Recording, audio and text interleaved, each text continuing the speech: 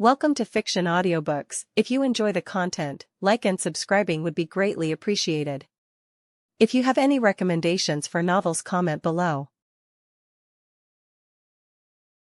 Please join my Patreon at https://www.patreon.com/fictionaudiobook.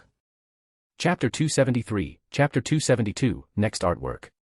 Brooklyn, New York, 2:30 p.m. According to the decoy plan set by the Execution Bureau, after the plane arrived, they quickly began their operations. First, Adam went to the crime scene and to the police station to examine the victim's body. Based on various clues, he started profiling the killer's psychology, trying to find any leads. Meanwhile, the other members of the Execution Bureau spread out and took positions around the hospital areas the killer might appear at, hoping to find the killer before he shows up. Both plans were executed simultaneously, covering all bases. The victims are all around 25 to 30 years old, blonde, and young, Adam observed while examining the victim's body at the police station. Their social backgrounds show they are mostly from single-parent or divorced families. It's clear now that the killer's targets are young, blonde women aged 25 to 30, and specifically those who are single mothers or divorced. How did he know the victims were single or divorced? Chu Zihong frowned, sensing the key issue. If the killer was simply targeting young pregnant women, the physical traits like blonde hair might be noticed, but knowing their social background requires more than just observation.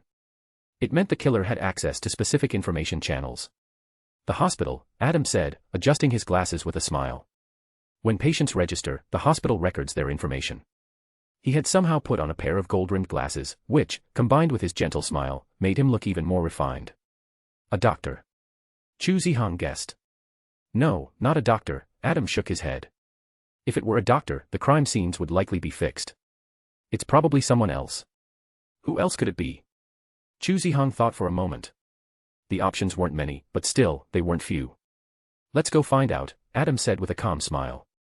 The investigation focused on major hospitals, specifically those where people might have access to patient information. Soon, the Execution Bureau identified a group of people, caregivers. Most caregivers are employed by patients or their families, but a small number work directly for hospitals, helping nurses with the daily care of patients. These individuals can easily access patient information and frequently change locations due to their work duties. Once the target group was identified, things became much easier. Susie officially entered the scene. After being carefully prepared, she took on the identity of a 29-year-old single, unmarried mother and moved into a hospital's caregiving room. Chu Zihong naturally disguised himself as a gynecologist and infiltrated the hospital to protect the bait, Susie. Adam, along with another agent, Freya, formed a husband and wife duo and stayed in the room next door, ready to adapt to any situation.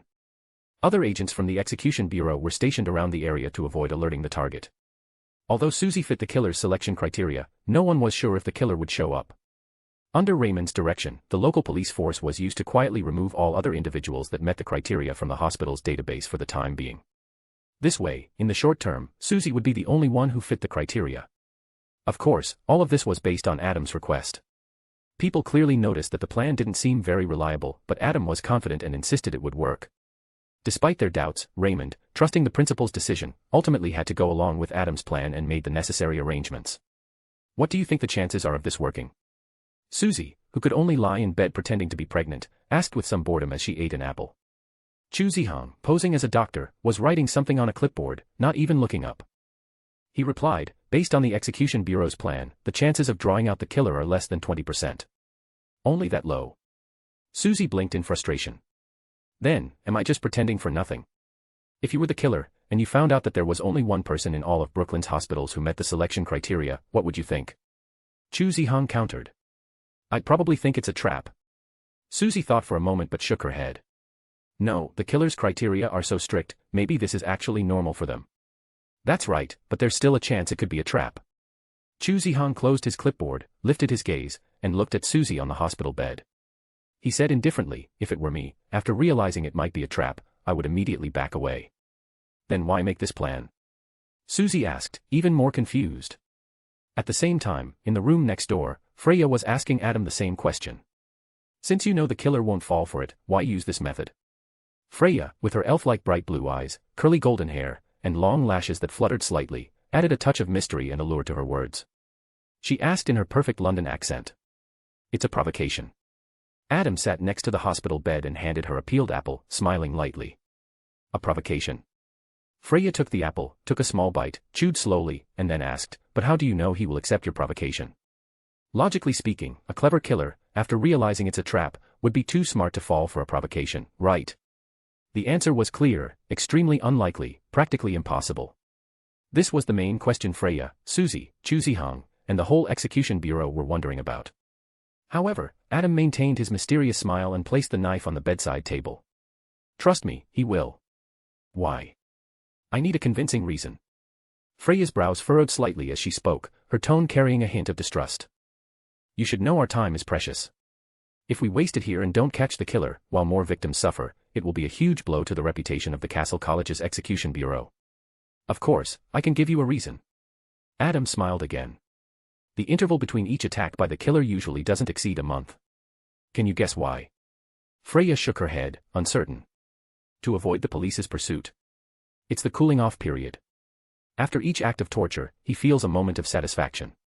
However, this satisfaction has a time limit, about a month or so." Adam gave the girl a deep look, then continued, "But desire is like a wild beast. Once you release the reins that control this beast and let your reason slide into the abyss, you will inevitably become a puppet of your desires. Now, here's the problem." He smiled slightly and said, "Once desire overpowers reason and there's no outlet for it, what do you think will happen? He will take risks and choose someone he shouldn't." Freya had a sudden flash of insight and immediately understood what he meant, though she was still somewhat doubtful. "But how can you be sure he won't be able to resist? What if he holds back, or chooses another target? Won't we just be alerting him if we act now?" "Yes, he could choose another place." Adam looked out the window, his tone calm. "But if I were him, I'd definitely choose this place." "Why?" Freya asked. "Normally, a hybrid with awakened bloodlines would never do something so obvious if they knew we were here," Adam said. "Don't you think the marks he leaves behind every time he commits a crime look like he's showing off? He's smart, cunning, but also arrogant, proud. He's provoking us, using what he believes is art to showcase his work to everyone. But now, someone is trying to ruin his masterpiece. To him, these destroyers are nothing more than some traps set by ordinary human cops. With the power he has, why would he ever retreat in front of humans? If a bunch of disgusting insects gathered at your feet, what would you do?" Adam asked. "Step on them." Freya froze for a moment, then her gaze became complicated. "I see what you mean now. He sees us all as his next art piece, doesn't he?" "Sure." At that moment, Adam suddenly raised a finger to his lips and smiled. "He's here." "What?" Upon hearing this, Freya's muscles tensed immediately. Deep within her azure eyes, it was as if a blazing golden hue had appeared. At the same time, in the neighboring hospital room, Chuzihang seemed to sense something. His gaze suddenly turned sharp, and the aura around him surged, as if he had become a ferocious, wild beast. "What's wrong?" Suzy asked. "Killing intent," Chuzihang replied. His eyes were fixed on the door. Lowering his center of gravity slightly, he said in a low voice, "Just outside the door, there was a distinct killing intent aimed directly at us. Is it the murderer?" Suzy tensed up, asking, "Have we been exposed?" "No. From the very beginning, we were exposed." Chuzihang thought for a moment before pulling out his alchemy sword from under the bed. "Temporary command center, prepare to evacuate the civilians. There may be some noise soon." However, all that came through the earpiece was a sharp, static sound. At the same time, the hospital room door suddenly burst open. Several disheveled figures, as if driven mad, hauled and charged toward them, claws bared. Suzy was about to act when Chuzihang stopped her. His face was expressionless, but there was a sense of calm and composure in his voice that cut through the chaos. "Don't attack. These are just ordinary people. The real murderer hasn't appeared yet. These people are under control." Suzy's beautiful eyes narrowed. She instinctively said, "And word soul, Yenling." Chapter 274, Chapter 273, The biggest trouble is Chuzihang. "Everyone, attention. There is an unknown disturbance in the hospital." Raymond saw through the monitors that the entire crowd in the hospital seemed to be in a frenzy. He quickly tried to warn the team using the radio. However, all he heard through his earpiece was a loud static noise. The communication system was being interfered with for some unknown reason. On the monitor, the hospital had descended into chaos. Patients, doctors, and nurses alike were acting like wild animals, shouting incoherent cries. They seemed possessed and were charging toward the third floor, the very floor where the 4 undercover agents were located. "Undercover team, respond." Raymond's forehead was covered in sweat, his veins bulging as a sense of dread washed over him. He continued calling through the radio, "Chuzihang. Suzy. Freya. Adam. Damn it. Surveillance team, move in.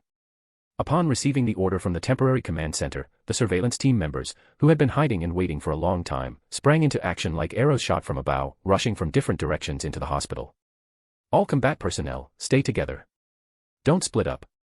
Raymond, with his experience, knew this was part of an enemy scheme. He warned everyone, the target is the undercover team on the 3rd floor. Ensure your own safety and try not to harm the civilians if possible. Understood. Command, we can't get in. These civilians have gone mad. If we try to push forward, we'll be attacked. Damn it, we can't retaliate. Report, Team B failed to breach. We were stopped.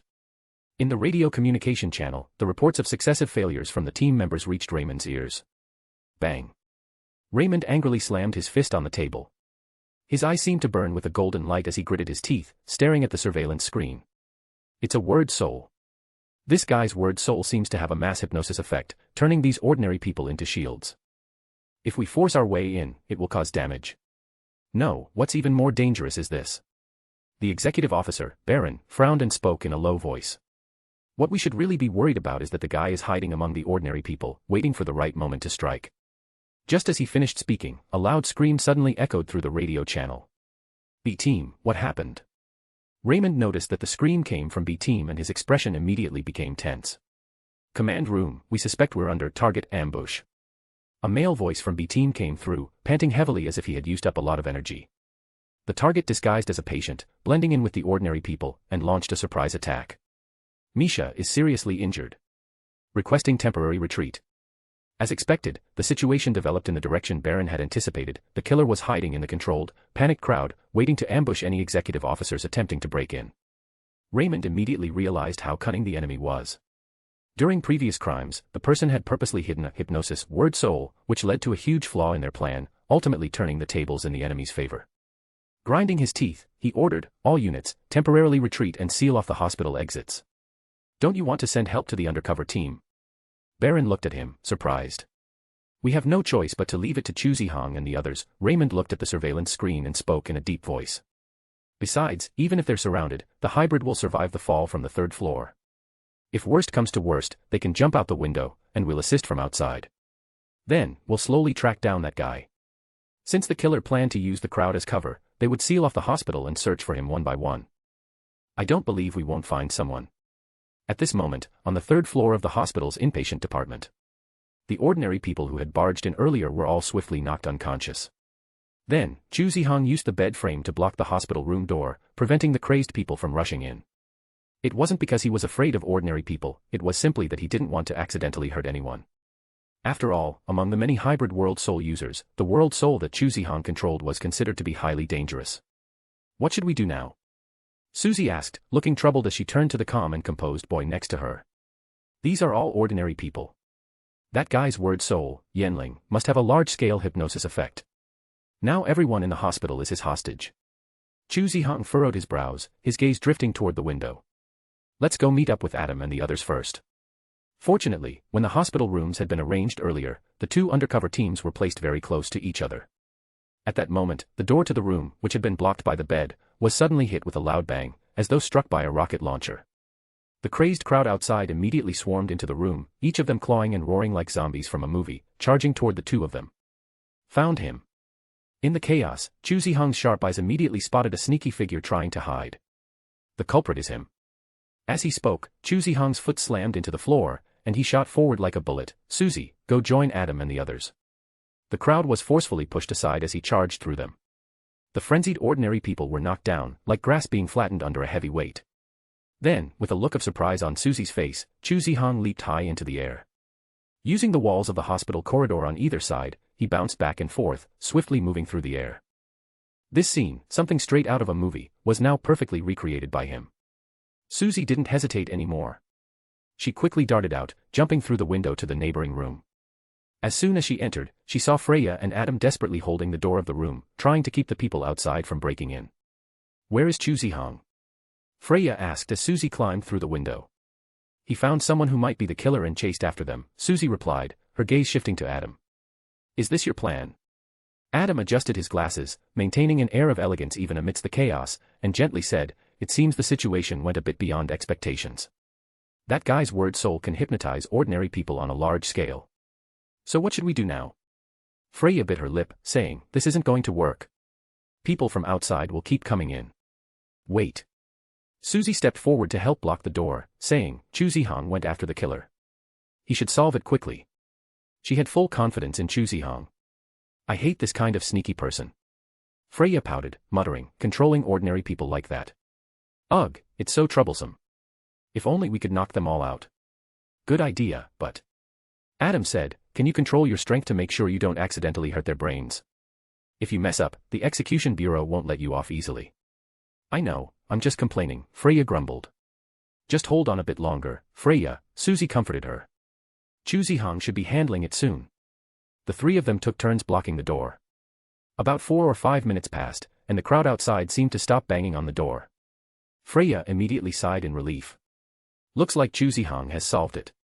At that moment, Adam, who was blocking the door, suddenly furrowed his brows, his expression strange. He hesitated before looking at the two women and asking, Chu Zihong's word soul, if I remember correctly, it should be the high-risk word soul King's Blaze with serial number 89, right? That's right. Suzy, who knew Chu Zihong well, nodded with a graceful movement, her white neck like a swan. She blinked her big eyes. Why are you asking about that? Adam's eyes narrowed slightly as he looked through the glass of the hospital room door, gazing down the corridor with a mysterious expression. King's Blaze's destructive power should be quite large, right? So why haven't we heard anything up until now? Well. Suzy hesitated, her face showing uncertainty. Maybe, Chu Zihong used his body techniques and handled it quietly. Just then, the crowd that had been gathered outside the room suddenly began to disperse, slowly pulling back like a receding tide, revealing a small gap large enough for one person to pass through. It doesn't seem like it, Adam sighed lightly. He turned to face the two women and asked seriously, can I ask, do you two have confidence in holding off Chu Zihong? Chapter 275, Chapter 274, Killer. The two women, suddenly asked this question, stared at Adam with confusion, seemingly not understanding what he meant. Then, Adam adjusted his glasses, let out a deep sigh, and with a serious expression said, now, I have good news and bad news. Which one do you want to hear? Bad news, hurry up. Freya said, clearly impatient. The bad news is. Adam paused for a moment, his face extremely serious as he continued, Chu Zihong has been hypnotized and is heading this way. Are you sure you're not joking? Suzy and Freya both gasped, their faces turning pale. Chu Zihong, an A-ranked bloodline, wielding the dangerous sequence number 89, King's Blaze, was known for his incredible destructive power. Although he was only a freshman, he had already become Professor Schneider's disciple and was the president of the Lionheart Society. He was almost certainly going to be the ace of the execution bureau in the future. In missions, Chu Zihong was calm, efficient, and never made mistakes. Aside from being occasionally violent, which led to significant property damage, he was almost perfect. But now Adam was telling them that such a top-tier execution bureau specialist had been turned into a puppet controlled by the enemy. No, that's impossible. Suzy immediately refuted, unable to believe this result. Chu Zihong's bloodline is A-ranked, how could anyone control him? Adam didn't argue. Instead, he swiftly stepped forward, propping up a nearby hospital bed and placing it in front of them. 3:21. After the countdown, a raging fire, like a violent dragon, smashed through the hospital room's metal door. The scorching heat, combined with the shockwaves from the explosion, tore up the floor and walls. Waves of air rushed in, creating an ear-piercing screech that rattled the eardrums of the three behind the bed. The room was filled with smoke and dust, obscuring their vision. After the initial shock and confusion, the two women looked around at the scorched room and the familiar flames. Now there was no denying it. Zihong is really under control. Suzy and Freya turned to look at Adam beside them at the same time, both asking, so, what's the good news? The good news is that the killer has shown up. Adam pointed toward the door and said, he's right outside, a black guy, about 1.89 meters tall, really strong. Suzy and Freya's eyes twitched slightly. If it weren't for the situation, they'd probably want to slap this guy. Back to the main topic, Adam adjusted his glasses, which had been knocked out of place by the shockwave, and asked seriously, do you two have a way to hold off Zihong? Do you think so? Freya replied irritably, that's Zihong we're talking about. President of the Lionheart Club, an S-rank genius. What am I, some useless piece of trash? With just the three of us, it'll be hard to hold Zihong back. Suzy bit her lip lightly, her eyes showing a hint of worry. The radio's been jammed again, so we can't ask the command room for backup. We can only temporarily retreat. Good idea, but the problem is, it seems he doesn't really want to let us go. Adam shook his head, slowly getting up and gazing at the smoke-filled hospital corridor. Suzy and Freya followed him out from behind their cover, their expressions a little complicated. Zihong stood in the hallway, holding his alchemy sword, his bangs hanging down to cover his eyes. He looked like a ghost in the mist, silently waiting in the middle of the corridor. Beside him stood a black man, about 1.89 meters tall, with a strong and muscular build, dressed in hospital staff clothes. A cruel smile played at the corners of his mouth, and his gaze was filled with aggression. He was eyeing the two women by Adam's side, looking them over as though he was undressing them with his eyes.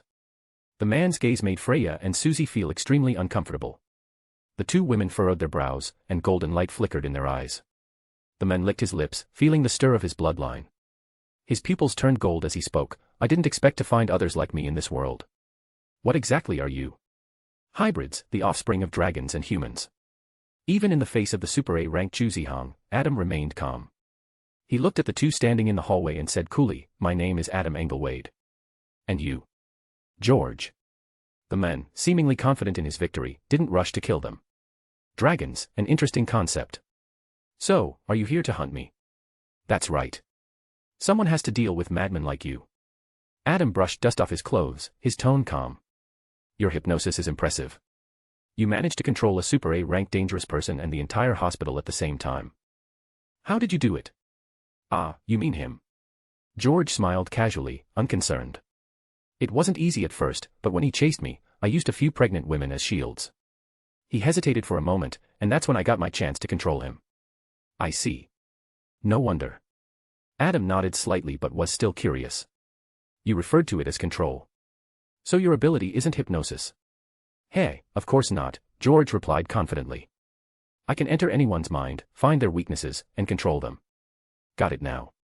Adam nodded, understanding his power. The way the two questioned each other felt strange to Suzy and Freya, but they understood that Adam was gathering more information. Are you done asking questions? George didn't mind the delay. With confidence, he added, if you're waiting for someone to come in, you'll be disappointed. I've already blocked the radio signals. If they try to break in, these regular people will be my best shield. Then, he licked his cracked lips and greedily eyed the two women beside Adam. He sneered darkly and said, you have no way out. How about I make you a deal? I'll let you leave, as long as you leave the two of them behind. That's disgusting, Freya whispered. The other person's gaze was very aggressive, like they were examining the fish on a chopping board. Suzy also felt uncomfortable. A look of disgust appeared on her delicate face as she quietly gripped the weapon at her waist, ready to fight at any moment. I refuse. Adam adjusted his glasses and said faintly, also, I'm not stalling for time. I'm just confirming something. What's that? George frowned. He hadn't seen any fear or panic on Adam's face, which irritated him. It looks like it's the same type of word soul as mine. Adam's lips curled slightly, and his eyes were clear and bright as he said, I'll ask again. Can you hold off Chu Zihong? Hey, what do you mean by that? Freya took a deep breath and lowered her voice to ask the men beside her. It means you take care of Chu Zihong, and I'll deal with him. A faint golden glow flickered in Adam's eyes. However, unlike others, whose golden light appeared more intense and fierce, Adam's golden gaze was not as bright or strong, almost as if his bloodline was not as pure. Chapter 276, Chapter 275, Battle. For some reason, looking at Adam's back, Suzy felt an inexplicable sense of trust in him. We can hold out for a maximum of 5 minutes, she said. That's enough, Adam replied. He took off his glasses and casually placed them aside. They're expensive, so don't break them. Are you sure you can do it? Freya looked doubtful, her gaze shifting back and forth between Suzy and Adam before finally settling on Chu Zihong. She swallowed nervously. This isn't a joke. King's Blaze, one mistake, and we might end up roasted like suckling pigs. Unless you have another way. Suzy took a deep breath. If we decide to retreat, that guy will definitely kill Chu Zihong. Now, Chu Zihong had become a hostage. Freya's face twisted with concern, but she quickly made up her mind. Staring at Adam, she said, hey, it's just 5 minutes. Don't let us down. Adam nodded slightly, his expression still calm. George, who had been completely ignored by the three, suddenly darkened. Looks like you're all looking for death. Move out. With a sudden low shout, Adam rushed forward. Kill them. George hastily pulled back, giving orders to Chu Zihong. Word Soul, King's Blaze. The temperature in the hallway spiked instantly, igniting intense, scorching flames. The raging flames poured out like a torrent, resembling a fire demon that consumed everything in its path. The extreme heat was so intense that the ground and walls were melting. The red firelight reflected off his face, but Adam didn't retreat an inch. Just as he was about to collide with the flames, the fierce blaze suddenly slammed into an invisible wall. Word soul, pure city. Freya appeared beside Adam, her eyes glowing with golden light. Gritting her teeth, she urged, "Go. Leave this to me." Surrounding her, within a 1-meter radius, the flames seemed to be stopped by an invisible force field. No matter how violently they roared and surged, they couldn't advance even a step. Move. With a sharp command, Suzy grabbed a metal bed frame and threw it forcefully. Whoosh. The large iron sheet whistled through the air, flying over the heads of the two in front of her. Though Chu Zihang was under control, his combat instincts remained sharp. His battle-hardened skills allowed him to swiftly draw his sword and slice upward, cleaving the flying bed frame in two. Without missing a beat, his blade shifted, executing a kesa cut. The sharp alchemical sword sliced through the air, accompanied by a terrifying momentum, unleashing a flow of sword light like water. Clang. A cold flash of sword light reflected in Adam's eyes. "Be careful." Suzy shouted from behind, but it was too late. Freya's face changed drastically, clearly shocked. She hadn't expected that even under control, Chu Zihang's movements could still be so precise. For a moment, she was stunned. "Sorry. If you wake up, don't blame me," Adam murmured, watching the blade coming toward him. His eyes flickered slightly as he sighed, then suddenly clapped his hands together. Using exquisite skill, he trapped the descending blade between his palms, executing a flawless move to catch the blade with his bare hands. This scene immediately left Freya and Suzy stunned.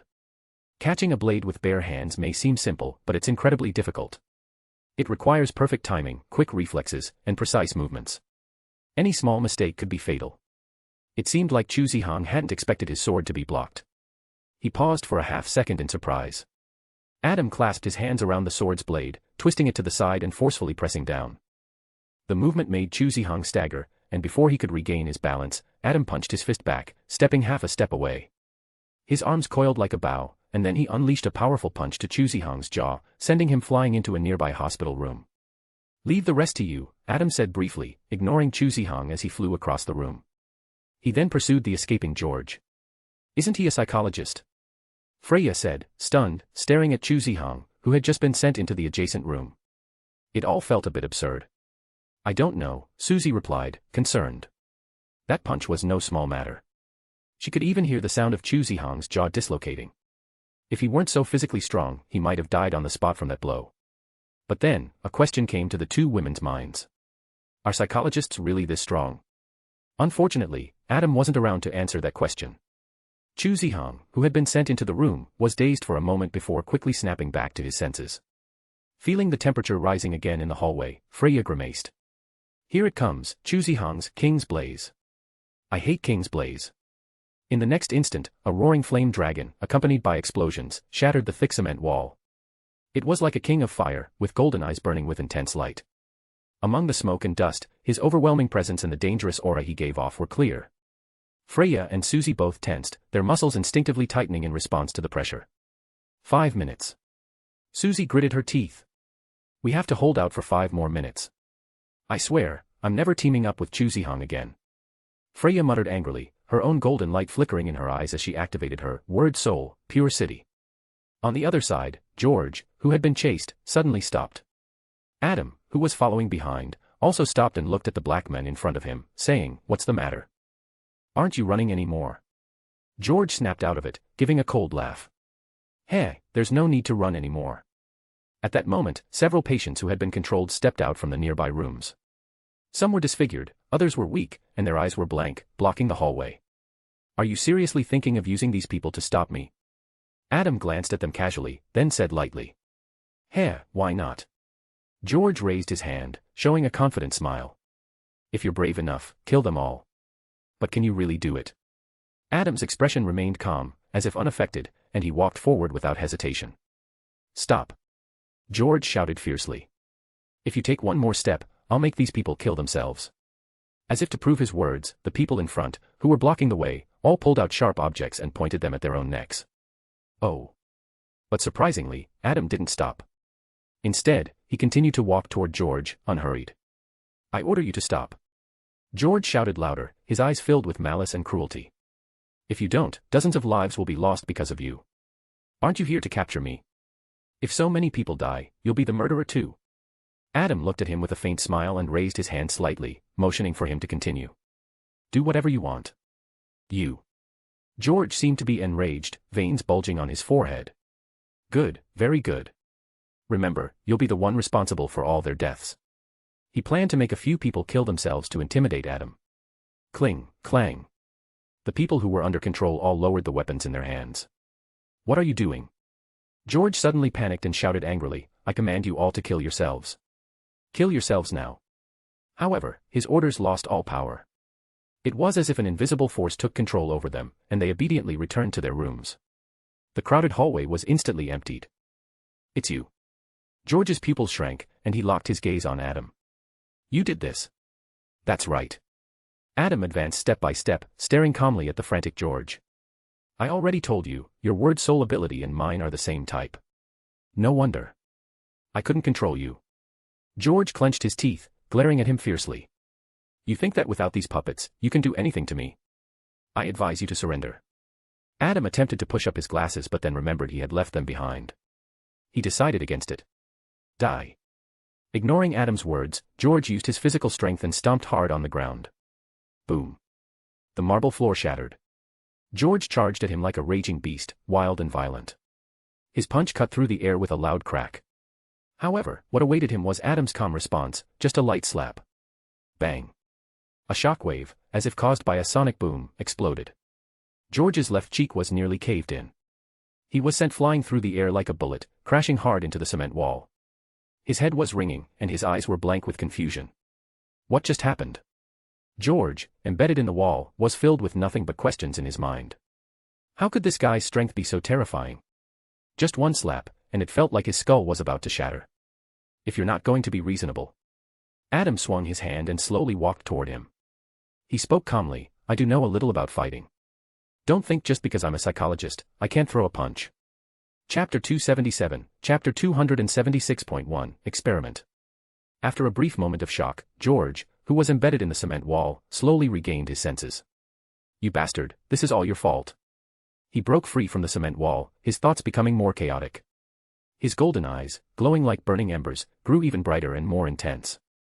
But soon, George realized something was wrong. He shouldn't be this angry.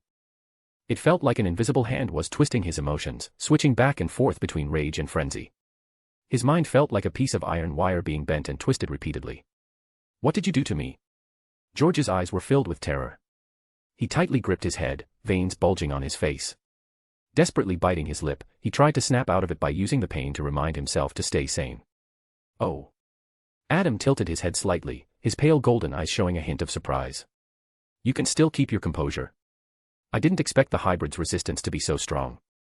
Though he hadn't used his full power, only a little bit of psychological cue, the fact that his opponent could still hold on to some semblance of rationality was unexpected. Dragonkin, a hybrid. Heh, very interesting, Adam said with a curious smile. I'm becoming more and more intrigued by this dragon blood of yours. So, would you mind becoming my test subject? Battle hypnosis. He completely seized control of George's mind, implanting the thought of killing him directly into George's island of consciousness. Then, fall into darkness. Adam's eyes flickered with a faint golden light, and his pupils shifted into what looked like dragon-like slits. With his words, George clutched his head in agony, letting out a furious and violent scream. Ah! He could sense it, his bloodline was awakening at an incredibly fast pace. But this awakening seemed to mean he was heading toward an unpredictable abyss. A violent, bloodthirsty thought soon climbed into his mind, affecting his reasoning and judgment. You bastard, what are you trying to do? George exclaimed in fear and shock, feeling an unknown terror about what was about to happen. Nothing much. Just cooperate with me for a small experiment, Adam said with a slight smirk, his lips curling upwards. Don't be so nervous. For you, it might even be a good thing. No, don't. George felt his mind being flooded with countless thoughts. These thoughts didn't belong to him, but they controlled his reason, pushing him further into the abyss. His bloodline surged within him like a volcano, releasing a searing, hot energy. His word soul was typically hypnotic in nature, but as a hybrid, he inherited the strong physical traits of dragons. After committing multiple bloody crimes, his mental state had been slipping into the abyss. His bloodline's draconization had nearly reached its limit, bordering on the point of critical blood limit. The critical blood limit was a key point in determining whether a hybrid could still be considered human. Once the dragon blood in a hybrid exceeded this threshold, the bloodthirsty factor would take over, transforming the person into a monster called a death servitor. The signs George was showing, his strength, speed, and the fine scales growing on his skin, made it clear that he had already reached the critical blood limit. One more step, and he would irreversibly fall into the dragon side and become a death servitor. But it wasn't enough. Adam, watching George nearing the edge, used frenzy to ignite his emotions. Ugh. Kill you. George let out a low, tortured growl, and suddenly, dense blue scales began to grow across his skin. His already muscular body became even more powerful, his muscles bulging, veins standing out grotesquely. Sweat and blood streamed from his body, evaporating into a faint mist of blood. His back muscles twisted and writhed, and two large lumps began to form. The green scales had already covered George's entire body. It seemed as though he was enduring immense pain, letting out a beastly roar from his throat that was far from human. Puff. In the next moment, with the sound of flesh tearing, the bulge on George's back split open. White bones grew from deep within his flesh, transforming into two massive bone wings. His body became covered in white bones, exuding a brutal and cruel aura. Full dragonization. When the dragon blood in his body took over, it pushed his mixed blood towards becoming a true dragon. However, Adam thought this situation suited his plans perfectly. If an extremely dangerous hybrid like this were allowed to fully fall into the abyss of dragonization, the agents from the Execution Bureau would probably be stunned on the spot if they saw it. He remained calm, his pale golden eyes reflecting the crazed George. But in his mind, he was thinking about something else. What if his blood were mixed with human blood? Could it create a different kind of death servitor? Or would the result just be contamination? I'll kill you. I'll kill you. Now that George had completed the full draconization, he no longer resembled a human. His body had grown to nearly 2 meters tall, almost touching the ceiling of the hallway. His golden eyes were full of brutality. After letting out a roar that sounded like an explosion, he stomped his foot and shot forward like a cannonball. The terrifying force created a shockwave that shattered the ground and walls around him. Chapter 278, Chapter 276.2, Thank you for your cooperation. In the next second, like a runaway high-speed train, he charged at Adam, surrounded by a fierce wind and shockwave. His fist, as large as a frying pan, swung at Adam's calm face. The terrifying power created a sharp sonic boom in the air, like a cannonball just fired, bringing a terrifying impact and shockwave. Adam remained calm, stepping to the side to avoid the punch that was aimed directly at his face. Then, he raised his left hand to grab George's forearm, pressing it down, and with a quick twist of the wrist, he used George's unbalanced momentum to fling him away. It was like performing Tai Chi, using George's strength to throw him flying. Bang. George flew through the air like a bouncing ball. His large body rolled on the ground, crashing into the chairs along the hallway. Another roar echoed as George shook his dazed head, his golden eyes bloodshot and fixated on Adam. His thigh muscles bulged, veins popping out like dark, twisted ropes. He stomped his foot hard on the ground. Boom. The nearby hard marble shattered like deadly projectiles, scattering in all directions. George's massive figure, carrying the scent of blood, dashed toward Adam again in less than a second. His two strong arms snapped together like the jaws of a crocodile. The sheer strength was enough to crush anything in its path, and anyone caught in those arms would be torn apart. Adam stepped back, narrowly avoiding the grip. However, George, his mind filled with thoughts of violence and bloodshed, relied on his body fully enhanced by dragon blood. He threw another powerful punch. This time, Adam couldn't avoid it. He raised his arms in a cross to block. Bang. The punch hit Adam directly, sending him flying like a kite with its string cut. He flew at incredible speed and slammed into the wall. Ha ha ha ha ha. Did you see that? George growled with a ferocious grin. His golden eyes burned with heat as his bone wings spread wide behind him, making him seem like a demon reborn. I have to thank you. If it weren't for you, I wouldn't have experienced this kind of power. With a casual flick of his wrist, George crushed nearby iron objects, and with one punch, he could break through several centimeters of concrete. The boiling blood inside him made George feel more invigorated than ever. Now, regret it. Regret angering me. He took heavy steps forward, like a giant elephant stomping its feet, causing the entire hallway to shake. To show my gratitude, I'll give you a quick death. George sneered as he walked up to Adam, who had been sent flying and crashed into the wall. With his large hand, he grabbed Adam's head and slowly lifted him up, his fiery golden eyes staring down at him. This is what happens when you anger me. In the next instant, George tightened his grip, crushing Adam's skull. Crack. Bright red blood mixed with thick white fluid sprayed directly onto George's face. He licked the sticky substance off his lips, a satisfied smile spreading across his face. Ah, yes. This is exactly the feeling. This is what I've been chasing. However, a voice from behind suddenly interrupted his thoughts. The test is over. George quickly turned around, recognizing the voice. But to his shock, Adam was standing behind him, calmly and indifferently staring at him. Seeing that Adam was still alive, George froze, his face full of disbelief. And no, it's impossible. I clearly killed you. He turned back as if to prove it, looking at the spot where he had just killed Adam. But there was no sign of Adam. The hallway was just as it had been before. George hadn't moved a step. A deep, bone-chilling fear began to spread in his heart. Was I hypnotized? He muttered in terror, his eyes wide, filled with dread. The answer is correct, Adam said nonchalantly. Now, how about one more round of work from you?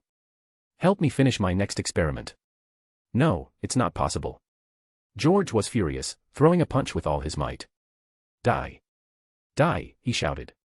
This time, Adam didn't dodge. His eyes glowed with a faint golden hue, and his arm was covered with a layer of gray-white scales. Facing the large George, he punched back. Boom. The two fists collided with a deafening crash. But the result was beyond George's expectations. An unstoppable, terrifying force swept over him like a tsunami. The arm, covered in greenish scales, shattered, bones and muscles breaking apart under the crushing power. Blood sprayed from all over his body as he was flung backward, as if struck by a speeding train. He crashed through a thick concrete wall. What? What kind of monster are you? George lay in the ruins of the cement wall, his bones broken, helpless. He stared in terror at Adam, who was walking toward him. Fear reached its peak.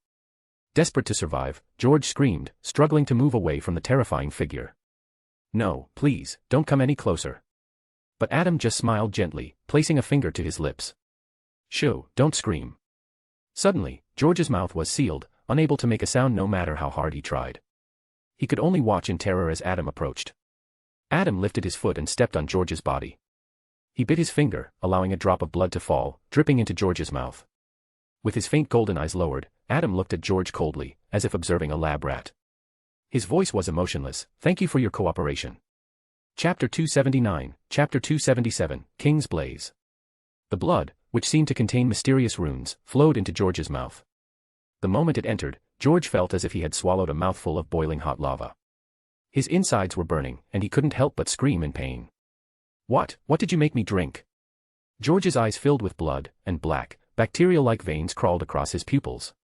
His entire face became covered with dark veins, as if fungal strands were growing wildly beneath his skin, slowly wriggling and moving. What terrified him even more was that his body was changing.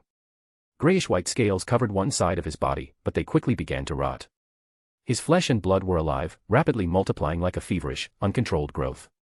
In a matter of seconds, George transformed from a creature with bone wings and a humanoid appearance into a bloated mass of flesh, suffocating under the rapidly multiplying blood and flesh. His skin, now covered with dark, black veins, looked like fungal strands spreading across the hallway. This is a great gift, don't be greedy, Adam said calmly, stepping on George, who was trying to struggle. One drop of demigod's blood, many people would kill for it, and I've let you have it. Having ascended to sequence 4 as a demigod, Adam's life essence had long since detached from being human. Even just a drop of his blood contained immense, mystical knowledge, and the essence of authorities from the original creator. Although diluted, it was far too much for an ordinary human to withstand. After all, it was the power of a demigod. Forced to swallow a drop of demigod blood, two opposing forces clashed violently within George's body. One force came from the Lord of Mysteries world's potion system, and the other from the dragon blood of the Dragon Raja world. The two had poor compatibility, creating an eerie scene. The highly purified dragon blood inside George fought back against the invasion and transformation caused by the demigod blood. But sadly, George was no Dragon Raja. No matter how pure his bloodline, he was still just a death servitor. After less than half a minute of resistance, the transformation began to accelerate, devouring his sanity and body, pulling him into an unknown realm. Countless chaotic thoughts and emotions flooded his mind like a violent tsunami, crashing and attacking the last remaining shred of his sanity. In an instant, it felt as if countless hands were dragging him step by step into the abyss. Ah! George was completely consumed by the proliferating flesh, turning into a grotesque monster, bloated like a mountain of meat. Around him, a carpet of fungal-like tendrils, formed from blood vessels, spread out. Amid his increasingly desperate screams, clusters of pale golden vertical pupils began to grow on the surface of the flesh. Countless eyes, cold and indifferent, stared at everything around them. Adam retreated to the end of the corridor, quietly watching George, who was still undergoing continuous transformations. The carpet of blood vessel tendrils continued to spread and grow, slowly covering the walls, the floor, and the ceiling. Then came the thick, sticky flesh, followed by more pale golden vertical pupils, from which a viscous liquid leaked out, filling the air with an eerie atmosphere. For a moment, it felt like the entire corridor had become George's stomach. I want you. The enormous mass of flesh, like a mountain, squirmed on the blood vessel tendrils. At the top, George's head opened its mouth, screaming in a meaningless chant. Looks like it's completely lost control, huh? Adam watched the scene. Though he had already anticipated this outcome, he couldn't help but feel a bit disappointed. But then he remembered, after all, this was the flesh of a demigod of sequence 4. For a regular hybrid, it was a bit too overwhelming. The disparity in status was simply too great. Give me more, I want more. Transformed and completely consumed by the demigod blood, George still wasn't satisfied. He wanted more flesh. At this moment, Adam himself seemed to have a fatal attraction. Every piece of flesh within George's body released an alluring scent. George wanted to become more complete, so the hundreds of eyes on his body all simultaneously focused on Adam. From here on, it's no longer my problem. Adam glanced at the scene indifferently and then turned to leave. He sat down by a damaged section of the corridor's wall, positioning himself to lie down in a relaxed manner. His body quickly began to change.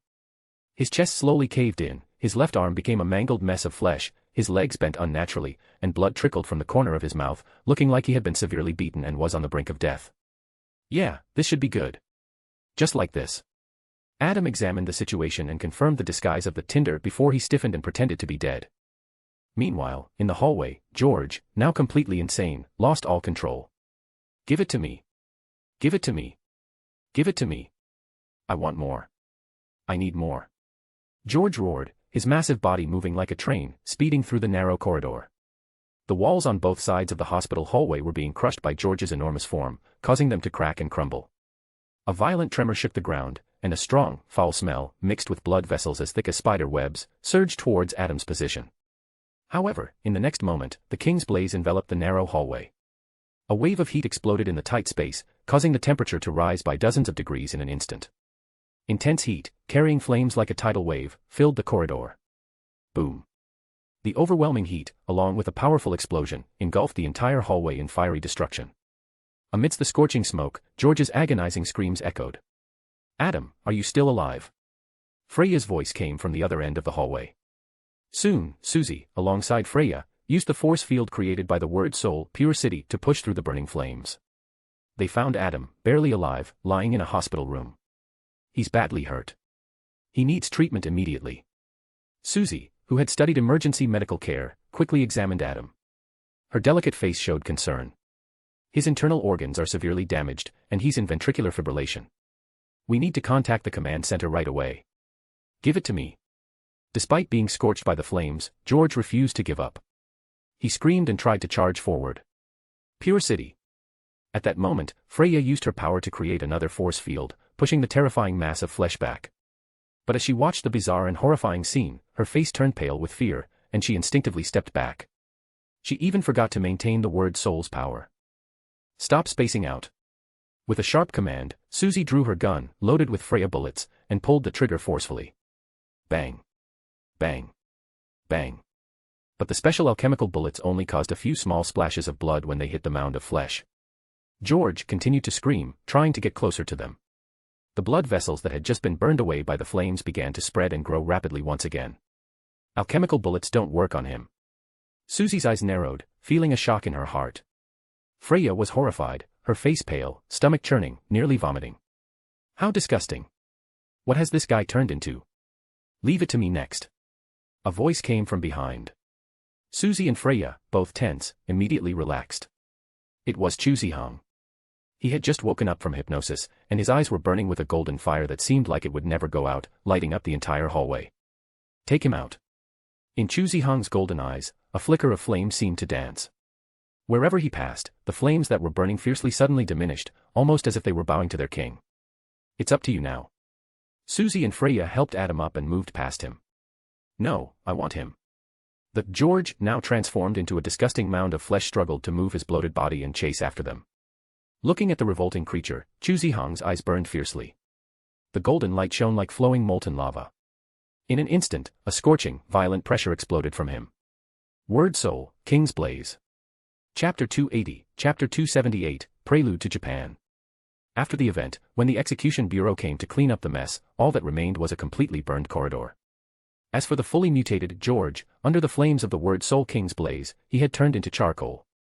The blood vessel-like fungi on the surrounding walls and ceiling were also completely purified.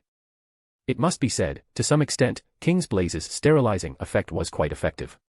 Freya and Susie took the seriously injured Adam to get medical attention, while the other Execution Bureau officers evacuated the civilians and promptly conducted memory wipes. After hearing the task report, Raymond's expression grew serious, and he personally arrived at the scene. Full draconization. Raymond gazed at the charcoal remains on the ground, his face filled with concern. Although it had been burned to a pile of charcoal, he could still faintly make out the dragon bones that remained within the remains. After a moment of silence, he turned to Chu Zihong and said in a low voice, "Don't tell anyone about what happened here, except for those who already know." Hearing this, Chu Zihong glanced at him and nodded thoughtfully. Understood. The Brooklyn infant dissection case mission was officially over. However, it seemed to have uncovered something deeper, whether it was the cause behind George's full draconization or the repulsive mutation. Raymond had a vague feeling that this incident was not as simple as it seemed on the surface. After sealing George's remains with alchemical equipment to ensure nothing would leak out, the Execution Bureau began to withdraw from the hospital. As for the remaining aftermath, that would be left to another group to deal with. At a hospital in Brooklyn, a gas leak caused a massive fire, destroying the 3rd and 4th floors of the inpatient department. Fortunately, no casualties occurred. Under the operation of the secret society, this incident was eventually reported in the newspapers with this outcome. After returning to the academy, Raymond immediately submitted the task report related to this mission to the Minister of the Execution Bureau. At the same time, the remains of George, who had undergone severe mutations, were sent to the alchemy department, hoping to extract some useful information from them. Freya and Susie were unharmed, so they quickly returned to their studies.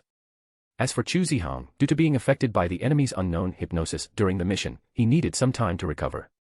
He was temporarily resting in the psychological department. Adam, however, was the most seriously injured and was recovering in the school's medical department. In the principal's office, the head of the Execution Bureau, Professor von Schneider, hurriedly pushed open the door. "Good morning, Professor Schneider," said Hilbert, sitting behind an antique mahogany desk. He didn't seem surprised by Schneider's arrival. Pouring freshly brewed tea into a fine bone china cup, he gently pushed it toward him. "This is a high-quality Da Hong Pao tea brand, from Wui Mountain in China. It has a unique fragrant aroma and is truly a drink not to be missed." Schneider, with his formal and stern demeanor, sat directly at the desk without acknowledging the tea. He handed over the mission report. "Thank you, but I'll pass. This is the mission report."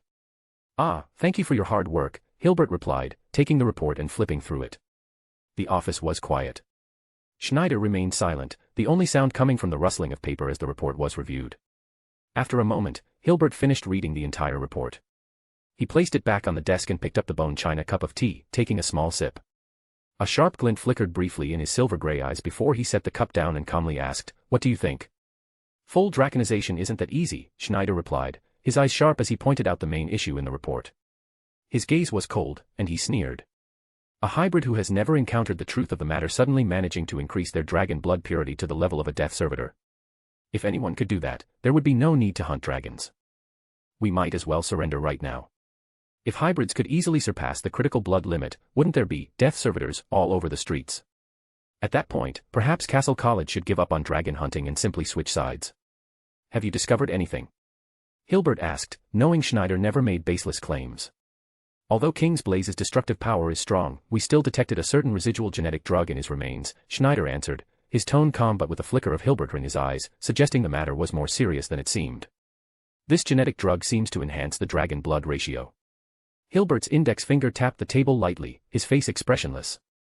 He nodded slightly, signaling for him to continue.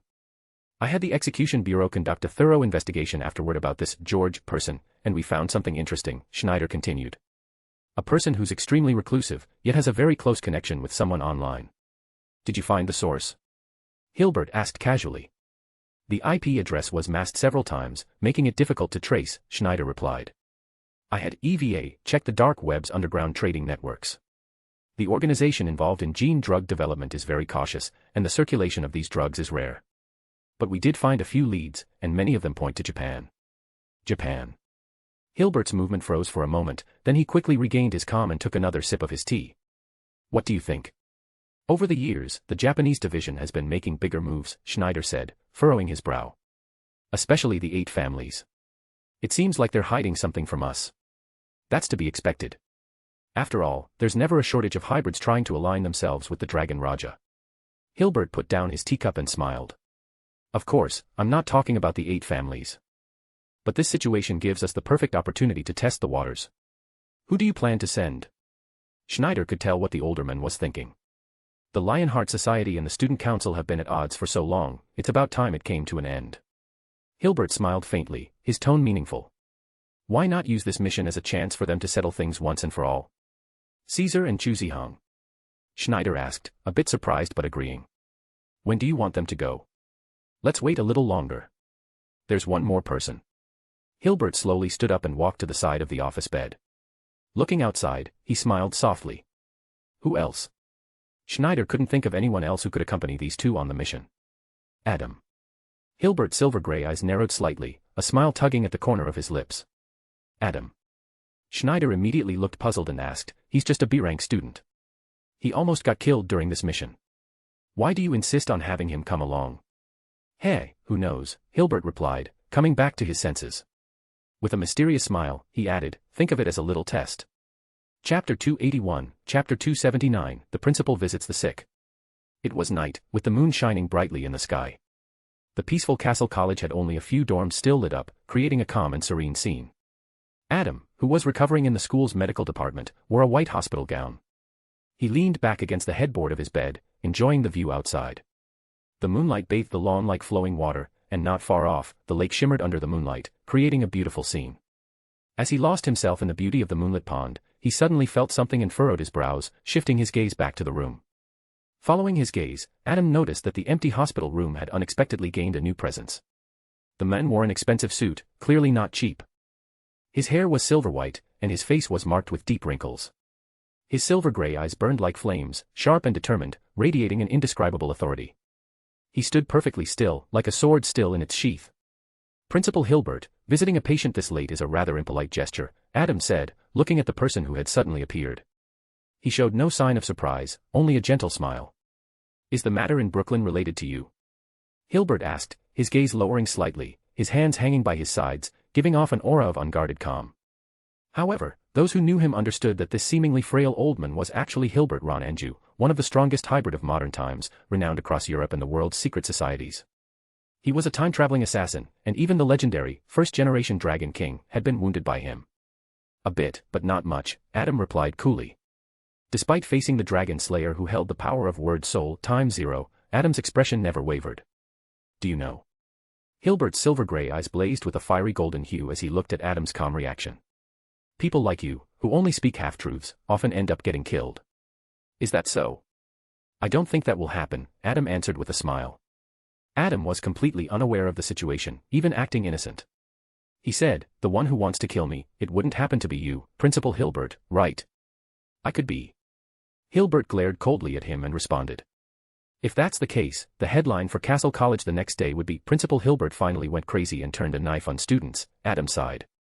He wasn't at all bothered by Hilbert's increasingly dangerous gaze and continued, the major hybrid families and secret organizations in Europe would probably enjoy seeing that, don't you think? Adam, do you even count as a student? Hilbert sneered, his eyes filled with mockery. In fact, whether you even count as a human is something that might need to be debated. Principal Hilbert, that's a bit hurtful, Adam's mouth twitched slightly as he pretended to be sad. He sighed, at least in terms of being human, I'm very clear on where I stand. Luckily, Hilbert didn't want to continue this topic. He sat down on the couch in the hospital room, crossed his legs, and said calmly, I won't ask about George, and I won't pursue it. But just like we agreed, if I find any actions from you that try to overturn humanity, I will kill you immediately, Adam. Of course, that's your right. Adam smiled gently and replied, I'll help you deal with the Dragon King threat, and in return, you'll assist me when needed. Now, there's something I need you for. Hilbert poured some red wine from a bottle he had somehow brought and swirled it gently in the glass. I've formed a small team. There's Chu Zihong, Caesar, and then you. You'll go to Japan. On the surface, they'll investigate the source of the gene serum. Secretly, you'll look into the matter of the White King's bloodline. The White King's bloodline, huh? Adam chuckled lightly, then nodded. All right, I'll do it. But in return, I have one request. 1 for 1, that makes sense. Hilbert felt this was reasonable. After all, the terms of their agreement were exactly this. The White King's bones are mine. In Adam's light golden eyes, an invisible vortex swirled. His seemingly casual words made the temperature in the room drop to freezing point, and the murderous intent became so thick it felt almost tangible, like it could be felt in the air. The source of this killing intent came from Hilbert, sitting on the sofa. His pupils seemed to flicker with an unquenchable fury, a blazing gold like flowing lava that, for a moment, outshone the room's light. It felt sharp and overwhelming, like thousands of swords aimed at you. You already knew that Japan had a Dragon King. Hilbert's voice was low, as if he was holding back an unimaginable fury. The veins on his forehead bulged as he gritted his teeth and growled, "Since Japan has a Dragon King, why didn't you tell me?" For someone like Hilbert, who had spent his life slaughtering Dragon Kings to avenge his dear friend, this was like igniting his rage. What's more, any Dragon King's awakening required meticulous planning and a resolve to die in order to end its life. The sudden revelation that Japan had a Dragon King, one second only to the Black King in the dragon lineage, was enough to drive him to fury. "Principal Hilbert, please calm down," Adam said, clearly feeling the room shake from Hilbert's rage. The old man in front of him seemed like a volcano ready to erupt. "I need a reason, Adam Englewood." Hilbert's gaze was cold, his golden eyes burning with overwhelming pressure. Even the tiles beneath his feet and the walls and ceiling of the room seemed to crack, unable to withstand the invisible force emanating from him. It was hard to imagine that such an old man, nearing a century, still held such terrifying power. "There's no need to be so formal, Principal Hilbert. Just call me Adam," Adam said, a bitter look on his face as he shrugged. "Besides, it's not my fault. After all, you never asked." Before he could finish, a Damascus folding knife was pressed against his neck. The whole process felt very abrupt. One moment, Hilbert was sitting on the sofa, and the next, he was suddenly standing by the hospital bed. There was no transition at all. It was as if a part of a video had been deleted. The natural patterns on the surface of the folding knife were clear to see. Made from rare cold-forged Damascus steel, the craftsmanship was long lost, and the sharp blade easily cut a thin line across Adam's neck. Blood oozed from the wound, flowing down the blade and dripping onto the white sheets. "Word soul, time 0. "Truly impressive," Adam said. Even with the knife against his neck, Adam showed no fear. Instead, he looked intrigued. "But too bad, with the weakness of a human body, even a hybrid like you can't continue to advance. Otherwise, I'd really love to see if time 0 can turn into the world. Hilbert held the knife with a murderous intent in his golden eyes, which seemed to burn with rage. "Adam, how much do you really know?" "Not much, not a little, just a bit," Adam answered with a warm smile. His clear eyes reflected Hilbert's angry gaze. "Time 0 can't kill me." "You've already tried that, haven't you?" Hilbert, holding the Damascus folding knife, fell silent. Yes, he had tried before. Adam was a monster that couldn't be killed by time 0, an existence shrouded in mystery. To this day, Hilbert still clearly remembered that day. At Castle College, no one, except for him, noticed the sudden appearance of someone. Not even EVA noticed when Adam showed up. It was as if Adam had just popped out of nowhere. No matter where they looked, there were no traces of him having been there before. That day, Hilbert thought it was an invasion and attacked Adam with the folding knife. They fought for a long time, the battle raging until the academy was destroyed, the sky darkened, and the chaos made Hilbert feel like he was facing the legendary Dragon King. But just when Ange was about to end it all, he found the scene before him shattered like a dream. When he seemed to wake from a dream, he was still sitting in the office, holding the sharp folding knife in his hand. Across from him sat a young man, none other than Adam. The agreement had been made back then. Adam had helped him deal with the Dragon King issue, and in return, he would offer help to Adam when needed. One condition for one chance. It was fair. After a long silence, as he returned from his memories to the present, Hilbert put down the folding knife and glared at Adam's face, which he found so irritating. He spoke coldly, "Fine. It's settled then. The remains of the White King are yours. But once this task is finished, I need an answer." "Agreed." Adam nodded slightly, smiling as he accepted the terms. Chapter 282, Chapter 280, Trip. These past few days, Chu Zihang had been mentally and physically exhausted after being grilled by the people in the psychology department.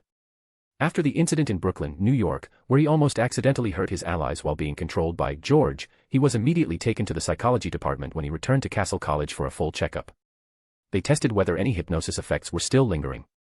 After all, Chu Zihang had an S-class rating and controlled the dangerous ability King's Blaze with the serial number 89. If he were to be hypnotized, the consequences could be catastrophic. As for the psychology department's methods of examination, for someone like Chu Zihong, who was used to solitude and mental endurance, it was more like mental torture. Every day, there were endless questions or never-ending psychological tests. Finally, after receiving the "no traces of hypnosis" report, Chu Zihong did something quite rare. He quickly escaped the psychology department. Breathing fresh air again, Chu Zihong felt a little lighter, and the tension in his face seemed to relax just a bit. Back at the Lionheart Society, he found Susie handling the pile of paperwork. During the time he was away, all the work had been handed to his assistant. Her delicate face looked visibly more exhausted, even with dark circles under her eyes. It was clear how busy things had been. "You're finally back, President," Susie sighed as soon as she saw him, her long lashes wet with tears as she showed a pitiful expression, looking like she was about to cry. "You've worked hard, Susie." Chu Zihong, aware of his own shortcomings, could only reply in his usual expressionless manner. He quietly walked over, wanting to take over her work. "No need, President, and didn't you have to go on a business trip soon?" Susie said, and it seemed like she remembered something. She blinked her beautiful eyes, looking at Chu Zihong, who appeared confused. She gave a small smile, almost mischievous. "President, you haven't heard about it yet, have you? The people in the psychology department didn't tell me." Chu Zihong was rarely seen showing a hint of embarrassment. "Oh, they must have forgotten." Susie almost couldn't hold back her laughter. She covered her mouth and, with a playful smile, said, "The principal told the psychology department 5 days ago to inform you after your treatment was done. You, Caesar, and Adam are supposed to go to the Tokyo branch in Japan to carry out a secret mission." Chu Zihong felt this was all just absurd. As the person involved, he was probably the last to know he was going to Japan. The forums are going crazy, all because of this trip to Tokyo. Susie crossed one leg over the other, her long, slender legs revealing smooth, fair skin. She stretched lazily and, taking a rare break, joined in on the gossip. "The president of the Lionheart Society is actually going on a mission with the president of the student union. It's so rare, it's almost unheard of."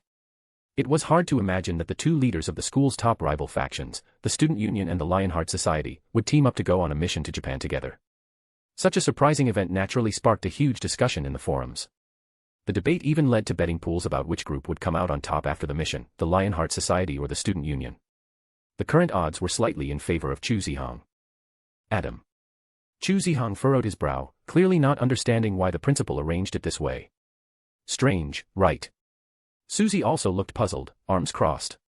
She added, "Although he has a deep understanding of psychology and played a significant role in the last mission, I still don't get why they had to bring him along." From her tone, it was clear she was a bit disappointed that she wasn't the third person chosen. "When do we leave?" Chu Zihong asked. "At 10 o'clock. Susie glanced down at the watch on her fair wrist and said, "Respected President, you have half an hour to pack your things. Then, you'll fly to Chicago and transfer to the principal's private vehicle, Sleipner, to head to Tokyo." She paused for a moment, then looked up at Chu Zihong, who seemed totally speechless, and chuckled. "By the way, Caesar already left ahead of time." Great, he was the last to know. And from the looks of it, if it weren't for the fact that it was almost time, the psychology department would probably still be holding him back. Chu Zihong's eyelid twitched as he silently vowed never to visit the psychology department again. Luckily, he didn't have much to pack. After exchanging a few light-hearted words, Susie thoughtfully prepared his luggage in advance.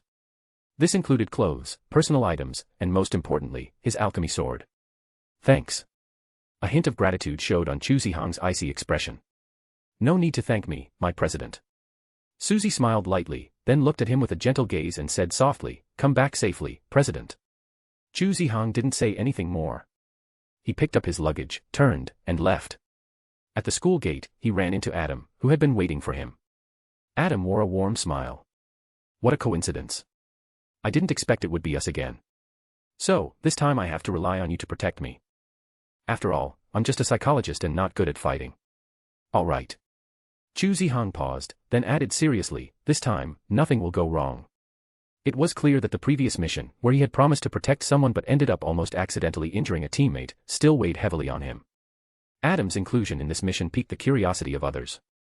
For example, Caesar couldn't understand why, out of so many people at the academy, they had chosen Adam, someone with almost no reputation, middle-tier grades, and seemingly an invisible, borderline outsider. After seeing the mission roster, Caesar started investigating Adam. He had expected to find someone pretending to be weak but actually strong, but instead, he was disappointed. No matter how he looked at it, Adam seemed like an ordinary hybrid and, compared to the historically prestigious Gattuso family or the Lionheart Society's president, Chu Zihong, he seemed somewhat out of place in this brilliant group. Caesar Gattuso was the heir to Italy's famous dragon-slaying Gattuso family and the current president of the student union. He was proud and free-spirited, with natural leadership qualities, seeing Chu Zihong as his only true rival. However, the sudden appearance of Adam, who seemed southwest out of place, irritated Caesar a little, especially since he had been looking forward to this mission in Japan. But no matter how annoyed he was, he had to respect the principal's decision. After arriving early in Sleipnir, Caesar immediately sat in the center of the leather sofa, in a position that seemed to suggest he was in charge. Holding a glass of whiskey with ice and puffing out smoke from his cigar, he acted like the owner of the place, completely relaxed as if on vacation. When Chu Zihong and Adam boarded the plane, they immediately spotted Caesar. His golden hair fell to his shoulders, and with a face that looked like a Greek sculpture, he was extremely handsome, explaining why he had so many fans at the academy. His physique was muscular but not bulky, just right. The sunlight streaming in from the window made his golden hair shine, and his piercing sea-blue eyes gleamed like those of a young lion, exuding a sense of arrogance and dominance. Caesar Gattuso, hello. Caesar stood up, extending his right hand in a gesture of gentlemanly courtesy. His tone was neither arrogant nor domineering, yet it carried the refined charm he had cultivated since childhood. Adam Angelwood, it is an honor to work alongside the president of the academy on this mission. Adam smiled gently, reaching out his hand to shake Caesar's and spoke. Caesar paused for a moment, deeply impressed by Adam's clear, pure eyes, almost innocent, like a newborn's. Adam Angelwood, seems interesting. Looks like this trip won't be as boring as I thought. Chapter 283, Chapter 281, Usugi Arii. The black Gulfstream G550, Sleipnir, began to taxi down the runway. The engines roared with deafening noise, and even though the cabin was equipped with top-tier soundproofing, it couldn't block out the sound, which seemed to pour directly into the brain through the ears. Then, the intense force of acceleration hit. It felt like an invisible power was pressing the passengers firmly into their seats, the eardrums vibrating, the heart pounding, and the blood racing. If it weren't for the fact that the passengers were hybrid, they might have fainted from the overwhelming acceleration. Although they had heard rumors that the principal's vehicle was quite violent, no one had expected it to be this intense. In just a few seconds, Sleipnir shot up into the sky with a deafening roar. Thankfully, after reaching a higher altitude, the flight stabilized. Caesar glanced at the poker-faced Chu Zihong and then at Adam, who was smiling. Neither of them seemed to react. Caesar rubbed his forehead in frustration and said, "We've all seen the mission briefing, right? We still have some time before we reach Japan, so how about we discuss the plan of action once we get there?" "I haven't seen it." Chu Zihong barely lifted his eyelids and spoke briefly. "You should have received the mission details," Caesar said, confused, looking at Chu Zihong. "Ahem, let me explain." Adam cleared his throat and came to Chu Zihong's defense. "The thing is, after the last mission, Chu Zihong was in psychological therapy. He just got out today, he was discharged, so he's not really up to speed on the mission details." Chu Zihong shot him a sideways glance. "Did he just say, out of prison?" "Ha ha ha, I see," Caesar chuckled, then immediately straightened up, switching to a more serious tone. "Well, here's the detailed mission intel." He reached behind his seat, grabbed a manila envelope, and after opening it, took out the documents inside. The three of them gathered around, the SS red seal on the envelope indicating top-secret clearance, and according to protocol, it could only be opened after the plane had taken off. As for the reason behind this rule, Caesar jokingly guessed it was probably to prevent the agents from quitting halfway, but of course, that was just a joke. The contents of the file were simple: a black and white photo, a memory chip, and a translated Russian document. The black and white photo showed a magnificent Soviet-era icebreaker, which mysteriously disappeared after the Soviet Union collapsed in 1991. The contents of the memory chip confirmed that this massive icebreaker was believed to have carried forbidden items related to the dragon race, ultimately sinking near Japan's territorial waters. Their mission this time was not only to investigate the origin of the dragon blood gene serum but also to find this massive icebreaker. "So, what do you two think of this mission?" Caesar asked, hoping to get his teammates' thoughts so he could start planning their actions once they landed. However, he was disappointed. Chu Zihong and Adam both quickly said that they would follow his command. This left Caesar, who had planned to use this mission as an opportunity to challenge Chu Zihong, feeling somewhat speechless and disheartened. The atmosphere grew tense again. Caesar never imagined that, one day, the task of easing the tension would fall to him. It was hard, too hard. One teammate was Chu Zihong, who had a stoic face and spoke little. After hearing about the mission, he simply closed his eyes and pretended to nap. The other was Adam. He wasn't exactly quiet, but talking to him gave Caesar the feeling of punching cotton. No matter what he said, Adam would end the conversation almost instantly with a quick response. After much effort on Caesar's part, he eventually gave up. Whatever, let them be. I'm done trying. The three of them were completely out of sync, with almost no common ground to speak of. And so, the trio continued in their strange silence. Sleipnir, the personal vehicle of the principal, lived up to its reputation. What would have been a 13-hour journey was completed in just 6 hours, taking them from Chicago to Tokyo, Japan. Inside the cabin, the high-pressure atmosphere had finally relaxed a little.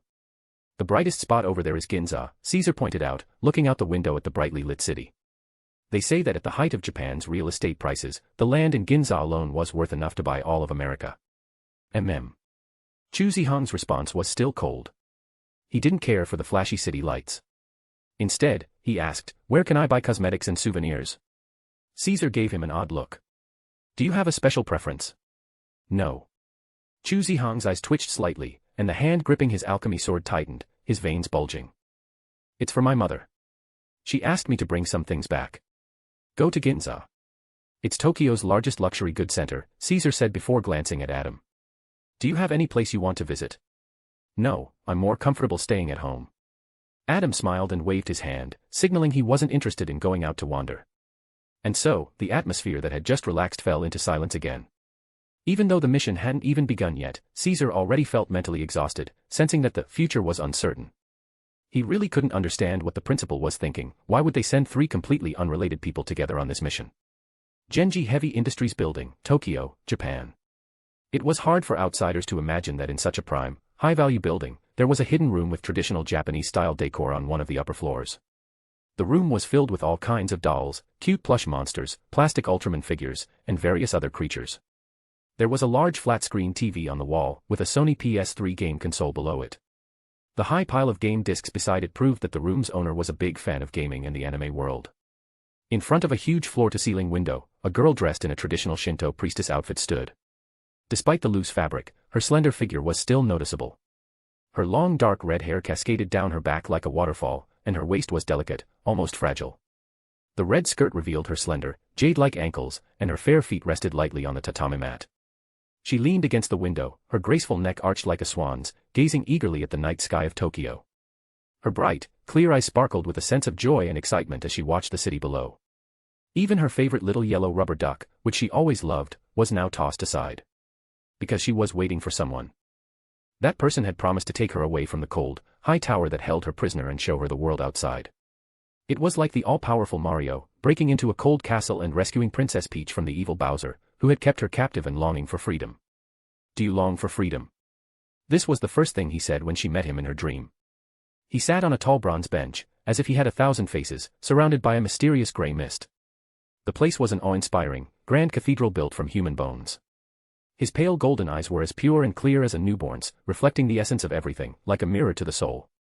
"My name is Adam Angelwood." The mysterious man lowered his gaze and spoke in a tone that the girl couldn't fully understand, but it felt laced with sadness. "It's nice to meet you, Yusuji Arai." Some readers had said the world shift came suddenly, but I don't think it was unexpected. After all, it had been foreshadowed earlier. The main character will definitely go to other worlds in the future. The Dragon Raja is just a stepping stone. After Dragon 2 and Dragon 3, the main story will return to Naruto. Chapter 284, Chapter 282, Warm Welcome Ceremony. South of Tokyo, in Kanagawa Prefecture, on the outskirts of Yokohama City. This area was an empty, desolate coastline. Bright headlights cut through the darkness as black Hummers sped down the road, crossing a salt flat toward their destination. Soon, at the end of the barren salt flats, a half-runway appeared, with the other half submerged under the sea.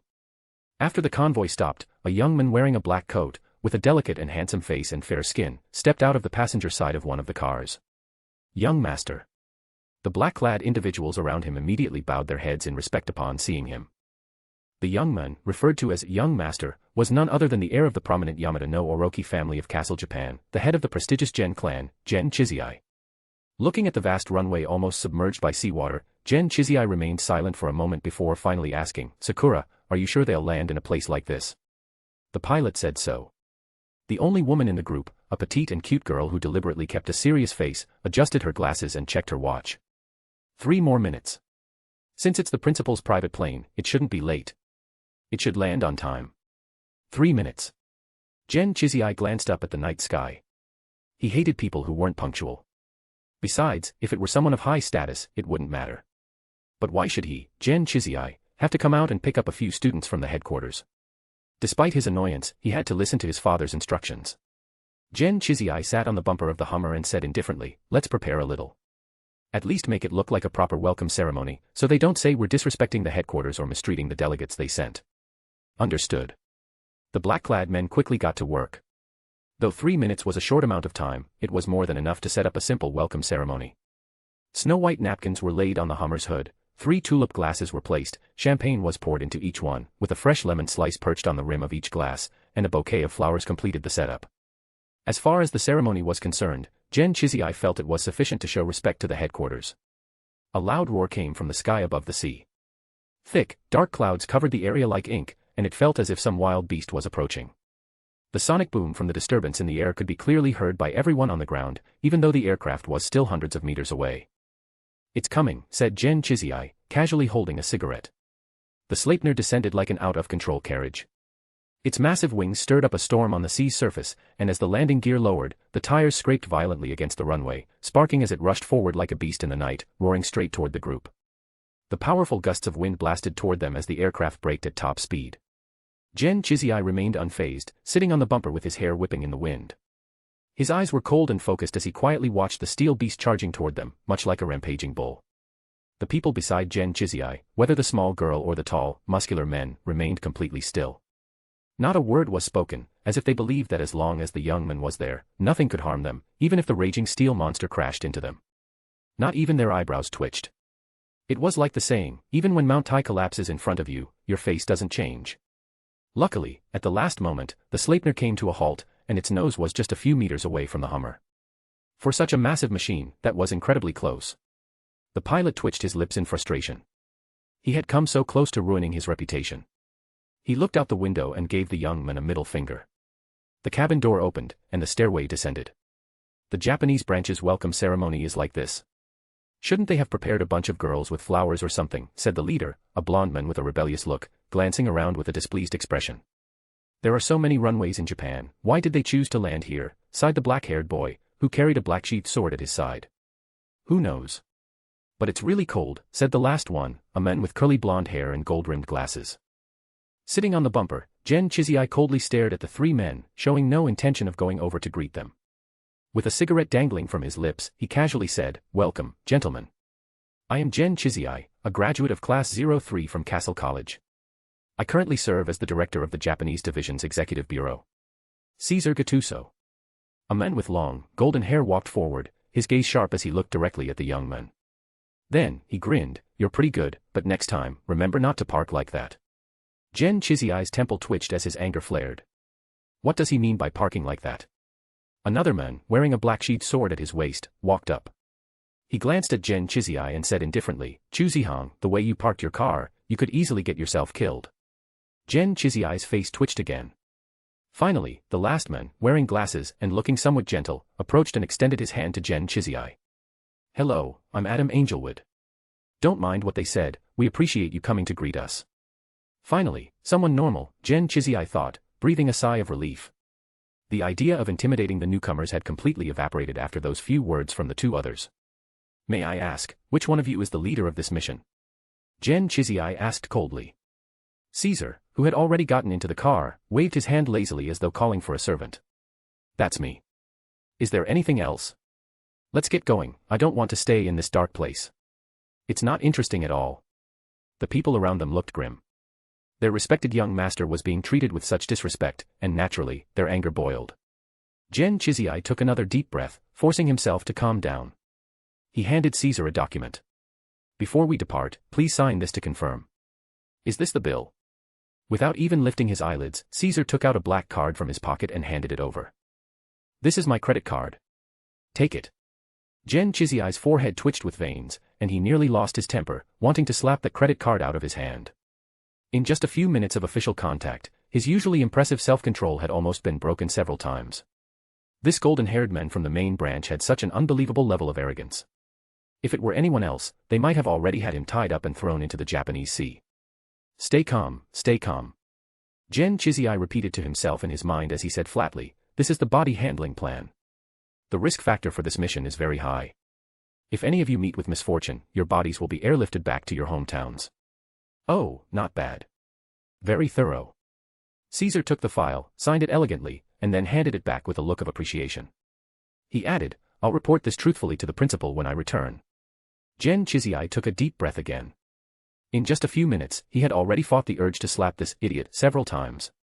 By the way, the welcome ceremony you prepared is too simple. I'm not happy with it. Caesar, with a cigar in his mouth, wore a look of rebellious swagger. So, I've decided that tonight, I'll go experience some Japanese culture. You should know where to go, right? Chuzihong, Adam, you guys wouldn't mind, right? Chuzihong, who was resting in the back seat, spoke calmly, doesn't matter.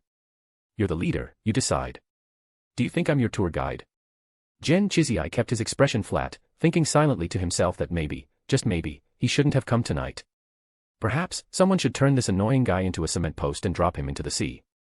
A dangerous thought brewed in Gen Chizai's mind as his gaze at Caesar grew increasingly hostile. At this moment, Adam, who had been silent the whole time, suddenly adjusted his glasses and said calmly, Everyone, I know it's a bit off topic, but I have to ask. Mr. Gen Chizai, are those guests over there part of the welcome ceremony as well? The dark, desolate salt flats were illuminated by dozens of golden eyes. It was like being in a pitch-black cave, only to suddenly realize that the surroundings were filled with bloodthirsty bats. Those bright golden eyes exuded a sense of cruelty and bloodlust. Gen Chizai's expression immediately turned serious, his face dark with displeasure. No. They are the Oni clan. Looks like someone else is also welcoming us. Adam pushed up the frame of his glasses, a gentle smile on his lips. Mr. Gen Chizai, it seems your intelligence work isn't going so well, is it? Chapter 285, Chapter 283, Kazama Ruri. In the pitch-black night, dozens of glowing golden eyes flickered, brimming with bloodlust and cruelty. Shadowy figures moved like phantoms, their forms blending into the darkness. Before anyone realized it, the entire salt flat was surrounded. The air was heavy, thick with the ominous tension of an impending storm. Death Servitor. Chuzihong, who had been resting with his eyes closed in the car, slowly opened them. His cold voice carried the sharpness of an unsheathed blade, laced with a chilling killing intent. Memories buried deep within him stirred, as if awakened by this moment. In the pouring rain, the image of a man striking at a god with a single slash surfaced, along with the memory of the long-lost bridge number 000, a place he could never return to. Perhaps it was the intertwining of old grudges and new hatred, but an uncontrollable surge of murderous intent began to well up inside him. He felt an almost irresistible urge to draw his long blade from its black sheath and cut down the disgusting creatures surrounding them. Chuzihong. At that moment, Adam's voice suddenly reached him. The voice was like a bucket of cold water poured over Chuzihong, snapping him out of the extreme emotions overtaking him. The nameless fire of rage dissipated, and he instantly regained his composure. Taking a deep breath, he gave Adam a grateful look, acknowledging the timely intervention. Tisk, TSK, TSK. I just finished praising your Japan division for being thorough, Caesar remarked with a smirk. His sideways glance at Gen Chizai was full of mockery, showing not a hint of worry. And here you are, messing up already. We haven't even reached the hotel, and you've arranged a little performance for us. Performance. Gen Chizai's face darkened, his jaw tightening. He wanted to retort but stopped himself, feeling a deep sense of shame instead.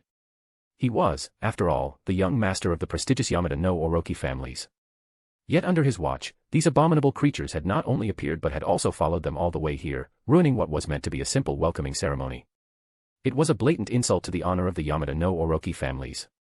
In the Japanese underworld, honor was valued more than life itself. I'll give the three of you a reasonable explanation for this. Gen Chizai, feeling thoroughly humiliated, let out a heavy breath.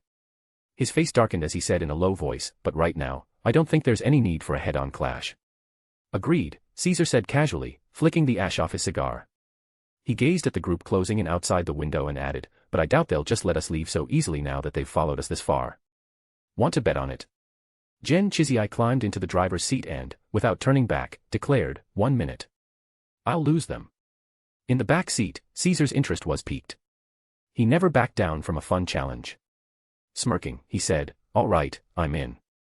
If you can't shake them off in 1 minute, you'll have to wear a host's outfit and pour drinks for everyone, one by one. A sharp glint flashed across Gen Chizai's delicate, almost androgynous face. Half closing his eyes, he replied in a steady tone, deal.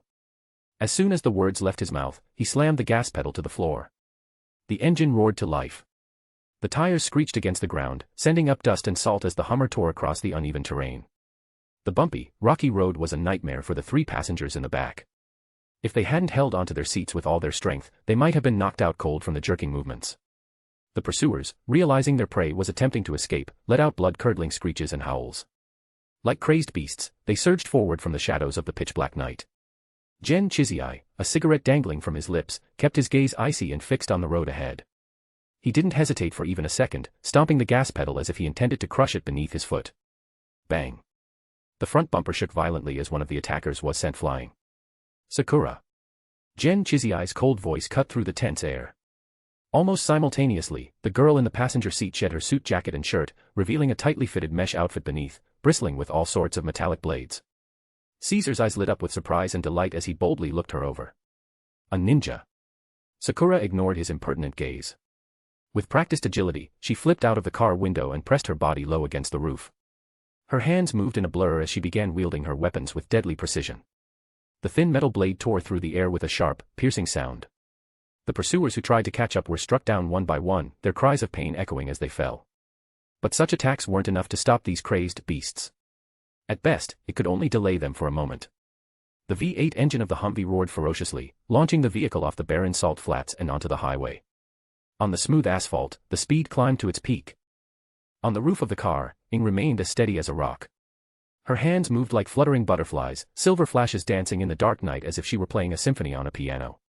Soon, the crazed death servitor began to fall far behind, their figures fading into the distance. Through the rearview mirror, Gen Chizai's lips curled into a confident smile. He felt like they'd finally gained the upper hand. "Looks like I've won this bet," he said. "A bet's a bet," Caesar replied. He flicked his cigar out the window, admitting defeat with a carefree attitude. Inside the car, Chu Zihong, who had been silent the whole time, suddenly spoke. "No, it's not that simple. Death Servitor don't give up this easily. These aren't just Death Servitor." Gen Chizai gripped the steering wheel tightly, his eyes cold and serious. "They're Oni clan, a group of people who should have been dead long ago." Oni clan. Both Chu Zihong and Caesar looked puzzled. "A bunch of maniacs," Gen Chizai muttered, clearly unwilling to dwell on the topic. "The Sheki Beijia, Yamada no Orochi, has been trying to wipe them out for years." Chu Zihong and Caesar exchanged glances, sensing that these so-called Oni clan were somehow connected to the dragon blood gene serum at the heart of their mission. Earlier, when those men ignited their golden pupils, their bloodlines had shown signs of instability, eerily similar to what had happened in Brooklyn. But judging by Gen Chizai's expression, it was obvious he wouldn't spill any more information. Suppressing their curiosity, the two decided to let the matter rest, for now. At this moment, Adam's eyes flickered slightly, as if he had noticed something. Staring at the pitch-black road ahead, he said calmly, "Mr. Gen Chizai, it seems the Oni clan you spoke of doesn't intend to let us off so easily." The next second, a figure suddenly appeared in the middle of the road.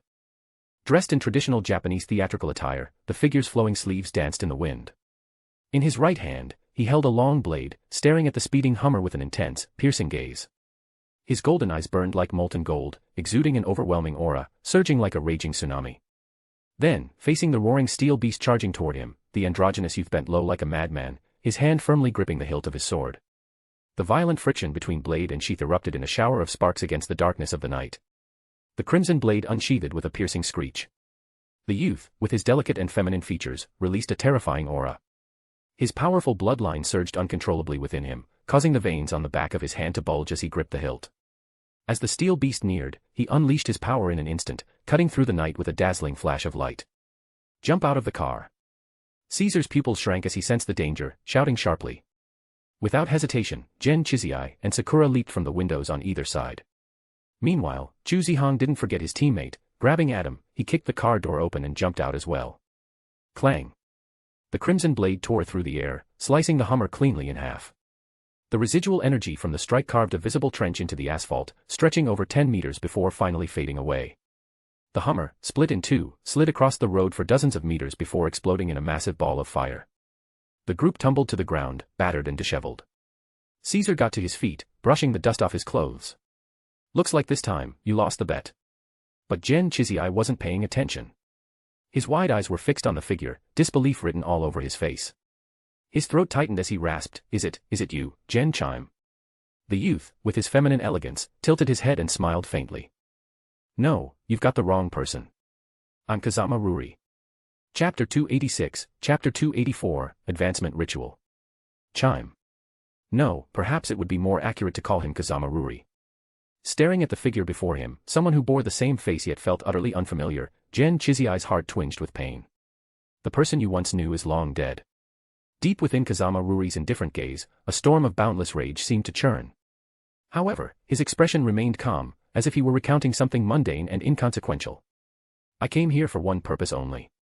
Dressed in an elaborate theatrical costume, his appearance almost feminine in its elegance, and his blazing golden eyes exuding an intense brilliance, Kazama Ruri's gaze swept past the people in front of him. Finally, it landed on someone standing at the very back, so quiet and unnoticeable that he seemed like a ghost, almost non-existent. I am Kazama Ruri, Dragon Lord of the Oni clan. I am here on behalf of the Osho to extend an invitation for a conversation, he declared, his words sharp and deliberate. The moment he spoke, Chu Zihang and Caesar frowned. Extend an invitation for a conversation. The phrase carried an odd familiarity, almost as though he were addressing an old acquaintance. Exchanging a glance, Chu Zihang and Caesar quickly realized Kazama Ruri was not addressing them.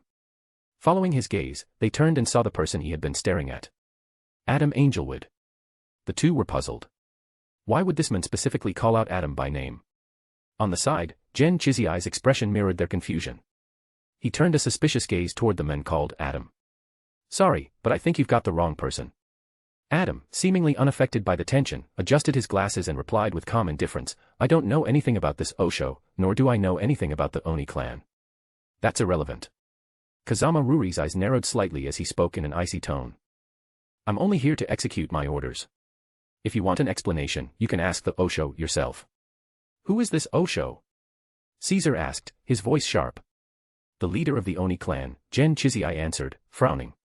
The situation was becoming increasingly unclear to him. Among the three representatives sent by the Castle College headquarters, he had only considered Chu Zihang and Caesar worth paying attention to. The other man, Adam Angelwood, had seemed insignificant, a mere bystander with low bloodline purity and an unimpressive resume. Yet now, Kazama Ruri's sharp focus on Adam hinted that there might be more to the seemingly ordinary man than anyone had anticipated. But now, it seems, things aren't so simple. Far away in Japan, the Oni clan not only knew the exact time and place of the castle headquarters personnel's visit, but their leader, Osho, even sent someone specifically to capture this, Adam Angelwood. What is going on here? Two people who had no connection at all were now somehow linked in a strange, almost coincidental way. Clang.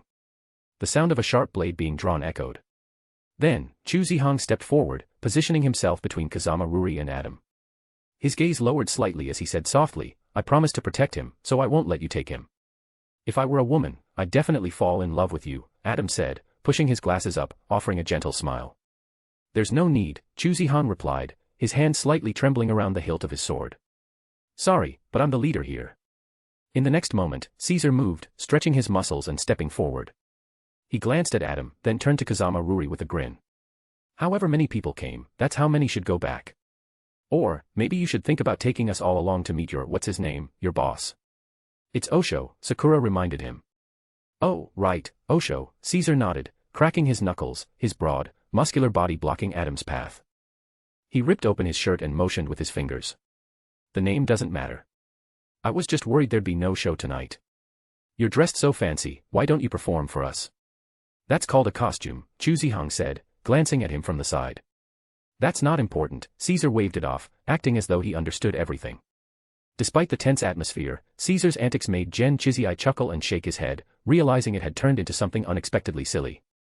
Kazama Ruri's gaze turned cold. Fine. I wasn't planning to resolve this peacefully anyway. As they spoke, the people who had been thrown off earlier quickly caught up and surrounded the group. Young master, should we request support from the family? Sakura frowned. As the saying goes, too many ants can kill an elephant. In this situation, even if they were made of iron, they wouldn't be able to withstand so many attacks. Please forgive me for this. Gen Chiziai let out a light breath, his sharp eyes scanning the area. A trace of anger appeared on his delicate face. For this matter, I represent the 8 families of the Yamada no Orochi, and I will make sure to give everyone a proper explanation. Attack. Kazama Ruri's gaze was cold, his voice like ice. Except for the glasses-wearing blonde men, the rest can be killed. The people with ghastly, golden eyes that flashed with cruelty and violence let out howls as they charged at the group. Preposterous. Gen Chiziai shouted angrily, veins bulging on his forehead, and the violent dragon blood surged through his body. His eyes gleamed with dazzling golden light. He stomped hard, causing the solid asphalt road to crack. Boom. Stone shards flew, and the wind howled. Sakura, Yasha, Crow, protect them. With those words, Gen Chizai's figure shot forward like a cannonball, surrounded by a violent gust of wind, heading straight for the leader of the monstrous group, Kazama Ruri. The alchemical sword, Spider Cutter, at his waist gleamed like a streak of light. Clang. Gen Chizai gripped the hilt of his sword tightly, swinging it downwards. The sharp blade dragged visible waves of air, as if it were about to split the very atmosphere, its violent momentum crashing down like a waterfall, aimed directly at Kazama Ruri. Ruri Kazama's movements were incredibly fast, as if he had already predicted his actions. He spun halfway around and, using the momentum, drew his sword and swung it fiercely. The crimson blade cut through the air, creating a sharp, whistling sound as it sliced through the atmosphere. Clang. The blades collided like a raging tide, producing dazzling sparks that lit up their faces in the dark night. The two pairs of blazing golden eyes locked onto each other, as if a storm of lightning were striking. The fierce sword energy scattered like a violent downpour. Centered on the two, a shockwave spread out in a circle, reaching a radius of several meters. The smooth asphalt road was left with deep scars from the impact. On the other side, the members of the Oni clan charged forward. Chu Zihang exhaled slowly, and then, like a tyrant king ruling the world, his overwhelming presence filled the space. A scorching, dry heat surged like a wave, causing the very air to twist visibly. Word Soul, King's Blaze. In an instant, a blazing, white-hot fire erupted, shooting into the sky as a towering pillar of flames. The terrifying heat, wrapped in an inferno, swallowed the charging Oni clan members whole. Watching the intense battle between the two sides, Adam adjusted his glasses and smiled enigmatically. In his line of sight, almost transparent subtitles floated by. Main mission, Ascend to Sequence 3, Dreamweaver. Completion ceremony, during an upgrade ceremony involving high-level lifeforms, implant a carefully woven false dream, and make them completely lost in the dream you created. At the last moment, wake them up while their dream collapses and their emotions go out of control, then use a magic potion to complete the ritual. Reward, 0-08 Quill of Alzahad. Chapter 287, Chapter 285, Inuyama Katsu. For a moment, the battlefield was divided into two parts. Gen Chizai and Kazama Ruri, a pair with an unclear and complicated relationship, fiercely fought under the night sky. Both wielded alchemical swords, and with every clash, brilliant sparks flew. Their full-force attacks were like a relentless storm, or the sound of crashing waves, powerful and unyielding. With every swing of their swords, both were determined to kill the other. They were like two bloodthirsty beasts in the jungle, ignoring their injuries, desperately trying to hunt each other down. They aimed to tear through each other's skin with sharp fangs, rip away flesh, crush bones, and slowly swallow the pieces, erasing all traces of the other's existence. To the onlookers, it might seem like these two had some deep, bitter grudge. However, Sakura, who was there to assist Gen Chizai, knew the truth. The two were once supposed to be the closest of brothers, but because of certain circumstances, they had ended up on completely opposite paths. Gen Chimei. I told you, my name is Kazama Ruri. Clang. Their swords clashed again. In their golden eyes, they saw each other's reflection. Gen Chizai held his sword in both hands, slicing upward at an angle. The blade cut through the air with a sharp, ear-piercing whistle. Kazama Ruri blocked with his sword horizontally, but the overwhelming force of the strike pushed him back several steps. His wrist trembled, and it felt as if a heavy steamroller had just passed over him. The power was incredible. The sharp sword energy spread out, leaving crisscrossing cracks on the hard ground, like a spider's web. Meanwhile, on the other side of the battlefield, Caesar and Chu Zihang faced off against the modified Oni clan members. The situation quickly tilted in their favor. The roaring flames engulfed the distorted figures of the enemies, and Chu Zihang. Caesar pulled the trigger. His favorite desert eagle roared, spitting bright flames in the dark. The energy surged from the barrel, sending out rotating brass bullets that, guided by the power of his word soul, Kama Itachi, hit their targets with pinpoint accuracy every time. They were picking off the ambushing Oni clan members one by one. Although it was their first time working together, they were completely in sync, showing no sign of unfamiliarity. Suddenly, Kazama Ruri seemed to sense something. He abruptly looked up toward one side. At the end of the dark night, on the asphalt highway, the faint moonlight shone down, stretching the figure ahead into a long shadow. A powerful force surged forward like a mountain collapsing or a tsunami crashing. In an instant, everyone present felt as though a huge invisible mountain was pressing down on them, as if they were deep in the ocean, with the air thick like sticky resin. As the figure drew closer, the smooth asphalt road began to crack and split, groaning under the strain. Crack! Crack! Crack! The asphalt was breaking apart, as if a giant beast had stomped on it. Soon, thanks to a small break in the clouds, the crowd could finally see the person approaching. It was an elderly man with gray hair, not particularly tall or muscular, wearing a simple black cloak and white socks, walking in wooden clogs. He looked like an ordinary old man from Japan. However, this seemingly ordinary old man caused a sense of dread in Kazama Ruri. Kazama Ruri's golden eyes, usually filled with ferocity, suddenly shrank to the size of needles. At about 10 meters away, the old man stopped. His eyes seemed to burn with an unquenchable fire, a pure golden glow flowing within them, carrying unimaginable cruelty and power. Despite his frail appearance, a single glance from him froze the entire chaotic battlefield. "I'm not in the mood for games today," the old man said calmly, without a hint of emotion, as if talking about everyday matters. "You have 30 seconds to disappear from my sight, or you can stay here." Kazama Ruri, with a sigh of regret, sheathed her long red blade. She gave Adam, hiding behind the others, a teasing look and laughed lightly, saying, "Looks like you won't be going back today. But it's all right, Osho said you'd come eventually." 10 seconds left, the head of the Inuyama family muttered, lifting his cloak to reveal the sword at his side. His voice was cold and full of killing intent, like a ghostly presence in the dead of night, making the temperature in the street drop sharply. Seeing this, Kazama Ruri no longer hesitated. He knew what would happen if he stayed any longer. "Adam Angelwood, next time we meet, you'll understand." Before leaving, Kazama Ruri made sure to leave those words behind and then retreated into the night. 1 second. As the countdown ended, the head of the Inuyama family's aura shifted dramatically, as if he were the awakened Mount Fuji. The violent and brutal energy that surged from him was like a beast from ancient times. His golden, ferocious eyes gleamed brightly. He then grabbed the hilt of the sword at his waist and exhaled a cloud of dark breath. The next moment, a sharp sound of an explosion shattered the silent night. Everything within a 100-meter radius seemed to be swept by a tornado, as a fierce wind howled through, creating a visible storm. The intense blade light, invisible to the naked eye, poured out like a raging river. It shimmered with brilliant silver, moving like mercury, unstoppable and engulfing the ghosts that had surrounded them. In an instant, no, in the blink of an eye, those people were reduced to nothing but chunks of meat. A torrent of blood splattered across the asphalt road, while the elderly man in the black cloak slowly sheathed his sword. His eyes were downcast, expressionless, as if nothing had happened. Of course, this was only true if one ignored the hundreds of deep, clear slashes in the asphalt road that spread outward from where he stood. "Inuyama family head, what brings you here?" Gen Chizai spat out blood, his already pale face growing even more ashen. Clearly, his fight with Kazama Ruri had not been easy. "I was sent here by Mr. Masamune." The Inuyama family had explained briefly and then looked toward the 3 individuals from Castle. Calmly, he said, "On behalf of the Yamada no Orochi families, I apologize for what happened tonight. The Yamada no Orochi families will soon give you 3 a satisfactory explanation and response." "Who is this?" Caesar put away his playful expression. He still held great respect for elders, especially powerful ones. "My apologies, let me introduce him." Gen Chizai adjusted his appearance and then said seriously, "This is Mr. Inuyama Katsu, the current head of the Inuyama family, one of the Yamada no Orochi families. He is also the first director of the Japanese Executive Bureau. Please, go ahead." Inuyama Katsu gave a brief glance at the blonde young man wearing glasses.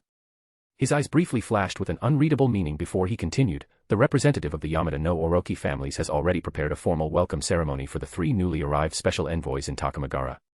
Please, follow me." Chapter 288, Chapter 286, Yamada no Orochi. Caesar initially thought that this trip to Japan wouldn't be as smooth as expected. While on Sleipnir, he took some time to log into the Night Watch forum, reviewing information about the previous members sent to Japan, hoping to prepare himself in advance. After all, the Japanese branch is extremely xenophobic, and that Yamada no Orochi is the largest and most long-established criminal organization in Japan. It has controlled the Japanese underworld for over 1,000 years. Every time a new gang leader takes control of a territory, they must personally visit the Yamada no Orochi shrine to burn incense and show respect for the criminal laws set by the organization. Yes, even in the underworld, there are laws that must be followed to survive and gain legitimacy. Yamada no Orochi's rule is simple: control violence with even greater violence. This is the principle they follow. The organization was founded over 1,000 years ago and is divided into 3 major and 5 minor families, all of which are hybrid. Their influence is so great that even European hybrid families avoid provoking them. Even Castle College can't force them to comply, they can only adopt a softer approach. Therefore, the Japanese branch has developed a tradition of mistreating the agent sent from the headquarters, and the academy can only turn a blind eye and pretend not to notice. Both sides maintain a tacit understanding that as long as the bottom line is respected, they won't completely sever ties. In fact, it could be said that Yamada no Orochi rules over the dark side of Japan. Even Castle College's people are unlikely to receive much respect from them. When looking at it closely, it's shocking. The agents sent from the headquarters to Japan all suffered cruel, unknown mistreatment. In fact, some of them even developed the habit of bowing to others after returning. However, the situation seemed to take an unexpected turn. The welcome ceremony, prepared by Yamada no Orochi, wasn't a trap or an ambush. Instead, it was incredibly luxurious. At the top-tier nightclub, the finest Japanese chefs gathered, preparing fresh seafood caught that day, meticulously sliced and served on the table. Meanwhile, youthful girls, with their smooth skin and scant clothing, danced joyfully to the music, creating a spectacle that was overwhelming. Here you go, Caesar. Your wish has been granted. Adam sat on the tatami mat, watching the scene unfold in front of him, and said lightly, the Japanese atmosphere is indeed as legendary as they say. Beside him, Chuzihang didn't seem too interested in the extravagant setting. He sat in a corner with a cold expression, holding his alchemical sword in his arms, his gaze distant as if deep in thought. Caesar, on the other hand, was fully embracing his role as a playboy, laughing and chatting with the girl kneeling next to him. The party was at its peak. It seemed like everyone had forgotten about the attack from the Oni clan earlier. By the end, both the guests and the hosts were enjoying themselves. The hotel where Gen Chizai had arranged for them to stay was the famous Peninsula Hotel, one of Tokyo's most luxurious spots. They even had a presidential suite on the top floor, and each room had been specially redecorated to suit their individual personalities. The service staff were hand-picked beauties with the grace of traditional Japanese Yamato Nadeshiko. Dressed in high-slit, form-fitting kippeos, they moved gracefully as they unpacked their luggage, prepared the bathwater, and brewed some specialty brown rice tea. Before leaving, they would throw a flirtatious glance and leave a suggestive remark, saying, if you need anything, feel free to ask. But sadly, the flirtatious glances were aimed at the wrong person. Caesar had just found the girl he could love for life, the kind of love at first sight. As for Chuzihang, with his cold, expressionless face, it was hard to imagine what kind of girl he would fall for. And Adam? Well, he wasn't interested in beautiful women at all. After a tiring day, everyone should have gone to rest. But the three of them seemed to have some unspoken understanding. No one intended to sleep. Instead, they gathered in a triangular formation on the sofa. Caesar glanced at the silent Chuzihang, knowing that, given his personality, he probably wouldn't speak up on his own. So, he shifted his gaze to the other side and said, let's talk about today. Adam, do you have anything to say about what happened? You mean the Oni clan? Adam tilted his head, shrugging to show he was just as confused. To be honest, like you guys, I don't know why they came after me specifically. Could it be that you've forgotten something? Chuzihang thought for a moment and said, like maybe you visited Japan a long time ago or had some past contact with them. Adam thought for a moment and then confirmed again, no, I absolutely have not had any contact with the Oni clan, and I don't even know them. I was curious before why the principal sent you to Japan, Caesar said, narrowing his eyes, as if he had made a connection. Now it seems, maybe the principal already knew you had ties with the Oni clan in Japan, so he specifically sent you here. Knock knock. At that moment, Chuzihang lightly tapped the table and gave a glance. His look meant that there was a listening device in the room, so they needed to be careful about what they said. It's fine. This isn't just something they want to figure out, we do too, Caesar said, slightly nodding, but he didn't seem too bothered. He crossed his legs and shouted, hey, I know you're listening. If you don't mind, you can come in and join us. Meanwhile, in a room downstairs, Gen Chizai and two others were sitting in front of the listening device. Upon hearing Caesar's voice through the device, Gen Chizai chuckled lightly, took off his headphones, and said flatly, since they already know, there's no need to keep listening. Young master, should we go up? Asked a man with a fierce face, hesitating. Are you really that stupid or pretending to be? Another man scolded. Crow, if you're not using your brain, you can throw it away. They clearly did it on purpose, and you're asking if we should go up. What? Yasha, do you want to donate your brain to me? The fierce-faced crow retorted, upset. Enough, Gen Chizai interrupted them, taking off his headphones. He picked up his alchemical sword and said calmly, for the next few days, Sakura, take the 3 specialists who came from the headquarters and let them enjoy Tokyo. Yes, young master, the girl nodded slightly. What about us? Yiksha and Crow pointed to themselves and asked, should we stay behind to make sure those 3 don't cause any trouble? Gen Chizai glanced at them, I'm more worried about you 2 causing the biggest mess. Let's just hope you don't end up stripping the clothes off the people coming from headquarters and hanging them on the beams. Impossible. Crow continued to argue, but Yiksha was deep in thought. Alright, come with me. Gen Chizai let out a long sigh, his expression turning slightly serious. My father is gathering representatives from the Yamada no Orochi. We need to head back. Is this related to the Oni clan? Crow asked. The rats that usually hide in the shadows are suddenly taking a risk to steal Adam from headquarters, Gen Chizai said, frowning, a feeling of unease rising in his chest. This isn't going to be simple. Let's go back and see what my father and the others plan to do. Chapter 289, Chapter 287, Black Swan Bay. Light rain fell in the mountains, and the pine trees swayed like ocean waves. A warm, glowing fire could be seen coming from the small hut, with the clear, continuous sound of a hammer striking steel.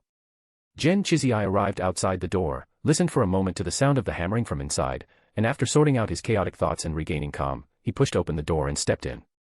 An elderly man, dressed in white linen clothes, was standing by the furnace, hammering a glowing red blade. With his full head of silver hair, the elderly man wasn't particularly large, but his body was sculpted like a Greek statue, strong, well-proportioned, and perfectly lined with muscles. His arm, covered in veins, swung the hammer with each strike, sending bright sparks flying, while impurities in the blade were removed with every blow.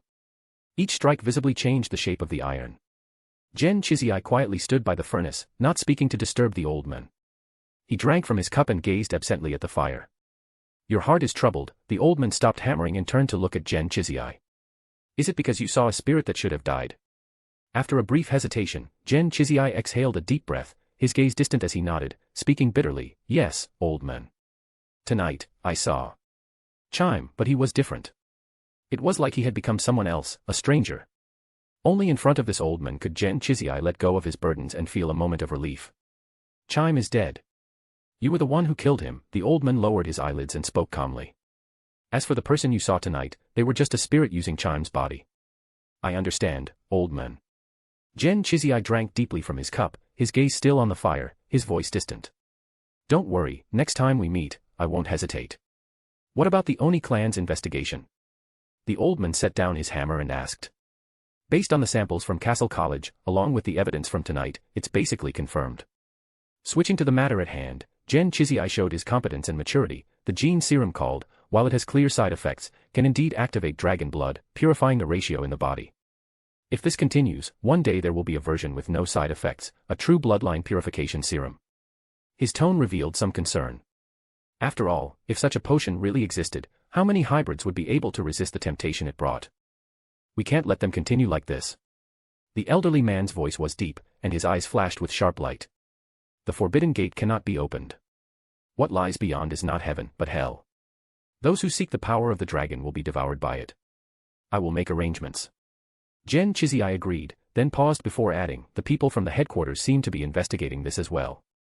Should we inform them? Yes. The old man spoke indifferently.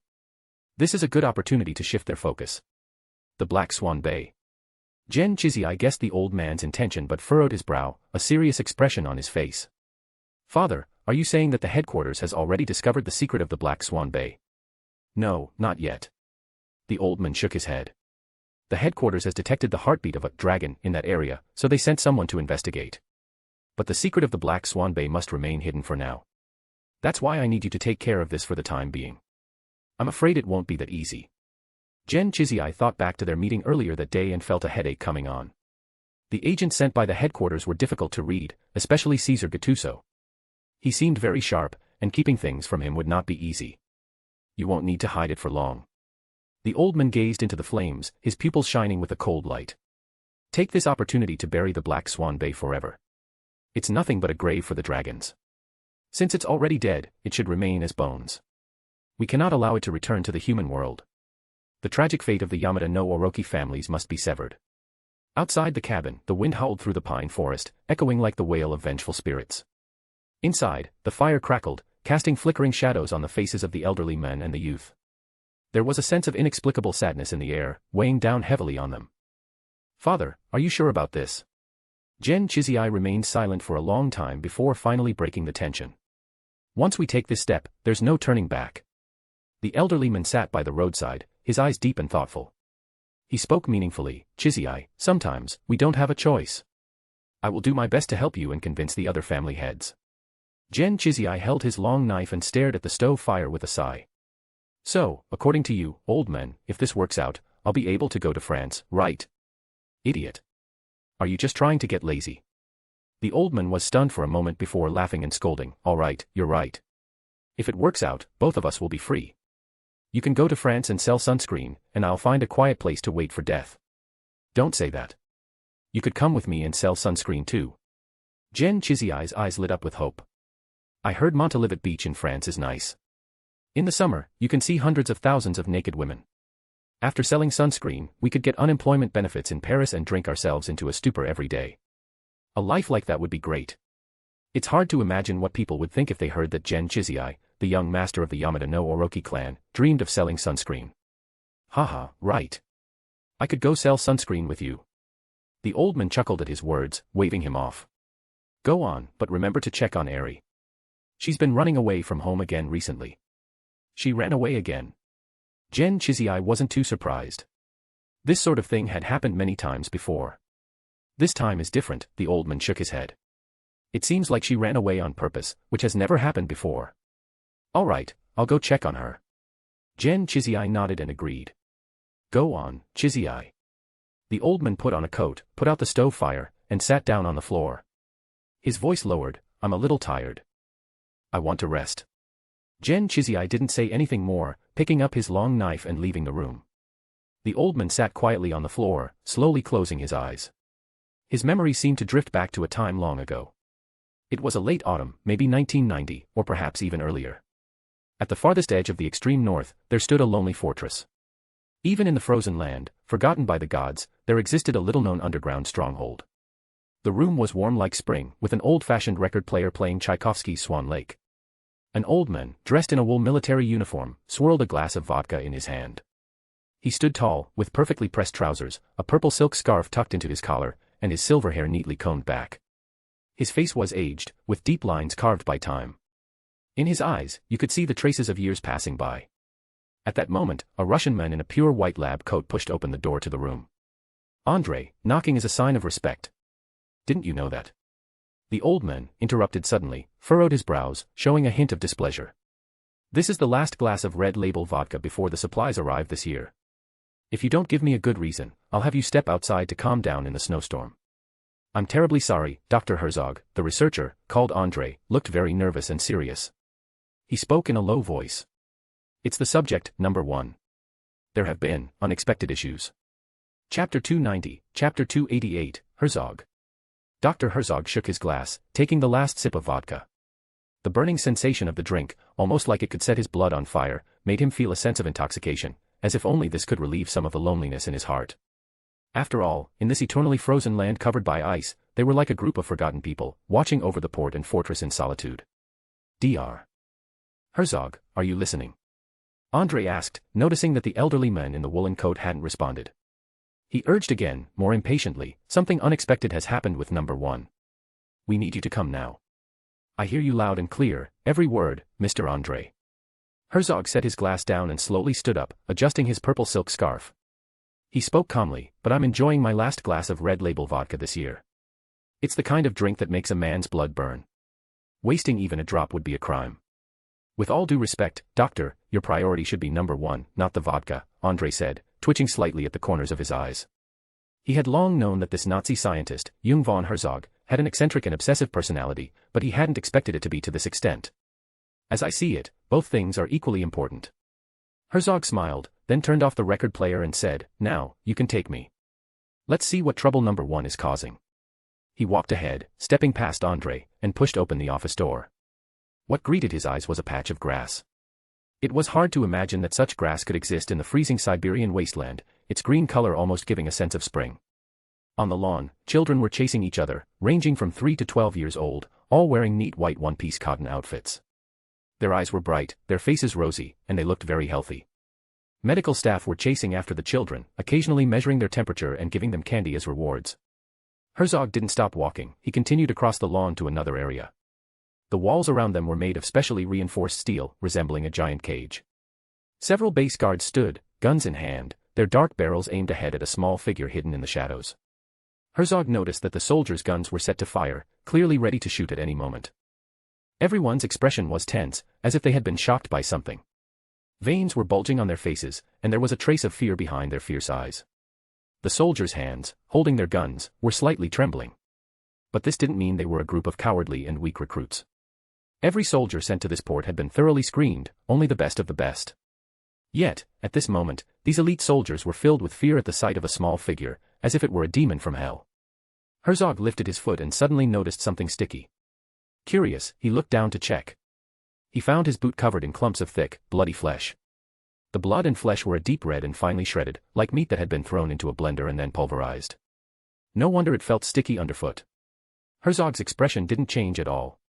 He slowly lifted his head and looked at the small figure hidden in the shadows. Researcher Andre, I need an explanation. We followed the usual procedure to examine number 1, Andre said, his voice trembling as he recalled what had just happened. He swallowed nervously. But during the examination, number 1 suddenly broke free from its restraints and unleashed unbelievable strength, crushing several soldiers into a bloody pulp. At that moment, the small figure stepped out of the shadows and slowly approached. Monster. Don't come any closer. The already nervous soldiers became even more tense, shouting loudly, trying to stop the figure from coming closer. Gentlemen, please calm down, Herzog said emotionlessly. He approached the highest-ranking soldier and gently pushed his gun down. Colonel, every child here is the most valuable asset of our country. You should understand what this means. So please, lower your weapon. The colonel clenched his teeth, his eyes fixed on the figure. His voice trembled, still tinged with fear. Dr. Herzog, I don't know what kind of experiment you're conducting here, but that child is dangerous. In just 2 seconds, he turned the 2 most elite soldiers into minced meat. I know, Colonel, Herzog replied, giving him a cold glance.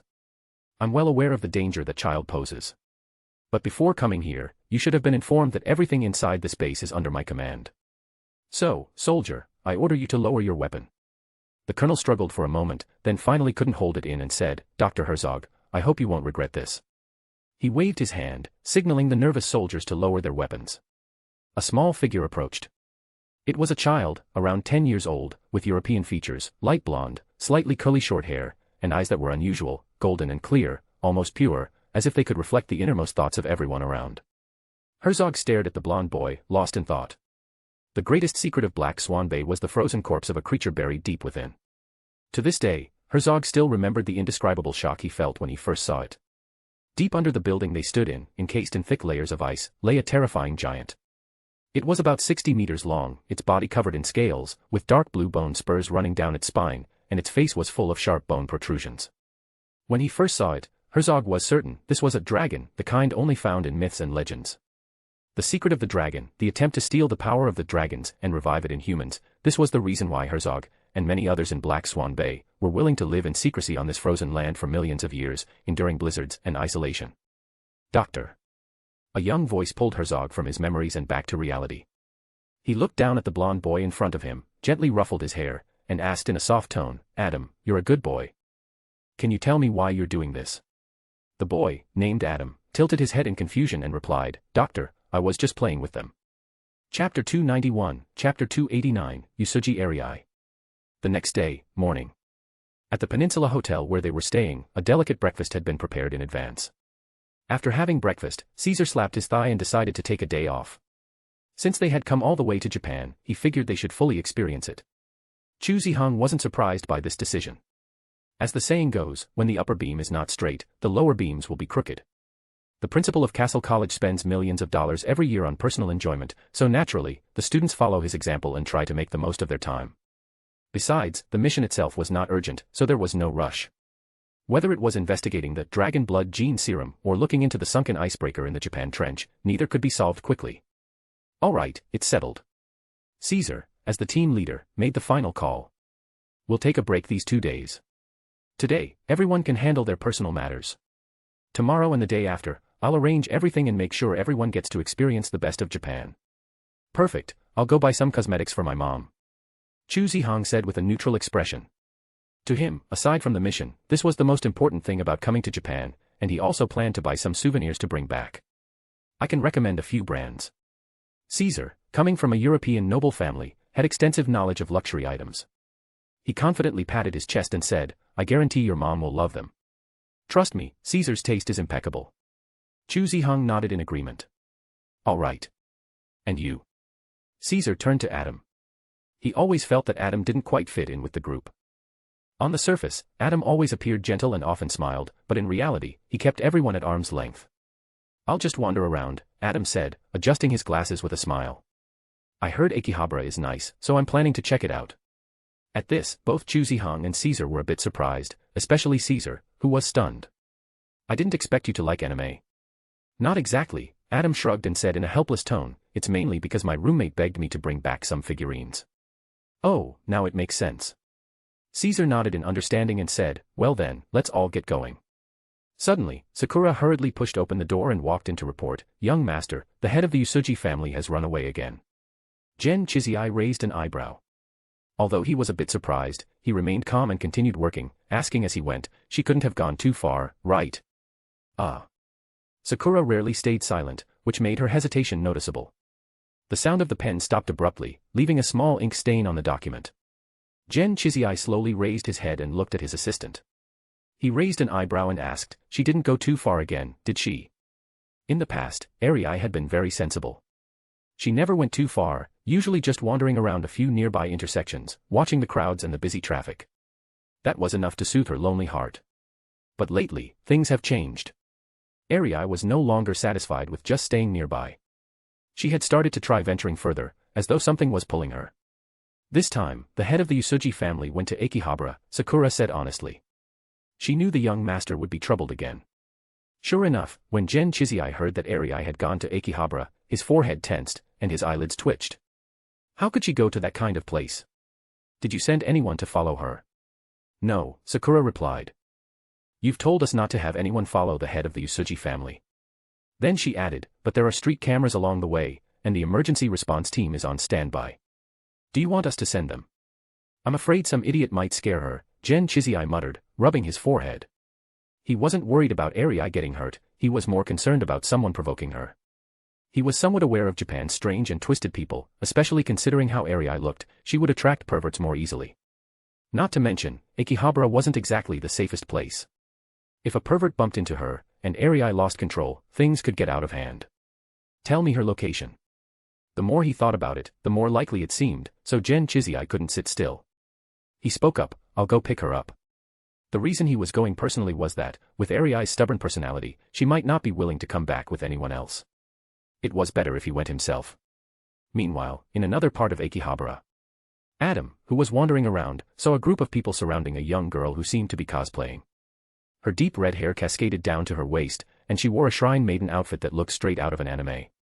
Her delicate, soft skin was as white as a baby's, and her tall, well-developed figure stood still, exuding an ethereal and quiet beauty. She seemed like a woman who had stepped out of an ancient painting, radiant and enchanting. But in that very moment when Adam saw her, the girl seemed to sense something and looked back. Her deep crimson eyes were as clear as glass, yet they lacked a trace of humanity, leaving them cold and empty. The slightly curly golden hair, the face of a typical European, with deep and defined features that seemed as perfect as a Greek statue. His light golden eyes were clear and transparent, like an ocean holding a quiet calm. Despite it being their first meeting, the young girl felt a strange sense of familiarity, as if they had known each other for a long time. Almost as if drawn by some unknown force, the girl took gentle steps through the crowd, moving toward the golden-haired young man. The closer she got, the stronger the mysterious flutter in her heart became. Finally, after crossing the street, she stood in front of him. Her long lashes fluttered as she blinked, her eyes clear like glass. She took out a notebook and shyly held it up with a few words written on it. Hello, do we know each other? No, but we can start getting to know each other now, he said with a warm, gentle smile, pushing up his glasses. Hello, my name is Adam Angelwood.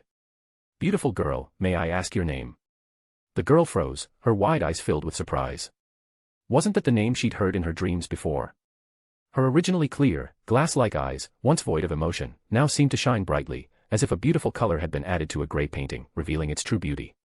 A soft breeze blew from the street corner, and her wine-red hair fluttered gently. The girl's eyes sparkled with joy, a smile spreading across her face. Her delicate features reflected her inner happiness, as if she had finally met someone she had longed for. She wrote another line in her notebook. My name is Arei Usuji. Chapter 292, Chapter 290, Osho. In a typical Japanese-style room, a man with soft, feminine features sat kneeling, his back straight. Beside him lay an ancient sword with a crimson-red scabbard. Suddenly, the lights went out. The suffocating darkness enveloped the room like a rising tide. Bang bang bang. The crisp sound of wooden sticks grew louder and closer, hollow and monotonous, with no distinct rhythm. However, each strike seemed to cause the air itself to resonate, like whispers from a ghostly presence, making the heart tremble with each beat of the stick. The delicate man kneeling on the tatami mat instinctively sat up straighter, like a bowstring pulled tight. Veins bulged at his temples, and his eyes darkened with a brooding intensity. He turned his head toward the door of the room, gazing into the corridor shrouded in thick darkness. In his eyes reflected a figure, something ghostly. The figure moved like something out of an old Japanese horror film, advancing with a stuttering motion that sent a chill down one's spine. Accompanied by the rustling sound of the wooden sticks, the eerie figure suddenly appeared in the room. The person wore a traditional no mask. The mask was ghostly pale, like it had been smeared with bone dust, with bright red lips and sharp, menacing teeth. The corners of the mouth twisted into a sinister smile, like an evil spirit from hell, exuding an aura of strange malevolence that made one feel deeply unnerved and fearful. The delicate man still knelt, his eyes glowing faintly with a golden light. He stared at the bizarre figure that had entered the room. The face beneath the terrifying no mask was like a demon that would haunt one's dreams at night. His eyes were dark and merciless, full of cruelty, savagery, and cunning. The large black cloak he wore billowed in the breeze, releasing an almost suffocating, rotten scent of blood. The aura surrounding him was as oppressive and terrifying as the arrival of a vengeful spirit, like a tsunami sweeping over everything. The immense shadow cast by the figure felt suffocating, as though a monstrous beast's gaping maw was ready to tear anyone apart who dared approach. And he was the leader of the Oni clan, Osho. Thanks to you, now the 8 families of the Yamada no Orochi know that we've been plotting against that student from Castle College, he said. The delicate man spoke softly, his gaze distant, as though recalling something. A flash of vicious murderous intent crossed his eyes, quickly replaced by a trace of sorrow. Osho, wearing the mask of a noble, seemed unconcerned. He sat across from the men, casually lifting a teacup and sipping the prepared tea. How does it feel to meet your long-lost brother? Gen Chime, he asked calmly. I told you, don't mention that name in front of me. Gen Chime, no, he should be called Kazama Ruri. A fierce killing intent erupted in his eyes. The blood vessels on his soft, beautiful face bulged like a bloodthirsty beast. He stared intensely at Osho and said, My name is Kazama Ruri, Gen Chime is already dead. Calm down. Don't get so worked up. A steaming teacup was pushed toward Kazama Ruri. Osho spoke calmly, with no sign of disturbance in his tone. Why are you so fixated on that person? Kazama Ruri didn't drink the tea, instead staring at the pale mask on Osho's face, which seemed to meld with his skin. This isn't like you. You're being too obvious, with too clear a purpose. The Yamada no Orochi families already know the importance of him. What do you plan to do next? That child is the key to the god. Beneath his mask, there seemed to be a bloodthirsty glint in Osho's eyes. His figure became brutal in the darkness, like a vicious ghost. The black cloak he wore fluttered in the wind outside the room. If we are to walk the path to the underworld and seize the power of the dragons, then Adam is indispensable. Is he really that important? Kazama Ruri raised his eyebrows, clearly skeptical. He had investigated Adam, and his bloodline was only ranked B, with a relatively low ranking in the word soul sequence. No matter how he looked at it, he seemed like an ordinary hybrid. Especially when compared to other up-rank hybrids, like Caesar and Chu Zihong, Adam appeared even more mediocre and unremarkable. Yet, despite being such a seemingly ordinary hybrid, the leader of the Oni clan, Osho, was willing to provoke the Yamada no Orochi families head-on just to get him. This move would undoubtedly spark a bloody conflict between the Oni clan and the Yamada no Orochi families. Is it worth it? Kazama Ruri asked, his eyes narrowing slightly as he placed the teacup down and asked calmly, the Oni clan's actions are a direct challenge to the Yamada no Orochi family's bottom line. With Tachibana Masamune's personality, this won't end so easily. It might even push him to make up his mind to completely eliminate us. We won't act. Does that mean he won't take action? Osho chuckled lightly, his pale mask with crimson eyes flashing with cold, red light.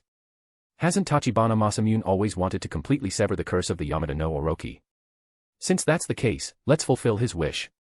The road to the underworld will open, and the gods, Dragon Izanami, will return to the world. Indeed, in the end, it must all come to an end. Kazama Ruri lowered his eyelids, speaking softly, finishing the tea in his fine porcelain bowl.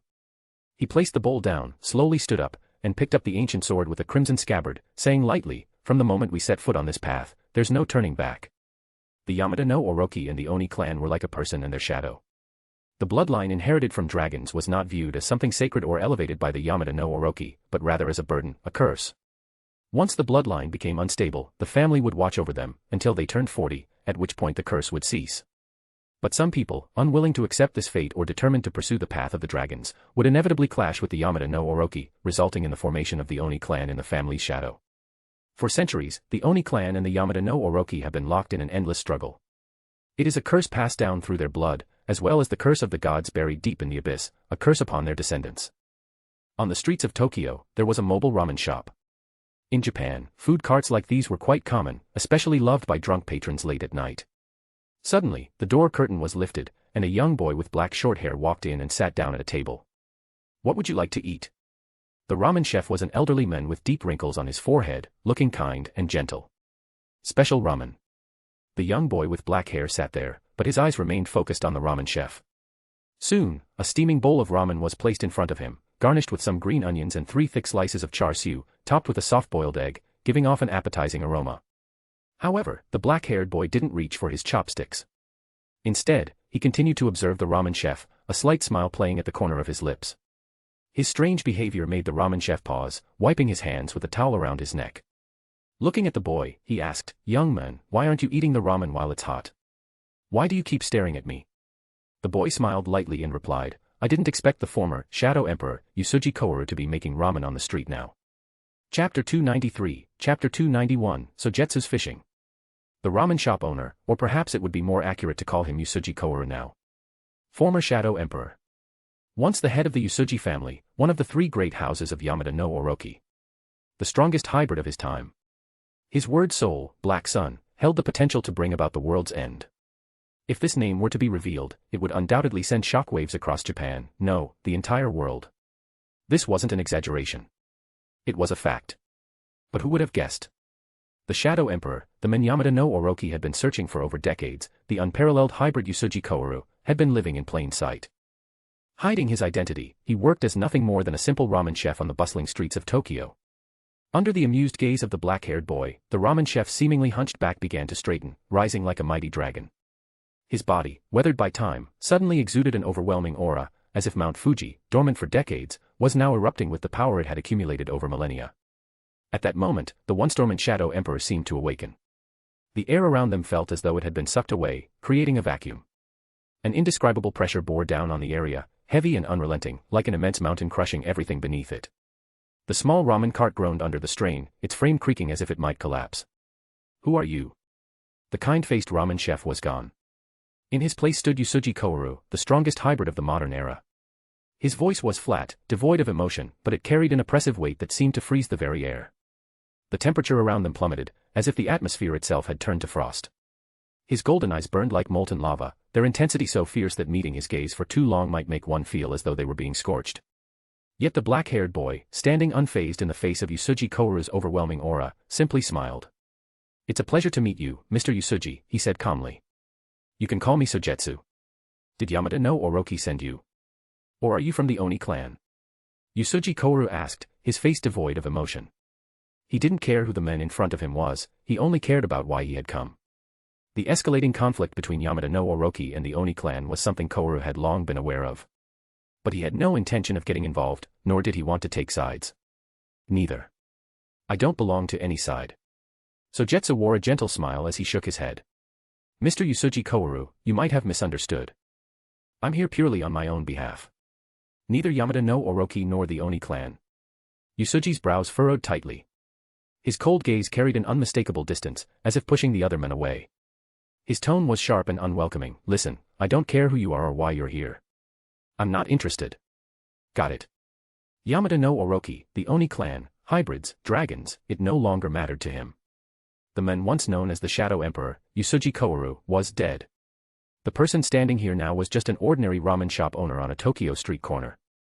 "Finish your bowl of ramen and get out of my sight." His voice was cold, dismissive, as he turned back to his work.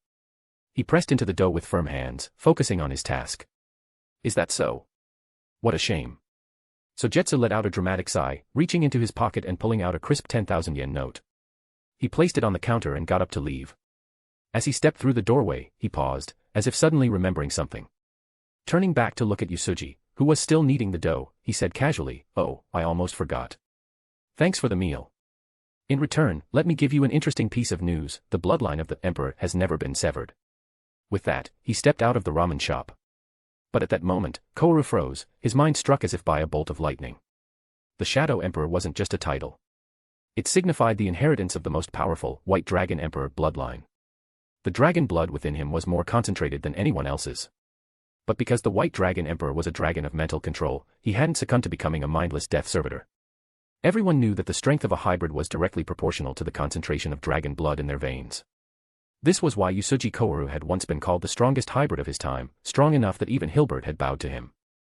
But Usuji Kouru knew the truth: the White Emperor's bloodline was a mistake. The White Dragon Emperor's gift to Yamada no Orochi wasn't a blessing but a curse, something that should never have existed in this world. When Kouru abandoned his identity as the Shadow Emperor, he swore to break the curse.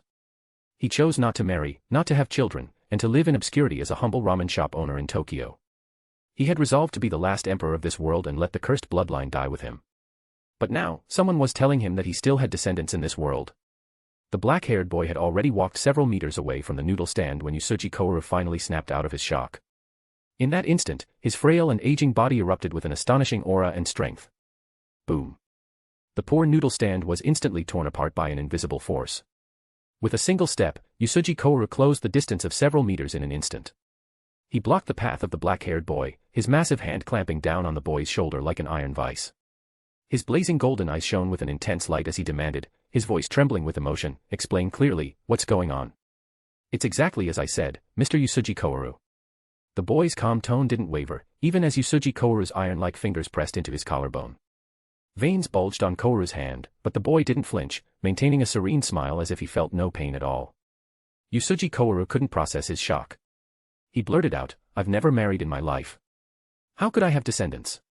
Just moments ago, he'd been resolute in ensuring that the bloodline of the White Emperor would end with him. And now this boy was casually claiming that the bloodline had not only continued but was alive and well. But how? He had never married or even been involved with a woman. Where could any descendants have come from?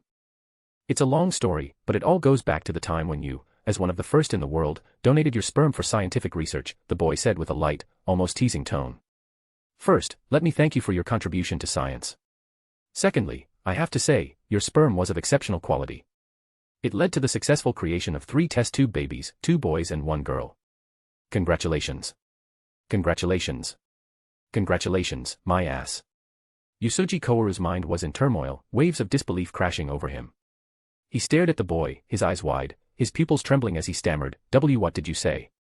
I have 2 sons and a daughter." This revelation shook him to his core, as if he were staring down a dragon king itself. "That's right, 2 boys and 1 girl." Sogetsu nodded and said, "If you think about it, they should all be in their 20s now." Usuji Kouru took several steps back, unable to believe what he had just heard. His entire body froze in shock. He, Usuji Kouru, was 89 years old and had always thought he was alone in this world. But now, someone was telling him he had 2 sons and a daughter, all in the prime of their youth. Sure, he had once considered ending the bloodline of the White Emperor and breaking the curse of the White Dragon Emperor that had haunted the 8 families of Yamada no Orochi.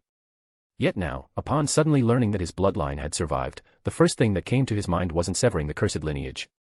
Instead, it was an unfamiliar warmth. Even though he had never met them, he was bound by a connection called family. It was as if his existence had gained meaning, as if he had finally been acknowledged. What a pity. Sogetsu sighed deeply and, with a tone full of regret, said, "They don't have much time left to live." Chapter 294, Chapter 292, So, what is the price? What?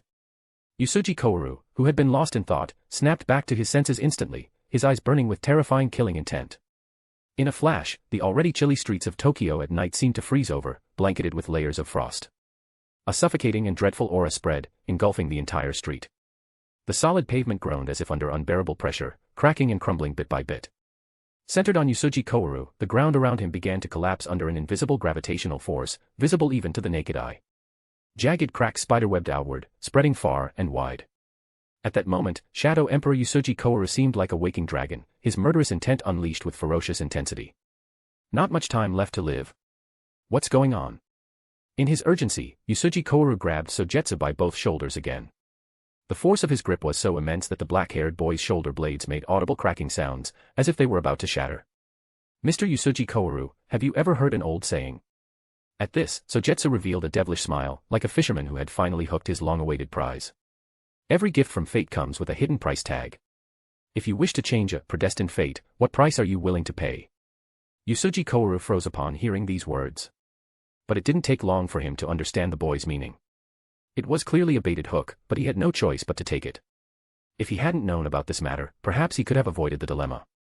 But now that he was aware that he wasn't alone in the world, that there were 3 others connected to him by blood, and that they were in danger, he couldn't bring himself to stand idly by. How can I be sure you're not lying to me? Yusuji Kouru took a deep breath, his piercing gaze fixed on the black-haired boy. He couldn't fully trust the boy's words. After all, even though he had donated sperm decades ago, the sudden appearance of 2 sons and a daughter now was beyond belief. Fair enough. So, what would convince you? Sogetsu nodded in agreement, as if acknowledging the validity of his doubt, and asked for his opinion. A name. Give me a name. Yusuji Kouru lowered his voice, aware that this request might not be granted, but he added, at least one of them. Let me confirm if he has my bloodline, and then I'll believe you. That's not a bad idea, Sogetsu said with a faint smile, staring at him. With your influence in Yamada no Orochi, if I give you a name, you'll probably be able to trace the remaining 2 quickly, right? This wasn't an exaggeration. Although Yusuji Kouru had retired, his influence was still significant. One word from him could shake not just Japan but even Europe. Finding the 3 people wasn't impossible, it was just a matter of time, unless they were hiding in some corner. You don't have to, Yusuji Kouru replied, his face expressionless and calm, staring directly into the black-haired boy's eyes. But to make me believe you with just a few words, do you think that's possible? The truth was, no matter how secretive something was, there would always be a mistake or a trace. Anything that had ever existed would leave a mark. By following the lead of the sperm donation organization he had donated to years ago, it wouldn't take long to find them. The only problem was time. That was why Yusuji Kouru didn't walk away but instead patiently negotiated with the black-haired boy. Fair point. I agree with your statement, Sogetsu smiled and nodded slightly. Then, with Yusuji Kouru's hopeful gaze on him, he calmly continued, but not 1 name, but 3. Before Yusuji Kouru could react, Sogetsu said, Gen Chizai, Gen Chime, and Yusuji Arii, no, wait. Gen Chime has changed his name to Kazama Ruri. He works for the Oni clan and is known by the code name Dragon Lord. As for the other 2, you should have guessed where they are by their surnames. Gen family. Yusuji family. Yusuji Kouru froze. The Gen family and the Yusuji family were both part of Yamada no Orochi. He never expected that the other person would directly say 3 names without any hesitation or attempt to hide them. Arii, Arii. He repeated the name over and over like a rusty machine, his wrinkled face showing genuine happiness. Nervously, he asked, how old is she? Does she look like me? How is she doing? She's 21, doesn't look like you, but she's very pretty. Sogetsu paused for a moment before continuing, unfortunately, she inherited the White Emperor bloodline, so she can't control her word soul by her own will. She's being closely monitored by Yamada no Orochi, but she's getting by okay. Yusuji Kouru froze for a second, then bitterly said, it's all my fault. The White Emperor's bloodline should never have been passed down. Do you want to hear the story of Gen Chizai and Gen Chime? Sogetsu asked calmly. Tell me. Yusuji Kouru seemed to be carrying an unbearable weight, his body gradually hunched over. Though he had a rough idea of what had happened, he still wanted to hear the details. The purity of Gen Chime's bloodline was too high, and he slowly started to lean toward the dragon side, Sogetsu began, glancing at Yusuji Kouru, whose expression grew even sadder. Sogetsu continued, under the influence of the dragon blood, Gen Chime eventually killed someone, and Gen Chizai personally executed him and threw his body into a well. Executed. He was killed. Yusuji Kouru was shocked, his mouth falling open. What happened next? Later, Gen Chime came back to life, but he was no longer Gen Chizai's brother. He became the Dragon Lord of the Oni clan, Kazama Ruri, Sogetsu said. Hearing about his own bloodline turning on each other and taking such different paths made Yusuji Kouru feel like his heart was being ripped apart. A look of pain appeared in his eyes. After a moment, his voice was hoarse as he said in a low tone, You've told me their names, aren't you afraid I'll change my mind? If destined fate could be so easily changed. Sogetsu paused for half a second, then spoke with a playful tone, I'm really looking forward to seeing such a miracle happen. Yusuji Kouru frowned, naturally showing a hint of doubt. If I return to Yamada no Orochi and summon the 8 major families under the name of the Shadow Emperor, plus Castle College, even if the White Emperor does awaken, it might still be possible to change our fate, don't you think? You can try, Sogetsu replied, raising an eyebrow and gesturing for him to continue. In the Dragon Raja's world, fate isn't something so easily changed. The Black Emperor, up high, Odin lurking in the shadows, and the White Emperor, whose death millions of years ago still influences Yamada no Orochi's fate, it's not something a mere mortal can shift. The most important part is, if Sogetsu doesn't allow it, fate cannot be altered. Looking at the calm and indifferent expression of the black-haired boy, Yusuji Kouru's confidence slowly faded, replaced by a heavy gloom. After a long silence, Yusuji Kouru finally gave up with a deep sigh. Tell me, what do you want me to do? It's simple, Sogetsu said as he pulled out a small vial containing blood from his black suit pocket and handed it over. The vial was about the size of those used in hospitals for injections, but the blood inside was unusually thick and a faint golden color. Upon closer inspection, one could see countless mysterious, three-dimensional runes etched into it, interweaving in an eerie and beautiful way. Usuji Kouru slowly extended his hand and took the vial. Looking up at the black-haired boy, he asked, and then, "What do you want me to do with it?" "Drink it before you die," Sogetsu said calmly, gazing at Usuji Kouru. "That is the price you must pay." Chapter 295, Chapter 293, Angry Chizii. Genji Heavy Industry stood proudly in one of Tokyo's most expensive districts. The building's third and fourth floors had a unique, hollowed-out design with a subway cutting straight through it. This odd structure had a story. When the Japanese government initially planned to buy the building, they backed out after hearing the astronomical price. Instead, they rented a section to extend the subway line, an indication of how valuable this piece of real estate was. Late at night, the temperature dropped significantly. Dew gathered on the treetops along the road, shimmering faintly under the streetlights. Gen Chizii stood on the street, his face cold and forbidding, as if daring anyone to approach. In his hand, he gripped the famous sword, Spider Cutter. His usually delicate, almost feminine features were marred by several prominent veins bulging on his forehead. At this hour, he should have been fast asleep. On a good night, he might even dream of the idyllic Monte Beach in France, a place he longed to visit. In his dream, he'd bask under the warm sunlight, happily helping passing, bikini-clad women apply sunscreen. But instead, the future head of the Yamada no Orochi, the director of Japan's executive bureau, was standing on the street, enduring freezing winds below zero. All because of that damned blonde-haired guy who had snuck away with his sister. Yasha rubbed his hands together, exhaling a puff of white mist as he shivered. Glancing at the crow-haired man beside him, he lowered his voice and whispered, "Hey, don't you think the young master looks like one of those guys who's just watched his little sister run off with some punk and has nowhere to vent his anger?" Crow's eye twitched, and he gave Yasha a deathly stare. "If you want to die, don't drag me into it." "Ahem, I'm just saying." Yasha shrank back, cautiously glancing at Gen Chizii. He muttered, "It's almost midnight. You don't think that blonde idiot plans to spend the night out there with the Usuji girl, do you?" As soon as the words left his mouth, Gen Chizii spun around, his sharp gaze slicing through the air like a blade. Yasha felt a chill run down his neck. His face turned pale as he frantically waved his hands. "No way. Absolutely not. Ugh, one of these days, your mouth is going to get you killed," Crow said with a mocking laugh, clearly enjoying Yasha's discomfort. "They're coming," Sakura suddenly announced. Gen Chizii's eyes sharpened immediately. His entire presence grew heavier, more imposing. The veins on his hand bulged as his grip on Spider Cutter tightened, his knuckles turning white. If other Yamada no Orochi members, unaware of the situation, saw this scene, they might think that Gen Chizii was about to use his family's heirloom sword to decapitate some kind of wicked demon. But the real reason for Gen Chizii's rage was much simpler, and far more infuriating. That damn blondie had the audacity to use his filthy paw to hold the delicate, jade-like hand of his beloved younger sister. The girl, dressed in a red and white shrine maiden outfit, had long, wine-red hair and a slender, graceful figure. She was walking hand-in-hand with Adam under the dim streetlights of Tokyo's quiet night. Adam, a handsome and elegant young man with a gentle demeanor, looked every bit the charming companion. Together, they appeared like a perfect couple, an ethereal, glowing girl and a refined gentleman. However, to Gen Chizii, this sight was like a dagger to the heart. He gritted his teeth so hard they made a cracking sound. Wow, this guy actually did it. Yasha, one of the clan members, couldn't help but exclaim, his eyes wide in disbelief. He really managed to woo the Usuji clan leader. Crow, meanwhile, leaned back theatrically, looking genuinely impressed. That takes guts.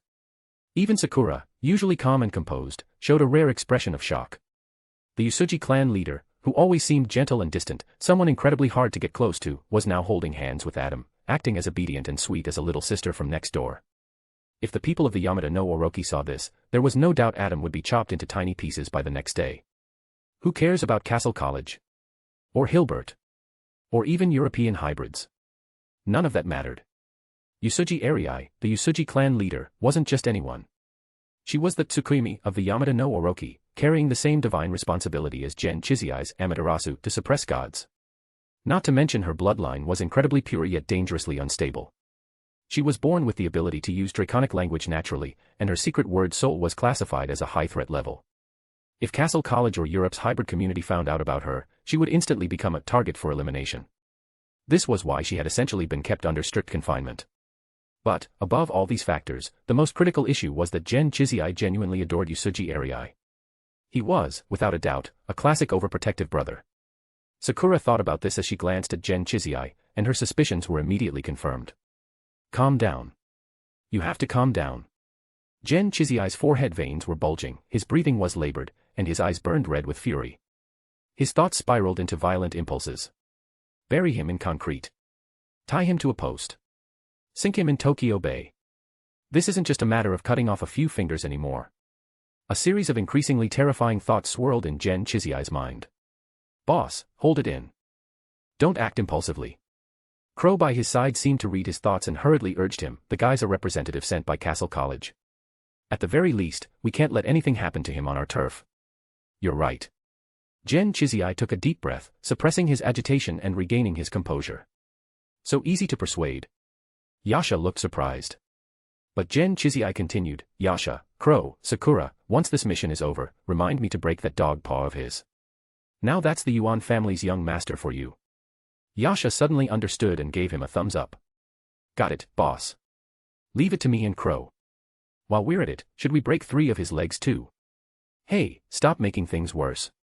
Crow sighed heavily, rubbing his forehead. This guy acted like he wanted chaos more than anything. Breaking an arm was one thing, but if they really broke all 3 of his legs, how were they supposed to explain it to Castle College? Well, it seems your brother isn't very welcoming toward me, Adam said as he walked up to them, holding Ariai's hand. He glanced at Gen Chizai's murderous expression and chuckled softly, gently patting the young girl on the head. It's time for you to go back, Arai. Take your filthy hand off her head. Now. The veins on Gen Chizai's forehead bulged, his golden eyes flashing as he gritted his teeth. Otherwise. I swear I'll cut that paw of yours off. Don't think Castle can protect you. Don't hurt Adam. Arai held up a small sign, her pink cheeks puffed up as she glared angrily at Gen Chizai. In just half a day, Gen Chizai was already speechless. He looked at the adorable Arai and couldn't help but feel one thing in his heart, blonde guys are all a curse. In just a few minutes, the emotional pain felt by Gen Chizai was no less than being stabbed several times. I have to go now, Arai, Adam said softly. Adam smiled warmly, his golden eyes reflecting deeply in the girl's heart under the quiet night sky. Adam. Will you come back to see me? Arai wrote on her handheld writing board, her words full of hope. I will, Adam replied with a gentle nod and a smile. I'll wait for you, Arai said, gazing at Adam with a look of longing in her eyes. She couldn't wait for their next meeting. For the past 20 years, she had been imprisoned in that small cage. Everyone around her feared her power, and her inherited bloodline felt more like a curse than a blessing. She had many toys, held a high status, and was the princess of Japan's underworld, a precious jewel in their eyes. Yet, all she could do was sit behind thick glass, separated from the noisy, vibrant world. Her days were filled with cold doctors and nurses injecting serums into her, leaving scars on her pale skin that would heal and reopen, over and over again. Her life felt like a gray, lifeless movie playing on repeat. Her only companions growing up were Hello Kitty, Little Yellow Ducks, Rilakkuma, Godzilla, and video games or anime. But she longed for the outside world. She longed to join the lively noise, to make friends, to live freely. But she couldn't. She was forbidden to leave. The curse running through her blood made her lose control. She was terrified that if she ever went out and lost herself, it would bring nothing but death and destruction. A monster like her deserved to be locked away. Late at night, her loneliness felt like the deep ocean, thousands of meters below the surface, cold, dark, suffocating. She was Usugi Arai. A girl who yearned for freedom but feared the curse in her veins. For 20 years, she had borne her loneliness, isolated from a world that refused to accept her. Chapter 296, Chapter 294, Tonight, Tokyo sinks. On the pitch-black streets of Tokyo, an ethereal clacking sound suddenly echoed through the air. In an instant, Gen Chizai sensed malice. His grip tightened around his ancient alchemical blade, Spider Cutter. His eyes, sharp like a hawk's, scanned the end of the street where the sound originated. Crackle, crackle. The streetlights on both sides flickered and buzzed with an ear-piercing sound, like a short-circuiting wire. The inky darkness of the night surged forward like a tidal wave, carrying with it an oppressive and unsettling atmosphere. It felt as though some monstrous presence lurked within the shadows. Boss. Boss. Yasha swallowed nervously, his eyes darting around in alarm.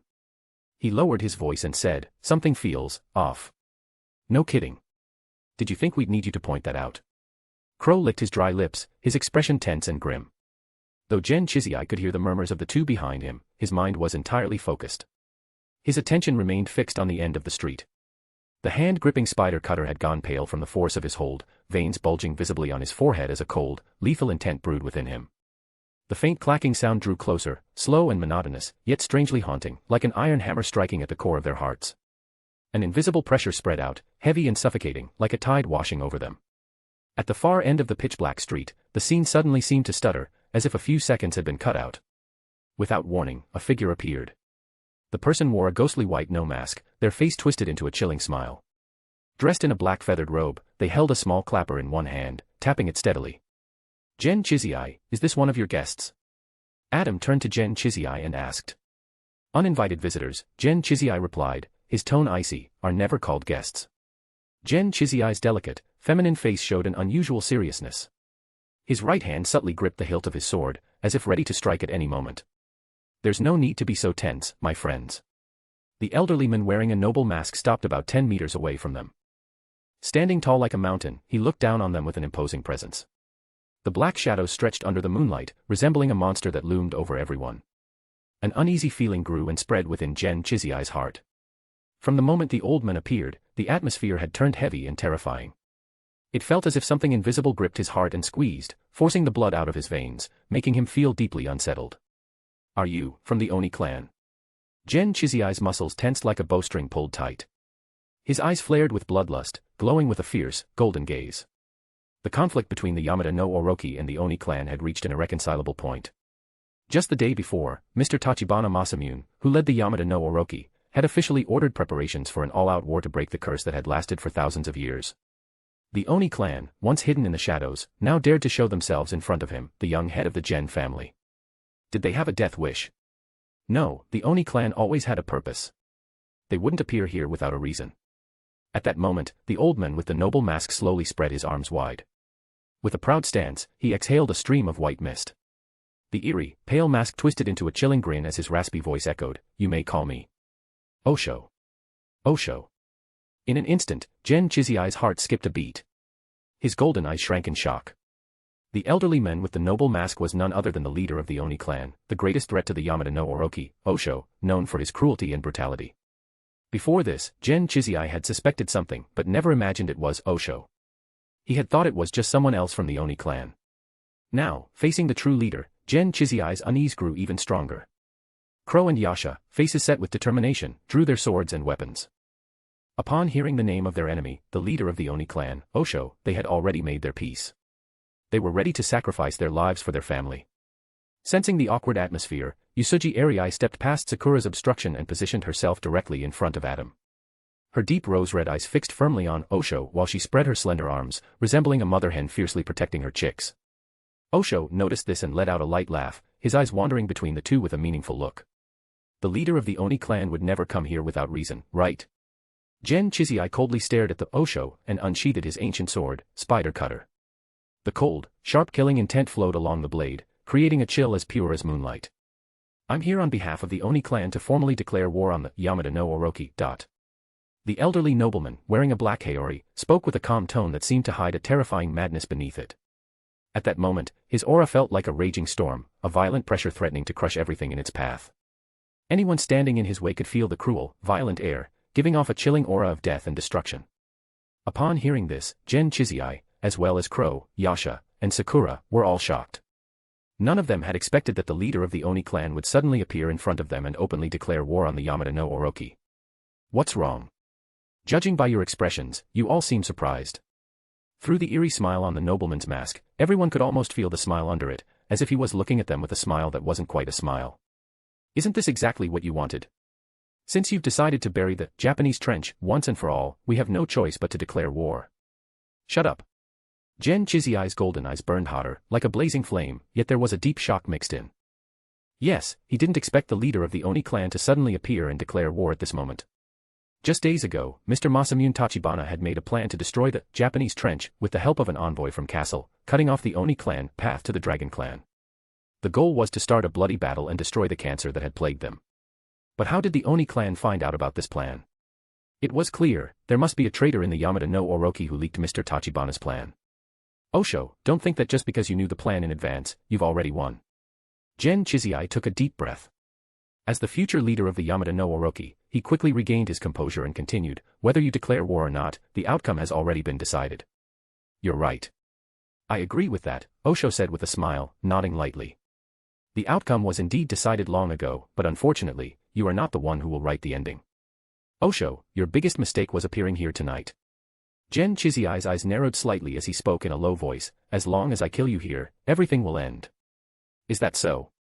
Osho chuckled lightly, spreading his arms wide. Then, come and try. Arei. Gen Chizai's voice suddenly rang out. Long, wine-red hair fluttered in the wind, and Arei, dressed in a Miko outfit, looked like a divine being. Her delicate, fair fingers came together and waved gently in front of her. In the next moment, Osho, wearing a nobleman's mask, was suddenly torn apart at the forehead. A powerful force, containing absolute will, struck with divine authority, splitting the 100-meter-long street in two as if it were a divine decree. Now, who has won? Gen Chizai's gaze remained calm as he looked at the fallen Osho. He walked over and removed the mask. However, beneath the mask, which had a disturbing smile, was an ordinary young face. This person seemed familiar to him, as if he had seen him before. Quite an impressive word soul, but unfortunately, she can't kill me. At that moment, Osho's voice echoed again from all directions, emerging from the shadows. Did you ever consider? The dragons buried at the bottom of the sea by the high and mighty Yamada no Orochi, enduring thousands of years of loneliness and betrayal, what do you think will happen if they ever return to the land? Gen Chizai's pupils contracted sharply, and a bone-chilling cold swept through his body. What exactly have you done? I've merely awakened some things from the deep sea. The Osho's voice carried a hint of madness, sending a chill down one's spine. The 8 million dragon corpses have returned to this world, and I'm quite curious, will your Yamada no Orochi, Amaterasu, and Tsukimi be able to save this land again, just like your ancestors did? Beep. Beep. Beep. A loud, shrill noise came from his cell phone. Gen Chizai answered the phone, and the tired but angry voice of his most respected father, Tachibana Masamune, came through. Chizai, something has happened at the Japanese trench. Just now, Kaguya detected a large wave of life energy, something buried beneath the Japanese trench has awakened. The dragon corpses has come back to life. Chapter 297, Chapter 295, Change of Plan. Dark, inky clouds hung low in the sky, merging with the Black Sea below. The sea was restless, rising and falling. A ship, completely painted in black, sliced through the waves like a sharp sword, leaving white streaks in its wake. Evening weather forecast, from 8 p.m. to 4 a.m. tonight, there will be a level 8 storm in the surrounding sea area. Port services are suspended. Ships are advised not to depart. The radio in the ship's cabin broadcasted the evening weather forecast. In such harsh weather, no ship would typically set sail, unless there was a specific purpose in mind. Clearly, the ship sailing through the level 8 winds and waves had a hidden agenda. At the front of the ship, a high-lumen searchlight pierced the darkness, its bright white light cutting through the swirling black clouds above. The deep, rumbling thunder sounded like the growl of a beast, carrying a biting cold wind. A man holding a paper umbrella leaned against the ship's railing. He wore a blood-red kimono with wide sleeves, embroidered with large, striking flowers of the red spider lily. This flower, known as Manjushiage, Higanbana, was as red as fresh blood, its color contrasting with the man's pale white skin, adding a delicate beauty reminiscent of a performer. At this moment, the ship's captain emerged, pressing his hat down against the fierce wind. He said in a low voice, "Dragon Lord, ahead is the Sumura platform, the sea exploration platform of the Yamada no Orochi. We have completely taken control of it." "What a nice night," the man in the extravagant costume remarked.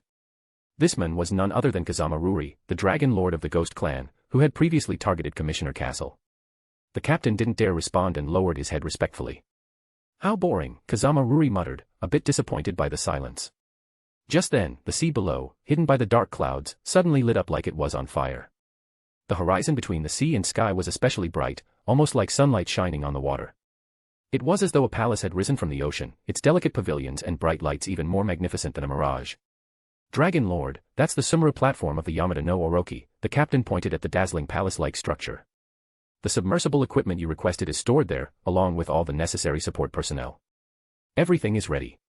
Then let's go. It's time to visit our ancestors."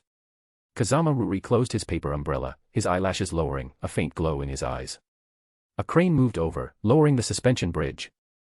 Kazama Ruri stepped onto the elevator, heading towards a floating platform at sea, named after the Buddhist, Mount Sumuru, designed to withstand winds of up to level 12. As soon as he set foot on the platform, he saw blood spread across the ground, mixing with the sea breeze, unable to erase the heavy stench of blood. Dragon Lord. 2 rows of people, dressed in black suits, stood on the swaying platform.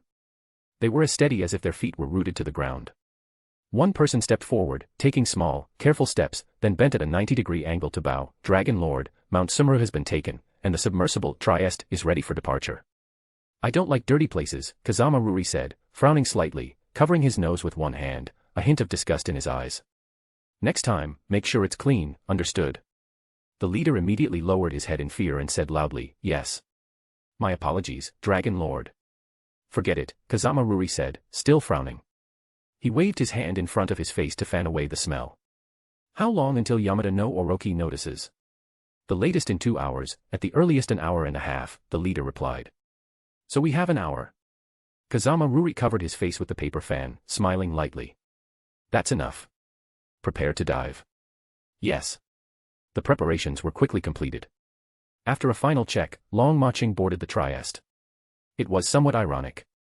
The Trieste was sponsored by Pompei Gattuso, the head of the European hybrid family, the Gattuso family, to assist the Tokyo trio in the exploration of the Lenin.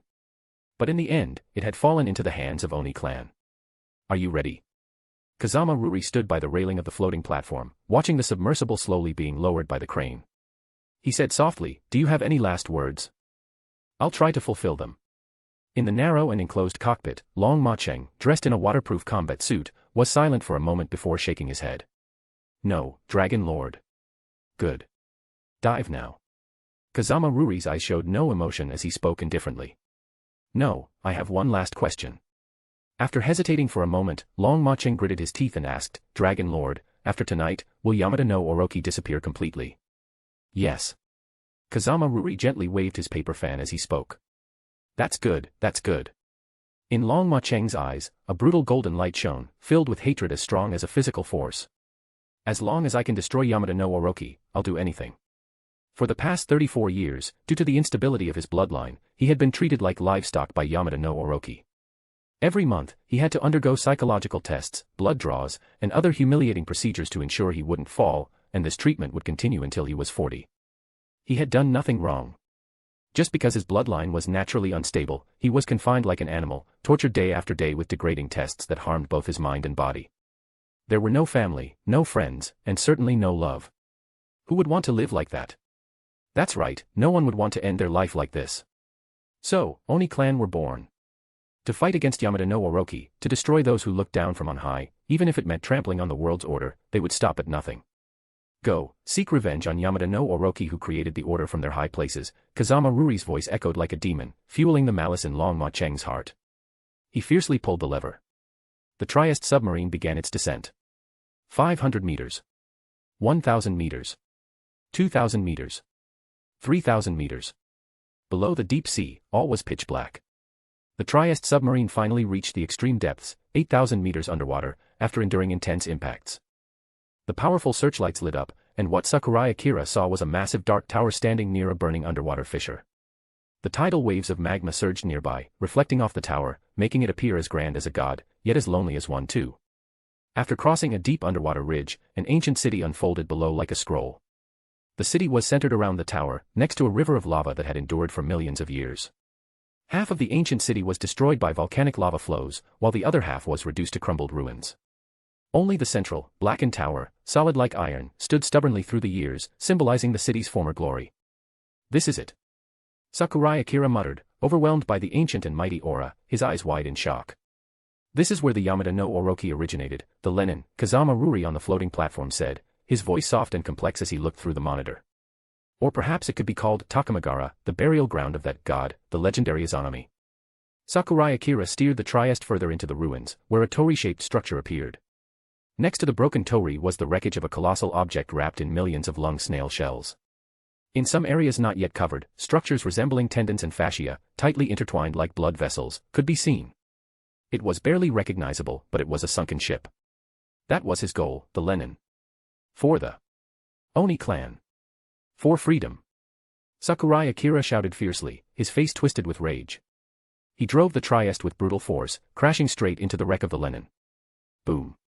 With a deafening explosion, the Trieste detonated at the bottom of the sea. A massive tremor caused the lung snails to detach from the ship's hull, and the embryo aboard the Lenin ship released thick, black blood plasma in the impact. The plasma cascaded like a waterfall, flooding the ruins where dragons were buried. That was dragon's blood. The ancient city, nourished by dragon's blood, seemed to tremble as if coming back to life. On the floating platform, Kazama Ruri looked at the sonar readings, where red dots appeared one after another, pulsing like a heartbeat. Slowly, he withdrew his gaze and calmly said, "That's enough, let's retreat. The next problem will be for the Yamada no Orochi to deal with." Chapter 298, Chapter 296, Bloody Battle in Tokyo Bay. Timeline, back to the present. After receiving a call from Tachibana Masamune, Gen Chiziai's pupils contracted sharply, and a chill ran through him, deep to his bones. "What did you do?" As the head of the execution bureau and the heir to Yamada no Orochi, Gen Chiziai rarely showed such an expression. He looked like he was being consumed by fear, his face as pale as paper, and his pupils were filled with horrific bloodshot veins. His emotions shifted from shock and fear to uncontrollable anger. "Hey, didn't you already guess?" The voice of Osho appeared to come from all directions, making it impossible to pinpoint its source. "Chiziai-kun, what's going on?" Adam frowned and said in a deep voice, "If necessary, we can help." "Boss." Crow and Yasha saw Gen Chiziai's reaction and immediately realized the situation was likely much worse than they had anticipated. "You'd better stop wasting time with me and head to Tokyo Bay." The mocking voice in the darkness made Gen Chiziai seethe with rage, his temples throbbing, but he was helpless. "Crow, Yasha, take Mr. Adam back."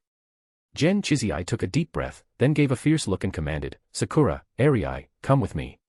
However, as he was about to leave, Adam stopped him. "Chiziai-kun, I believe Castle needs to know what's happening. Please tell us the truth."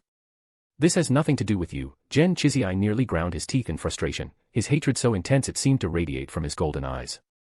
In a hoarse voice, he continued, "We don't need your help. Please stay at the hotel and do not leave.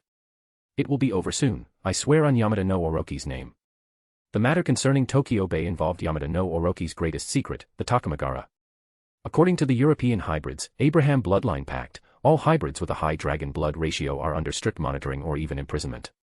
Japanese hybrids, on the other hand, don't trace their bloodlines to the 4 dragon kings but to a higher being, the White Dragon Emperor. This makes their bloodline naturally unstable. If exposed to European hybrid families, the entire Yamada no Orochi could be considered an extremely dangerous existence. Because of this, Gen Chiziai had to hide the truth even more. If it was discovered by the Castle College, it would mean that the greatest secret of Yamada no Orochi would be exposed right under the noses of the European hybrid families. What would happen then? No one knew. It settled. Gen Chiziai's firm tone made Adam frown, but he felt there was nothing he could do about it. "Mr. Adam, please don't make things difficult for the young master." Although Crow and Yasha didn't fully understand what was going on, their loyalty as vassals kicked in, and they decided to follow the orders. "Chiziai-kun, is this a threat?" Adam's eyes moved slightly as he stared at him and asked. "You could interpret it that way." Gen Chiziai's face was emotionless, but there was a hint of murderous intent in his eyes as he spoke coldly. "Crow, Yasha, escort the officer back to the Peninsula Hotel and make sure they are protected." "Understood." On the surface, it was protection, but in reality, it was house arrest. Faced with Yasha's intimidating figure, Adam could only sigh and adjust his glasses, saying, "Chiziai-kun, it seems you don't trust us. But as a friend, I must advise you, the leader of the Oni clan isn't just declaring war. There must be deeper reasons behind it." With that, Adam was escorted by Crow and Yasha to the car and returned to the Peninsula Hotel. After sending off the troublesome Adam, Gen Chiziai no longer hesitated. He immediately contacted the family's internal network and ordered the Japanese server Kagayaheim to forcibly cut ties with Castle's Eva, and from now on, to block any information to the best of their ability. The black Hummer sped down the road. Sakura and Arii sat in the back seat, while Gen Chiziai, sitting in the front, slammed his foot down on the gas pedal, his pupils glowing with a fierce golden rage. Osho's pawn. Oni clan. A blinding lightning flash disappeared into the clouds, lighting up the shadows in the vast tidal waters. Countless strange creatures, with human bodies and serpent-like tails, wriggled together in the rising black sea, their bodies covered with blue metallic scales. In the dim glow of the lightning, they emitted a terrifying, dreadful shine, and their pupils gleamed with savage gold. The entire area around the port was sealed off, and nearly all members of Yamada no Orochi had arrived. Led by the 8 family heads, they brought all the hybrid fighters they could summon, holding various forbidden weapons, standing at the shore, waiting for the impending war to erupt. "Don't hold back the bullets, intercept all of them." Wearing a Hayori, Tachibana Masamune stood in front of everyone, his sharp eyes gazing at the serpent-like monsters that were getting closer with the tide. In a deep voice, he said, although they are our ancestors, they have lost their humanity and are now nothing but monsters driven by a will to kill. I would rather stain the sea red with blood than allow a single corpse to step foot in Tokyo. Destroy the corpse guardians. Protect Tokyo. Destroy the corpse guardians. Protect Tokyo. Destroy the corpse guardians. Protect Tokyo. The next moment, as the serpent monsters, following the tide, were about to surge onto the port, the preset machine guns opened fire. A rain of bullets poured from the shore toward the sea, creating a dense line of fire. The bullets hit the corpse guardians' tough blue scales, creating dazzling sparks and leaving white indentations. The black tide formed by the corpse guardians seemed to slow down slightly due to the impact of the machine gun fire, but it quickly regrouped, undeterred by death, and continued surging toward the shore. No, they weren't unafraid of death.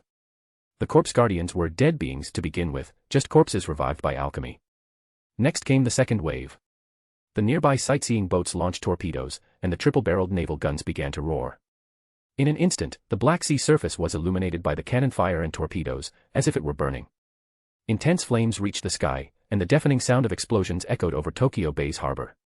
Even so, many corpse guardians continued charging toward the port, enduring the heavy fire. Kill them all. A brutal close combat battle began. The hybrids drew their weapons and bravely formed a barrier with their flesh and blood, blocking the corpse guardians that tried to enter Tokyo. Hundreds of blue-bodied creatures leaped out of the water, slashing with their sharp claws, tearing apart the flesh and blood bodies that tried to stop them. Large chunks of torn meat covered the port, and thick blood mixed with seawater flowed. The air was filled with the stench of blood that even the sea breeze couldn't wash away. The sounds of battle and screams filled the air. Despite this, more and more zombie-like creatures, the corpse guardians, were crawling up to the surface, moving in a slithering motion. The flesh and blood defense line built by Yamada no Orochi was on the verge of collapse under the attack of thousands of corpse guardians. It looked like it could tear apart any second. Honor in death, disgrace in life. Honor in death, disgrace in life. Honor in death, disgrace in life. At this moment, shouts, born from the brink of despair, echoed like flames across the entire port. The head of the Inuyama family, Inuyama Katsu, a user of the moment word soul, the only one who could match the speed of zero time, was pushing his aging body to its limits. He unleashed a barrage of sword strikes faster than sound, causing explosions in the air as his blade tore apart any corpse guardians that tried to enter his range. At that moment, the screech of brakes sounded, and a black Hummer skillfully slid into the battlefield. From the car emerged Gen Chizai, holding the ancient sword Spider Cutter. Like a flash of light, he darted into the brutal and bloody battlefield. As sword lights flew, the defense line, which was on the verge of breaking, was suddenly pushed back. Then, dressed in a shrine maiden's robe, Yusuji Arai appeared, her wine-red hair flying in the wind. She casually swung her long, cherry-red blade, causing the corpse guardians to split down the middle. At that moment, she seemed like an ancient swordmaster.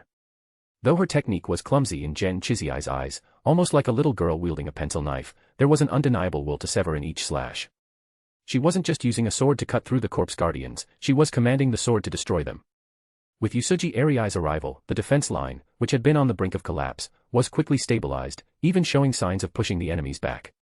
Chapter 299, Chapter 297, Target Adam. The Peninsula Hotel. Adam was escorted back by Crow and Yasha.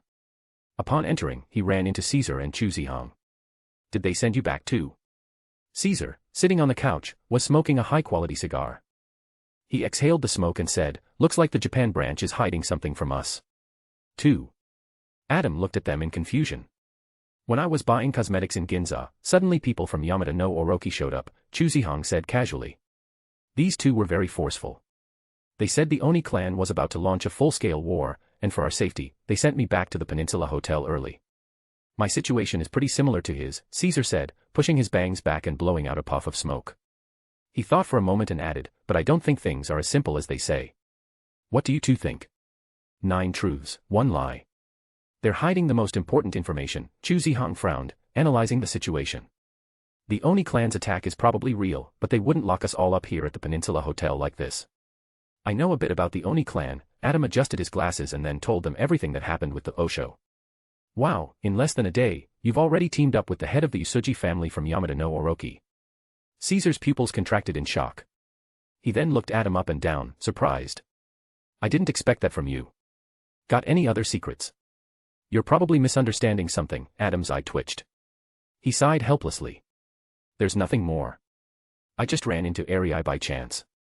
The Tokyo Bay area and the sunken region of the Lenin ship we're investigating are very close." Chu Zihong looked at Caesar and asked, I suspect this is connected to the Japan branch's actions. They must be hiding some secret. You're the team leader. What should we do now? Since Yamada no Orochi is deliberately hiding information from us, it means they don't want to confront us openly yet. Caesar slowly smoked his cigar. After thinking for a while, he said, the current situation is out of our hands. Let's report what we know to Castle College. Unfortunately, I think your idea might not work, a voice said suddenly. Adam sat in front of the computer, looking at the wrong interface, and shrugged. It looks like the people from Yamada no Orochi have blocked the Japanese region. We can't reach Castle. So, we can only rely on ourselves now. Chu Zihong said. We're in Japan, and we're under the surveillance of Yamada no Orochi. If we interfere, it could lead to them viewing us as enemies, and things might get complicated. As the three of them worried about the situation, the room suddenly went dark. Even a 5-star hotel loses power. Adam was surprised. He went over to check the switch but found it didn't work. Did Yamada no Orochi do this? Chu Zihong wondered. Wait, something's wrong. Caesar furrowed his brow, his expression changing slightly. He raised a finger to his lips. Shoo, don't speak. The word soul, Kamaitashi, was quietly released, creating a large domain that used sound waves like radar, transmitting all the information directly to their minds. Outside the presidential suite, the hallway was also plunged into darkness. The guards sent by Yamada no Orochi to watch over them were now all lying in pools of blood, their breathing faint, clearly in critical condition. The guards outside are dead. Caesar's heart skipped a beat. He immediately reported, someone attacked the hotel, and their target is us. Is it the Oni clan? No, their target is Adam. Chu Zihong's expression changed. He suddenly turned around, realizing something. In the dark room, at some point, another figure had appeared behind Adam. Like a ghost, it stood motionless, with no presence whatsoever. If they hadn't seen it with their eyes, they would have thought it was a hallucination. The figure was standing too close to Adam. If they used their abilities, it would be hard to avoid hitting their teammate. Caesar, southwest, now. In less than a second, Chu Zihong made a quick decision. He called for Caesar to support and leaped off the sofa. Although unsure of what was happening, Caesar trusted Chu Zihong completely.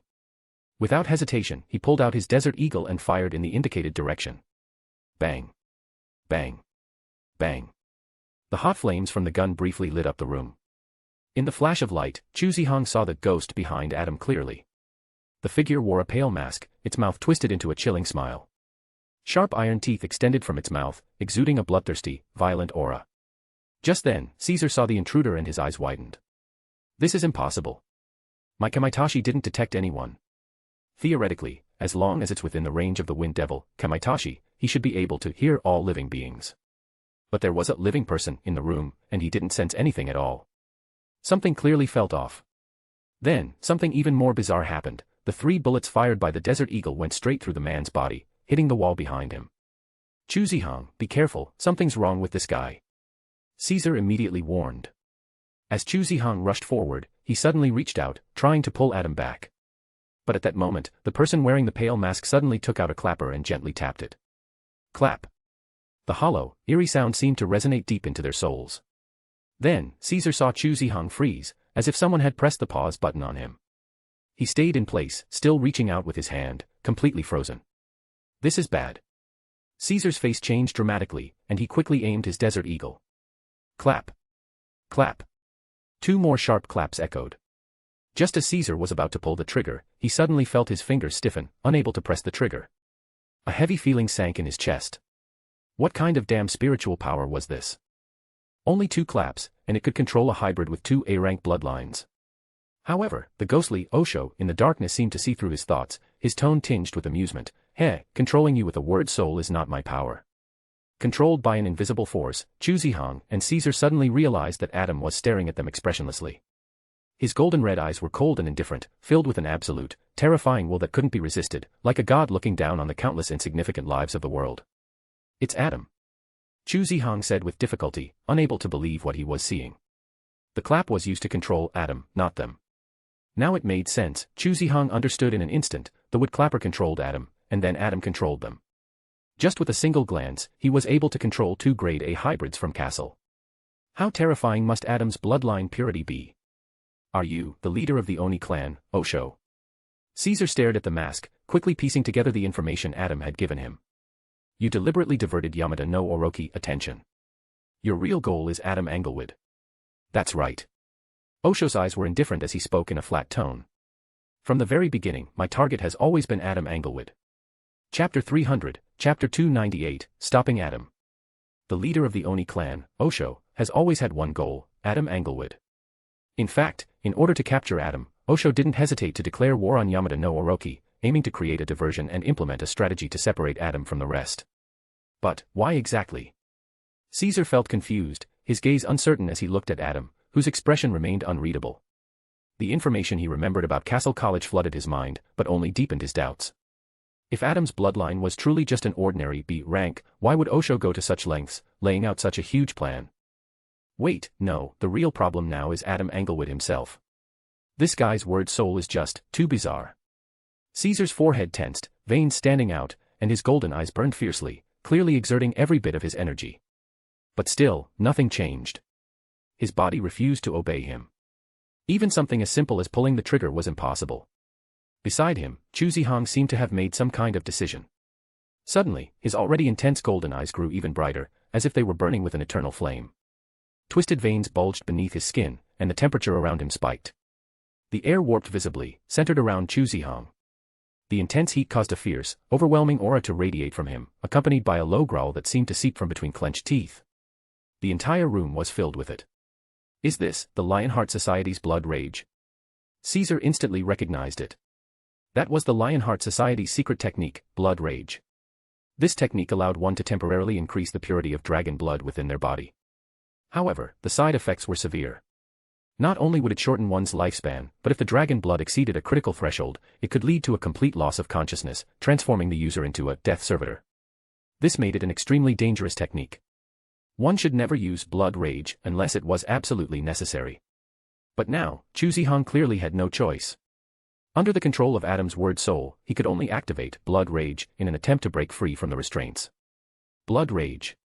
In an instant, the room's temperature soared dramatically. The air began to distort under the intense heat, and the nearby furniture and carpet had already started to catch fire. Put him down. With the power of blood rage, Chu Zihong's golden eyes shone brightly, like blazing torches. His strength multiplied, veins and blood vessels bulging out all over his body. A savage aura spread throughout the room. He stepped forward, forcing Adam back, and his sheer force caused the ground beneath him to crack with a mournful groan. Cracks spread across the floor like a spiderweb, reaching up the walls and ceiling. Crack. Crack. Crack. The ground collapsed beneath his weight, but Chu Zihong took a full step forward. His golden eyes flared, releasing a blinding light. The whole room seemed to shake. The terrifying pressure, combined with the scorching heat, made Caesar feel like he could hardly breathe. His skin was so dry it was almost cracking. Bang. Another loud, steady thud. Chu Zihong's movements froze again. In Adam's golden eyes, his gaze was like a bright torch. Interesting technique, said Osho, watching with amusement. It briefly increases the purity of the bloodline to enhance strength. He seemed to understand the general concept of blood rage, even if he didn't know the full details. With a light laugh, he added, but unfortunately, struggling is meaningless in the face of Adam Englewood's word soul. Isn't his word soul the mental reflection from sequence 36? Caesar interjected.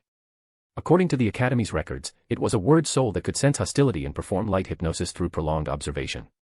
But from the current effects, it didn't seem as simple as described in the records. Of course not, Osho responded, clearly in a good mood. I should thank you all from Castle. If it weren't for you, I might never have found this child. So, what exactly is his word soul? Caesar tried to shift the conversation, hoping to gain more useful information. Osho's eyes gleamed with mockery, as if he, controlling Adam, didn't mind revealing a little secret. Adam Englewood's word soul comes from the noble, White Dragon Emperor. The White Dragon Emperor. In the Dragon Clan genealogy course, he was described as the greatest creation of the Black Dragon Emperor, possessing an indescribable divinity. For a long period, the Dragon Clan was ruled by both the Black Dragon Emperor and the White Dragon Emperor. However, for unknown reasons, the White Dragon Emperor eventually betrayed the Black Dragon Emperor. The Black Dragon Emperor used immense power to destroy him, nailing him to the sky copper pillar and casting him into the roaring icy sea. The White Dragon Emperor, who was thought to be gone, left behind a bloodline. This news shocked Chu Zihong and Caesar, stirring up a storm in their hearts. The puzzles from before seemed to have been solved. No wonder Osho ordered the Oni clan to declare war on Yamada no Orochi. It was to obtain the bloodline of the White Dragon Emperor. Then, goodbye. Osho tapped the gong lightly, and Adam, who was under control, followed him out the door. No. I can't let him take Adam. Caesar's pupils dilated, and his golden eyes flashed with blood-red veins. I didn't want to use this, but I have no other choice. If Osho took Adam Englewood, no one knew what terrifying things would happen next. Whatever the case, it wouldn't be good. Blood rage. Caesar activated his blood rage, and the spell changed. Perhaps it was Adam's power, most of it used to suppress Chuzihong. He easily broke free from the control and manipulated the air to create a violent storm, vampire Kamaitachi. Suddenly, a wild wind erupted in the room, and a violent storm transformed into sharp blades, like a series of cutting wheels, flying toward Osho. Second phase of blood rage. At the same time, Chuzihong pushed the blood rage technique to its second stage. A layer of fine, green scales appeared on his skin. His red-golden eyes seemed to contain flowing molten lava, and his muscle density greatly increased. He broke free from the control, stomping the ground with the power of a beast, shattering the floor and charging forward like a violent storm. Bang. Osho struck the gong again, this time with urgency and impatience. Stop. As Chuzihong charged forward, Adam remained expressionless, his voice cold and indifferent. At this moment, not only Chuzihong but even Caesar could feel the overwhelming pressure from deep within their souls, accompanied by a roar that seemed to come from a dragon, striking their mental world. How despicable. Chuzihong gritted his teeth, enduring the agonizing pain in his mind, and continued to push forward. But just as he took half a step, a more intense mental shock surged from Adam's pale golden eyes, like an invisible tsunami. It carried the force of a mighty thunderstorm, crashing into his island of consciousness with brutal, violent waves. Chuzihong's vision immediately went dark, and he fainted. As he fell into the darkness, he seemed to faintly see a massive, gray-white dragon, its pale golden vertical pupils reflecting the image of the 15-year-old version of himself. Dad. After a soft, unconscious whisper, Chuzihong completely lost consciousness. Chapter 301, Chapter 299, Harvest Time. Tokyo Bay was overwhelmed by waves of zombie-like creatures, continuously pouring from the sea onto the land. Even though Yamada no Orochi had control of the terrain and local forces, and had set up Coast Guard fleets and fire support on land in advance, they were still being pushed back by the seemingly endless tide of zombies.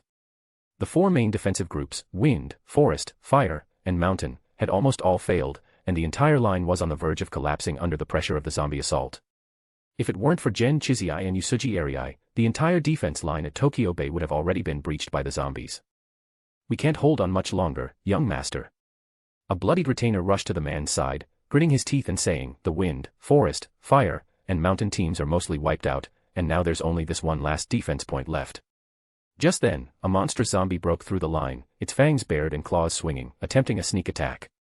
Gen Chizai gripped his ancient sword, Spider Cutter, his movements swift and precise. With a simple slash of water moon, the blade arced through the air and came down in a vertical strike. Swish. Cold, sharp dragon blood sprayed like a fountain. The zombie trying to break through was split in two from the middle, its cut smooth and clean, as if polished by a mirror. The zombie's skin was covered in tough, green scales that could withstand even bullets, leaving only small dents. But against Gen Chizai's legendary blade, Spider Cutter, which had been passed down for 100 years, the scales were as fragile as tofu, revealing the blade's sharpness. At all costs, we must hold this line. Gen Chizai took a deep breath, wiping the blood from his face, his eyes dark and cold.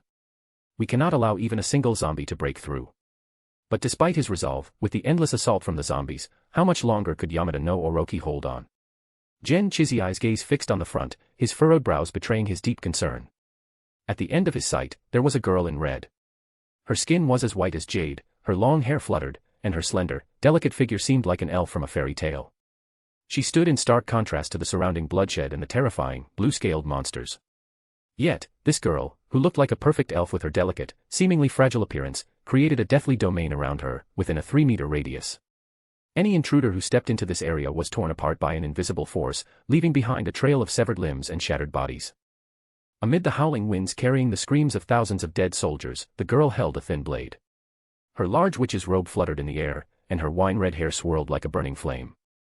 As her cherry lips parted slightly, a series of seawater tornadoes suddenly rose from the ground. In the next moment, countless waves of water, swirling upward, turned into sharp, falling swords under her control, targeting the hideous horde of monsters. It was as though a great god had passed judgment on the vile creatures, delivering a final reckoning for their crimes. Word soul, judgment. The girl's cherry lips barely moved as she gently swung the thin blade. The water in Tokyo Bay's horizon instantly turned into countless sharp swords, descending with incredible speed, carrying the will of death. In a flash, hundreds of the monstrous soldiers were sliced apart by the sharp water droplets, splashing like a fountain, and blooming like the ominous blood-red flowers of the underworld. The shattered water droplets, carrying the creature's blood, surrounded the girl, turning the once pure white sky into a bloody, brutal red. The previously dense horde of monsters was now scattered, with a large portion wiped out. Standing in the midst of the sea of corpses and blood, the girl, Arii, had no expression. Her piercing golden eyes, like those of a true god, radiated coldness and indifference, ruling over every life in the area. Fantastic. It's the head of the Usugi family. Go, take down these monsters. With the Usugi head here, we'll win for sure. Charge. With Arii Usugi's help, the crumbling defense line was solidified once more, and the monster horde that had made it ashore was pushed back. How many waves has it been now? Gen Chizai was feeling impatient. Looking around at the chaotic battlefield, he asked, "Where is my father? Has anyone seen him?" The 7th wave has passed, but according to Kagaya's scans, there are 2 more waves approaching. Miyamoto Shio shook his head. As for Mr. Masamune, we haven't seen him since the battle started. Damn it, how many more of these things are there? Gen Chizai stared at the girl with the red sleeves, his eyes filled with anxiety and worry. At this rate, we can't keep going like this. The biggest problem now was how much longer Arii could last. Word souls weren't without cost, and Arii's word soul, judgment, was a powerful one, nearly capable of killing everything it saw. Using it at such a high frequency would only make her unstable bloodline more likely to go out of control. And if she did go out of control, the consequences would be unimaginable. What does father want to do? Gen Chizai was both frustrated and uneasy. This situation had come up so suddenly. Yamada no Orochi had been forced into battle with the corpses without any preparation. As the head, Masamune Tachibana had provided no strategy. It was a huge contrast to what Gen Chizai remembered about his father. Inuyama Katsu from the front line staggered back, blood soaking his chest, his breath uneven, eyes filled with bloodshot veins. Chizai, we can't keep fighting like this. Yamada no Orochi had suffered immense losses in the first 7 waves of the battle against the undead.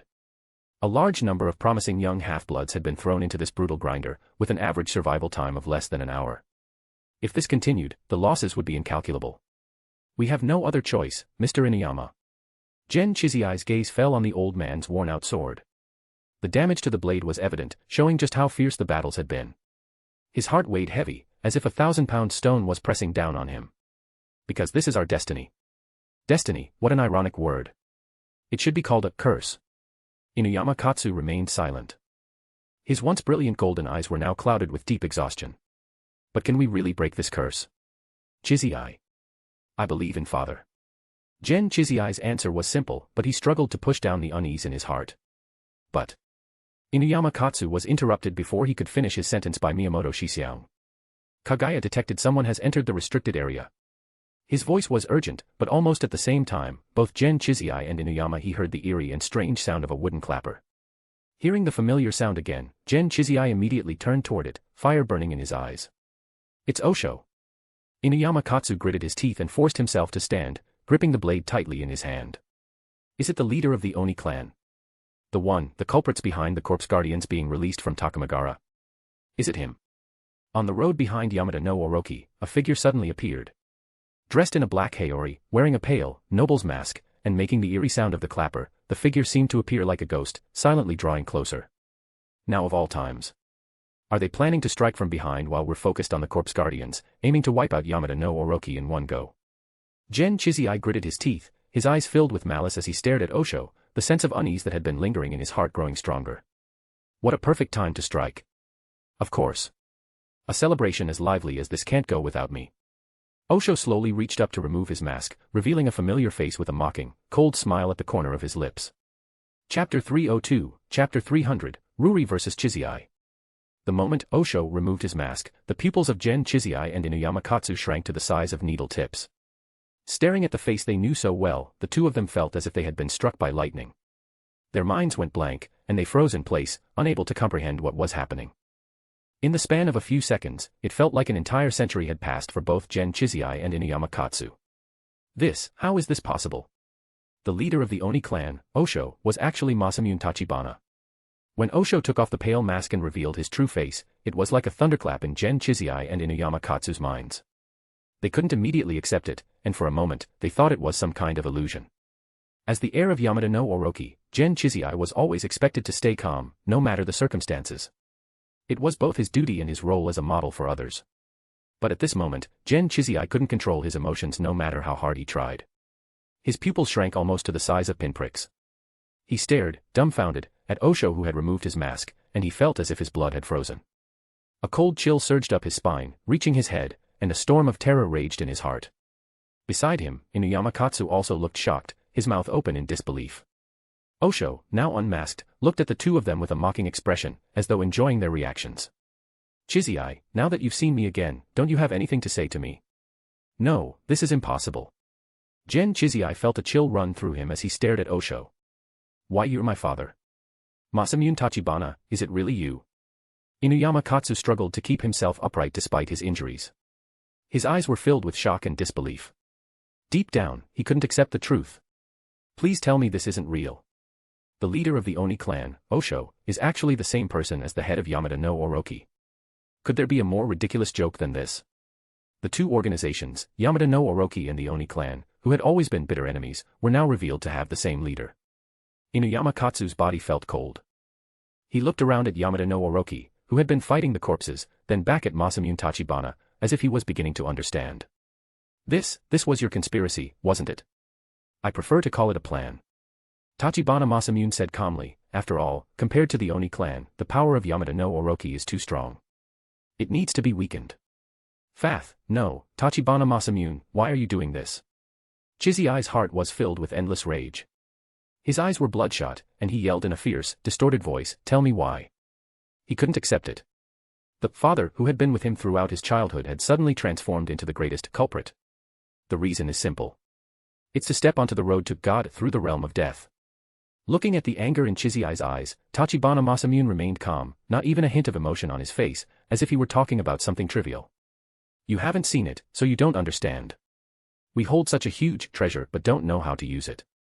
Doesn't that seem pathetic to you? Have you been plotting for the power of God since 30 years ago? Inuyama Katsu felt it was unbelievable. What kind of strong belief and terrifying control did it take to disguise oneself for decades? That's right, from the moment I set foot on this land, Tachibana Masamune suddenly paused, then sneered. No, more precisely, even before that, I knew about the White Dragon Emperor long ago. Since that moment, I've been laying the groundwork. He was pleased because tonight, after many years, his wish was finally going to come true. Just one more step, just a little more, the final piece of the puzzle. Herzog's eyes were filled with fervor and excitement as he spread his arms and shouted, soon, it won't be long before you'll witness the power of a god. You're not Tachibana Masamune. Chizai finally gave up. His eyes were filled with disappointment and deep pain. His clenched fists had his nails digging into his skin, but the physical pain didn't lessen the agony in his heart, the pain of being betrayed by the one he held dear. The real Tachibana Masamune is already dead. You're right, I am not Tachibana Masamune. Tachibana Masamune's lips slowly curled into a smile, as cold and unsettling as a pale noble's mask. My real name is Jung von Herzog. Osho, Tachibana Masamune, Herzog, how many identities does he have? This is a question no one can answer. However, Chizai no longer wanted to ask, because it wasn't needed. Herzog had only one true identity, enemy. The enemy that must be killed, the greatest and most evil demon. Tachibana Masamune, no, it should be Herzog.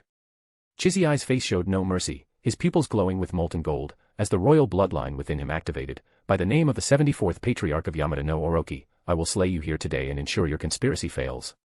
Word soul, kingship. An ancient and powerful language, like the chanting of dragons, echoed across the ground of Tokyo Bay. This was the fury of a king who inherited royal blood. The space within a radius of several dozen meters from Chizai changed, as the physical laws were completely altered. The hardened ground groaned under the strain, visible cracks spreading like spider webs. In this domain of kingship, everyone was subjected to several dozen times the normal gravity. The weight of a person, originally only 100 pounds, now felt like thousands. With 10 times the normal weight acting on the human skeleton, even the strongest hybrid would find it difficult to bear. Chizai, your enemy is not me. Herzog struggled against the crushing gravity from the kingship domain, but he still appeared calm. Though we may long for it, why must we meet again? The earth gives life endlessly, but who is like the passing waters? Flowing eastward, without end. These are the lyrics from the song, Yang Guifei, by Banda Tomasaburo, but the voice singing it sounded full of sorrow, as if mixed with a hint of bitterness and resentment. Chizai was immediately taken aback. He looked up toward the source of the singing, only to see a man dressed in wide-sleeved robes embroidered with red spider lilies. The man held a deep crimson longsword and slowly walked toward him. "It's been a long time, brother." "No, we just met last time." "Heh. Little brother." Chizzy gazed at the figure, speaking softly. "So, this is the path you've chosen, huh? Some things must have an end, don't they?" Kazama Ruri tilted his sword at an angle, a smile on his face that was neither fully a smile nor a cry. "Come on, you are the ultimate good, and I am the ultimate demon. Crush me with your justice, just like you did in the past. End it all, brother." Chapter 303, Chapter 301, Chizzy defeated. "Come on, my dear brother." Kazama Ruri's tongue lightly touched his dry, cracked lips, and a bloodthirsty, violent light gleamed in his eyes. As he spoke, Kazama Ruri pushed off the ground with force. His hybrid strength slammed into the hard concrete, cracking the surface beneath him. The crimson blade sliced through the air, leaving a trail of brutal, enchanting threads. The fierce wind rushed along with it, aiming straight for Gen Chizzy's neck. Gen Chizzy reacted quickly, raising his sword to block. Clang! The sharp blades collided, sparking bright flashes. In the briefly illuminated night, Kazama Ruri and Gen Chizzy struggled against each other. The blades met, burning like molten iron, their golden eyes filled with intense light, revealing different emotions. In that fleeting exchange of glances, two very different states of mind were reflected. This was a battle between brothers. "Chime, I'll ask you again, do you really want to sit on the throne?" Gen Chizzy gripped his sword tightly, pressing the red blade hard against Kazama Ruri's, his voice soft and nearly inaudible. But he knew his brother could read his lips. "Do you remember the story I told you? The Monkey King who jumped out of a rock, he was a natural-born warrior, and later he destroyed the heavenly palace, fighting the gods. I told you how powerful and mighty that Monkey King was, but you said he must have been so lonely. He was a born hero, but there was no one like him in the world. A king, isn't that a lonely thing? I remember when you were little, you were always afraid of being alone." "Brother, what are you talking about?" Kazama Ruri laughed madly, his movements wild as he swung his crimson blade faster with each strike. "What Monkey King? I've already forgotten." As he spoke, he shoved Gen Chizzy away, revealing a proud, arrogant smile. "Brother, we've grown up. The blade has been stained with many people's blood." He took out a purple-red vial from his chest and grinned. "We're no longer pure. What right do we have to come together and talk about fairy tales? Is that Molotov cocktail?" Gen Chizzy stared at the vial, his heart suddenly racing, an overwhelming sense of unease filling him. "Yes, this is the last one." Kazama Ruri no longer hesitated. He tilted his head back and drank the dangerous potion. "Don't." Gen Chizzy tried to stop him, but it was too late. As he rushed forward, Kazama Ruri pushed him back with his blade, forcing him to watch as the last drop of the potion was consumed. Gulp.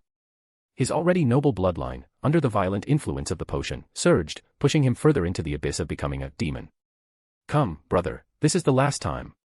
Kazama Ruri's veins bulged on his forehead, his skin turning red, as if emitting high heat. The air around him began to steam. Transparent scales covered his skin, and with every movement, they emitted a rising blood aura. His muscles bulged, and his bones protruded, while his once delicate, feminine face was now encased in a grotesque exoskeleton, resembling a vicious dragon. His piercing golden eyes scanned everyone around him. Now, Kazama Ruri had completely transcended the realm of human, plunging into the depths of demonhood. "Since that's the case, then let's go on a journey together." Gen Chizzy exhaled a deep breath, his expression as indifferent as stone, tightening his grip on the ancient blade, Spider Cutter. "To the depths of hell." Boom. At almost the same time, the ground shook violently. Then, two figures, like speeding trains, collided with each other, creating a violent gust of wind, as the onlookers watched in awe. The deafening roar, accompanied by the piercing sound of sonic booms, sent visible shockwaves through the air. Gen Chizzy was knocked back, his blade sinking into the ground, sliding for several meters before finally coming to a halt. Two deep grooves were left behind, and his hands, still gripping the hilt, were trembling uncontrollably. His palms were cracked, showing how powerful the impact had been. Kazama Ruri attacked like a fierce tiger, bringing a savage and intense wind, not giving Gen Chizzy any chance to breathe. Left slashes, right slashes, reverse cuts, upward strikes, diagonal slashes, the essence of Japanese swordsmanship was unleashed as if painting with wild strokes in a narrow space of just a few meters. The dense blade light filled every gap, as if it wanted to expel the very air, creating terrifying gusts. Such speed. Watching the battle between the two, Inuyama Katsu's face showed a trace of shock and surprise. This was within the domain of kingship, after all. Despite the overwhelming weight, Kazama Ruri's speed didn't slow down at all. Even his swinging movements remained flawless, showing no sign of strain. More importantly, Kazama Ruri's pressure was clearly greater. His violent attacks, like a storm, were suffocating. Gen Chizai was forced to retreat step by step, his body accumulating more wounds with every passing moment. Blood bloomed like flowers in the crossed lights of the blades, bright and eerie. Listen to the tearing air, the screech of the blade, it's the roar of a malevolent demon. At this moment, the advantage of the super hybrid was fully displayed. No one could lock onto Kazama Ruri with their eyes. His high-speed movements turned him into a blur, and every slash of his blade carried immense force. Gen Chizai had to put everything into his defense to block them. Sparks flew when the blades clashed, like fireworks bursting in the summer sky. If they weren't using alchemical weapons, they would have been torn apart by the overwhelming power. Kazama Ruri swung his sword, his transformation into a different species making him a being whose strength surpassed what a mere mortal could withstand. Clang! The force, like a collapsing mountain, sent Gen Chizai reeling, his blood boiling as he was pushed back. Seizing the opening, Kazama Ruri stomped the ground, using explosive force to propel himself forward like a cannonball, wrapped in a terrifying storm. Kingship. Gen Chizai's eyes gleamed with blinding gold, the royal blood flowing through his veins, and the aura of a king spreading out. The gravity that landed on Kazama Ruri suddenly increased by dozens of times, causing a brief disruption in his movements. Gen Chizai quickly seized the opportunity, tightening his grip on the ancient sword, Spider Cutter. The blade let out a screeching cry, a sound of pure power being poured into it. In the next moment, Gen Chizai's figure vanished, followed by a thunderous explosion. As the wind howled and the ground shattered, rocks flew like bullets. The air seemed to break apart. Gen Chizai's burning battle intent turned into molten lava in his eyes. With a roar like a demon, he unleashed his strongest strike. Brother. Brother. Brother. Kazama Ruri responded in kind, his legs exploding with power, causing the ground to collapse beneath him. Rocks flew in every direction as his non-human body, filled with brutal and savage killing intent, swung the blood-red blade. The air itself seemed to tear with the sharp screeching of his blade, moving at lightning speed like a violent wave. Boom. The clash of the two swords was so fierce it cracked the earth around them. As the bright sparks flew, Gen Chizai suddenly coughed up blood, and his golden eyes dimmed slightly. Kazama Ruri, however, remained unaffected, clenching his fist and striking out. The punch, strong enough to shatter bronze, landed squarely on Gen Chizai's abdomen. Bang. Gen Chizai was sent flying, the ancient sword slipping from his grasp and arcing through the air. It's over, brother, Kazama Ruri said with a hint of sadness in his eyes. He gripped the blood-red blade and slowly walked toward Gen Chizai. This time, I'm the one who won. Master. Chizai. Sakura and Inuyama Katsu were shocked. Just as they were about to help, they suddenly froze. A person suddenly barged into this cruel and bloody battlefield, dressed like a ramen chef, which seemed out of place with the current scene. Kazama Ruri was slightly stunned. Looking at the ramen chef who had appeared out of nowhere, he was confused, but also found it a bit funny. Hey, old man, did you take the wrong path? I've taken the wrong path my whole life, but this time, I didn't, the ramen chef sighed, as if burdened with an unspeakable sadness. Thankfully, I made it just in time. Upon hearing this, Kazama Ruri frowned. He felt an unprecedented pressure from the old man, and a ruthless aura appeared in his eyes. Who are you really? Me. The ramen chef chuckled lightly. I'm just a passing ramen chef. Chapter 304, Chapter 302, Discipling Son. The sudden intrusion of the ramen chef interrupted the life-or-death battle, making Kazama Ruri feel extremely irritated. His narrow vertical pupils held a chilling coldness. Under the influence of the potion, the dragon blood, surpassing its critical blood limit, transformed him into death servitor. His emotions and reason became more violent and cruel.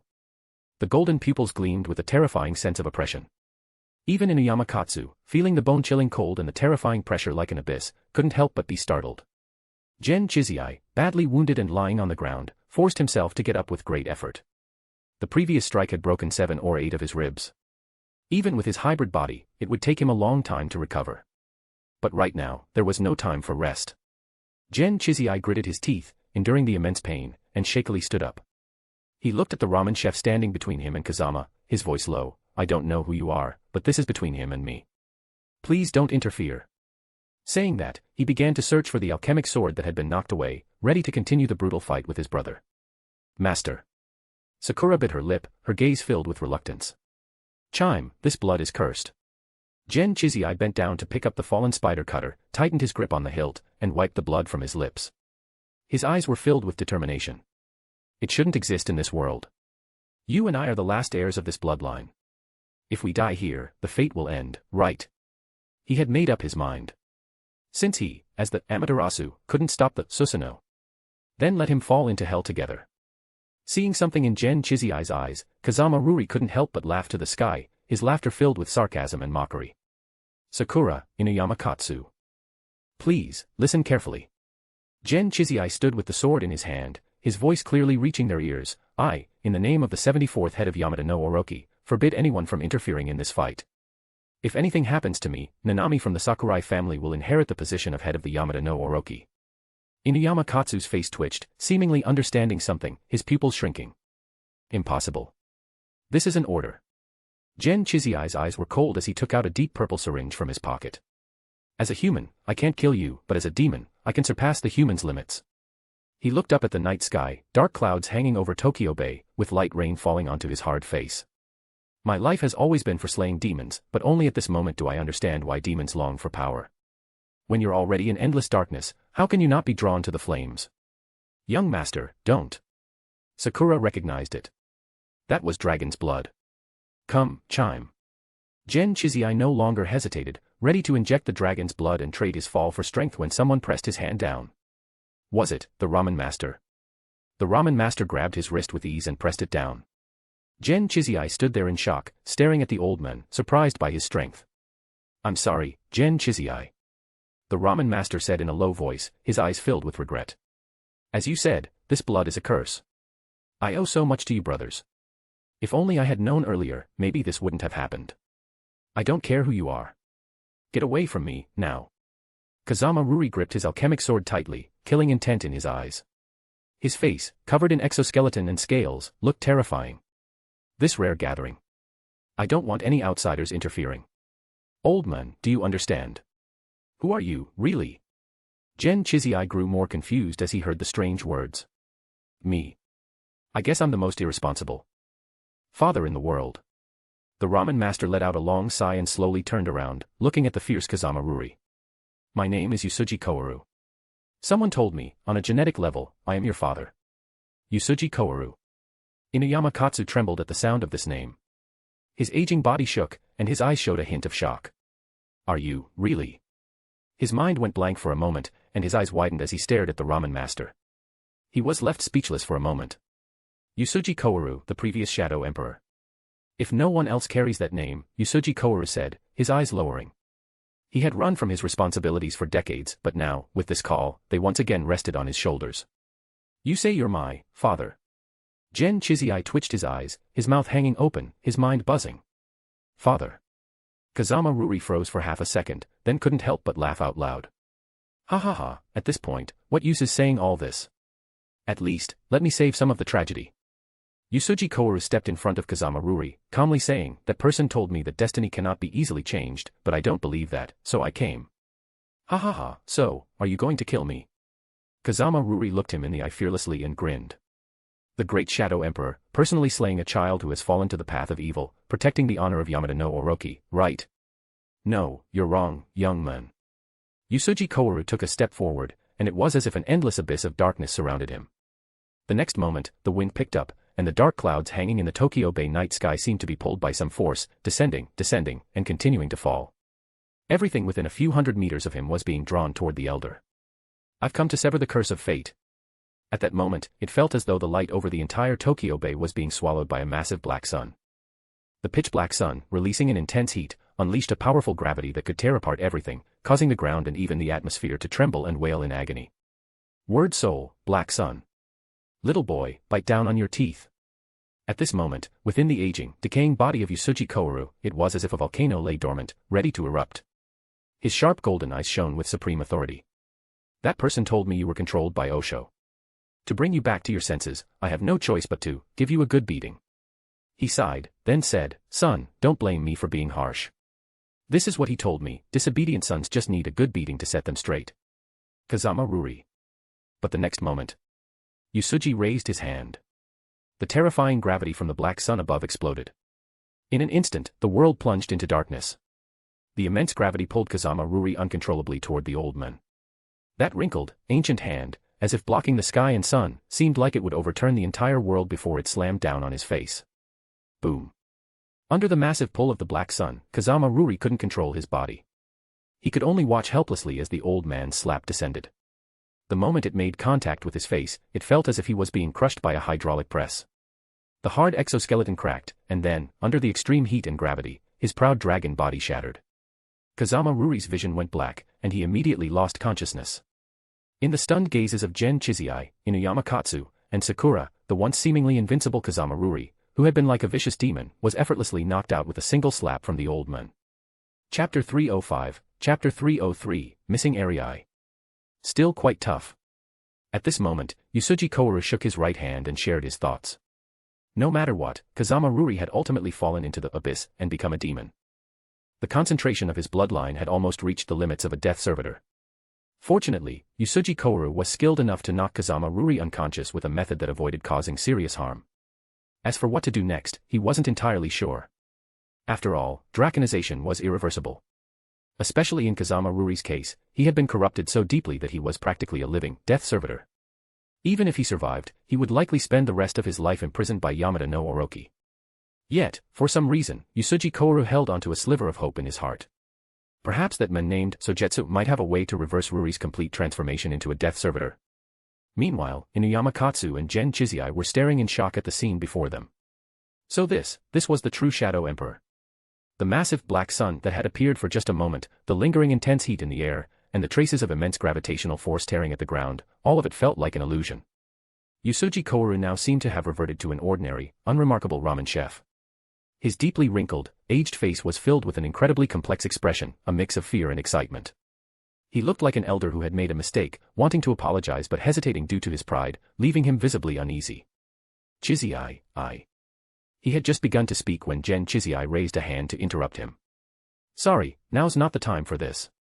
Gen Chizai's expression was hard, his tone cold. He exhaled lightly and said, we'll talk about it after this matter is resolved. Facing a father who had suddenly appeared, even though he rationally understood their bloodline connection, the emotions of having been abandoned for 20 years made it impossible for him to accept. Through the young man's cold gaze and tone, Yusuji Kouru could clearly sense his thoughts. But now wasn't the time for explanations, so he could only sigh and nod in agreement. Chizai took a deep breath, but suddenly realized someone was missing. He looked around, his expression changing drastically. Wait, where's Herzog? Herzog? Sakura and Inuyama Katsu were startled. Only now did they notice that the mastermind behind everything had disappeared without a trace. Sakura, did you see Herzog? A strong sense of unease rose in Chizai's heart as he asked hurriedly. I. Sakura parted her lips slightly, guilt flashing across her face. I'm sorry, young master. I was focused on you just now and didn't notice when Herzog disappeared. Beside her, Inuyama Katsu also looked remorseful. I didn't notice either. Masamune. No, I mean Herzog. When did he vanish? Excuse me, interrupted Yusuji Kouru, frowning at their expressions. Who is Herzog? When I arrived, I didn't see anyone else. Herzog is. Chizai paused for a moment. Saying the name still made his heart ache. Let me explain, Inuyama Katsu stepped in, sensing Chizai's hesitation. Lord Shadow Emperor, Herzog used the alias Masamune Tachibana to infiltrate Yamada no Orochi for decades. He posed as the leader and manipulated us into fighting the Oni clan. But his true identity is their leader, Osho. In other words, everything happening now is part of his plan. The leader of the Oni clan and the leader of Yamada no Orochi. That's a tangled web indeed. Yusuji Kouru rubbed his furrowed brow and said gravely, I understand the situation, but why would he suddenly expose himself? Guiding you brothers to fight, using the corpses to stall Yamada no Orochi, what's his goal? And why now? This. Inuyama Katsu froze. It seemed they truly didn't know Herzog's purpose. In what circumstances would a mastermind in the shadows choose to reveal themselves? Chizai muttered to himself. Then, as if struck by a realization, his pupil shrank suddenly, and he exclaimed in alarm, unless. He exposed himself on purpose to hide his real objective. The silent Yusuji Kouru suddenly seemed to recall something terrifying, and his breathing tightened sharply. Chizai naturally noticed the change. He opened his mouth, hesitated for a moment, and finally asked, Yusuji-san, did you think of something? Chizai, Yusuji Kouru said, ignoring the honorific, his face creased with worry. For once, his voice trembled. That child called Areae, where is she? Did she come with you? Hearing this, Chizai's heart sank. A cold sweat soaked his back as his face paled. Sakura. Go check on Arei, now. Yes, young master. Sakura shot forward like a shadow, moving at an astonishing speed toward the front lines. However, another figure moved even faster, wrapped in a storm of terrifying power. Like an ancient T-Rex, the ground quaked with every step. Inuyama clan head, guard him for me. Without waiting for a reply, Chizzy left the unconscious Kazama Ruri behind and dragged his injured body forward. Ahead, the young members of Yamada no Orochi were still locked in a brutal fight against the tide of corpse guards. The carnage continued, but one figure was conspicuously absent, the one who moved like a sprite among them. You useless trash, get out of my way. The tide of corpse guards blocked their path, but Yusuji Koharu, now consumed with fury, resembled an awakened Dragon King. Word Soul, Black Sun. The terrifying heat returned, and the overwhelming gravitational force tore through the battlefield. Any corpse guard that dared enter the Black Sun's range was instantly shredded by wild gravitational forces from all directions. Whatever remained was incinerated by the scorching flames. Yusuji Koharu charged into the horde like a raging tiger among sheep. What once seemed like an overwhelming army crumbled before him, their bodies trampled into a bloody path. Chizzy finally caught up with the rampaging elder, his eyes scanning the gruesome scene. The field was littered with shredded remains, a grotesque testament to the power of Yamada no Orochi. It wasn't that Yamada no Orochi was weaker than Oni clan, it was just that he, Chizzy, was far too weak in comparison. He's disappeared. His target was Arei after all. Yusuji Koharu stood on the riverbank, his body drenched in dragon's blood. He looked like a vengeful demon from the underworld, shrouded in furious killing intent. The riverbank was deserted. All that remained was a torn sleeve. Staring at the pure white Miko sleeve, a crack finally appeared on Chizzy's usually stern face. This is impossible. With Arei's word soul, how could Herzog take her away without alerting us? Master, unless... Sakura hesitated before speaking. Unless Arei willingly left with Herzog. You're saying... Chizzy's face turned ashen, as if a dreadful realization struck him. He immediately activated the radio communication. Miyamoto Shio, is that you? I need you to confirm something. Chizzy.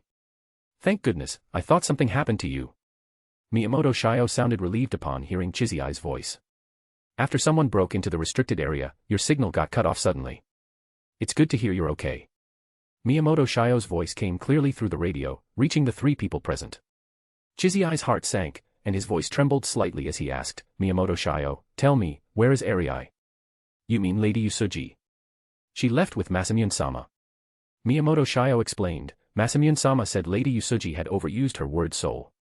To prevent her from losing control, he decided to take her back temporarily. Why? Chizzy, you sound tense, what's going on? What happened just now? Miyamoto Shio, confirm Masamune Tachibana's location for me. Chizzy's eyes burned with rage, his voice hoarse as he said, just now, together with the Inuyama clan head and the former Shadow Emperor Yusuji Koharu, we confirmed one thing, Masamune Tachibana is the true leader of the Oni clan, the Osho. His real name is Young von Herzog. Chapter 306, Chapter 304, Ambitions. The brutal and desperate battle against the corpse defenders finally tipped in favor of Yamada no Orochi after Yusuji Koharu joined the fight. However, despite achieving victory, Yamada no Orochi looked like they had lost. Everyone was consumed by despair, their eyes hollow and unfocused, with many quietly sobbing. The reason for this was the shocking revelation made moments ago by Gen Chizzy, Inuyama Katsu, former Shadow Emperor Yusuji Koharu, and Miyamoto Shio. They announced that the former Tachibana family head and the 73rd leader of Yamada no Orochi, Masamune Tachibana, was actually the leader of the Oni clan, Osho. Masamune's true identity was revealed as Young von Herzog, a man who had infiltrated Yamada no Orochi for decades with the sole purpose of seizing Yusuji Arei, who possessed the bloodline of White Dragon Emperor. When this truth came to light, even the authority of Gen Chizzy could barely hold Yamada no Orochi together. After all, Mr. Tachibana had contributed significantly to Yamada no Orochi for decades. His gentle and tactful leadership guided them through the darkness of post-World War II Japan. His integrity, morals, and personal charm had long since earned the trust and admiration of every member of Yamada no Orochi. Now they were suddenly told that the highly respected Mr. Tachibana was actually the mastermind behind all their suffering, a cunning and ambitious devil, manipulating events from the shadows. It was only with Yusuji Koharu's authority as the Shadow Emperor and Gen Chizzy's influence that Yamada no Orochi reluctantly accepted this painful truth. Their beloved leader had been revealed as a treacherous Oni clan leader with sinister ambitions. Once Yamada no Orochi had calmed down, Gen Chizzy immediately gathered a few trusted individuals to meet Miyamoto Shio. Lord Miyamoto, please retrieve the surveillance footage. Of course. Please wait a moment. Moments later, the surveillance footage from Tokyo Bay was displayed. In the video, Herzog was accompanied by a blonde young man. A chilling and strange scene unfolded. They walked through the bloody battlefield, yet the violent corpse defenders ignored them completely, as though they were invisible. Not only the corpse defenders, but even the members of Yamada no Orochi seemed unable to see them. Herzog eventually approached Arei. Without any visible action, the girl simply followed him and the blonde youth, disappearing into the darkness until they vanished from the camera's view. Adam angel-wide. Why is he here? Gen Chizai frowned deeply, clearly recognizing the blonde men in the footage. This only deepened his confusion. Was it possible that a representative from Castle College was secretly collaborating with the Oni clan? Gen Chizai, no, Lord Chizai. We just received news from the Peninsula Hotel. At this moment, Miyamoto Shio walked over. He was about to call out directly, but quickly felt it wasn't appropriate and changed his words. A message from Castle College's official, Caesar Gattuso, came half an hour ago. They were attacked by the leader of the Oni clan, Osho. One of their members, Adam Englewood, was hypnotized and kidnapped. What did you say? Gen Chizai was both shocked and angry. He asked, why are they only reporting such an important matter now? Please calm down, Chizai. Miyamoto Shio raised his hand and placed it on Gen Chizai's shoulder to calm him down, then continued, it's not their fault. The Peninsula Hotel was invaded by a large number of death servitor. Caesar Gattuso and Chu Zihang were seriously injured and have been moved for treatment. This message was sent out before Caesar fell unconscious. A large number of death servitor invaded the Peninsula Hotel. Gen Chizai was shocked once again, feeling a bit suffocated. Herzog's plan was like a well-oiled machine, flawless, like an invisible black fog covering them all. Yamada no Orochi seemed like fish already trapped in a net, helplessly watching as the invisible net tightened, slowly suffocating them all. There's one more important piece of news. Miyamoto Shio's face darkened as he said, before Caesar Gattuso lost consciousness, he mentioned Adam Englewood's bloodline, which comes from the noble, White Dragon Emperor. His word soul seems to have mind control and hypnosis powers. We must be extremely careful. The White Dragon Emperor's bloodline, the curse within the bloodline, is finally about to erupt. Gen Chizai, feeling helpless, sat down on a nearby chair. His hard face showed a trace of fatigue as he lowered his head, his eyes filled with confusion. All of this was planned by Herzog. What does he want with Arei and Adam? Chizai, what should we do now? Miyamoto Shio looked at the young man sitting slumped in the chair and asked. This was not only his question but also one that Yamada no Orochi wanted to ask. Where would they go from here? Do you want to know all the answers, brother? Just as Gen Chizai was feeling confused, Kazama Ruri, who was bound by special alchemical tools, suddenly spoke.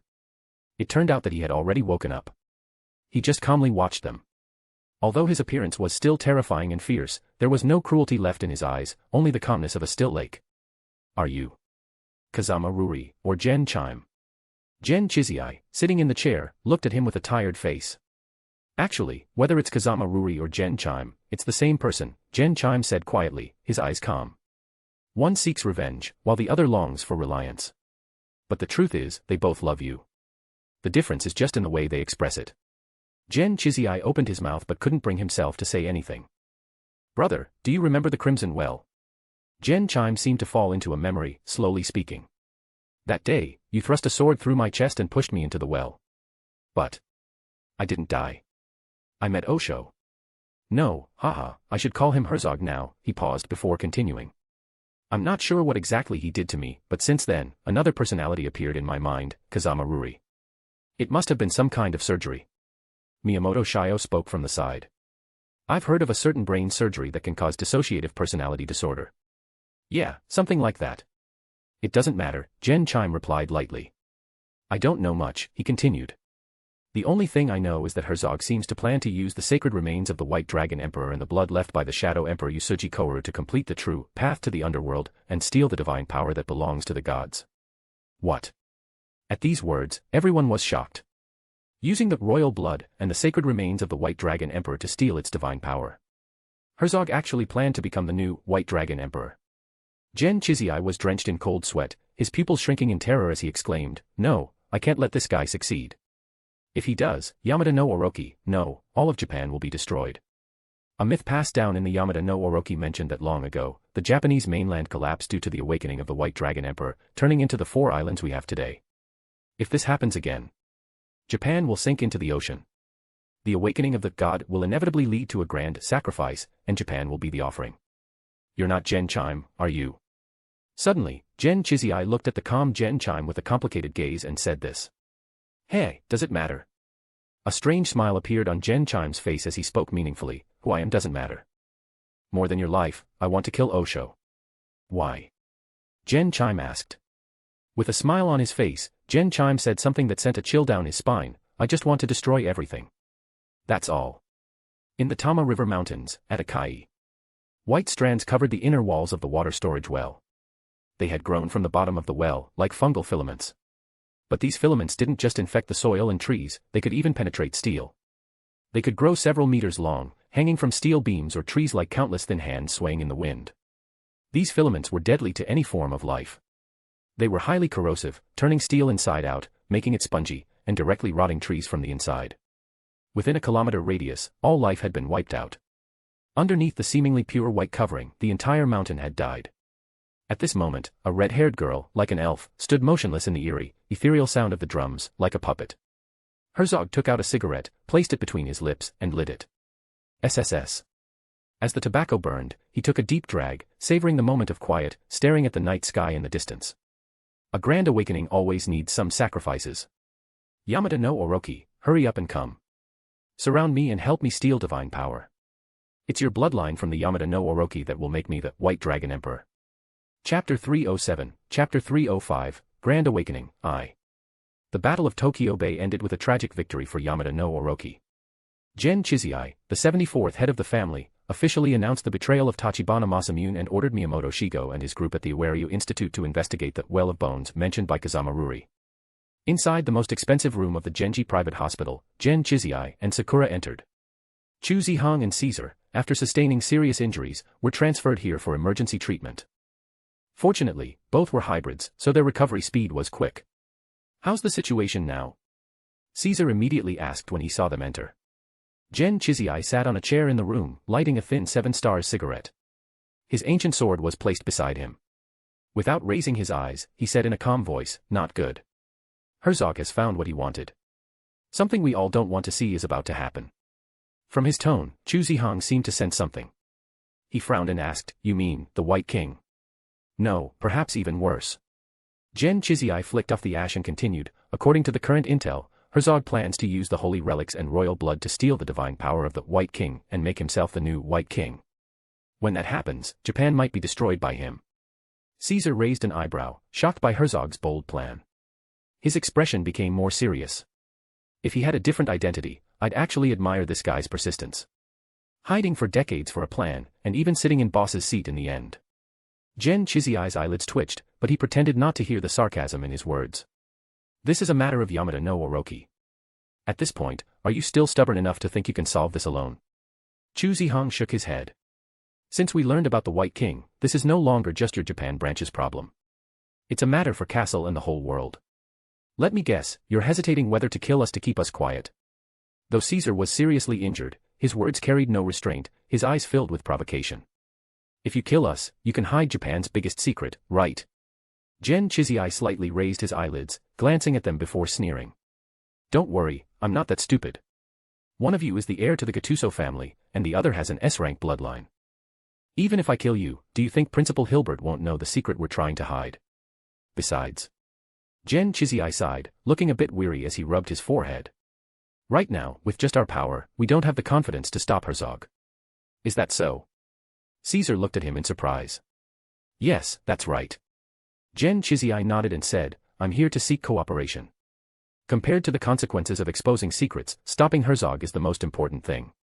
It seems we agree on this point, Caesar said, clearly not surprised by the situation. Cooperation was the best way to handle things. He spoke calmly, we need to report everything here to Castle College. Do you agree? No need to trouble yourselves. Gen Chizai put out his cigarette and said, while you were unconscious, I had Kagaya organize all the information and report it to EVA at Castle's headquarters. Looks like the situation really is serious, Caesar frowned. From what he knew of Gen Chizai, he wouldn't have made such a decision unless things were extremely dangerous. You were unconscious for 12 hours, Gen Chizai's face was hard as he coldly continued, during that time, we kept searching for Herzog. But just half an hour ago, an unexplained volcanic eruption was detected in Mount Fuji. I've already sent Miyamoto Shigo from the Lava Flow Institute to investigate. we should have news soon. Just as they mentioned it, the door opened and Miyamoto Shio entered, holding a report. He looked around, his face heavy with concern. I have good news and bad news. Which one do you want to hear first? Bad news, Caesar said, even while lying on the bed. He lit a Hoshiko Snow cigar, filling the room with smoke. He said lightly, I prefer to hear the bad news first, that way I won't be too disappointed when I hear the good news. Miyamoto Shio looked at Gen Chizai, seemingly waiting for his response. Go ahead, Gen Chizai nodded slightly. At least for now, our goal with Castle is the same, to stop Herzog's plan, Gen Chizai said. The bad news is, the situation at the Well of Bones is exactly as we expected, Miyamoto Shio handed over the report. Just now, we confirmed that magma and underground water have intersected in the Akaji River. The magma is flowing out from a nearby active volcano on Mount Fuji. The magma has provided enough nutrients for the dragon's growth and has heated the underground water to high temperatures. Recently, Mount Fuji has been unstable due to elemental disturbances caused by the dragon's growth. All signs point to the Well of Bones being there. Although it's called a well, it's actually not a vertical shaft but horizontal underground, right? Chu Zihong frowned and said. That's right. In the myths passed down by Yamada no Orochi, we call it the Cave of the Corpses. Gen Chizai took out a thin 7-star cigarette, lit it, and silently took a puff. It seems Herzog plans to awaken the god that sleeps in the Cave of the Corpses. Do you mean the god is still alive? Caesar raised an eyebrow, surprised. Alive, but not necessarily a god, Miyamoto Shio sighed and said, think about it. In the 10,000 years since its death, no high priest has chanted prayers or mantras for it. The accumulated resentment, if released, would probably destroy all of Japan, and maybe the whole world. Whether it's still alive or not, this time, we must kill it. Gen Chizai finished smoking his cigarette in a few puffs, casually throwing it on the ground and crushing it with his shoe. He said quietly, whether it's the dragon corpse or a god, dragon, it's just a cruel joke played by the White King on us. He granted us his blood, but that bloodline has created generations of unstable hybrids called Oni. This cruel fate must be cut off. Are you really determined? Miyamoto Shio looked at Gen Chizai and asked, once this war begins, there will be much bloodshed, family head. Miyamoto family head, our enemy isn't Herzog, but our own fate. Gen Chizai said solemnly, we must end the White King's ghost that haunts our fate. No matter how much blood is shed, it's worth it. Even if everyone in this generation dies, at least the next will have a slightly happier life. Otherwise, our family in Japan will always be like a mansion built on quicksand. What about the good news? Chu Zihong asked, didn't you just say there's some good news? Miyamoto Shio glanced at him and said, the good news is, your principal, Hilbert, will arrive in Japan this afternoon, riding Sleipnir. The one hailed as the greatest dragon slayer, after several decades, is finally returning to Japan. Gen Chizai fell silent. He hadn't lived through that era, but the name, Hilbert, any hybrid would know the weight it carried. The Angerhone sword, sharpened for decades, is finally going to strike the Dragon King. The massive machinery shook the night sky over the Takamagara area, waking up flocks of birds that circled above, too scared to land. The ground and trees within a several-kilometer radius trembled in unison, and the high-frequency noise above 170 decibels forced every construction worker to wear noise-canceling headphones, or the sound would destroy their eardrums. A giant, cannon-shaped device moved along a track, its massive, super-hard alloy drill bit spinning at high speed, causing the hard rock layers in front to crumble away, with stone debris flying like a sandstorm. Miyamoto Shio stood in red water up to his knees, watching the tunnel being drilled by the shield machine behind the massive excavator. He anxiously asked, sonar detection, how far are we from Akaji River? The closer they got to Akaji River, the more careful they had to be. Chapter 308, Chapter 306, Grand Awakening, 2. Once the tunnel reached the Akaji River, the passage between the burial pit and the human world would be opened. With the water, perhaps an embryo dragon would emerge. About 20 meters. The worker ahead shouted, the noise in the rock layers is loud, so the measurement might not be accurate. We're preparing to reassure.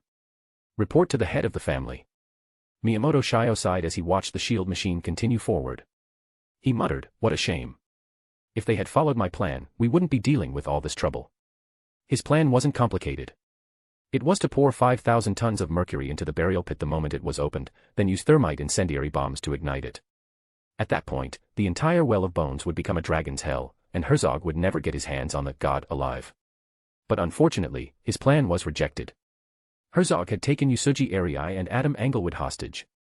Regardless of whether Hilbert was willing to sacrifice Adam or Yamada no Orochi was willing to sacrifice Arai, Usuji Kouru certainly wasn't, and no one wanted to see the Shadow Emperor lose his temper. So the plan was slightly modified. How's the trap situation? Miyamoto Shio asked. 5,000 tons of mercury are ready. A worker on the other side replied. Once confirmed, we'll use the thermite incendiary bombs to ignite it. Good. All non-combat personnel, evacuate now. Miyamoto Shio gave the final order, looking at the advancing shield machine. He spoke in a deep voice, continue forward. Your mission is to sacrifice your lives for the family. The engineers operating the shield machines and super excavators had long known their mission, to go to any lengths to complete the tunnel to Well of Bones. They were like bait, their task to lure out the monsters inside, using their lives to fulfill the vow of giving everything for the family. Tonight, many would sacrifice their lives, but no one would abandon their mission. Miyamoto Shio boarded a helicopter and flew into the sky, silently calculating the time it would take to complete the tunnel. Boom. The Well of Bones tunnel was completed. In the next moment, a massive flow of water burst out from the tunnel, cascading like a waterfall. It was the god. It had changed the ecosystem of Well of Bones, turning the pit that once imprisoned it into the womb that gave birth to it. Inside, there were dragon clan subspecies guarding it, thousands of ghost-toothed dragons glowing with silver-blue light in the blood-red water, as if the river was filled with blood.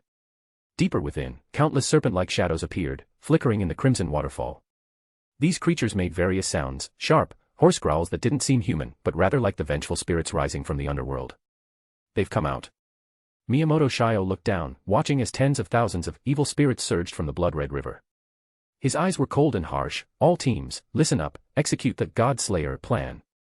The blood-red river pouring out from the tunnel flowed through the pre-dug channels into a low-lying area. In that area, 5,000 tons of mercury were stored. This was a lethal poison for the Dragon Clan.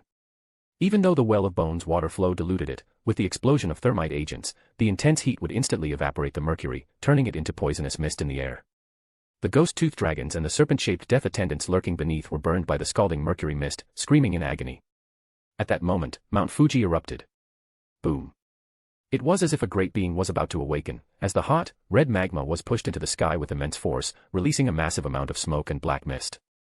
Following that, the entire mountain range began to shake, as the volcano, built up over thousands of years, finally erupted under the power of a god. The unmatched force tore through the night sky, and the hot magma, like falling meteors, left fiery trails in the air, blooming like summer festival fireworks, radiating a glow filled with destruction and death. What is that? Suddenly, Miyamoto Shio's pupils contracted.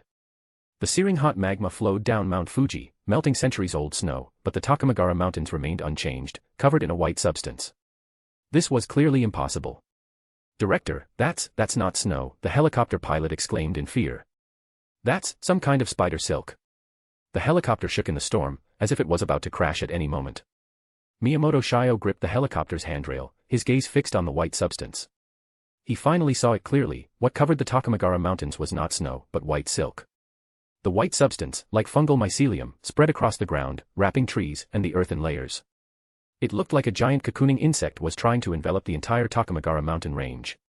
The white mycelium covered the whole mountain range. For any living being, this silk-like substance was deadly. It was highly corrosive, and anything it touched became spongy inside. Trees decayed from within, and life within a 1-kilometer radius was completely extinguished. Beneath the seemingly pure white covering, the entire mountain had died. Heavy rain poured down, and the air was still filled with the pungent scent of sulfur. Herzog walked by the Well of Bones covered with white silk, speaking lightly, "To welcome the return of the god, I borrow your precious blood to pay respect to the newly born god." The girl, like a fairy, had hollow, vacant eyes, moving like a marionette. She came to the Well of Bones and cut her wrist. It was only a few hundred milliliters of blood, but as it touched the boiling water deep inside the Well of Bones, the entire Takamagara region trembled. It seemed something enormous was awakening deep within. That's the number 13 water reservoir. Miyamoto Shio, after calculating the earthquake's origin, immediately realized where it came from and widened his eyes. So, it's there. The tremor from the number 13 water reservoir spread across the entire Takamagara mountain range. The next moment, a creature that had been stirring in the Well of Bones broke through the water's surface, sending a mixture of water and mercury-gray liquid soaring into the sky. Boom. Thousands of lung shells scattered like bullets, hitting the well walls with explosive sounds. Their hard shells shattered completely, turning into slime that stuck to the walls. Next, a huge white shadow appeared, covered in a burst of water mist, like a rocket soaring into the sky. With overwhelming power, it broke out of the Well of Bones. Snow-white spotlights fell from the sky. It was the elite from Yamada no Orochi and the dragon-slaying team from Castle, arriving by helicopter. Finally, the massive creature crawled out of the well and was fully exposed to everyone's sight. Its body was covered in snow-white fungal strands, resembling a giant cocoon. At the bottom, it dragged a horrifying long tail. The creature had 8 curved dragon necks, each with its own head. Its lower limbs were deformed and short, resembling a spider using its 8 heads as legs. Its huge golden eyes blinked intermittently, emitting a terrifying aura of cruelty. Yamada no Orochi. Miyamoto Shio froze, staring at the monster in awe. Mythology turned into reality at this moment. The curse that had been tied to the fate of Yamada no Orochi had finally appeared. The loud noise from the helicopter's propellers roared in the sky. Gen Chizai was like a straight sword, standing at the helicopter door.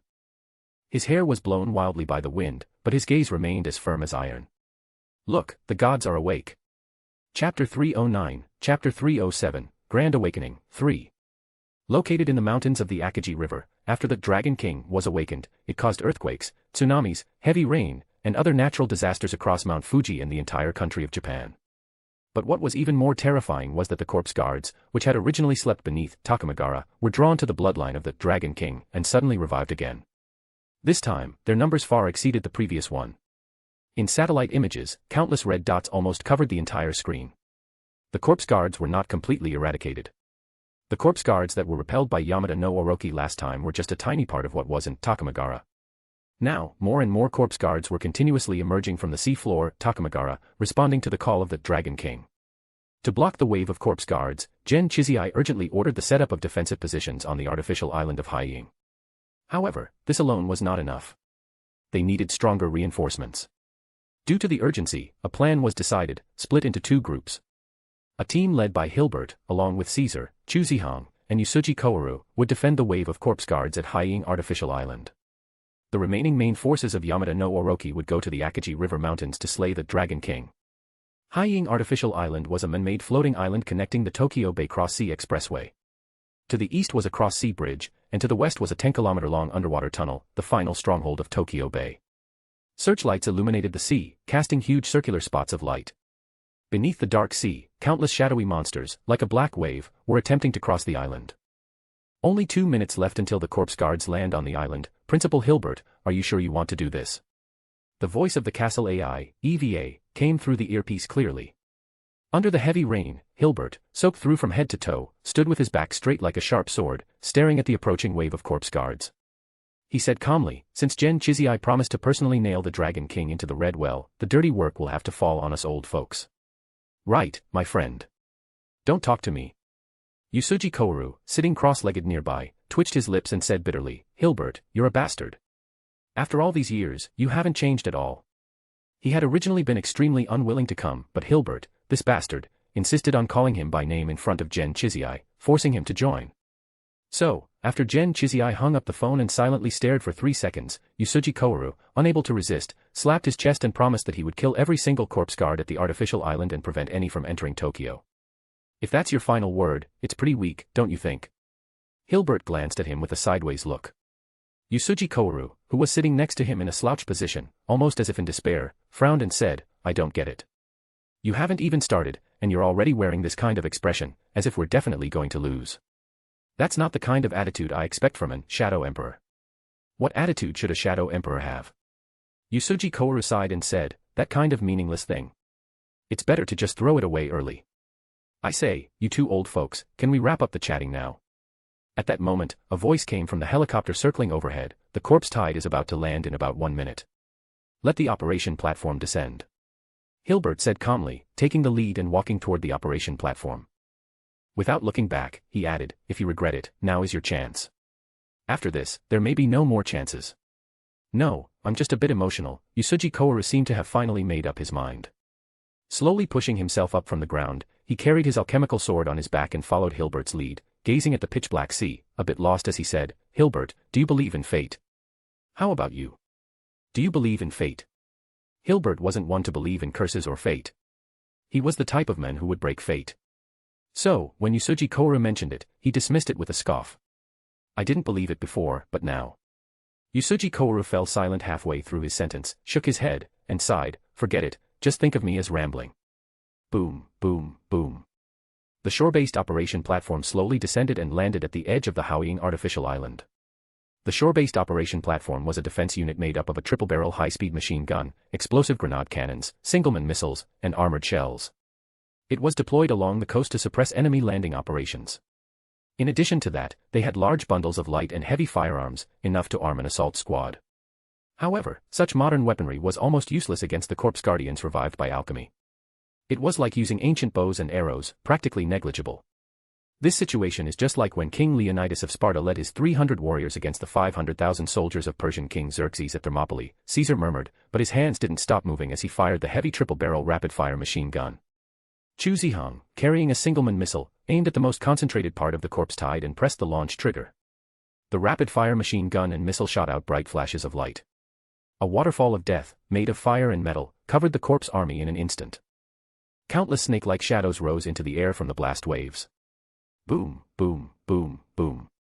The sky was filled with fire, swirling with violent winds. The barrels of the triple-barrel machine guns shot out streams of orange light, bringing death. The first wave of undead soldiers that rushed onto the island were forced back by the overwhelming firepower from the shore-based platform, leaving a sea of bodies behind. However, the undead didn't give them a moment to breathe. The second, third, and fourth waves surged toward the platform.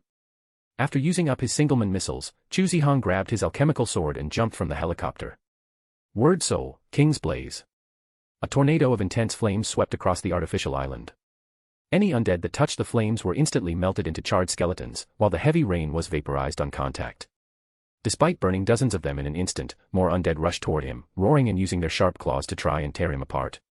Chu Zihong steadied his breath, his eyes shining with blinding light. In that moment, he pushed his blood fury to the second level.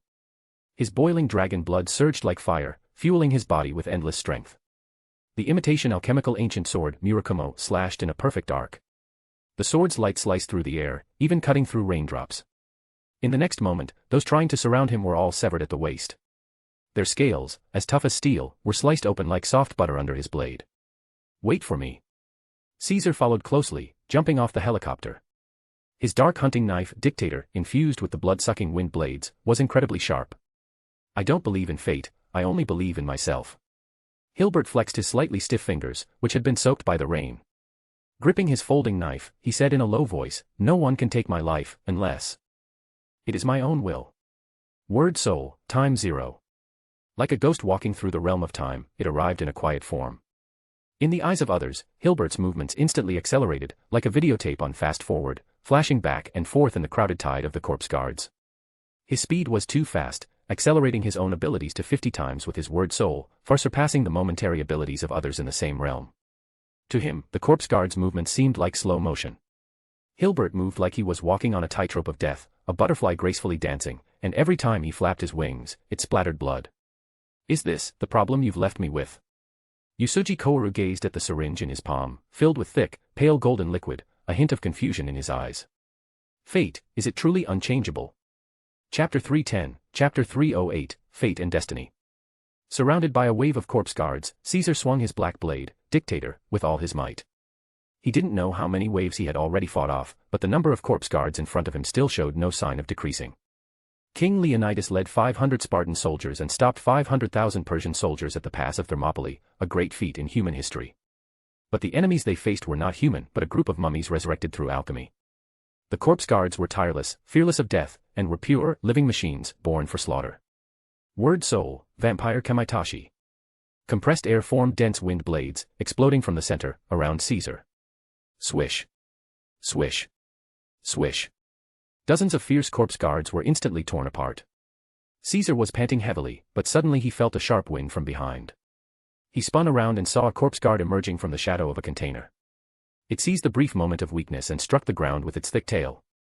Using the rebound, it leapt forward, its two clawed hands slicing through the air like 10 sharp knives. It was too late. Caesar's pupils instantly contracted to the size of a pin, and he felt as though time had stopped. His mind flashed with images, but they froze on the red-haired girl shouting below the dormitory at Castle College. Was he really going to die? At that moment, a figure suddenly appeared. A torn suit and white shirt revealed a muscular back. The tattoo, known as the Evil of All Realms, seemed to come alive, the fierce tiger and yiksha vividly displayed, as if they were about to leap off the skin. Not time to give up yet. An old voice reached Caesar's ears as the figure, holding a folding knife, thrust the blade into the corpse guard's mouth and cut through its lower jaw. The corpse guard's head was severed and fell to the ground. Caesar snapped back to reality, looking at the bloodied figure of Hilbert in front of him.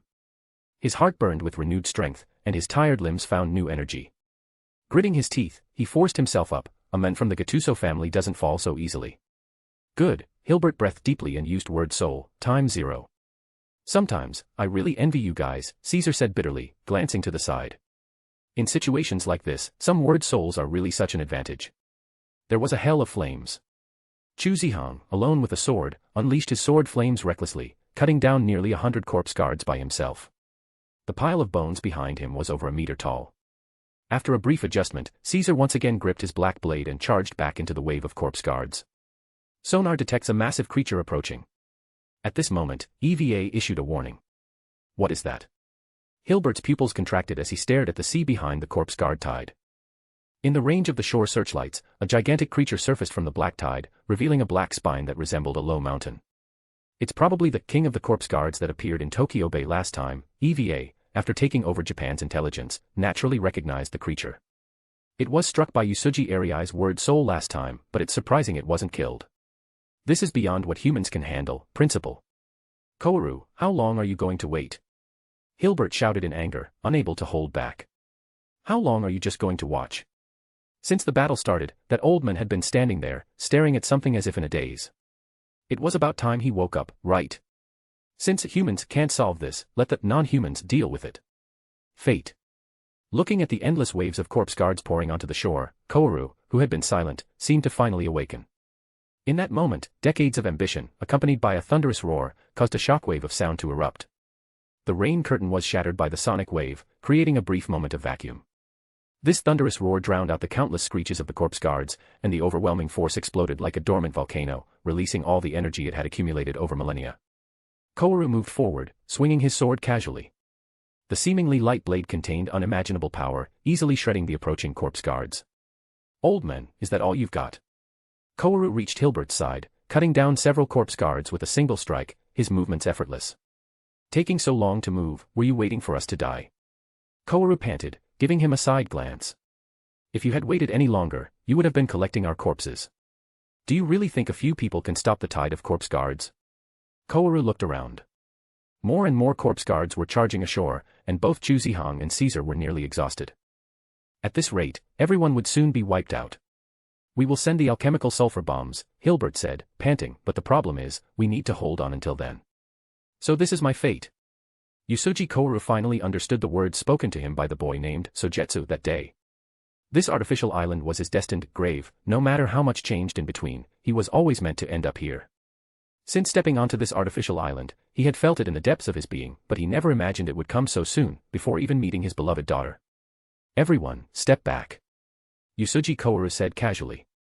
Then, the coastal platform suddenly shook, an ancient, imposing dragon script echoed above the artificial island. Usugi Koharu remained unnervingly calm and dignified, like a Buddha statue standing in flames, surrounded by a dark corona of a sun that seemed to shadow his form. Koharu. Finally willing to make a move. Hilbert noticed the movement behind him and smiled. He stepped back slowly into the realm of time 0 to avoid the power of the forbidden word soul, reminding Caesar and Chu Zihang, move away from Usugi Koharu. He had once witnessed the end of the Black Sun, a terrifying sight, like death walking among the living. Word soul, Black Sun. A massive black corona slowly rotated above the artificial island. The surrounding air was rapidly consumed, almost creating a vacuum in the area within 100 meters. Then, the outside air violently rushed in, creating a fierce wind visible to the eye, shifting the wind direction around the island. Building debris, seawater, the corpses of the Guardians, and even 100-ton containers were swept up by the explosive hurricane, flying toward the Black Sun. The Guardians seemed to sense the terror of the Black Sun. They dug their claws into the ground, desperately resisting the pull of the Black Sun, screeching in pain. But ultimately, it was futile. The pull of the Black Sun intensified, like a sudden collapse, and the hurricane grew fiercer, howling as it drew the Guardians closer. Before reaching Usugi Koharu, they were already set aflame by the intense heat, but in the thin air, they didn't burn violently. Instead, they glowed red, like burning coals. Usugi Koharu walked forward calmly, slicing the burning Guardians into pieces. When the fragments touched the edge of the Black Sun, they turned into pure white ash. The Black Sun pulled hundreds of corpses toward him. Those snake-like black shadows covered him entirely, then collapsed in pieces. The pressure on the sword grew stronger. Usugi Koharu began to roar as he swung his blade, his voice like a giant dragon. The sword glowed red, burning with heat, and each swing created a dazzling flash of fire. On his own, he was enough to rival an army, like the iron hooves of ancient heavy cavalry, crushing everything in his path. But strangely, Usuji Kouru did not stop. He continued forward, deeper into the tide of corpses. Feeling something was wrong, Hilbert shouted from behind, "Wait, come back, Usuji Kouru." But Usuji Kouru ignored him and pressed on, heading deeper until he faced the massive king of corpses and the countless ghost-toothed dragon vipers following the tide. "Hilbert, I really hate you." Usuji Kouru glanced one last time toward the direction of the mountains, then laughed loudly. Raising his sword, he stepped into the wave of corpses. "I have walked the road I was meant to, and I have guarded what I needed to. Now, it's up to you. Help me protect this world, Hilbert." Chapter 311, Chapter 309, The Destined Burial Place. Usuji Kouru hummed a song that no one could understand, and resolutely stepped into the endless tide of the corpse guardians. The terrifying gravitational pull of the pitch-black solar corona twisted even the light that came near, as if it were a real black hole. Anything within the Schwarzschild radius was dragged toward the center of that black corona and burned into carbon by the intense heat. The heavy blade fell, cutting the corpse guardians that had been carbonized by the high heat into pieces. The pouring rain couldn't extinguish the burning fire in Usuji Kouru's heart at that moment. With a travel bag on his back and 2 swords in his hands, he forcefully pushed the corpse guardians that had already reached the shore back to the sea. Usuji Kouru stepped closer to the massive corpse guardian king, leaving a trail of bones and blood behind him. The black sun's light grew brighter and more intense. This word soul was hard to maintain for long, but Usuji Kouru showed no signs of fatigue. Instead, he became more and more determined, advancing with the same crushing force. His 2 tank-style swords spun in a circle, their blades cutting through the hard bones of the corpse guardians, sometimes sparking with bright flames, like welding rods cutting steel. Whenever the blades dulled, he casually discarded them and drew new ones from his travel bag. Each sword he drew, whether it was Izumi no Kami Kane Sata, Suzumaru Takanobu, Hizen no Kuni Tadakichi, or Mikazuki Munchika, was a priceless national treasure. But in this moment, the only value of those national treasures was to help him slay more corpse guardians. The discarded treasure swords were all chipped at the edge, as if their blades were like dull saw teeth, worn down to the point of being unusable. Crushing bones and blood, the old man raised his head proudly. In his piercing golden eyes, there was an air of supreme authority. "You want my blood? Then come and take it yourself." The corpse guardian king that crawled onto the shore was as large as a whale. Its tough bones still had the terrifying scars from the last time Usuji Ariai's word soul, judgment, pierced through it. But for some unknown reason, this corpse guardian king, revived by alchemy, had grown back its muscles and flesh. The dragon-shaped corpse guardian king shook its black bone wings, letting out a silent roar. It launched a fierce attack at the human who dared challenge it. The jagged wing bones sliced through the ground like sharp blades, sending concrete flying in all directions. The sharpness was like a giant saber, cutting through the heavy rain as if it were a cruel and violent wind, aiming straight at Usuji Kouru. Nitten Ichi Ryu, great overtop slash. Usuji Kouru combined his 2 swords into one, raised it high above his head, and with a single step forward, he executed a simple and direct downward strike. Someone once asked this question: can an ordinary person, with no sword skills, defeat a swordsmanship master? The answer is, yes. Raise the sword above your head, wait for the moment of impact, and strike with all your might. The grand slash, also known as the sacrificial strike, as the name suggests, involves sacrificing defense and life, delivering a strike with all your power. The blade, as it cuts through the air, becomes as hot as molten lava. With a sharp, explosive sound, Usuji Kouru cleaved through the air, the sonic boom created by his mighty physique, enhanced by dragon blood, unleashing unimaginable force. The sword, filled with immense power, slammed into the bone wings. When the clash of metal against bone created a shower of sparks. The bone wings, as hard as steel, shattered alongside the 2 legendary swords, amidst the sparking explosion. Pulling out 2 more swords from his travel bag, Usuji Kouru exhaled hot air, then stomped his foot onto the ground. The terrifying force caused the ground around him to crack and collapse. From the shattered earth, he shot forward like a cannonball, dragging a fierce windstorm through the torrential rain. Under the black corona hanging in the sky, the giant dragon-shaped corpse guardian king roared as it was dragged toward the center of destruction. The intense heat caused its newly activated cells to fall back into destruction and silence. Its blood-red muscles withered under the black sun's rays, and sensing death approaching, it spread its remaining bone wings and slammed forward with its massive body like a giant whale. At that moment, the dragon-shaped corpse guardian and Usuji Kouru seemed to have crossed centuries, charging toward each other in a clash. 2 heavens, 1 style, carp's mouth cut. Unlike the speed shown by Hilbert Ron Anju, Usuji Kouru's sword draw leaned more toward brute force. Extreme violence, the power infused into the blade, cut through the rain. The sound was so grand that it drowned out even the roaring sea waves, resembling a fiery red meteor trailing a long tail, eventually colliding with the fierce and imposing dragon-shaped corpse guardian. It exploded with an incomparable roar. Boom. The shockwave from the impact cleared the torrential rain from the area. The sword-light collided with the bone face of the dragon-shaped corpse guardian, knocking it backward. Given their respective weights, this should have been impossible, yet Uchiha Kouru managed it. It was like a human body smashing head-on into a high-speed train. The visible shockwave spread out, and the terrifying impact, like a cannonball, sent the surrounding corpse guardians flying. The ghost-toothed dragon viper was torn apart by extreme violence, its remains mixing with the rain as they scattered. The dragon-shaped corpse guardian, whose skull was shattered, howled, but was crushed by the huge black sun crown. Every inch of its skin and flesh evaporated into ashes from the intense heat. Meanwhile, Kouru, drenched in blood, discarded his broken dual blades and drew two new swords, roaring as he charged back into the sea of corpse guardians. Kouru. Hilbert looked at the black sun still advancing in the sea of corpse guardians, seeming to understand his thoughts. Hilbert, you're a devil, Uchiha Kouru's voice came through the earpiece, mixed with heavy breathing and a hint of sadness. Someone once told me that my fate was to be drowned by the black tide. I didn't believe it, but in the end, I couldn't escape. What fate? Who told you that? Hilbert was startled, and in his mind, he saw the image of the blonde-haired youth. No wonder Kouru had been so unwilling from the start, as if this artificial island of Hying was a path straight to the afterlife. So, in Kouru's eyes, this was his fate. Surrounded by the sea of corpse guardians, Kouru had ghost-toothed dragon vipers hanging from his muscular back. These dragon creatures, used for executions, were desperately biting into his back, trying to burrow into his flesh, crush every bone, and swallow every piece of meat. Not only corpse guardians, but also the crazy ghost-toothed dragon vipers pouring out from Takamagara. Their size was small, and they hid beneath the dark sea, making them hard to detect. Now their numbers had grown to an unbelievable level, turning large swaths of water a silvery blue. It was hard to imagine the kind of pain Kouru was enduring, fighting off the sea of corpse guardians. Though the black sun was powerful, it wasn't invincible. Its effective range was limited to the user's front, with the back being its greatest weakness. And with Kouru trapped in the middle of the encirclement, no one would come to his rescue. Uchiha Kouru's expression remained calm as he gripped his dual swords, saying lightly, "This is where I'm destined to die." Did that black-haired youth foresee this scene ahead of time? Chapter 312, Chapter 310, The Strongest Black Sun. Principal, the alchemical bomb is ready. You all hurry back. Chu Zihong stood high on top of a crane, the rain drenching his hair, sticking it to his face. His golden eyes, bright and piercing, shone even in the dark of night. Caesar was beside him, his left hand gripping a desert eagle, his right holding the black blade, dictator. He fought fiercely, slashing at the corpse guardians that tried to approach. His body was soaked through, but he couldn't tell whether it was rainwater, his own blood, or a mix of both.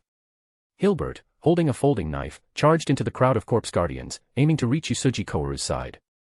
However, after the long battle, his strength was nearing its limit. Even with his time-zero-word soul, he could only watch as that figure grew further away.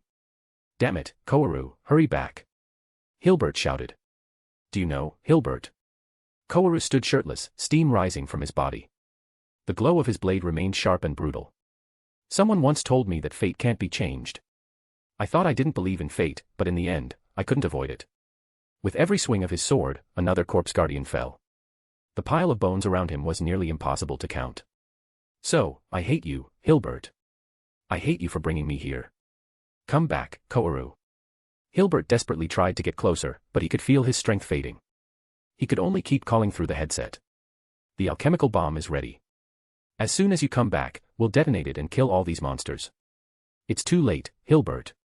Kouru gasped for breath, his twin blades shattered, standing firm in place, staring at the corpse guardians still pouring in from all directions.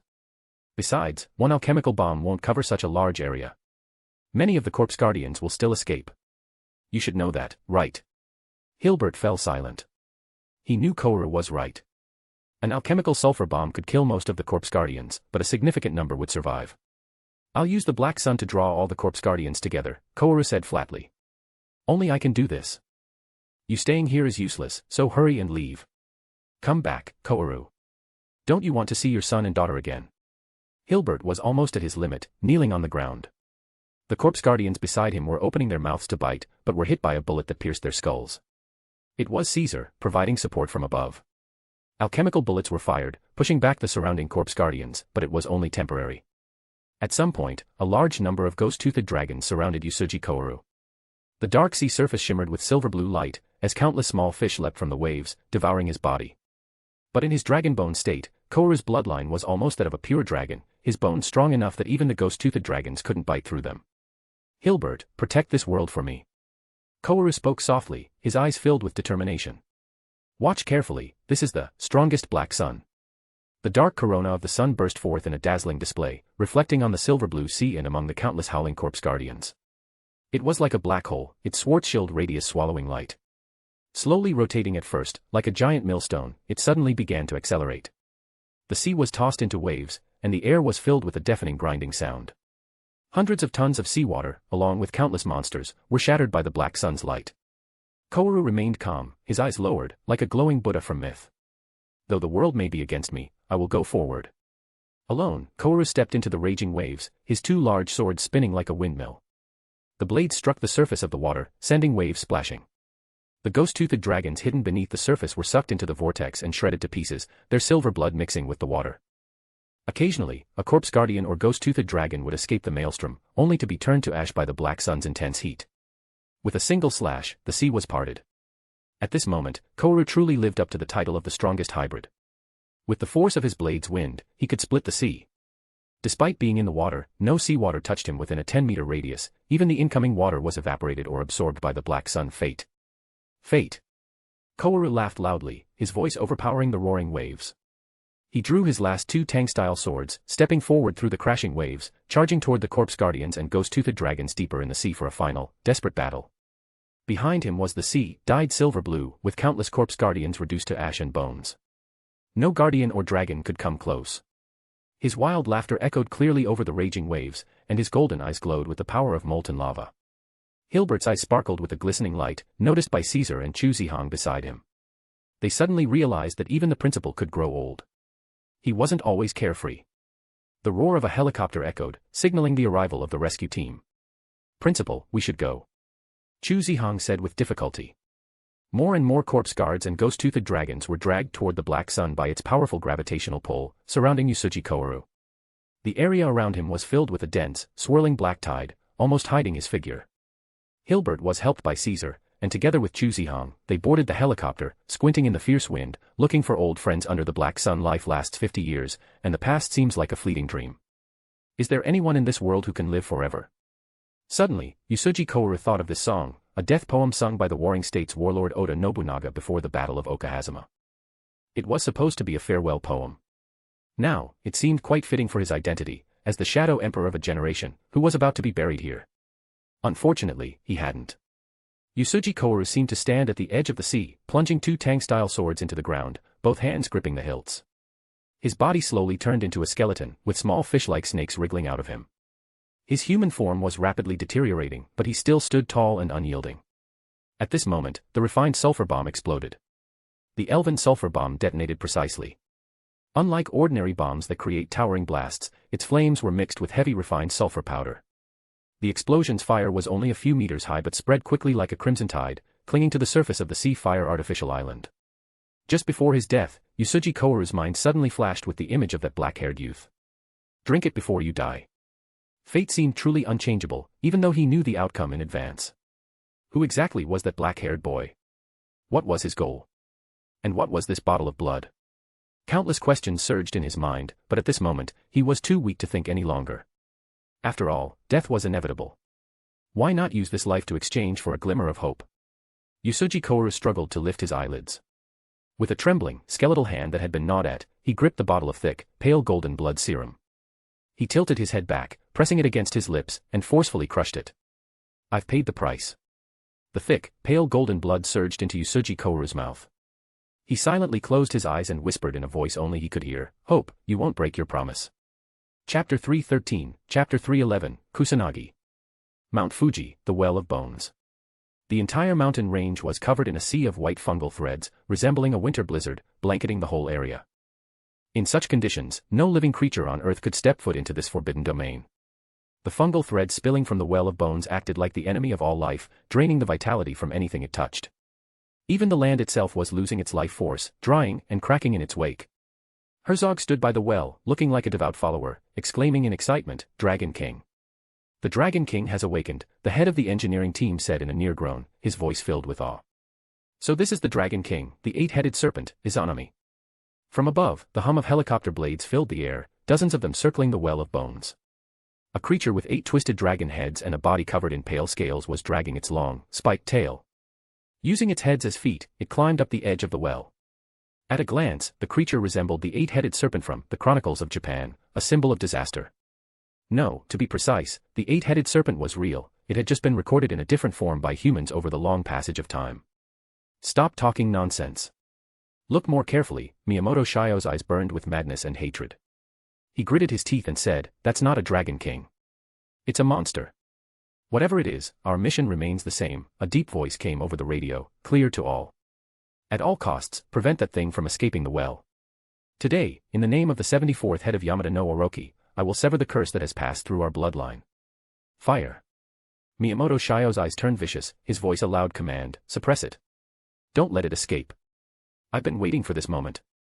Fuma Kotaro pulled the trigger with all his might, and the Vulcan cannon mounted on the side of the helicopter roared with death's metallic scream. A storm of bullets, like a waterfall, rained down on the eight-headed serpent below. Boom. Boom. Boom. Boom. Boom. The bullets from the Vulcan cannon hit the serpent's pale scales, sparking with brilliant flashes. The massive force caused the eight-headed serpent to slide down the well's wall, blood seeping from its scales. However, this level of resistance was not enough to stop it.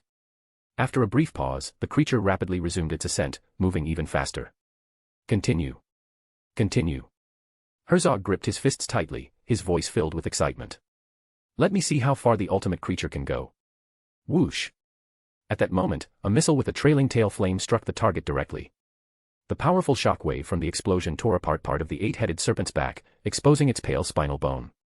Blood sprayed out like a fountain. With a painful scream, the massive body of the eight-headed serpent fell like a giant stone back into the pit. Herzog was also caught in the blast wave, and his body was sent flying, heavily injured, spitting out blood. But the madness in his eyes didn't fade. He still stared at the great creature. "Did you see that? This is what true power looks like. Don't let your guard down, keep attacking." At this moment, Miyamoto Shio was no longer acting like a researcher. Instead, he looked like a war maniac, his eyes bloodshot as he shouted, "Tengu Group. Hana Group. Keep the pressure up. Use firepower and kill it. Blow it to dust. Aim at Herzog. Kill that bastard too. Use napalm bombs. Take that, you monster."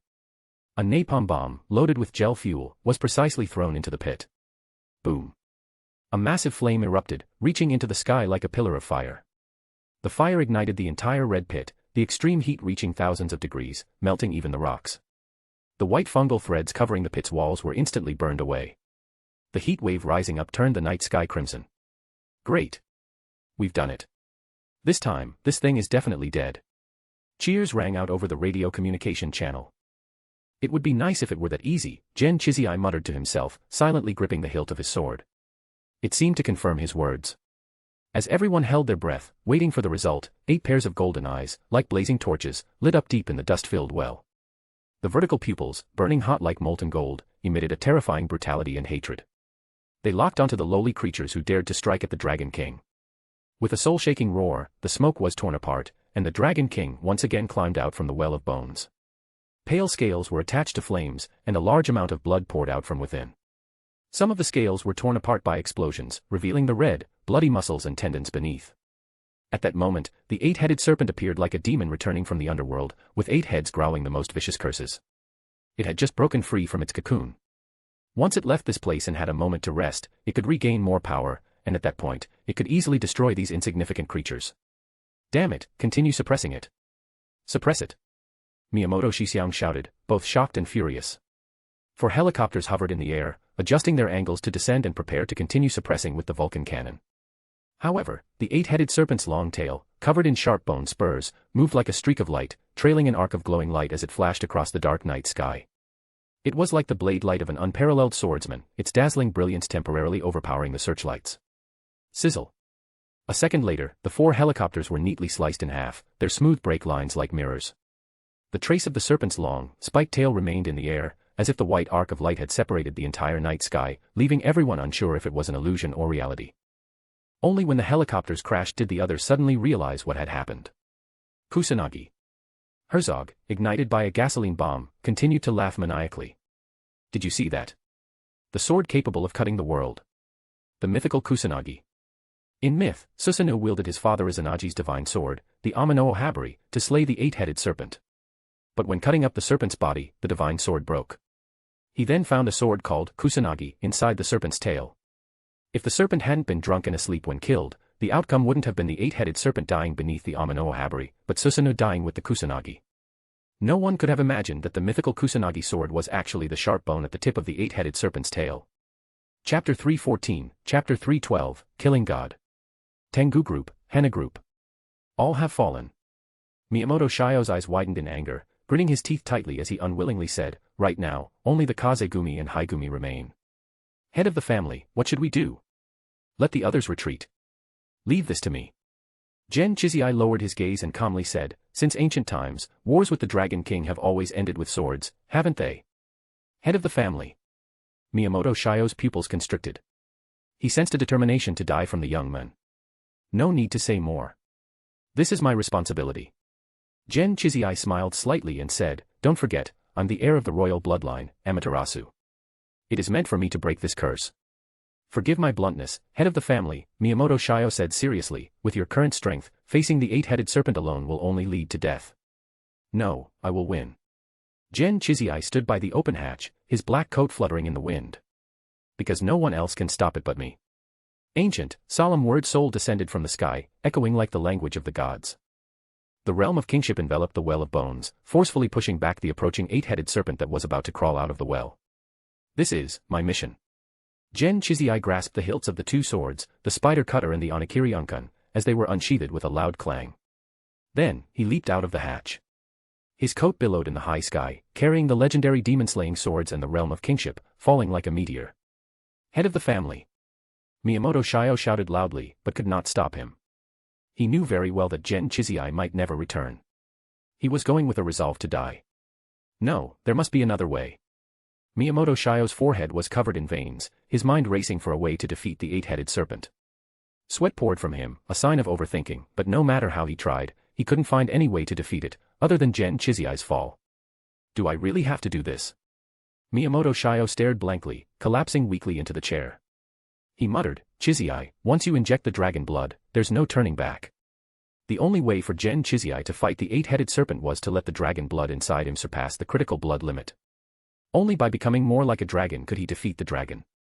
How ironic. To escape the curse of royal blood, he must be deeply corrupted and become the hated dragon. At that moment, a voice came through the radio. Do you need my help? It's you. Miyamoto Shio's face changed slightly as he heard the voice. Gen Chime. No, Kazama Ruri. Aren't you supposed to be under guard? Hee, I just asked them to help me with a small favor. Kazama Ruri's voice carried a hint of playful tone. But that doesn't matter. What matters is. Do you want to save Gen Chizai? What do you mean? Miyamoto Shio froze for half a second, then said warily, what are you up to, Kazama Ruri? Up to something? No, you misunderstand, Kazama Ruri laughed lightly. I already said, I only want to destroy this world. But before that, no one can take Gen Chizai's life, not even a dragon king or god. He belongs to me. Gen Chizai fell straight down like a shooting star. At that moment, Herzog, his body aflame with gasoline, seemed like a madman, shouting, God, as if in madness. Looking at the frenzied Herzog, Gen Chizai felt a mix of emotions deep inside. He had once relied on him and even regarded him as a father. But now, he was just someone lost in the delusion of dragon blood, fallen into the path of evil spirits. Look, Chizai, God. Herzog showed no signs of fear, still shouting, soon, we will walk the path of our ancestors, like Izanagi in the myths, becoming the new king. No, it won't happen, Mr. Masamune. Gen Chizai took a deep breath, gripping the sword's hilt and lowering his body. This is the last time I'll call you that. Masamune, with your grudges and ambitions, disappear completely. Yamada no Orochi doesn't need the White King. He stepped forward, drawing his blade. Clang. A flash of bright light from the sword as Gen Chizai moved past Herzog, maintaining the stance with his sword drawn. Gen Chizai. Herzog's eyes widened as he pressed his hand to the wound on his neck. His head rolled off his shoulders and hit the ground, blood pouring out like a fountain. Goodbye, Mr. Masamune. Gen Chizai silently mourned in his heart, then shifted his gaze to the well, where a monstrous creature lurked. Now, it's your turn. He pushed off the ground, the earth shaking beneath his feet as debris flew into the air. Using the momentum, he surged forward. Word soul, kingship. With the boost of the kingship field, Gen Chizai's dual swords felt as heavy as 1,000 tons. They struck the 8-headed serpent climbing the well with a tremendous force. The legendary swords, Onakiri Unkun, and Spider Cutter, easily sliced through the pale scales under the force of gravity, sparks flying in the surrounding flames, illuminating Gen Chizai's cold, indifferent face, as hard as stone.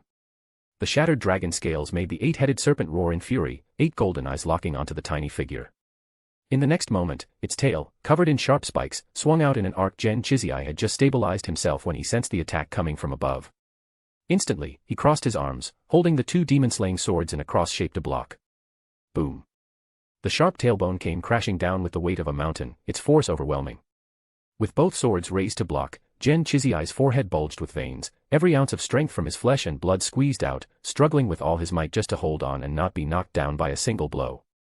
His internal organs, even his bones and muscles, felt like they were about to be shattered by this strike. Is this the curse that has lingered deep in the bloodline of Yamada no Orochi for centuries? Gen Chizai struggled to lift his head, his pupils glowing with fierce gold. As he exerted force with his entire body, he rolled awkwardly to the side. The curse has haunted us for over 1,000 years, but today, it ends. Without any time to catch his breath, Gen Chizai quickly regained his stance, pushing his speed to the limit as he charged toward the 8-headed serpent at the well's opening. Whoosh! In less than the time it takes to blink, Gen Chizai's figure turned into a blur. God, die. In the wind, the sound of the Grim Reaper's bell rang. Gen Chizai's speed was at its peak, so fast that even the sound of wind couldn't keep up with his footsteps. Was it a single strike? No, it was impossible to see. The dense sword flashes poured down like liquid mercury, the blades carrying intense wind pressure, sweeping over the 8-headed serpent at the well's edge. If Inuyama Katsu were here, he would probably be shocked.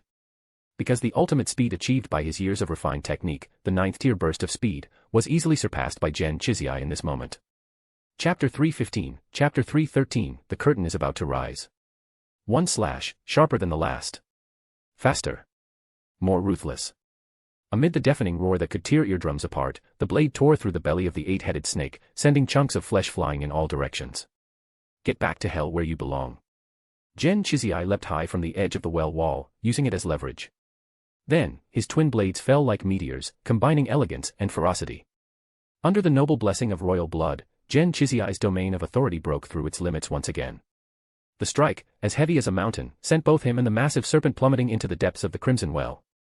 The bottom of the Crimson Well was littered with the carcasses of dead lung snails and pools of fresh blood. The fire from the napalm lit up the hellish scene, illuminating it with an eerie brightness. The air reeked of a stench so foul it could make anyone gag. Gen Chizai staggered to his feet, gripping his twin blades tightly. Now, it's just you and me here, God. The 8-headed snake, knocked down into the well, roared in rage with its 8 heads. 8 pairs of golden eyes, filled with venomous hatred, locked onto the small figure holding the twin blades. Angry, are you? I can't blame you. Gen Chizai's face was cold as he assumed his unique twin blade stance, lowering his center of gravity. His voice was steady yet fierce. But your fury is nothing compared to the wrath of Yamada no Orochi, cursed by your bloodline for 1,000 years. Boom. As he pushed off the ground, the crimson, blood-like waters erupted into a violent spray. The twin blades carved a perfect arc, carrying with them an unstoppable intent. The inky black gleam of the blade burst forth, as unyielding as Gen Chizai's determination. Fast. Indescribably fast. The 8-headed snake couldn't even react before one of its heads was severed by the blade. Screams echoed at the bottom of the well of bones, but the 8-headed snake wasn't an easy opponent. Its sharp, bony tail whipped through the air, striking Gen Chizai before he had time to dodge. The impact sent him flying backward like a cannonball, slamming hard into the steel scaffolding. The steel framework bent under the force, embedding Gen Chizai within it. Worse still, a thick, broken steel rod as wide as a forearm pierced straight through his abdomen. Gen Chizai coughed up blood. The searing pain from the steel impaling his stomach left him momentarily unable to control his body. The 8-headed snake roared, one of its heads lunging toward him with its gaping maw, ready to tear him apart. As the blood-stained jaws loomed closer, Gen Chizai's face turned pale. Countless thoughts flashed through his mind, finally settling on one. So, in the end, I'll have to rely on the ancient dragon embryo blood, after all. Using the ancient dragon embryo blood meant he would forever become Death Servitor. But was there any other choice now? Grasping the syringe filled with the ancient dragon embryo blood, Gen Chizai prepared to inject it into himself.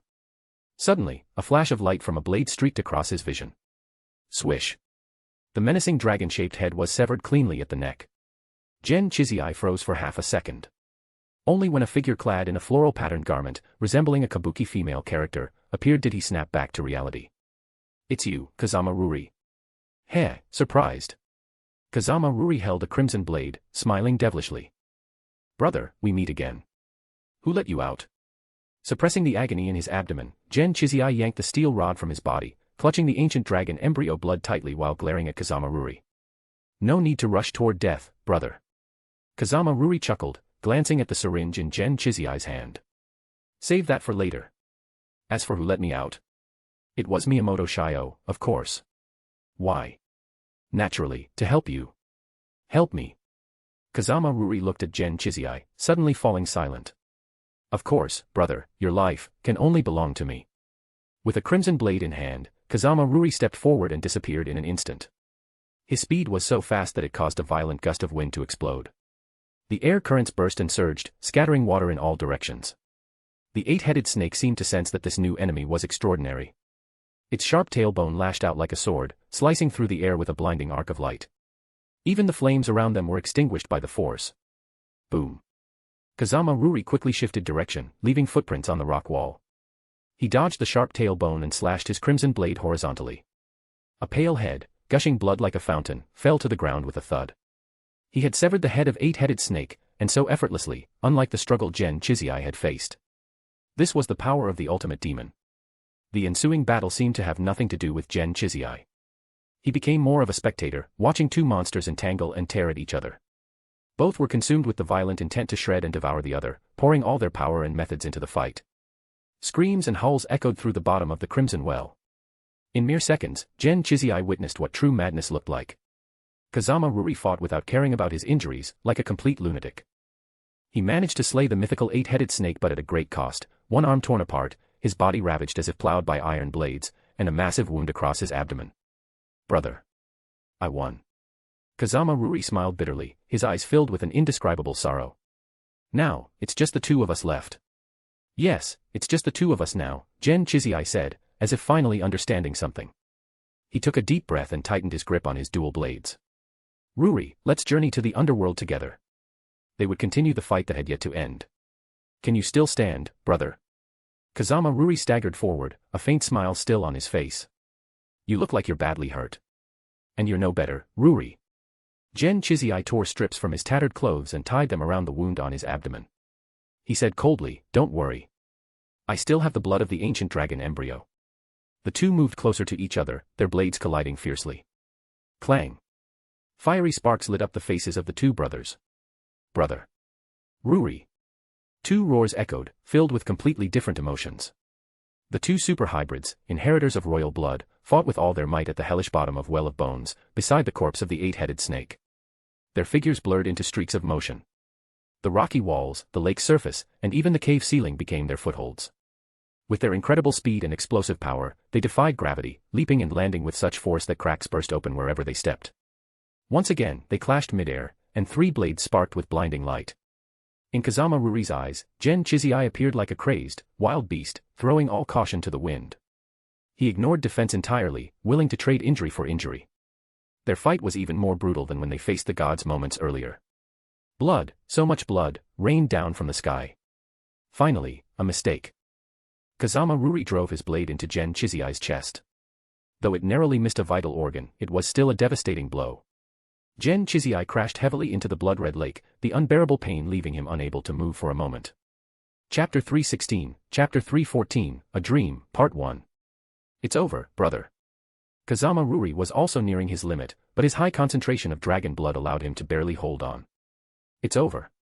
Yes, suddenly, Gen Chizai felt a sense of relief, as if the heavy burden he'd carried all this time could finally be set down. "Brother, aren't you going to use that thing?" Kazama Ruri quietly looked at him, his gaze landing on the bottle of ancient dragon embryo blood. With a faint smile, he said, "Don't tell me you feel indebted to me, so you're unwilling to use it." If Gen Chizai used the ancient dragon embryo blood, his injuries would heal quickly, and he'd gain even greater strength. At that point, who would win was anyone's guess. There's no need. Gen Chiziai's eyes were vacant, blood dripping from the corner of his mouth. He said bitterly, even if I use it, so what? Should I become a monster in my final moments? Dying like that would be too disgraceful. I'd rather keep my current appearance. At least I still look cool. Brother, you're always so naive. Hearing this, Kazama Ruri chuckled softly. What's wrong with being a monster? What's wrong with not being human? People like us haven't been normal for a long time anyway. For all these years, you've lived in hell. Gen Chiziai spoke wistfully, but I have no regrets. As Amaterasu, my duty is to slay those of our clan who fall into the path of darkness. Ruri, this is our fate, the curse etched into the bloodline of Yamada no Orochi. Yes, but it's all about to end. Kazama Ruri approached with his blade, step by step. But when he was only a dozen meters away, he suddenly froze. Light descended from above, illuminating the crude equipment at the bottom of the well of bones. It transformed into a dazzling stage, glittering with colorful lights. On this radiant stage, a figure seemed to dance gracefully, accompanied by the faint melody of Swan Lake that echoed from an unknown source. The dancer wore a fitted tailcoat, paired with a crisp suit and a vibrant, bright purple shirt. A white silk bow tie completed the look, along with black and white brogue shoes. Under the glow of the LED lights, he appeared elegant and striking, a paragon of charm. Every step matched the rhythm flawlessly, his movements confident and exuberant. The mournful and despairing melody had been transformed into something joyous and triumphant. The figure danced lightly, stepping through the pool of blood, moving gracefully and joyfully. It approached Gen Chiziai and Kazama Ruri, bowing to them like an actor at the end of a performance. The music suddenly stopped, and the person slowly lifted their head. On their familiar face was a warm and friendly smile. What a pity. Herzog smiled and said, such a wonderful performance, but only the two of you will get to see the ending. No, it's you. You're still alive. Kazama Ruri screamed in fear, as if seeing a ghost. Gen Chiziai looked at the person dancing gracefully. Upon seeing their face, his pupils suddenly contracted to pinpoints. It was Herzog. Surprised, aren't you? Herzog seemed delighted, his expression full of joy. He spread his arms wide and cheered, I love seeing the surprised look on your faces. It amuses me. So, that person was fake. Gen Chiziai's mind suddenly clicked. No wonder he hadn't seen Eri and Adam. The Herzog by the Well of Bones was a fake. Of course it was fake. How else would you have been able to relax and clear my last obstacle for me? Herzog shook his head, a bright smile on his face. He had never been so happy, as if his soul were soaring. He kept talking, isn't it confusing? It's fine. I don't mind spending a few minutes explaining it to you. After all, success no one knows about is too lonely. Are you bragging to us? Gen Chiziai clutched his chest where he had been wounded, glaring at him. Bragging. No, no, no. I'm just telling you about the great history. Herzog shook his head, every being who sits on a throne is lonely. That's the side effect of power. But I need someone to share this joy with. Kazama Ruri silently stepped back, standing next to Gen Chiziai, holding his red long sword in front of him, as if protecting him. But Herzog didn't mind the small gesture. He continued, actually, you two aren't the only ones who inherited royal blood. When I used Yusuji Kowaru's genes, I created 3 embryos in total. Gen Chiziai is Pi, Gen Chimes is Omega, and your sister Eri is Psi. Eri. Gen Chiziai said hoarsely. At this moment, he finally understood why he always felt a special connection to Eri. It turned out that they were actually close relatives, sharing similar bloodlines. Of course, you're artificially created. Otherwise, how could there be so many S-rank hybrids in the world? Herzog said with a smile, clapping his hands. Please bear with me for a few more minutes. Don't rush to die. Soon, you will have the great honor of witnessing the world's greatest evolution. The road to the pinnacle will be completed today. The path from humans to dragons is finally within my reach. As he spoke, 2 figures emerged again from the dark shadows at the bottom of the lake. A girl in a priestess outfit, with a delicate and petite body, long wine-red hair reaching down to her waist, and a face that was flawless like that of a fairy. Her skin was pale and crystal clear, perfect like a fairy tale character. But now, she seemed like a puppet, her eyes hollow and lifeless as she walked stiffly forward. The other was a young man with blonde hair, wearing black glasses, his expression wooden and stiff. Eri, Adam. Gen Chiziai's eyes turned cold, and he made a decision in his heart. He viciously drove the syringe filled with ancient dragon blood into his own artery. Herzog, I will never let you have your way. However, his movement stopped midair. No matter what, his hand holding the syringe could not move, as if frozen in place. "Hey, Chizzy-Eye, have you forgotten?" Herzog said mockingly, looking at Gen Chizzy-Eye, who was hiding behind Kazama Ruri. "It was I who gave you the ancient dragon blood, though it was meant as a precaution to make you and Gen Chime annihilate each other. But I didn't expect you would keep it for so long, just to deal with me. You forgot, there's still me." As Kazama Ruri spoke, he suddenly sprang into action. The crimson blade cut through the air in a blazing arc, accompanied by a sharp gust of wind, aimed directly at Herzog's throat. Clang! The blade moved as fast as lightning, like a streak of light. However, no matter how fast the sword is, it can never be faster than the gaze. Kazama Ruri's sword stopped, just half a finger's distance from Herzog's neck, unable to move any further. "You're still so naive." Herzog raised a finger and gently pushed the crimson blade away from his neck, a mocking cold smile curling on his lips. "As long as Adam is here, even a S-rank hybrid can't hurt me, understand?" At that moment, Gen Chizzy-Eye and Kazama Ruri finally noticed that the blonde boy's pale golden eyes held a power that was impossible to ignore. "I will make you watch with your own eyes as I evolve from human to dragon." Herzog laughed maniacally, as if he had fully discarded his disguise, revealing the deeply repressed greed within. "Now, it's time to personally pluck the ripe fruit of victory." Chapter 317, Chapter 315, A Dream, 2. Years of planning, finally to be realized today, filled Herzog with an excitement he couldn't control, his face showing tense veins from the thrill. But now, he still needed to take one more step, to retrieve the long-desired item from the corpse of the dead god. "Go, Kazama Ruri, help me complete the final step," Herzog said, sitting like a king on his throne, casually tapping the gong, commanding Kazama Ruri with burning anger in his eyes. "For your teacher, bring me the holy corpse from the god's remains." Kazama Ruri struggled to resist, but his body refused to obey, taking step after step toward the body of the eight-headed snake that he had personally slain. Shing! Shing! Shing! The blood-red blade cut through the god's corpse, as if a skilled sushi chef expertly slicing a piece of tuna on a cutting board. Kazama Ruri's sword skills were precise and steady, slicing through the tendons, muscles, and flesh of the eight-headed snake. Even the pale scales, which couldn't be pierced by fire cannons or missiles, were smoothly cut. The complex, dark golden bone structure was cleaved apart, finally revealing a dark green heart. Though the creature was already dead, that dark green heart still seemed to have some kind of life in it. In fact, it even made Kazama Ruri feel as if a giant heart was watching him, almost like a huge creature's eye. Suddenly, the dark green heart cracked open, and inside was indeed a golden vertical pupil, cold and indifferent, gazing outward. Where the gaze landed, Herzog immediately felt an oppressive force as heavy as a mountain. At the same time, as the heart pulsed, the eye desperately tried to break free, emitting a sharp, hissing sound. "That's the holy corpse! That's the holy corpse!" Herzog shouted in excitement, completely losing his composure. "Quick, capture it!" Kazama Ruri moved swiftly. The moment Herzog shouted, he struck, pinning the eye inside the heart. Thick, foul-smelling green liquid sprayed out with a horrified scream. Whoosh! Whoosh! Whoosh! Several sharp blades of light flashed, dismembering the dark green heart. Only then did they finally see the true form of the sacred remains. It resembled a distorted embryo, with a swollen head that had a large single eye. What looked like a tail was actually a spine wrapped in flesh, and its ribs jutted out from the flesh, resembling a terrifying, grotesque worm. The sacred remains twisted and hissed. The golden single eye blinked, and one could clearly feel the hatred radiating from it. How beautiful, such a perfect evolution.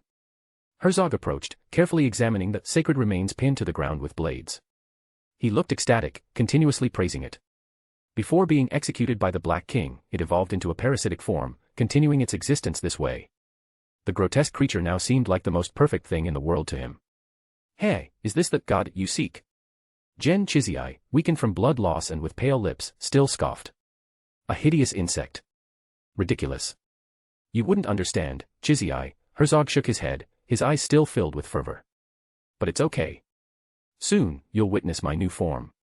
No one can evolve into a pureblood dragon king through the sacred remains. That's the trap the White King left for humans." Gen Chizzy-Eye felt his vision blur, his body drained of strength, and whispered, "If you offer your flesh to that thing and it parasitizes you, you will no longer be yourself. It will be the new White King living in your place. That's because you don't understand how to open the path to evolution." Herzog controlled Adam with a rhythmic sound, while praising, "To retain your consciousness and evolve into a dragon, you can't let the sacred remains parasitize you.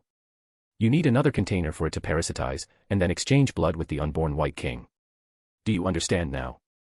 She was born to be a container." Gen Chizzy-Eye looked at the elf-like girl, his heart tightening. No. She's not a container. Herzog's face was filled with greed and desire, as though he wanted to devour the elf-like girl from the inside out. She is my perfect creation. After I claim the throne of the world, I will make her serve me forever. As he spoke, he reached out to stroke Ariai's soft, long hair, his gaze obsessed and perverse. No, Herzog. Gen Chiziai's eyes were filled with rage. He wanted to get up and cut off that filthy hand defiling Ariai, but due to heavy blood loss and being controlled by Adam's word soul, he could only watch helplessly as Herzog desecrated her. My disciple, hold on, don't die. Herzog ignored the sacred remains and dove directly into Adam's body, shouting excitedly, next, you will witness how I walk the path to the godhood, watch this great scene through your mortal eyes. White threads emerged from Adam's body, just like when the eight-headed snake awakened, wrapping around him to form a white cocoon. The genes of the White King were transforming his body. Did you see that? Adam Englewood, my most perfect creation. Herzog revealed his petty side, scratching his head and shouting, back at Black Swan Harbor, the only surprise, he is a natural heir to the White King's bloodline, even more noble than you. He is the perfect sacrifice for the gods. Adam. Gen Chiziai watched in pain and despair, unable to stop it anymore. At that moment, a terrifying and deep pressure, as if from hell itself, froze the entire lake at the bottom of Well of Bones in an instant. Herzog trembled and stiffly looked to the side. Ariai's face was as cold as ice, like a king ruling over the world. Her eyes glowed with molten gold, and her lips trembled as if she were about to speak a name. No. I will not allow anyone to interrupt my plans. Herzog roared and forcefully struck the gong. Bang. The girl had also undergone brain surgery and was under the gong's control. The massive, accumulated pressure suddenly released. Ha ha ha, no one will stop me, no one. Herzog shouted, stepping closer to Ariai. You are nothing but a puppet in my hands. At that moment, the girl was crying, her eyes sometimes showing fear, and at other times becoming indifferent. The wide Miko robes moved on their own without the wind, and the wine-red hair fluttered wildly. Her crimson gold eyes radiated authority and power, like a mountain collapsing or the earth shaking, sending terrifying vibrations that made the entire bottom of the Well of Bones tremble. Herzog suddenly gasped, feeling a deep tremor in his soul. It was the fear of a threat to his life. The sound of horse clanging echoed endlessly at the bottom of the Well of Bones. Herzog struck the clapper wildly, trying to resist the girl on the high platform, who seemed like a deity. In the end, Ariai couldn't resist the clapper's sound. The last glimmer of light in her eyes slowly faded, returning her to being a mere puppet. Ariai. The last spark of hope in Gen Chiziai's eyes was extinguished in that moment. He knew that no one could stop Herzog's scheme now. He would ascend to the throne. Ladies and gentlemen. You are about to witness the arrival of a new era. Herzog strode towards the Adam wrapped in a white cocoon, then began the final procedure. After inserting the blood transfusion tubes into the arteries, Herzog also inserted 2 tubes into his own neck. Under the function of the blood exchange device, their blood started to mix. The fresh blood of the newborn dragon flowed into Herzog's body, while his aging blood flowed into Adam's body. This was an unprecedented, grand operation throughout history. Through blood as a medium, the power of the White King entered Herzog's body. His pupils grew brighter, as if lava flowed in his eyes. Snow-white strands began to grow from his body, and his skin, once old and withered, became smooth and nourished by dragon blood. It took on a baby-like red hue. He stretched his arms wide, allowing himself to be enveloped by the fine strands, feeling the power of the Dragon King. Snow-white strands spread across the entire bottom of the Well of Bones, resembling a spider's nest. At the very center of the nest, the giant white cocoon was torn open from within by a sharp claw. The perfect creature burst out from the crack and soared into the air, spreading its wings. Gen Chiziai stared in despair at the enormous creature emerging from the cocoon. The creature's head resembled a dragon from ancient myths, with 4 large, menacing horns. Its body was covered in grayish-white scales, engraved with complex, 3-dimensional mysterious patterns. Behind it grew 2 gray, leathery wings. Its powerful limbs hung down naturally, and its vertical pupils gleamed with a faint golden light. At that moment, the newborn White King was born. Chapter 318, Chapter 316, The White King. At this very moment, far away in the eastern ancient country of Asia, in a certain city's private high school, a student sat at the bottom of the class rankings. The bright moonlight shone through the window and into a shared dorm room. A dejected young man was sitting at his computer desk, completely engrossed in a game called StarCraft. Suddenly, it was as if he froze. His eyes glowed with a fiery red golden light, like molten lava, radiating an intense pressure. Rage and fury flickered across his face, as though a storm capable of destroying the world was brewing inside him. In his eyes, there was anger, and sometimes a vicious expression, but deeper within, there was a hint of sorrow. Then, under the influence of an unknown force, the light in his eyes faded. His head grew heavy, and he slumped forward onto the desk, falling into a deep sleep. Beside the dejected young man, a boy suddenly appeared. The boy looked neat and adorable, dressed in a sharp black suit, white shirt, and black tie. His hair was combed perfectly, his bright eyes clear and clean, his face gentle, with a unique blend of childish innocence and maturity. A new White King has been born. The boy's face was full of disbelief. His red gold eyes widened, staring fixedly at the bright moon outside the window. It was as if his gaze could pierce through the layers of clouds and the vast distance, reaching some unknown place. His expression was solemn, yet there was a trace of sadness, as if he were murmuring to himself, "But why does it feel like something is off?" The bloodline of the Dragon King carries a deep soul connection. Just now, he clearly sensed it, the spiritual energy of the entire world was going wild, as if it were celebrating the birth of the White King. Once the White Emperor of the Dragon Clan, who had been cruelly suppressed and fallen by the Black King thousands of years ago, had now returned in such an abrupt form, announcing his reappearance to the entire world. The boy felt that at the moment the White King was born, a massive change erupted deep in the collective subconscious of all living beings, like a vast ocean surging and crashing, with thunder and lightning shaking the world. It was like something from an apocalypse, with fiery rain carrying falling stars. But who exactly has become the new White King? On the young boy's face, a deep worry appeared, something rarely seen. Japan, Mount Fuji, Takamagara. At the bottom of the well, there were snow-white fungi-covered mountains, trembling under the weight of a great existence. Suddenly, accompanied by the roar of thunder in spring, the entire mountain collapsed with a tremendous crash. The shattered rocks fell like raindrops, and a gray-white, monstrous figure appeared, as if a comet rising from the earth, dragging fierce winds and atmospheric pressure that reached the sky. The visible shockwave of terror spread like the ocean waves stirred by a storm, sweeping across dozens of kilometers. In an instant, the creature broke the sound barrier. Boom! A thunderous roar rolled through the dark clouds. At several thousand meters high in the sky, under the moonlight, the gray-white, monstrous creature finally revealed its true form. Its wings, covered in skin, were still, not needing to flap at all. The surrounding clouds and air currents seemed to lift its great and mysterious figure, standing among the vast sea of clouds, like a holy, pure cross, radiating an indescribable mysterious beauty from within. Mysterious patterns were carved into its scales, running deep into its flesh, yet extending into the void, as if explaining an unfathomable truth. It was the Dragon King, Herzog. It had succeeded. It had inherited everything from the White King, the power, the bloodline, even the memories, while keeping its own consciousness. This was not the White King's reincarnation, this was it replacing the White King and ascending to the throne of the world. From this moment on, it, the White King Herzog, would stand on the throne of the heavens, which had been empty for 10,000 years, overlooking all the living beings of the world. Herzog joyfully felt the volcanic-like power surging within. With every breath, it seemed that the elements of the world moved with its will, rising and falling like the tides. Even the entire geographical structure of the 4 main islands of Japan naturally took shape in his mind. With just a thought, he could trigger earthquakes and volcanic eruptions, causing lava and tsunamis to swallow millions of people, creating unimaginable natural disasters, wielding ultimate power and authority. Scenes never seen before now appeared before his eyes, displayed in their simplest form. Red fire, blue water, black earth, and white sky, these were the elements in motion, violently flowing between the sky and the earth. The chaotic elemental storms caused storms and tsunamis, altering the atmosphere and the environment everywhere. This was the true power of the Dragon Clan, controlling the world through the elements. No. It's not just the elements, there's another power. Herzog was shocked to discover that within this newly reborn White King's body, there was an even more terrifying force. It was an endless, profound, and dark sea. Every drop of water was like a light or shadow, representing a piece of consciousness, a mark.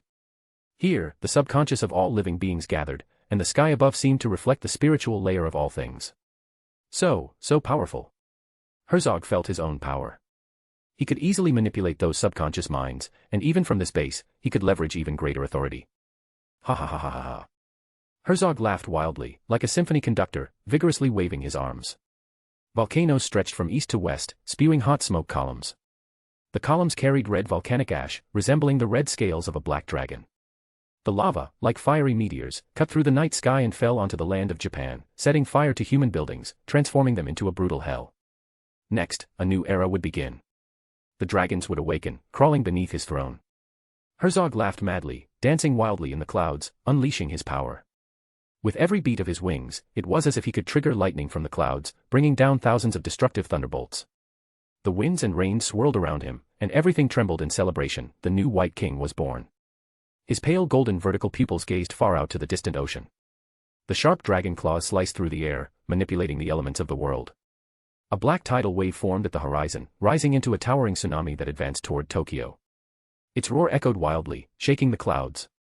The sound waves, almost physical, tore apart the clouds in the sky. Then, countless bolts of lightning surged down, as dense as the sea itself, bringing down the wrath of the gods, like a world-ending storm. It raised its arm high, and the steel-like muscles beneath the dragon scales were revealed. The divine power, capable of tearing the sky apart, shattered the void, cracking it like a broken mirror. Its will commanded the elements of earth, fire, water, and wind. In an instant, Mount Fuji trembled violently, erupting with a cataclysmic flow of molten lava. A towering pillar of smoke reached thousands of meters high, releasing vast amounts of volcanic ash, resembling falling meteors with flaming tails, scattering across every corner of the city in the night. World, kneel before me. Herzog tirelessly flaunted his power and strength, showing the majesty and nobility of the White King to the world. Just as his mood reached its peak, the entire world suddenly froze. It was as if someone had pressed the pause button. The raging winds, the violent thunder, and even the flowing elements all came to a halt. This strange scene left Herzog stunned. How strange, why did he feel an ominous sense? An overwhelming sense of unease gripped Herzog deeply. He glared angrily with his pale golden vertical eyes, watching everything freeze around him, venting the fury of the White King. But the elements of the world seemed to have slipped beyond his control. The supreme power flowing through the White King's blood seemed to be slowly, along with his strength and authority, being drawn out of his body. Chapter 319, Chapter 317, Real White King. No, no. Herzog was consumed by extreme fear. He couldn't bear the thought of losing the power he once held, not again. Who is it? He roared at the sky, his anger tinged with a deep, invisible terror. It felt as though a massive, unseen hand gripped his heart, squeezing the air from his lungs. Suffocation overwhelmed him, and he shrieked in panic, "Come out! Come out now!" But the empty sky above gave no response. Chaotic elements gathered in the sky, swirling into turbulent streams as if they were about to unleash waves of destructive energy. Under the solemn draconic incantation of the White King, Jung von Herzog, high-level word souls were easily cast. Yet, in the very next moment, the chaotic turbulence vanished. The first authority to fade was his control over the elements of the world. Herzog was terrified beyond measure. He realized he could no longer see or manipulate the elements. This meant his dominion over the world was gone. No longer could he alter the skies with a thought or effortlessly destroy cities and islands. No. I am the White King. I am Herzog. No one can take my authority from me. With a sudden pull of his wings, Herzog dove vertically downward, slicing through the clouds like a blade and leaving shockwaves in his wake. He wanted to flee. Even with his monstrous and terrifying Dragon King form, he lacked something critical, the heart of a true Dragon King. From the beginning, Herzog had been nothing more than a coward, a petty creature hiding in the shadows of the sewers. His essence had never changed. The roaring airflow and violent sonic booms created rings of turbulence around him as he surged forward. Escape. He had to escape as far as possible. Though he still didn't know what had caused his authority to fail, Herzog's timid and cowardly nature drove his decision. Without hesitation, he chose to flee rather than face the unknown threat with the bloodthirsty defiance of a true Dragon King. His gray-white, blade-like wings sliced through the clouds, pushing his speed to many times the speed of sound. Boom. Boom. Boom. Compressed air burst with a thunderous roar, like the firing of a massive cannon. A distinct rift tore through the sky, its booming sound resonating among the clouds. Even humanity's fastest weapons couldn't match Herzog's speed at this moment. Herzog had no idea where he was fleeing to, he only wanted to get far away. But then, the leathery wings on Herzog's back vanished as if they had never existed, like a cruel regression. No. No. No. Herzog's eyes widened as he let out a terrified scream and roar. Without wings, how could a dragon soar through the skies? Next, Herzog lost his balance entirely, unable to control himself. Like a meteor entering the atmosphere, he plummeted at incredible speed, trailing a fiery tail hundreds of meters long. The sheer pressure and destructive force he carried smashed directly into the heart of a bustling city below. Boom. The vibrant metropolis was instantly shrouded in a massive cloud of dust and debris upon impact. A cataclysmic explosion sent a mushroom cloud towering 1,000 meters into the sky. The shockwave, carried by a violent wind, tore through everything within sight. Skyscrapers were crushed to rubble in an instant. Countless stones and debris surged forth like a flood out of control, engulfing everything in their path. Despite such a devastating fall, Herzog did not die. He crawled out of the ruins in a pitiful state, his once pristine gray-white scales cracked and oozing blood. At that moment, the looming threat of death had never felt so real. Herzog roared and screamed in terror, "Who is it? Come out now!" But in the ruins of the city, who could possibly answer him? Whoever you are, I'm willing to share the world's power with you. Herzog backed down, or perhaps it was fear that made him do so. He shouted in panic, "This world is vast. We can share it. If my information is correct, the 4 Dragon Kings haven't awakened yet. You must need an ally, right?" Rip. A gray-white dragon scale was forcibly torn from his body and fell to the ground. Herzog's pupils contracted sharply. The body imbued with the mighty power of the Dragon King began to shed its ashen-gray scales, flaking off piece by piece like autumn leaves falling to the ground. Soon, the floor beneath him was littered with them. The excruciating pain of having his scales forcibly torn away made him let out agonizing screams. "Ah, it hurts. It hurts so much. It's killing me." Herzog tried desperately to stop the scales from falling, but his efforts were futile. In no time, all the ashen-gray scales covering his body were stripped clean. Beneath the scales, crimson, bleeding muscles and strong, sinewy fibers became fully exposed. After the scales were stripped away, the once steel-like muscles and sinews began to dissolve, as if drenched in concentrated sulfuric acid. The process was agonizingly slow. But it wasn't sulfuric acid. There was no way a Dragon King's body, strong and resilient enough to withstand molten lava, could dissolve so easily. Yet the reality unfolding before him left Herzog utterly baffled. He couldn't comprehend why this was happening or who was responsible. Pain. The pain was unbearable. How could such excruciating torment exist in this world? He endured the agony of every inch of his flesh dissolving until, at last, he could barely scream anymore. "No, I was wrong. Please, I beg you, don't take it away." Like a pathetic clown, Herzog fell to his knees, bowing repeatedly and slamming his head into the ground, pleading with the unknown force not to take away his hope. "I don't want the world anymore. I'll be your slave, anything you want, just don't take it away from me." But alas, his punishment was far from over. After the muscles and sinews dissolved, the next torment awaiting Herzog was the extraction of his bones. Oh. One by one, the Dragon King's sinister dark golden bones were pulled out. Herzog could only moan weakly. He could feel the Dragon King's strength, power he had painstakingly usurped, vanishing completely.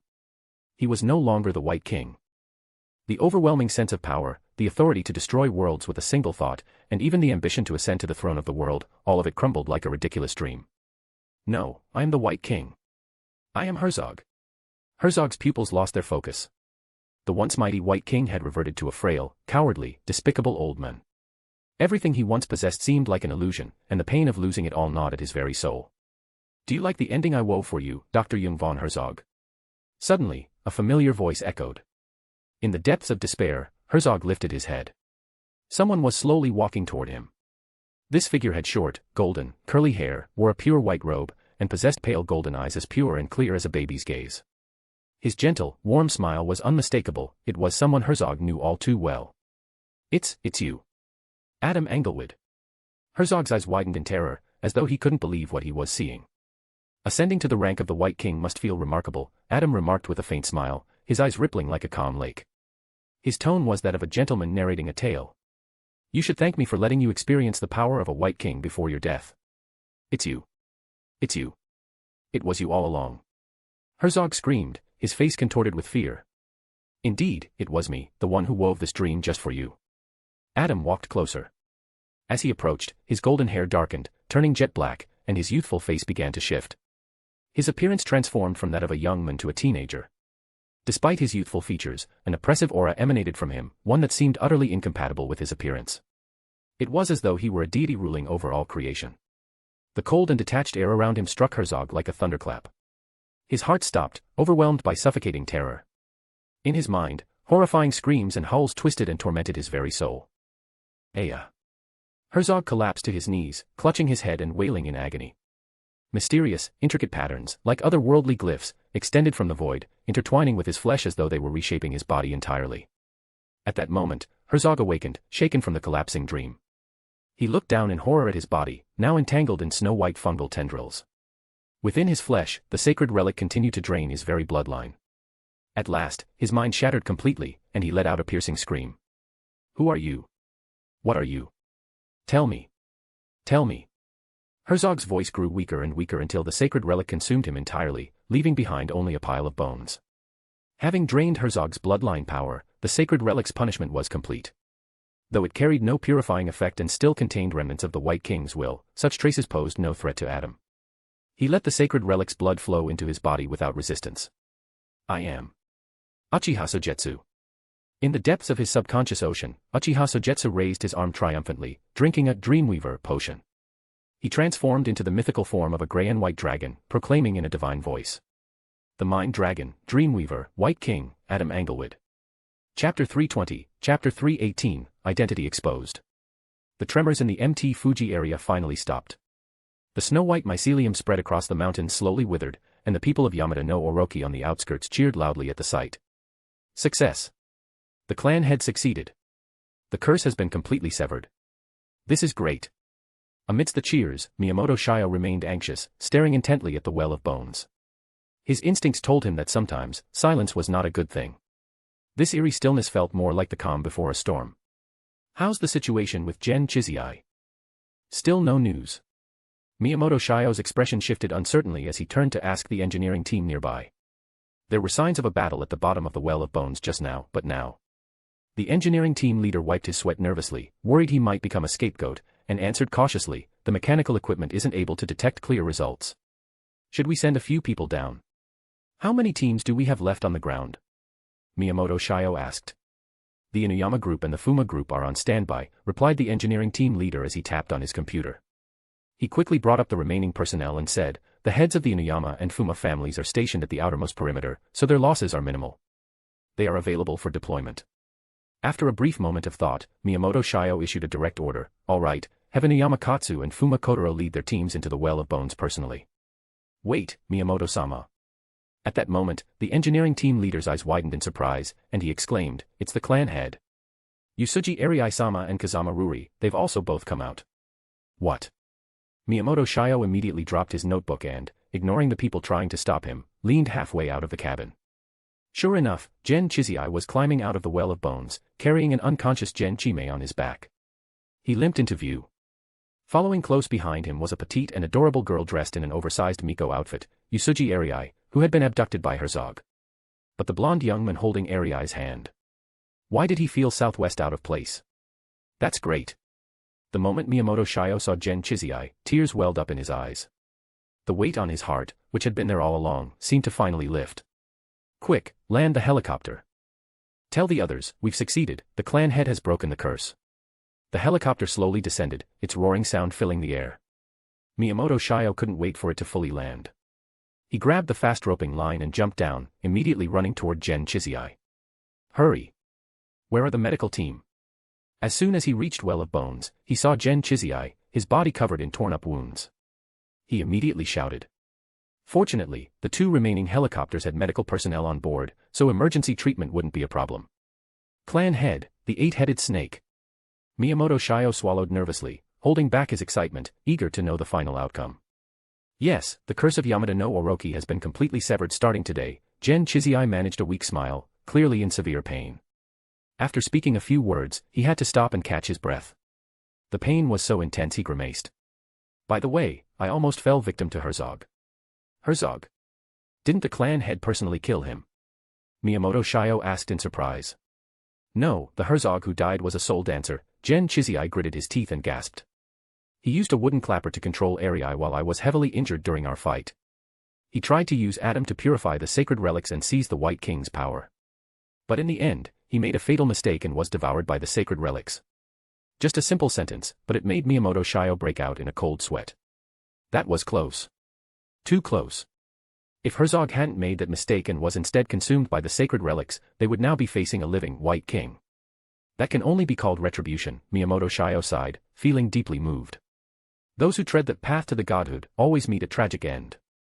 Izanagi was the same, and Susanoo was the same. But fortunately, it's all over now. Yeah, it's finally over. Gen Chizai allowed the medical team to bandage his wounds, and his usually firm expression softened a lot. From now on, we won't have to worry anymore. Everyone can live the life they want. Since inheriting the mission of Yamada no Orochi, he had always kept himself on edge. Now, he could finally relax. His body was sprawled out in a large X shape, slouched against the Well of Bones, grinning. This feels great. I don't have to carry the burden of the mission anymore. It's like the air has gotten much fresher. At that moment, another helicopter landed, and 3 people came down. Hilbert, bare-chested, had evenly distributed muscles, with clear and defined lines, like a sculpture from ancient Greece. It was hard to imagine such a well-built body belonged to someone over 100 years old. The deep and shallow scars all over his body, both old and new, were undoubtedly marks of a warrior's battles. Behind Hilbert were Chu Zihang and Caesar. Both were heavily injured, showing that the battle on the artificial island had been intense. But there was one person missing, Usuji Koharu. Gen Chizai lowered his head, a slight pain in his heart. He already guessed what had happened to Usuji Koharu. Miyamoto Shio furrowed his brows, his eyes filled with caution. He quietly said, Chizai, have you thought about how to explain things to Castle College? Gen Chizai looked at the three people who had gotten off the helicopter and said indifferently, there's an old saying in the eastern countries, the boat will straighten when it reaches the bridge. The White King's threat is gone, and those old guys in Europe can't possibly imprison all of Yamada no Orochi, can they? I think the most likely scenario is that Europe will try to get even more benefits, he added. Miyamoto Shio replied calmly, the White King's remains. That's a huge treasure. They won't be able to resist. Since they're here, we might as well give them a proper welcome. Gen Chizai struggled to stand, putting on a half-sleeve haori, and walked over. Principal Hilbert, it's been a long time. Though Gen Chizai was severely injured, he was representing Yamada no Orochi, standing tall, extending his right hand in a gesture of politeness. On behalf of Yamada no Orochi, I sincerely thank you and Castle College for your support during this chaos. Sorry, I'm not in the mood for idle chit-chat right now, Chizai. Anger burned in Hilbert's eyes, glowing with a fiery, molten gold color. His entire body was surrounded by a fierce and brutal aura, like a wild beast about to go mad. As he spoke, he ignored the hand Chizai had extended and stepped forward, crossing right over it. Chizai froze for a moment. As the head of the prestigious Yamada no Orochi, even if he was still young and overlooked, he shouldn't be treated like this, right? With the power of the word Soul of Time Zero, Hilbert seemed to vanish from where he stood, like he was teleporting, and then reappeared directly in front of Usuji Arai and Adam. Principal Hilbert, you. Miyamoto Shio frowned deeply.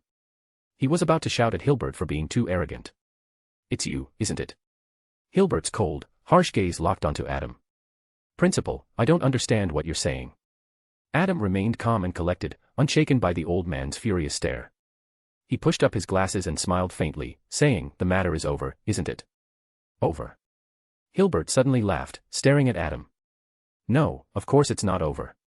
As principal, I haven't even celebrated your arrival yet. At this, Adam tilted his head slightly, a knowing smile playing on his lips. Oh. And how does the principal plan to celebrate? Of course. In the next moment, Hilbert's actions shocked everyone.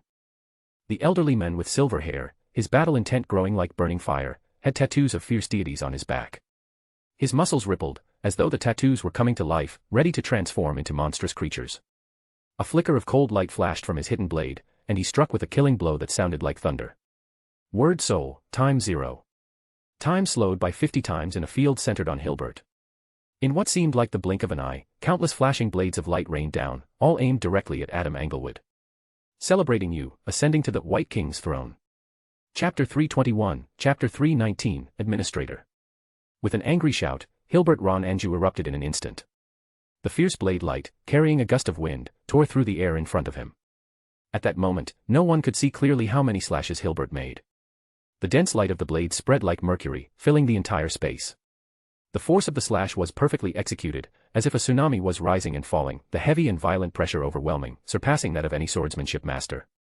In that moment, the ultimate form of Iaido was fully realized, releasing all its power in one strike, deciding the outcome in a single move.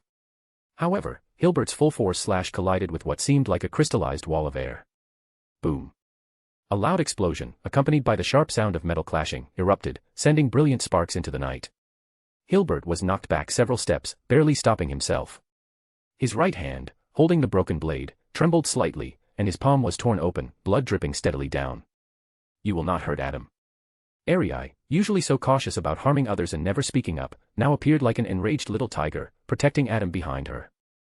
Her wine-red hair fluttered in the wind, and her beautiful eyes were cold and chilling, like a ruler commanding the world. A heavy, mountain-like pressure surged forth like a flood breaking its banks. The ground was torn apart by the force, and even the air trembled, as if it feared the power of this young girl. Little girl, the person standing behind you doesn't need your protection. Hilbert, though shocked, was not surprised. After all, that was a Dragon King. If such a person could easily be killed, why would he go through the trouble of running Castle College, selecting the strongest hybrids to be dragon slayers for humanity? After a brief moment to catch his breath and recover, Hilbert coldly stared at Adam and said in a low voice, "Am I right?" The new White King, Adam Angelwood. Wait, Dragon King. Adam. It wasn't until this moment that everyone snapped out of their shock, staring in disbelief at Hilbert and the seemingly ordinary young man. Just now, Hilbert said that Adam had ascended to the throne of the White King. In just a few seconds, the expressions of Gen Chizai and Miyamoto Shio changed dramatically, going from red to white, then from white to purple. Their moods went through several ups and downs, nearly causing their jaws to drop. No, it can't be. Could today be April Fool's Day? But from Hilbert's expression and reaction, it was clear that he was serious. Adam Anglewood is the White King. Gen Chizai's pupils shrank in shock. No, it's impossible. I saw it with my own eyes. Herzog was devoured by the sacred relics, and then I destroyed the sacred relics. That's false, an illusion, Hilbert said, turning his gaze toward Adam. To be precise, it should be that a false memory was implanted. Implanted, a false memory? Gen Chizai's face changed drastically, as though struck by lightning. He looked at Adam in disbelief. You, really are the White King? At this point, are you still going to deny it? Hilbert's face remained calm, but his eyes held a chilling murderous intent. I'm just curious. Why do you insist that I am the White King? Adam's gaze was indifferent, and he showed no signs of surprise. He simply looked at Hilbert calmly. It was Nido, the administrator of the Hunter website, who told me that a new White King was born in Japan. Hilbert stretched his limbs for a moment before saying, the little girl from the Usugi family, now you understand, don't you? You're not protecting a person, but a real Dragon King. No wonder. It was Nido from the Hunter website after all. After his identity was completely exposed, Adam didn't panic at all. He adjusted his glasses and laughed, saying, this guy is really petty. He's still holding a grudge from a year ago. I can't believe he's still stabbing me in the back. I'll remember this grudge. Once this matter is over, he'll go entertain that guy properly. Everyone knows, Adam doesn't hold grudges. He settles them on the spot. If he doesn't, it makes him feel uncomfortable. You know him. Seeing that Adam seemed familiar with Nido, Hilbert furrowed his brows. Not exactly. We've met once, Adam shrugged slightly, sighed deeply, and then said meaningfully, a year ago, because of something, I had a falling out with that guy, and it seems he's been holding a grudge ever since. Arai, come here quickly. At this moment, when Gen Chizai looked at Adam again, he broke out in a cold sweat and shouted loudly, that guy is not human, he's the White King. The White King was no ordinary being. He was a true White King, second only to the Black Emperor Nidhogg in the Dragon clan's bloodline. In fact, his status surpassed even that of the 4 Dragon Kings. To put it simply, the White King could destroy the 4 islands of Japan with just a thought. No one could guarantee whether this newly reborn White King would be cruel, or if any creature inheriting the dragon bloodline would become increasingly violent the higher the blood concentration. Dragons and humans were fundamentally different species. To a dragon, humans were as insignificant as ants are to people. However, to everyone's surprise, Arai, who had always been obedient, shook her head stubbornly. Arai.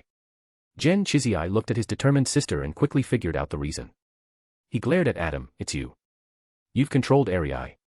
The White King controls the mental element and could have implanted false memories into your sister, Hilbert explained. He seemed to understand this well and continued, after entering Castle College, he implanted false memories in many people. I initially thought he was sent by some secret faction, but now, it seems I may have been affected as well. Food can be eaten carelessly, but words cannot be spoken recklessly, Principal Hilbert. Adam shook his head and said, from beginning to end, I've never controlled any of you. As for Arai, I only promised her freedom. I gave freedom to someone trapped in a cage. No longer bound, she can experience the beauty of the world without worrying about harming others. That's all. Gen Chizai weakly parted his lips, wanting to argue, but seeing Arai's red-rimmed eyes, he swallowed his words. He couldn't give Arai the freedom she wanted, nor could he let her experience the beauty of the world. Everything seemed too distant for her, far beyond reach. But, at least he couldn't let Arai stay by the White King's side. Arai, come back. Please, I beg you. Gen Chizai gritted his teeth, his eyes bloodshot. In a hoarse voice, he said, I swear, I'll find a way. I won't let you stay in that steel cage. I'll make sure you gain your freedom. Facing the desperate plea from her closest relative, Arai couldn't recall ever seeing such an expression on her face. For a moment, her small face looked bitter, and she seemed really conflicted. She tugged at Adam's sleeve, her big, sparkling eyes, clear like emeralds, looking at the young man beside her, as if seeking his opinion. It's all right, if you want to go back, I won't stop you. Adam smiled gently and raised his hand to pat the girl's hair. I respect your choice, Arii. Arii lowered her head, thinking seriously for a few seconds, then raised her head and firmly shook her head. Once again, she was rejected. Gen Chizii stood there, speechless, unsure of what to do. Enough chatting, gentlemen. Hilbert, holding a folding knife, stepped toward Adam once again. His expression was cold as he spoke. Since you've chosen to stand with the dragon, be prepared to be an enemy of humans. Principal Hilbert, we should have a pact, right? Adam looked at Hilbert, who was getting closer, sighed, and said, to be honest, I don't think we need to end up at the point of drawing swords. The pact was nullified the moment you became the White King. Hilbert sneered and said, besides, I don't think a Dragon King would kindly talk about a pact with humans. I'm really not good at fighting. Adam pushed up his glasses, showing an expression of helplessness. Looking at Hilbert's back, Caesar, who already knew what was coming, reluctantly drew his black sword. He turned to the indifferent Chu Zihang beside him and asked, hey, do you think we can win against the Dragon King with just the few of us? Chu Zihang was silent for a moment, then looked at him seriously and said, guaranteed victory. Chapter 322, Chapter 320, Battle begins. Can we win? When Chu Zihang heard this question, he couldn't help but want to laugh. Don't joke around. As the young master of the Gattuso family, it's not a matter of winning or losing, it's about certain death. If reality weren't some kind of pay-to-win game, even if all of them gathered together, they'd probably still be no match for the White King, just enough to fill the gaps between his teeth. Thinking about his life possibly being near its end, Chu Zihang slowly lifted his head. Surprisingly, his heart felt oddly calm. There was no fear of death in his mind, nor any thought of retreating.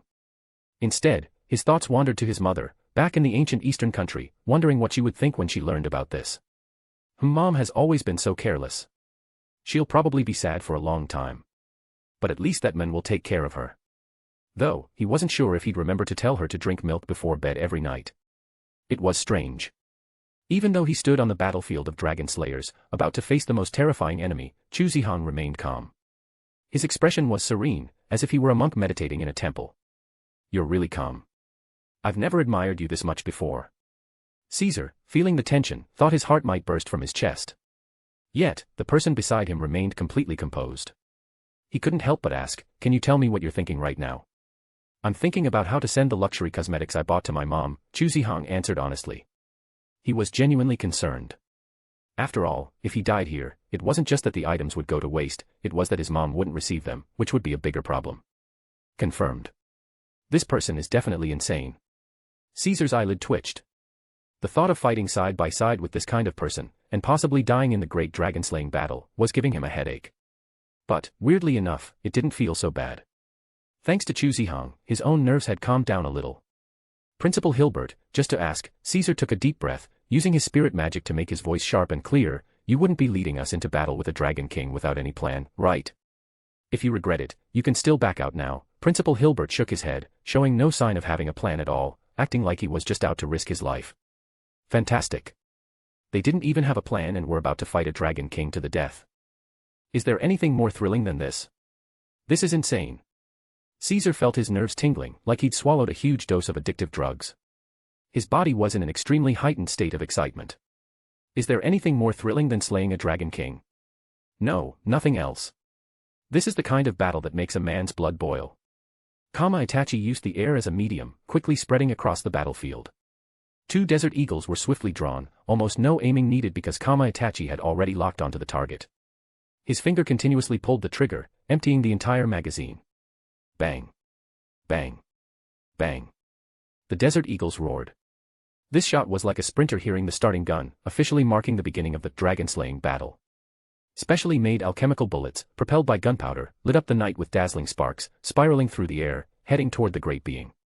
The spinning bullets flew at incredible speed but stopped just a few feet in front of Adam, as if they hit an invisible wall of air, quietly hovering in midair until they lost momentum and fell to the ground with a crisp clinking sound. Word soul, King's Blaze. Chu Zihang's pupils blazed, and the temperature around him spiked.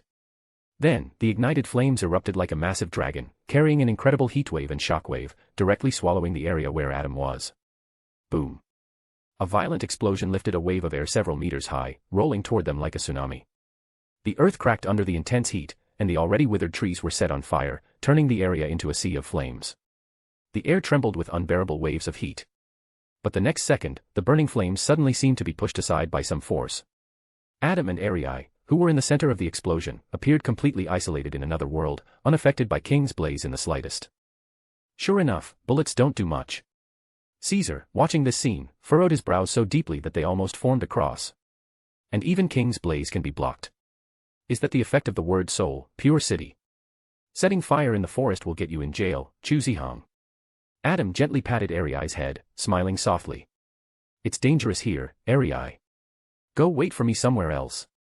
Ariai shook her little head like a rattle, pouting and glaring at him with her red jewel-like eyes, as if holding her breath. Good, be obedient. Adam gently patted her soft hair and said, it will end soon.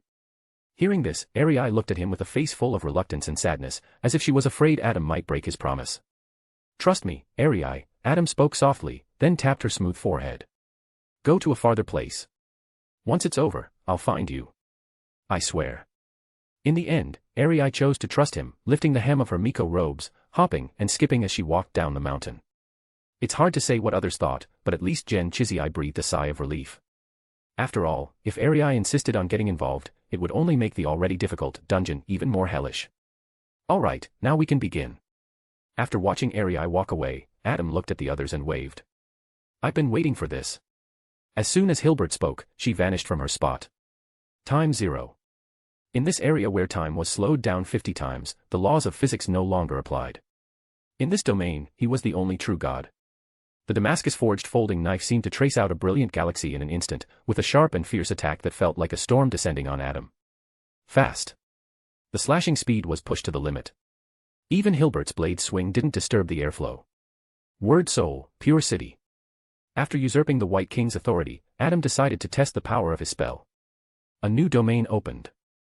The air at the surface solidified, forming a crystalline wall, like an overturned jade bowl, protecting Adam inside. Clang. Hilbert's slash was forcefully blocked. But she kept the time 0 domain active, aiming for a single, lethal strike, hoping to at least force out his Dragon King form. What shocked Hilbert was that, even though he was in the domain of 0 time, Adam seemed unaffected. His gaze followed Hilbert's movements, and then a mental shock directly caused him to lose his balance, stumbling to the ground and rolling into a tree. At that moment, Chu Zihang and Gen Chizai's blades almost reached him at the same time. Word soul kingship. A massive gravitational wave fell like a mountain, suppressing Adam's movements. Chu Zihang seized the opportunity, activating his second-degree blood rage, willing to do anything to increase his power. He swung his Murakumo sword with all his might. The speed and strength of the strike reached its peak. Fast, but still too slow. Adam smiled and then directly grabbed the Murakumo sword with his bare hands, forcefully throwing Chu Zihang toward Gen Chizai. Bang. The two collided and were sent flying at the same time.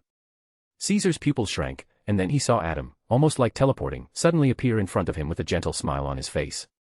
Bite down hard. Then, Caesar's face was struck with a punch so powerful that his bones seemed to crack. His entire body was sent flying like he was hit by a train, landing several meters away, joining Chu Zihang and Gen Chizai. White King controls the mental element of the Dragon King. Gen Chizai clutched his injured abdomen, struggling to stand up. His voice was heavy. If nothing changes, he should be able to simulate the word souls of other Dragon King attributes. Hiss, does that mean? Caesar's mind flashed with a terrifying thought. Just then, the air became scorching hot, and the atmosphere turned dry. It felt as though every breath they took would burn their lungs. No way. Caesar, holding his bleeding nose, widened his eyes. Are you kidding me? This guy's cheating. An invisible gravitational force suddenly descended, dragging everything around them, pulling them slowly toward Adam. In the stunned eyes of everyone, a black corona suddenly appeared behind Adam. That was Word Soul Black Sun. Chapter 323, Chapter 321, Candle Dragon Destroys the World. Around the jet black sun, a deeper, more profound halo surrounded it, devouring the light within sight. The massive gravitational pull, resembling a black hole, continued to drag and tug everything around it. From Adam's position at the center, a powerful storm erupted within a few hundred meters, as airwaves surged like a tsunami, constantly rushing toward the core of the black sun. The gases, swirling like a raging river, were dragged toward the black sun, and upon reaching the outer edge of the deep halo, the intense heat immediately vaporized them. Nearby, rocks, trees, steel, and other debris were pulled by the black sun's gravity toward the deep halo, and in the blink of an eye, they turned to ash. The slowly rotating black sun acted like a giant millstone, crushing anything that entered this forbidden domain into dust. Hilbert bent his legs, shifting his weight backward, struggling to resist the black sun's gravitational pull, but beads of cold sweat formed on his forehead. Within his line of sight, everything, both material and immaterial, was being drawn toward that direction. It almost seemed like everything was being pulled back to the point of primordial chaos. Even Koru's black sun probably wasn't this powerful, was it? The thought crossed Hilbert's mind, and he sighed deeply. As expected of the master of mental elements, second only to the Black King Nidhogg. He spoke up, his voice heavy. The weakness of the black sun lies behind the user. I'll act as bait. You all figure out how to get behind it and destroy the black sun. As his words fell, the realm of time zero expanded again. Before anyone could respond, Hilbert voluntarily gave up resisting. His body was immediately captured by the gravity, as if falling into an abyss, and shot directly toward the black sun's corona. In the eyes of Gen Chizai, it looked like Hilbert was walking straight into death. Anything that entered the black sun's domain would be burned and torn into basic ashes by its extreme heat and terrifying gravitational pull. Once entering the black sun's domain, the intense heat quickly roasted Hilbert's skin, turning it as red as a shrimp, and his blood seemed on the verge of evaporating. Each breath felt like intense, fiery pain from his throat all the way to his lungs. His body was being torn apart by the gravitational force, as if it would disintegrate any moment. Yet, Hilbert's eyes still burned with fury, like a raging lion, glowing with a piercing golden light. It's close. Now's the time. Third phase. Blood rage. Originating from the Lionheart Society's original taboo technique, his understanding of it even surpassed Chu Zihang's. Forcing his body into position, Hilbert took a deep breath, feeling his heart pounding violently, the air growing hot enough to boil, and his decaying body, under the surge of blood, seemed to have revived with new vitality. His muscles, swollen explosively, bulged with terrifying power. As he moved, the ground shook and cracked, and Hilbert's figure suddenly vanished. It was an ultimate combination of power and speed. Even the best dynamic vision couldn't catch the ghost wandering in the gaps of time. 50 times. No, it was 80 times.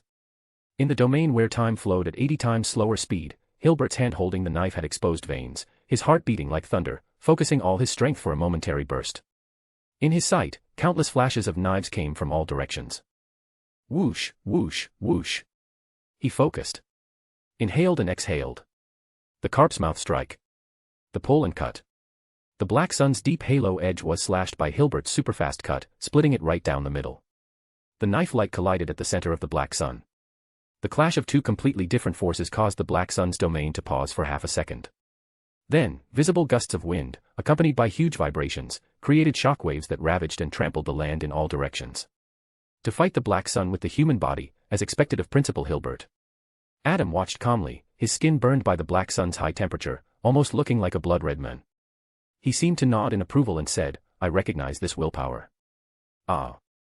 Just a few meters away, Hilbert could no longer take the final steps and threw his folding knife with all his might. Boom. The folding knife shot out like a meteor, piercing through the air like a white rainbow, heading straight for Adam. The final blow, filled with hope, was easily caught by Adam using just 2 fingers. I'll suppress him with my kingship, the rest is up to you. Gen Chizai finally seized the opportunity, moving to the side, his veins popping, and with gritted teeth, he roared, stop now. As expected of the heir to the White Emperor bloodline, Amaterasu's power, in full force, suppressed the black sun's domain. The rotating black sun came to a halt, as if it was stuck. Now. Hurry. Gen Chizai's eyes were bloodshot, with blood flowing from his mouth and nose, showing just how much pressure he was under. Actually, without needing to say anything, Chu Zihang and Caesar had already reached Adam's back. Word Soul, King's Blaze. Word Soul, Vampire Kamaitachi. A rare fusion of word souls, with the help of the storm, the flames transformed into a roaring fire dragon, devouring everything in its path. Boom. A massive explosion kicked up dust, with scorching heat and shockwaves filling the air. The pitch-black corona finally shattered under the combined effort of everyone, but Adam, at the center of the explosion, remained unfazed, standing still, his pale golden eyes calm and indifferent. He said, well done, I'll congratulate you for now. But how do you plan to deal with my next move? The temperature in the air suddenly skyrocketed, as if the environment had turned into a furnace. The ancient, oppressive draconic language echoed from Adam's mouth, each word shaking the elements, triggering violent turbulence. V-room. Layer after layer of flames formed a ring above Adam's head. An unimaginable and terrifying high-pressure force seemed to compress the air to an unbearable limit, like several massive mountains crashing down.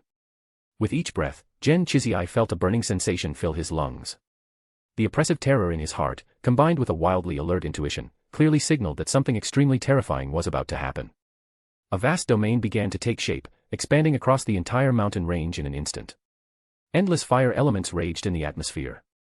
As the supreme-willed fire ring shattered, the terrifying word soul, capable of destroying the world, erupted with a force beyond human reach. Could it be, the ultimate fire element word soul, candle dragon Gen Chiziai's eyes widened, his pupils showing a hint of horror. Congratulations, you guessed it correctly. Adam snapped his fingers lightly, smiling as he said, word soul, candle dragon. In the next moment, blinding light filled their vision. The sounds of the world seemed to instantly fade away, leaving only an empty silence. Everything was consumed by the intense white light, which then turned to pale gray. Boom. The flames erupted on an unimaginable scale, like a world-ending tsunami sweeping across the land and sky. At that moment, the entire night was lit up, with a blinding brilliance accompanying the sound of the explosion, creating a mushroom cloud a kilometer wide on the island of Japan. This was the ultimate flame-type incantation, with enough destructive power to annihilate everything.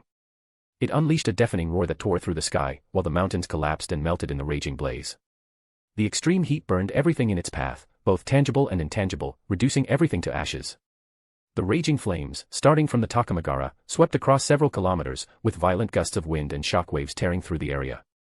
Chapter 324, Chapter 322, Sword of Damocles. Slap. Suddenly, a crisp sound of clapping echoed in the silent night. All right, it's over. Adam clasped his hands together, a gentle smile on his face, and said, the experience time is up. As his voice fell, the surrounding environment abruptly changed. The chaotic, violent elemental currents in the atmosphere, along with the earth-shattering sea of fire, suddenly collapsed like a dream, crumbling like shattered glass. Then, the intense heat that had nearly melted everything in the mountain that had been obliterated by explosions, everything returned to its original state in the blink of an eye, as if nothing had ever happened. Hilbert, Chuzihang, Caesar, Gen Chiziai, Kazama Ruri, Miyamoto Shio, and the others, who had just experienced the ultimate fire-type word soul, the candle dragon, at close range, being burned to ashes from the inside out, were all restored to their original forms, as if time had reversed. From their internal organs to their bones, and finally their skin, everything returned to the way it was before. Did we just die? Caesar, as if waking from a dream, nervously checked his body, only to breathe a sigh of relief once he confirmed that no part of him was missing. That felt so real, like we actually died. Chuzihang placed his hand on his beating heart. The sensation of being engulfed by flames, with his consciousness falling into darkness, still made him shudder. Even now, remembering it, he couldn't shake the feeling that after death, truly, nothing would exist anymore. Dream taper. No, it felt even more real than that. Gen Chiziai showed a lingering look of fear, simply because it had felt too real just moments ago. And the only one who seemed somewhat calm was probably Hilbert. He stood in a daze for a long while, before slowly lifting his head and speaking in a low voice, from the beginning, we've been in the dream you created, haven't we? That's right, it's always been a dream. Adam smiled faintly and gently pushed up his black glasses, his eyes shimmering with a faint golden light. Because I'm weak. I don't have the same power as the other Dragon Kings. Whether this statement was true or not, the group no longer cared to delve into it. A Dragon King who could pull people into a dream at any time was, in some ways, even more terrifying than the four great Dragon Kings. When did this all start? Caesar paused for a moment and asked. At this time, Chuzihang spoke up and said, look down at your feet, and you'll understand. Caesar looked down, his pupils contracting. He then glanced around. Sure enough, everything that had just happened was a dream, and they had never moved from the spot. Hey, what is this nonsense? Gen Chiziai laughed bitterly, covering his face with a helpless expression. We've already given it our all, and they haven't even entered the second phase. Can we really win if we keep going? Isn't this just asking for death? Are Dragon Kings really such terrifying beings? Caesar was also overwhelmed by a sense of helplessness, completely losing his will to fight. No wonder even the Black King, Nidhogg, had to pay an incredibly heavy price to suppress the White King beneath the icy sea. Now, they could somewhat understand the terrifying nature of the White King. Can this be over now, Mr. Principal? Adam sighed helplessly and said, honestly, I really don't want to fight you all. After all, we share the same goal. There's no need to go to the extreme, right? Adam Englewood, I admit, you really are powerful. Hilbert took a deep breath and suddenly smiled brightly, showing no signs of frustration. Instead, there was a hint of uncontrollable joy in his expression. But that doesn't mean you've won, because victory will always belong to humanity. Principal Hilbert, is there some other way? Looking at Hilbert's odd reaction, Gen Chiziai couldn't shake the feeling that from the beginning to the end, something about this whole situation felt off. The principal of Castle College, renowned as the greatest dragon slayer and strongest hybrid, someone who could plan for a century just to slay a dragon, a lone avenger who wielded great power, would he really come here, unprepared, with just 2 students, to slay a dragon? No, it was absolutely impossible. In fact, I've known from the start that with just the few of us, we could never kill you. At this moment, Hilbert spoke slowly, his anger hidden deep in his eyes, and the corner of his mouth curled into a slight smile. It's been about 10 minutes since we first made contact, hasn't it? 9 minutes, just a little off. Adam said calmly. Caesar, give me a cigarette. I really need something to smoke right now. Hilbert said. Although Caesar didn't understand, he tossed over a sealed pack of high-end cigars, the last one. Can I borrow a light? Hilbert, holding the cigar, asked Adam. Snap. Adam snapped his fingers, and the cigar was lit. Hilbert skillfully placed the cigar in his mouth, took a deep puff, and slowly exhaled the smoke before speaking, thanks. But it's thanks to your dream that I've been able to delay until now. Jen Chizzy froze for a moment before reacting. Principal Hilbert, you've been stalling this whole time. Yes, I was waiting for this moment, Hilbert replied, flicking the ash from his cigar.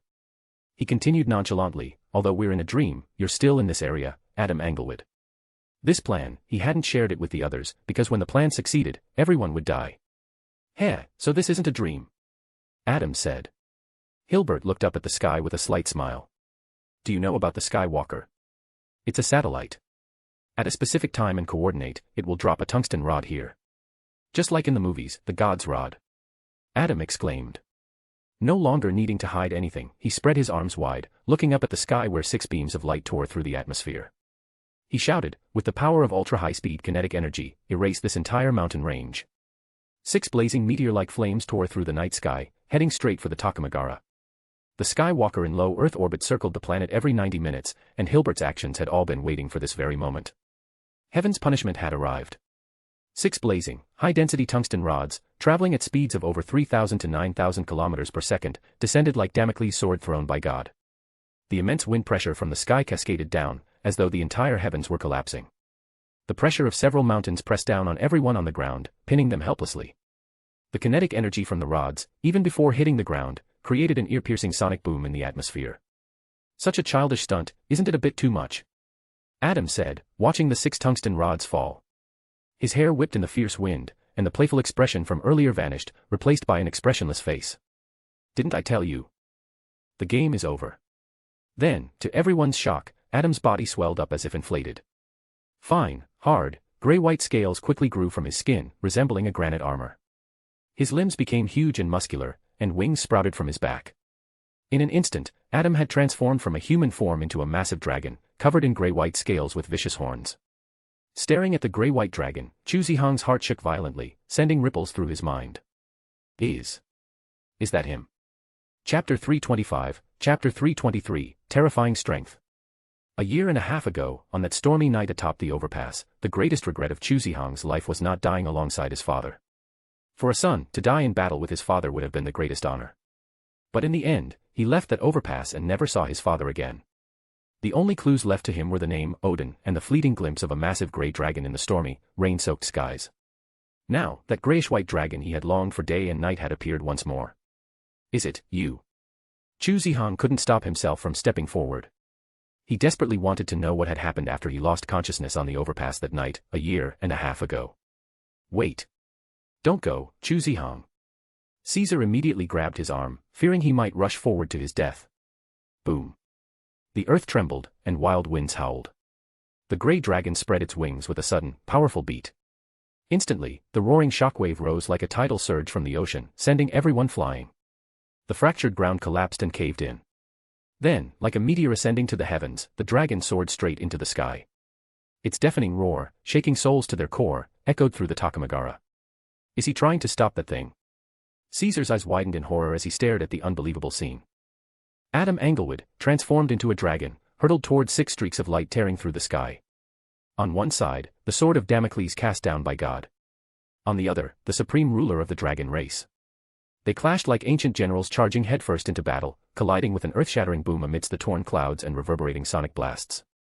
6 blazing tungsten rods, trailing hundreds of meters of fiery tails, descended with apocalyptic force.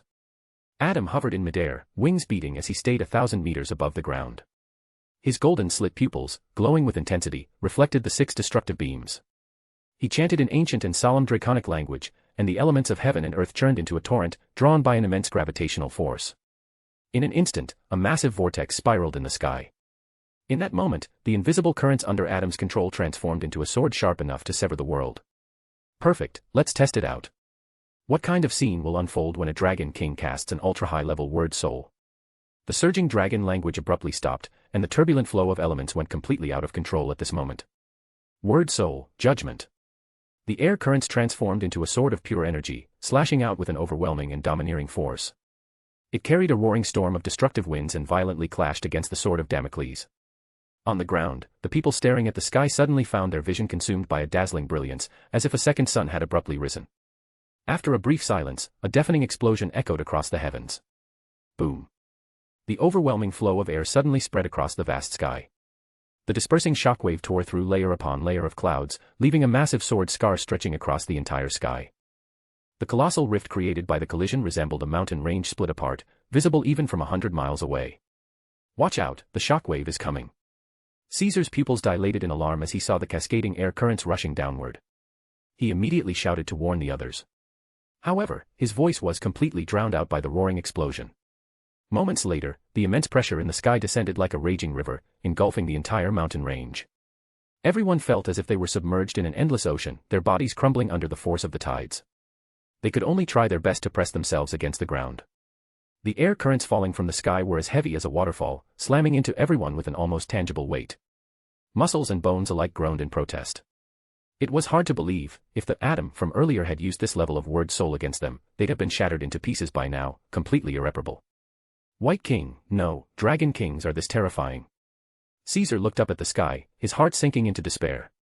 If all Dragon Kings were this horrifying, they might as well give up on dragon slaying altogether. It was just asking for death, plain and simple. Maybe they should switch careers while they still could. He wasn't sure if the others felt the same way, but judging by the look of despair on Gen Chiziai's face, Caesar guessed their thoughts were probably pretty similar. Why do I always get stuck with all the hard and dirty work? Adam hovered high in the air, his dragon-like face showing a rare expression of helplessness. Like seriously, you knew divine punishment was going to come down, so why didn't you stop it earlier? With Hilbert acting skills, fooling Herzog was already a challenge, let alone trying to deceive someone who specialized in reading people's hearts, a true spectator. Adam had seen through his little schemes right from the start. The only reason he had tolerated this delay for so long was because of the main body's demands. If he had taken things seriously, this would have been over a long time ago. Still, no matter what he thought, the act had to go on. After all, he was just a tool. Adam folded his wings and dived down at breakneck speed, breaking the sound barrier instantly. Concentric shockwaves spread through the atmosphere as he plummeted. Boom. The thunderous roar grew louder and louder, shaking the hearts of those on the ground. From the looks of it, the victor of that sky-shaking battle high above was none other than the supreme being ruling over dragons, the White King. The hurricane-like gusts tore through the earth like a furious tidal wave, scattering sand and stone. The fierce winds exploded across the landscape. People shielded their eyes as the ground quaked violently, as if the entire mountain was about to turn upside down. After a moment, the tremors finally subsided. Hilbert stood expressionless, staring at the massive shadow within the swirling dust cloud. Another powerful gust swept through, blowing away the dust to reveal the enormous figure of Adam Englewood. His body was covered in ash-white scales as tough as granite, and his fully extended wings were so massive they blotted out the moonlight. With a proud, imposing posture, he gazed down at the crowd, small and insignificant like ants before him. Adam's eyes were a deep, golden hue. The cold, indifferent vertical pupils radiated a soul-piercing intensity. Whir.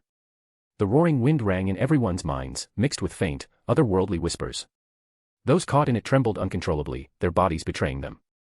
Their hearts and minds spiraled into a state of helplessness, like prey staring into the abyss, consumed by an unrelenting fear. The dragon blood within them boiled. No, it was as if their very souls were being torn apart and reassembled over and over again. The eerie whispers sounded like a call from the depths of the abyss, terrifying beyond words. The colossal grey dragon slowly began reverting to his human form. The rich golden glow in Adam's eyes faded into a faint shimmer. He glanced at the crowd, now writhing on the ground in agony, veins bulging, their bodies seemingly on the verge of exploding. Retracting his dragon's aura, Adam spoke in a calm, detached tone. If this happens again, you won't be so lucky. The crowd, recovering from the mental assault, gasped desperately for air, still shaken to their cores. The echoes of the dragon's roar in their minds and the fear rooted deep in their hearts were unforgettable. Even now, recalling it sent shivers down their spines and filled them with dread. Hilbert, who was crawling on the ground, seemed to finally break free from his fear. He struggled to lift his head and looked up at Adam, who gazed down at them like a supreme being. Hilbert's face was filled with confusion. I don't understand. If you possess such immense power, why don't you just kill us outright? I believe I've already said this, I have no intention of being an enemy to humanity. Adam brushed the dust off his clothes casually and spoke lightly. Besides, have you ever seen an adult get serious with children?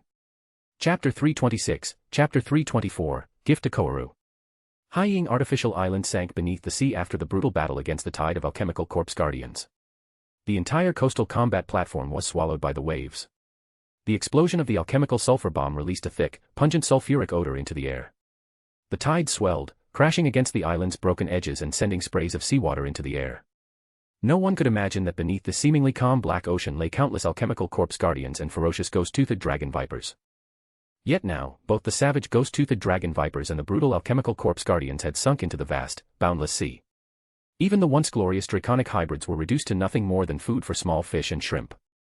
The chunks of flesh, jagged bones, and pale blue blood washing ashore with the waves silently told the tale of the fierce battle that had raged here. Tonight, no one except Yamada no Orochi and hybrids from Castle College would know of the old man who used his mortal body to build an impenetrable wall. He held off the vicious death servitors and the resurrected corpse guardians at this blood-stained coastline. Arei. As he sank into the deep sea, Usuji Koharu slowly closed his eyes. His body was severely injured, most of his flesh had been devoured by the ghost-toothed dragon vipers. He had also endured the blast of the alchemical sulfur bomb to stall the tide of corpse guardians. For dragons, alchemical sulfur was a deadly poison. But in the end, he had used his life to fulfill his promise to that man. Now, as he reflected on his life, all he saw were scenes of failure. Once, he had been the ruler of Japan's underworld, but he changed nothing. Deceived and manipulated for a decade, he retreated to the mountains in despair, thinking he would die alone. Yet, to his surprise, he had left behind 3 bloodlines in the world. What a cruel and ironic ending. Arei, Chizai, and Chimei, has your fate been changed? Unfortunately, even though he wanted to know the result, he could no longer see it. Usuji Koharu felt his consciousness gradually fading, surrounded by the cold seawater, sinking into the dark depths of the ocean. Is this death? His consciousness was dragged into the pitch-black abyss, all his senses stripped away, his soul seemingly returning to a vast, mysterious ocean. However, the body of Usuji Koharu, sinking to the ocean floor, was undergoing an astonishing transformation. Though his body had been mostly devoured by the ghost-toothed dragon vipers and corroded by alchemical sulfur toxins, nearly in a mummified state, his chest still rose and fell. Thump. Thump thump. Thump thump thump. The dying heart erupted with a dull, thunderous sound, a noise that echoed through the deep sea, creating ripples in the water. If one could look beyond the shriveled skin and peer into the organs covered by muscles, they would see a drop of golden blood occupying Usuji Koharu's heart. It was this drop of light golden blood that infused his heart with new life. As the blood merged, the heart was revived, its 4 valves contracting and expanding like a precision hydraulic machine, pumping the new, golden-tinged blood directly into the aorta, rapidly circulating it throughout his body. Whoosh! The sound of blood flowing inside his body was like a raging river, heavy and clear.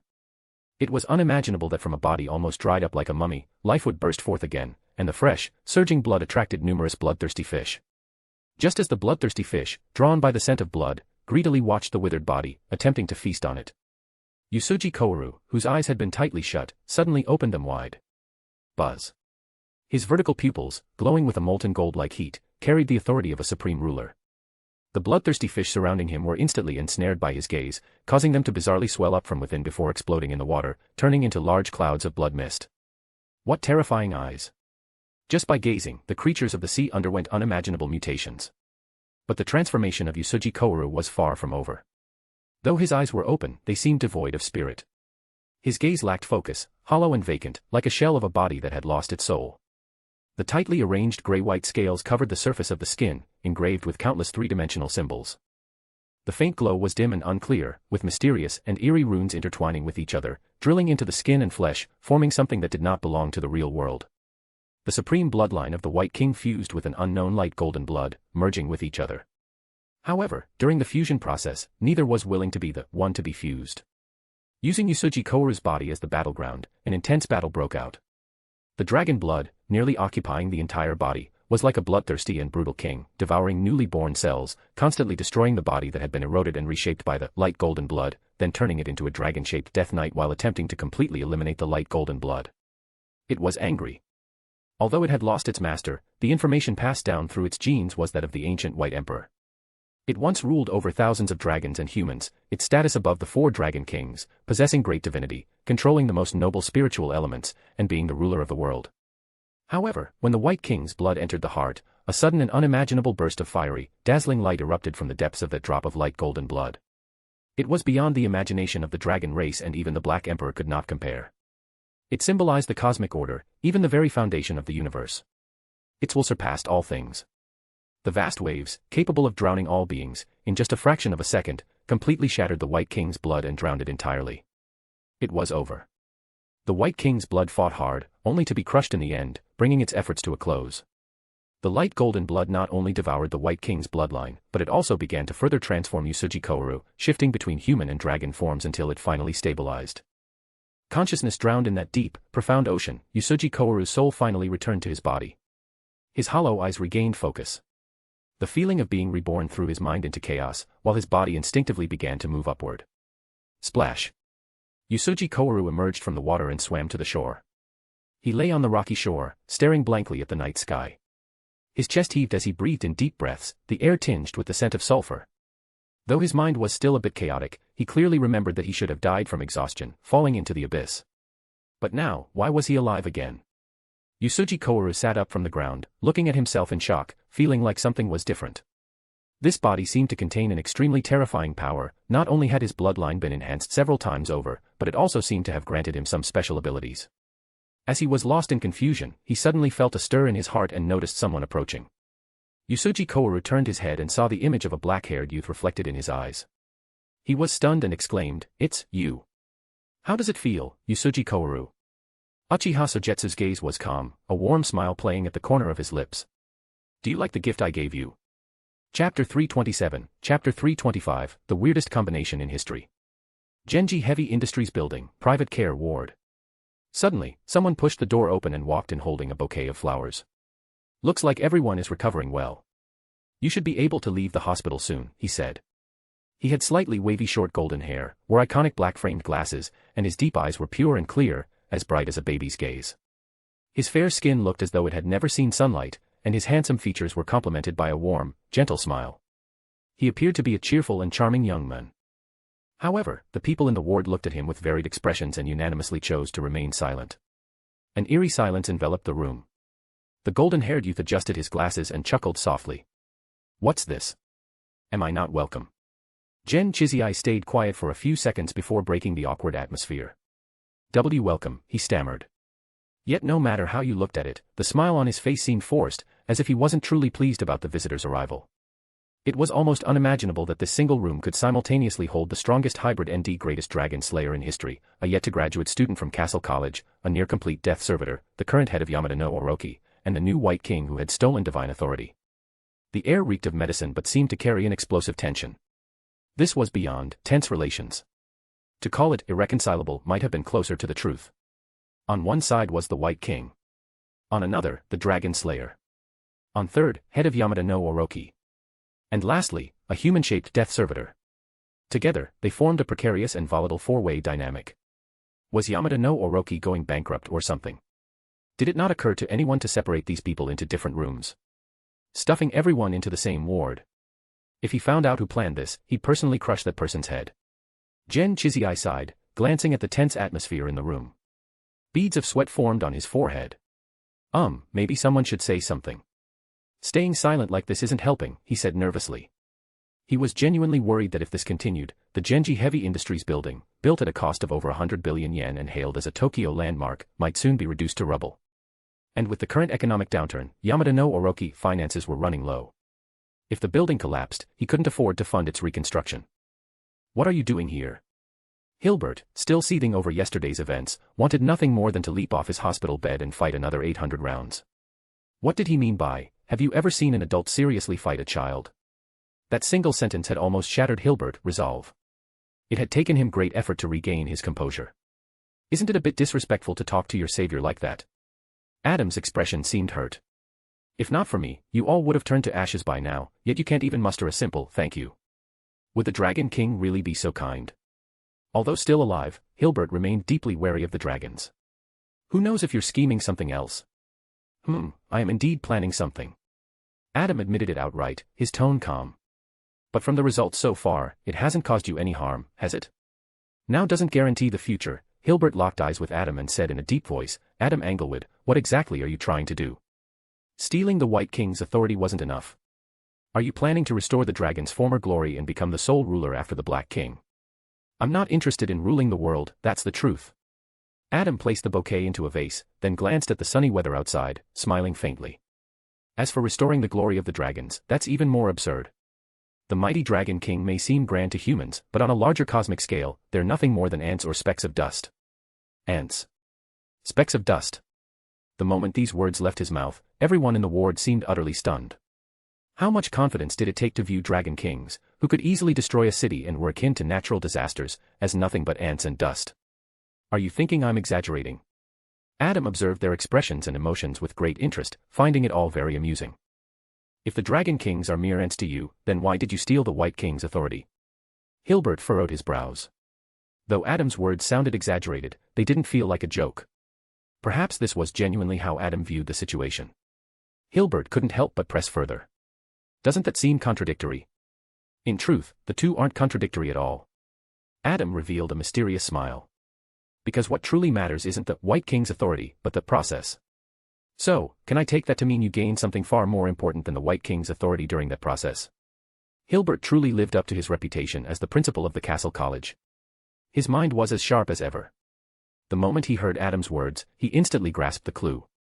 In a sense, that's correct. Adam sat down on the chair, chuckling softly. I enjoy working with smart people. Why don't you reconsider? Although Hilbert harbored deep hatred for the Dragon Kings, he was no reckless brute. After calming himself, he pondered for a moment before gazing at Adam. Cooperate. What exactly do you mean? To put it simply, what you fear most is the revival of the Dragon Kings and the subsequent destruction of human society, isn't it? Adam asked. Do you have a way to prevent that? The war between dragons and humans had persisted for millennia since the fall of the Black King. Both sides were entrenched in a state of mutual annihilation. If the Black King returned, let alone the 4 Dragon Kings, humanity, who had once betrayed him, would undoubtedly face extinction. Other than war, completely eliminating one side, Hilbert couldn't imagine any other solution. What if I told you, Adam smiled faintly, that I can put an end to the war between dragons and humans once and for all? Hilbert's expression froze for a moment, seemingly stunned by Adam's statement. It took him a long while to exhale heavily and look at Adam with a solemn face. If, just if, you can truly end the war between dragons and humans, I'd be willing to pay any price. After speaking, he paused briefly and added, but first, you'll have to prove to me that you can actually do it. Of course, Adam replied with a soft laugh. Then let me extend an early wish for our pleasant collaboration. At a private airstrip covered in manicured grass, Sleipnir had been waiting for some time. This airstrip belonged to the Sakurai family. To show their respect as part of Yamada no Orochi, they specifically vacated it as a gesture of gratitude. At least this time, they didn't have to resort to landing on a random World War II beach like before. Chu Zihong and Caesar climbed the steps into Sleipnir's cabin and, as if by tacit agreement, turned their gazes toward Hilbert and Adam seated inside. No one knew what had transpired in the hospital room that day. The only thing clear was that after a brief moment of shock, Hilbert exhibited an intense and fervent expression, ultimately agreeing to work with Adam and classifying the matter as an SSS-level secret. And so, an unusual alliance was born. The greatest dragon slayer in history was now sitting with the newly risen White King, chatting casually, even clinking glasses together. With the roar of its engines, Sleipnir soared into the sky. Hilbert had some matters to attend to, so he retreated to a private cabin, leaving Adam alone, savoring his red wine. After much hesitation, Chu Zihong finally mustered his courage, walked up to Adam, and said, hello, I want to know. Chu Tianjiao, right? Adam swirled the wine glass in his hand and smiled warmly, saying, no need to worry. You'll meet again soon. The trouble caused this time, I still haven't settled the score with that guy. Chapter 328, Chapter 326, Lu Mingfei and Lu Ming's Amazing Journey. In the deepest part of the subconscious ocean, stood a grand and imposing cathedral made of bones. A black-haired boy, around 10 years old, dressed in a sharp suit, gazed at the strange cathedral that had suddenly appeared in his dream. His brows furrowed deeply. Hey, interesting. A cold smirk curled at the corners of his lips, and his pure golden eyes glowed with a dangerous light. Pulling me into a dream, that's a dangerous move. As he spoke, his golden eyes emitted a light far brighter than any star, blazing, cold, yet intensely hot and boiling. How dare they pull him into a dream? Don't they know, he is the ruler in the dream? A mere dream, break for me. The boy, like a supreme being on high, shouted in an over-the-top, dramatic manner. However, the wind remained still, time passed, and yet there was no change in the surroundings. It didn't work. The boy's pupils contracted. This was the first time ever that he couldn't easily control the dream. At that moment, another figure suddenly appeared beside him. Ah! Strange, wasn't I playing a game? The newly appeared teenager, with handsome features but a somewhat disheveled hairstyle, scratched his head, looking around at the bizarre scenery. He muttered, "Where is this? Am I dreaming? This feels so weird." Big brother. The boy stared at the teenager, around 17 or 18 years old, his face filled with shock. "You're the one again, Lu Mingze." Only then did the boy notice the young man, his eyes widening in surprise. "You're the one causing all this trouble, aren't you?" As it turns out, his first encounter with Lu Mingze had happened just a few days ago. This boy kept appearing in his dreams, speaking in a language he couldn't understand. Things about soul trading, waiting until he became hopeless about the world, and other ramblings like that. But the problem was, no matter how Lu Mingfei looked at it, he was just an ordinary high school student. There was no need for him to be involved in things like trading souls with demons. Anyway, the little devil named Lu Mingze had settled into his dreams. "Sorry, brother." Lu Mingze shrugged. "This time, it's not me causing trouble. There's someone else behind it." "Ah. Not you." Lu Mingfei was very suspicious and almost didn't believe it. "Though I'm a devil, I've never lied, brother." Lu Mingze frowned slightly, his cute face serious. "Besides, my taste isn't that bad. Using corpses and bones to build a cathedral. That's just twisted. So what are we supposed to do now?" Lu Mingfei had never seen anything like this. His legs were shaking as he stuttered, "Could it be your boss, like some kind of satanic headquarters or something? Maybe. Maybe they think my recent performance has been poor." Lu Mingze sneered, completely fearless, as he stepped into the mysterious cathedral made of bones. "Let's go, brother. Since we've been invited, we can't just ignore it, right?" "Ah, can we not go in?" Lu Mingfei hesitated, instinctively wanting to avoid the place. "I mean, this cathedral, no matter how you look at it, it feels off. After all, which normal cathedral is built with corpses? Just the sight of it was terrifying, like something from the underworld, with a strange beauty that only seemed to exist after death. Unless, big brother, you want to stay here forever." Lu Mingze shrugged and said, "I don't really mind, but don't you have school tomorrow?" Such niche vocabulary. Lu Mingfei could only sigh.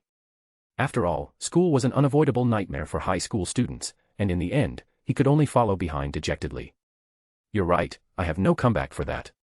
The two of them pushed open the huge door and stepped into the mysterious hall. The entire cathedral was made from the bones of countless creatures, with several columns holding up a circular dome. A dense circle of skulls surrounded the space, their hollow eyes staring down at the ground. On the sides, the colorful windows were covered with twisted, protruding human faces, looking terrifying.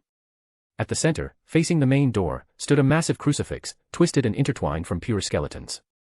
Although it was such a terrifying scene, it somehow emitted a holy aura. Right beneath the crucifix was an ancient, weathered bronze table. On either side were several bronze chairs, symmetrically arranged as though meant for discussions. However, what was strange was the chair at the head of the table. It was incredibly huge, over 10 meters high, almost like it was meant for a giant. Even for someone like the little devil, Lu Mingze, the eerie and terrifying layout of the cathedral made him furrow his brows deeply. As for Lu Mingfei, he was so frightened that his legs trembled, hiding behind the little boy and shivering. I think we should leave now, right?" Lu Mingfei swallowed, looking around at the strange structure. He had a bad feeling. "Leave? Where to?" Lu Mingze said calmly. "Big brother, stay calm. Even if we leave here, we won't be able to return to the real world. This dreamscape was constructed in a strange way. His authority couldn't even affect it, which had never happened before. In the past, he was the ruler of dreams, able to manipulate them at will, almost omnipotent. But now, it seemed his power was sealed. Since we're here, we might as well stay calm." Lu Mingze said calmly, "Since there's no way out, let's just relax and see what this guy intends to do." With that, he took the lead and walked deeper into the cathedral. "Hey, wait for me, Lu Mingze. Don't leave me behind." Although Lu Mingfei was scared, he was even more afraid of being left alone. Isn't this how horror movies usually go? People who insist on acting alone often don't end up well. Unlike Lu Mingfei, who was acting all timid, Lu Mingze showed no fear. Instead, he was admiring the corpse cathedral, even going so far as to touch the bones. He stared at the skeletons on the pillars and, stroking his chin, commented, "Strange. The bones here don't belong to any known species." "What do you mean?" Lu Mingfei froze for a moment and asked. Brother, you've studied biology, right? You should know about the three-domain system, Lu Mingze said, his golden eyes focusing on the bones as he lightly touched them. In the evolutionary tree of life, there are three main domains, bacteria, archaea, and eukaryotes. But actually, there's a fourth domain. Ah. Lu Mingfei scratched his head, embarrassed. Honestly, he had no idea what Lu Mingze was talking about. Brother, you should pay more attention in class and stop focusing on Shenwenwen. Lu Mingze chuckled lightly, then retracted his hand. His expression grew serious as he continued, the important thing is that the creatures making up this cathedral don't belong to any of the four known biological domains. They're completely separate from life forms as we know them. Do you understand now? You mean these are demons? Lu Mingfei was getting more scared. Forget it, if you're happy. Lu Mingze's mouth twitched, speechless and too lazy to explain further. He went back to examining the bones. Lu Mingfei wasn't interested in the creepy skeletons. Out of boredom, he walked toward the bronze table. Suddenly, his eyes lit up. Hey, Lu Mingze, look here, there's a notebook. That's strange.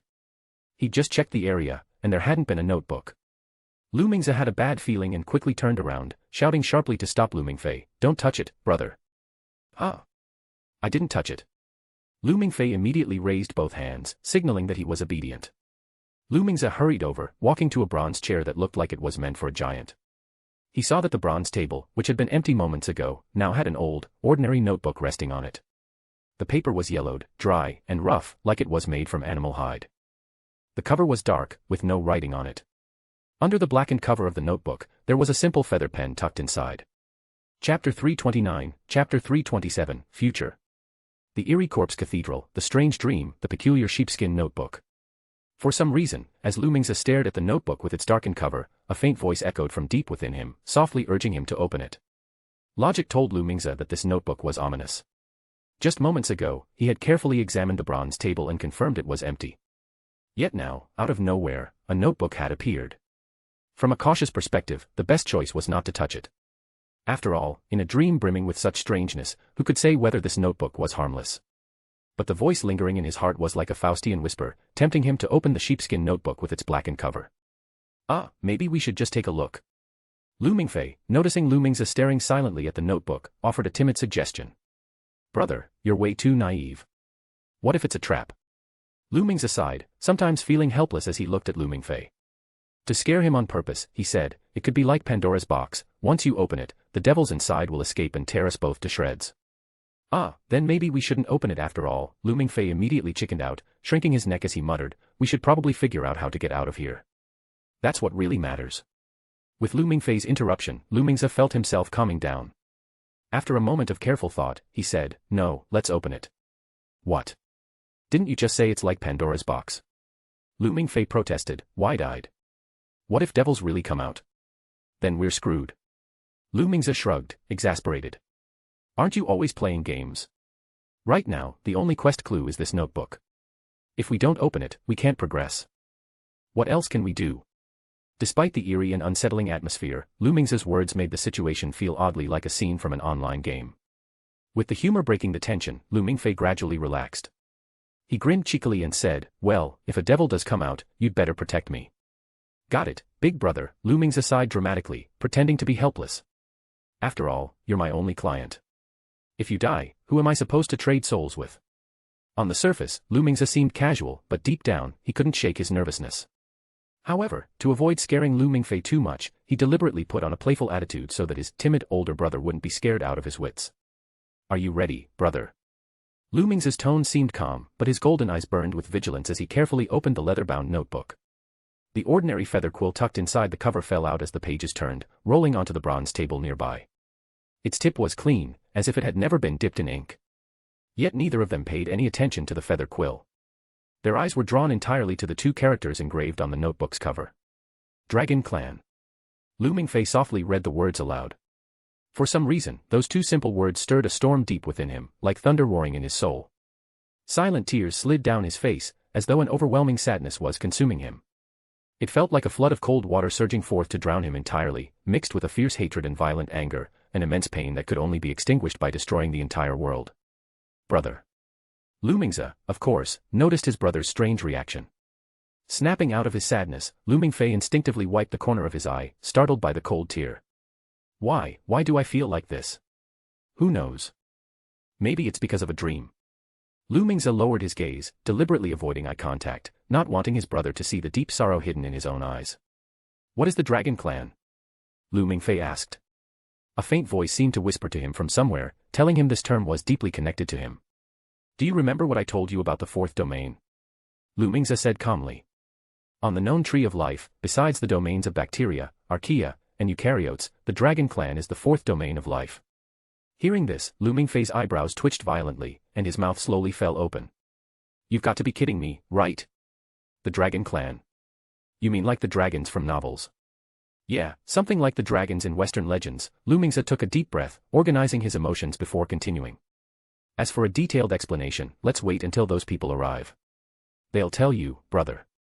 For now, though, I'm more curious about the contents of this notebook. Seeing this, Lu Mingfei could only suppress his confusion and turn his attention back to the notebook. A left-behind child, Lu Mingfei, who was staying with his uncle's family, stumbled upon Castle College after his poor performance in the college entrance exams. At the darkest moment of his life, he encountered the only glimmer of hope, a girl named Nono. She filled the void in his lonely and yearning heart. In the end, he agreed to enroll at the academy and learned the hidden truth: dragons existed in this world, and Castle College was a place dedicated to the mission of slaying them. No one could have known that Lu Mingfei and his little devil, Lu Mingze, would embark on a path of no return, beginning with tragedy. Afterward, Lu Mingfei enjoyed a single day of freedom and met Chu Zihang and Caesar. He secretly harbored feelings for Nono, but she belonged to Caesar. All he could do was pretend to be indifferent while silently yearning for her attention countless times. Soon, Lu Mingfei set foot on the path of dragon slaying. His first destination was the Bronze Ancient City, where the legendary king of bronze and fire lay in slumber. However, it was a tomb for a dragon king, and Nono, who accompanied him, fell into a desperate situation, teetering on the brink of death. In that critical moment, the timid Lu Mingfei finally made up his mind. He struck a deal with his little devil, Lu Mingze, sacrificing a quarter of his life in exchange for the hope that Nono had once given him. Is this the future? Lu Mingze's pupils shrank as a storm of emotions raged in his heart. Beside him, Lu Mingfei was muttering under his breath, "Are you kidding me? The version of me written here is such a loser. Isn't this just pure simp energy?" Yet, for once, Lu Mingze didn't respond to his complaint. Instead, his bloodshot eyes were fixed on the notebook, his gaze unyielding. No one understood better than him that the contents of this notebook seemed to be their future. But wasn't this just a little too outrageous? Lu Mingze could never have imagined that one day, he would see a notebook documenting the future. No, perhaps a better way to put it, it was more like a script. Yes, a script. The kind that described the male protagonist overcoming hardships and ultimately growing stronger. What happens next? At this moment, Lu Mingze's mind was in complete chaos. He couldn't resist the urge to flip to the last page and see the script's ending. Sorry, but the next part isn't something you can casually read. Just then, a hand suddenly appeared, gently closing the notebook. The voice was soft and warm, like the gentle sunlight of spring, pulling both Lu Mingfei and Lu Mingze, still shaken by what they had just read, back to their senses. A hazy figure, seemingly composed of countless forms merging together, sat on the towering chair. Its slitted golden eyes were pure and clear, reflecting an endless, deep ocean. The gaze was warm and serene as the figure chuckled lightly and said, "Lu Mingfei, Lu Mingze, welcome to my divine kingdom. It's a pleasure to meet you both." Chapter 330, Chapter 328, Quill of Alzahad. The humanoid figure shrouded in a hazy, illusory glow sat regally on a bronze chair seemingly forged for giants. Lu Mingfei, mustering his courage, carefully observed the figure before him. The being appeared to be an amalgamation of countless forms of life, its hazy and ethereal light flickering with countless faces. An inexplicable aura of strangeness radiated from it, and its pale golden vertical pupils resembled a tranquil lake. Deep within, countless swirling vortices reflected, threatening to pull anyone gazing into them into an abyss. As Lu Mingfei delved deeper, it felt as if he was falling into an endless chasm, his very soul sinking slowly into oblivion. Suddenly, a young, tender voice roared like thunder within his consciousness, its explosive force dragging him back to reality from the depths of the vortex. "Don't look into its eyes, brother." It was Lu Mingze, who had immediately noticed his brother's abnormal state and used his word spirit to awaken him. "Huh? Just now. I really felt like I was being sucked in." Lu Mingfei, now fully alert, broke out in cold sweat, feeling as though he had narrowly escaped death. He wiped his forehead, relieved. "That was close. I almost died. You saved me big time, Lu Mingze."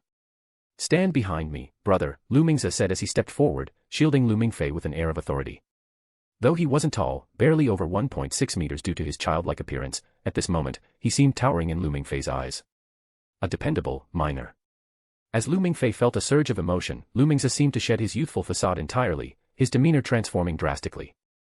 Savage and fierce, he exuded an aura of primordial ferocity, like an ancient dragon awakened from slumber. He danced through dark clouds, unleashing an overwhelming, suffocating pressure. His eyes gleamed with a molten gold intensity as they clashed boldly with the mysterious figure's gaze.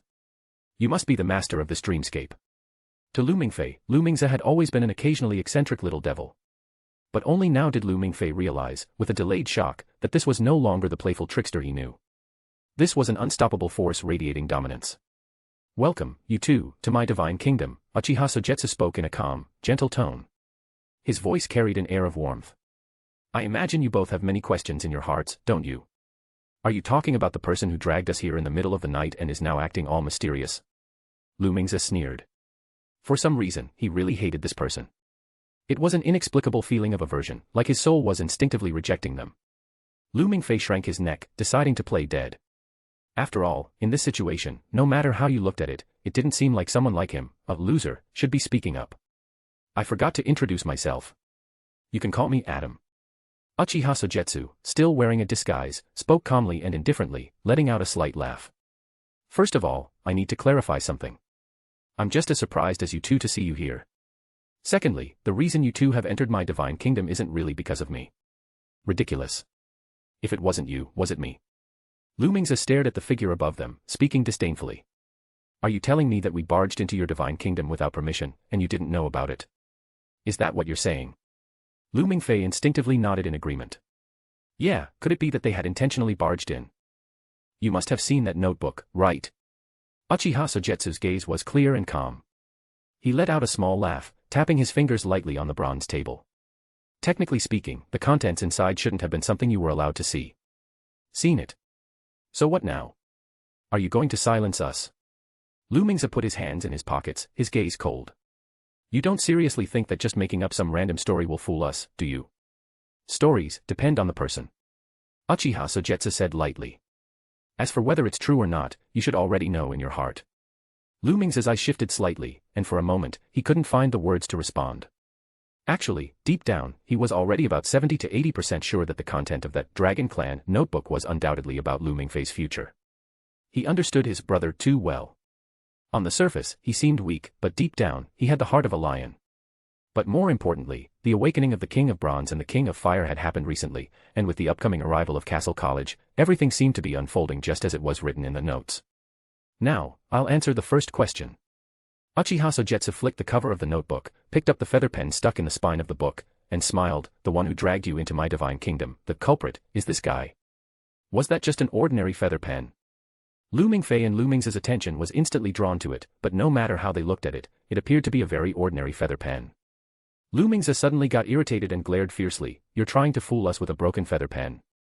This is no broken pen. Its name is the Quill of Alzahad. Uchiha Sogetsu held the feather pen, spinning it between his fingers, and said lightly, it was formed from the posthumous traits of the Dragon of Nightmare Alzahad, so in a sense, it still retains a fragment of consciousness. It's a sealed item that requires strict supervision. Dragon of Nightmare, Alzahad. Lu Mingze furrowed his brow, feeling unfamiliar with the name. Why haven't I ever heard of this name? I'm curious, why does a pen need to be so carefully watched? Lu Mingfei scratched his head and asked, clearly more interested in this matter. You saw the reason for the seal just now, didn't you? Uchiha Sogetsu gazed at them meaningfully, as if hinting at something. Before Lu Mingfei could react, Lu Mingze seemed to have figured it out. His pupils contracted slightly as if he had guessed something. That notebook. The Quill of Alzahad is most dangerous because any story it writes will eventually become reality. Uchiha Sogetsu stopped spinning the pen and said with deep meaning, as for the Dragon Clan story, although it originated from Alzahad, I wasn't the one who wrote it. Hey, is this a joke? A worn-out feather pen like that could decide their future? Lu Mingze found it absurd. The whole worldview felt like it was about to collapse. So, it turned out that the future of him and his brother was just a story written by someone else. Even though reason told him that a pen couldn't decide the future, and they weren't characters in someone else's story. But the glimpse of the notebook earlier had shaken his steadfast heart. Not long ago, I retrieved the Quill of Alzahad from the previous holder. Seeing the timing was right, Uchiha Sogetsu sighed and said, I had planned to reseal it, but this guy was not obedient. Behind my back, he secretly pulled you into the divine kingdom and tried to let you steal it from me when I wasn't paying attention. Lu Mingze was silent for 2 seconds before looking into Adam's clear golden eyes and asking, "So, was the outcome for me and my brother already decided?"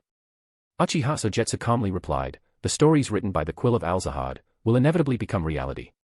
Chapter 331, Chapter 329, New Member. The power of the Quill of Al-Zahad comes from the sequence 1 of the visionary pathway, the author. Although the stories it writes become reality, it's not exactly creating something from nothing. It is a manifestation of the author ability, which works by controlling the sea of collective subconscious, shaping the minds of all beings, and making them act according to the author's will. This creates coincidences and eventually causes events to unfold as the author intends. However, if the story lacks logic, driven by vague or unclear reasons like mysterious or strange, the chances of success decrease significantly. Uchiha Sogetsu was merely using the name of the Quill of Al-Zahad to deceive the brothers Lu Mingfei and Lu Mingze. Besides, the Quill of Al-Zahad has a nasty habit. It tends to start writing on its own when the owner isn't paying attention, sometimes even trying to write the death of the holder. Thanks to this troublesome side effect, Uchiha Sogetsu had to be very cautious. He specially set up a room to seal away the true Quill of Al-Zahad, so that one day, when he lets his guard down, he wouldn't become the unfortunate main character in the pen story. After all, in the original work, Insangwil was quite unlucky. In conclusion, what Uchiha Sogetsu holds is actually a fake, but that doesn't stop him from using it to deceive others. And indeed, Lu Mingze was clearly shaken, his expression full of drama. The heavy atmosphere, filled with low pressure, made Lu Mingfei feel very uncomfortable. He really hated this feeling. The helplessness of knowing the future is tragic, yet being unable to change it, deepened his sense of sorrow. Suddenly, he impulsively stepped out from behind Lu Mingze, looked up at the shadow that seemed to embody thousands of beings, and gritted his teeth, saying, "Really, can't it be changed?" "Very good, I was waiting for that question." Uchiha Sogetsu smiled lightly and said, "To rewrite the story of the Quill of Al-Zahad requires a great cost." Lu Mingze caught the hidden meaning in his words, and his eyes suddenly brightened. "A great cost. Does that mean you can rewrite it?" "Yes." Uchiha Sogetsu leaned back in his chair, resting his left hand against his cheek, and calmly replied, "But why would I do that?" "Heh, I understand. There's no free lunch in this world." Lu Mingze kept his hands in his pockets, looked at Adam on the main seat, and smiled, "Name your price. What do we have to pay?" "Our souls. Our bloodline. The throne." "No need." Uchiha Sogetsu glanced at him briefly, playing with the feather pen, and said calmly, "The price you can offer isn't even worth 1/10,000th of the Quill of Al-Zahad." Lu Mingze gritted his teeth, casting a subtle glance at Lu Mingfei before looking back at Adam. "What if it's the Black King's power and authority? Do you think I need it?" That wasn't an exaggeration. Uchiha Sogetsu really didn't care for the Black King's power. Although still at Sequence 3, with the Quill of Al-Zahad, it wouldn't be hard to kill the Black King, not to mention when advancing to Sequence 2, 1, or even 0 in the future. Lu Mingze stayed silent for 2 seconds, his pride taking a blow. A bitter smile appeared on his face as he said sarcastically, "Yeah, we're just characters in a story, while you're an existence outside the story. Of course, you don't need it. That's too harsh." Lu Mingfei looked disheartened, collapsing to the ground, dejectedly saying, "In the end, I'm just a character in someone else's story, and I'm the simp, the unlucky guy. What's wrong with them? Who writes the protagonist like this? Shouldn't the protagonist be handsome and strong? Probably the guy's twisted sense of humor." Uchiha Sogetsu replied truthfully. "It's rare to see a character comment on their own creator like that, quite the spectacle, really. Was the previous author, the god who created our world?" Lu Mingze clenched his fist, feeling as though flames were buried deep inside him. He could almost punch that guy in the face. Since they were all just characters in a story, the one who wrote the story had to be the creator god, right? From your perspective, calling him the creator god is not wrong. Uchiha Sogetsu's clear eyes held a hint of mockery as he said, "But, from a broader perspective, he was just using the Quill of Al-Zahad." "Then what about you? Who are you?" Lu Mingze asked in a deep voice, "Since that person created their story, what is the Adam who took the Quill of Al-Zahad from that person's hands?" "An ordinary spectator, the creator of the Twilight Hermit Order," Uchiha Sogetsu replied gently. Twilight Hermit Order. Lu Mingze suddenly realized something, turning his head to look around. The seats around the bronze long table looked like they were set for a gathering. He asked, "If I'm not mistaken, there must be others here, right? They are people who, guided by destiny, have accidentally arrived in the Divine Kingdom." Uchiha Sogetsu slightly raised the corner of his mouth, smiling faintly as he said, "They follow the philosophy of the Twilight Hermit Order to awaken the original creator from their eternal sleep and change the tragic fate. So every week, they gather here and exchange ideas. Upon hearing this, Lumingza seemed to catch a glimpse of an opportunity, his eyes lighting up. He asked, "Then, what price do we have to pay to join?" "No price at all." Uchiha Sogetsu smiled slightly, pleased that after all the build-up, they were finally getting to the point. The Black King, Nidhogg, more accurately, the next Black King's twins, if one could control them, it would be like controlling the entire Dragon Raja world. Then, subtly, implant the belief in the original creator. This way, one would no longer need to worry about the anchor after ascending to godhood. Even the sequence 0 access through the spectator's path could virtually simulate personalities of those who truly existed in the past as anchors, balancing divinity and humanity. But that didn't mean more faith wasn't needed. After all, no one would complain if the anchor was more stable. "So, does this mean we can join the Twilight Hermit Order?"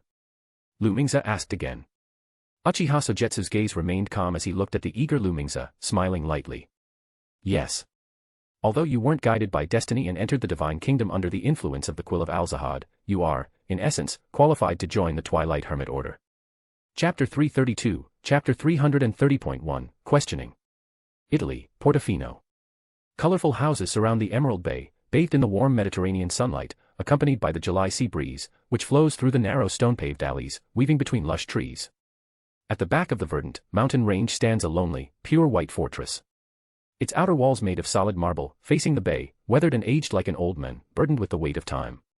This place was once where ancient monks underwent intense meditation, later purchased by the Gattuso family, and used as the venue for the secret European meetings held each year.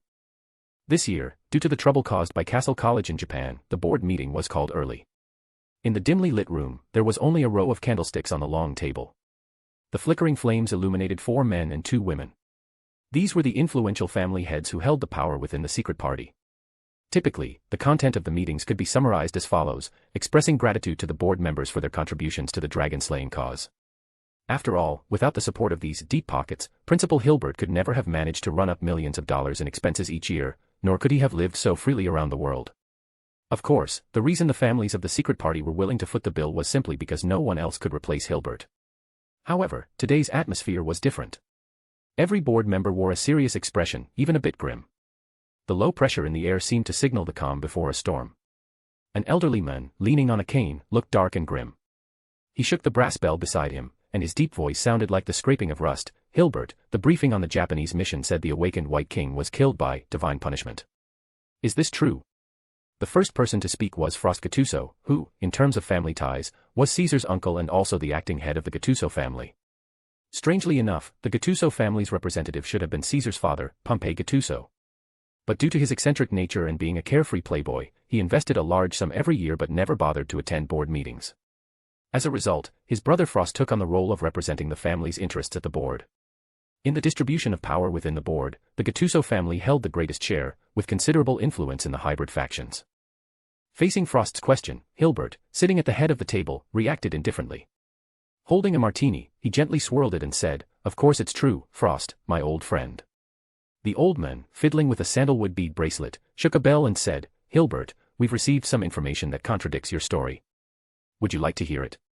Before Hilbert could respond, the old man continued, "When the Sky Wanderer reached the coordinates, after dropping all the tungsten rods, it was intercepted by an unknown force at 6,000 meters above the ground, and it didn't kill the White King as expected.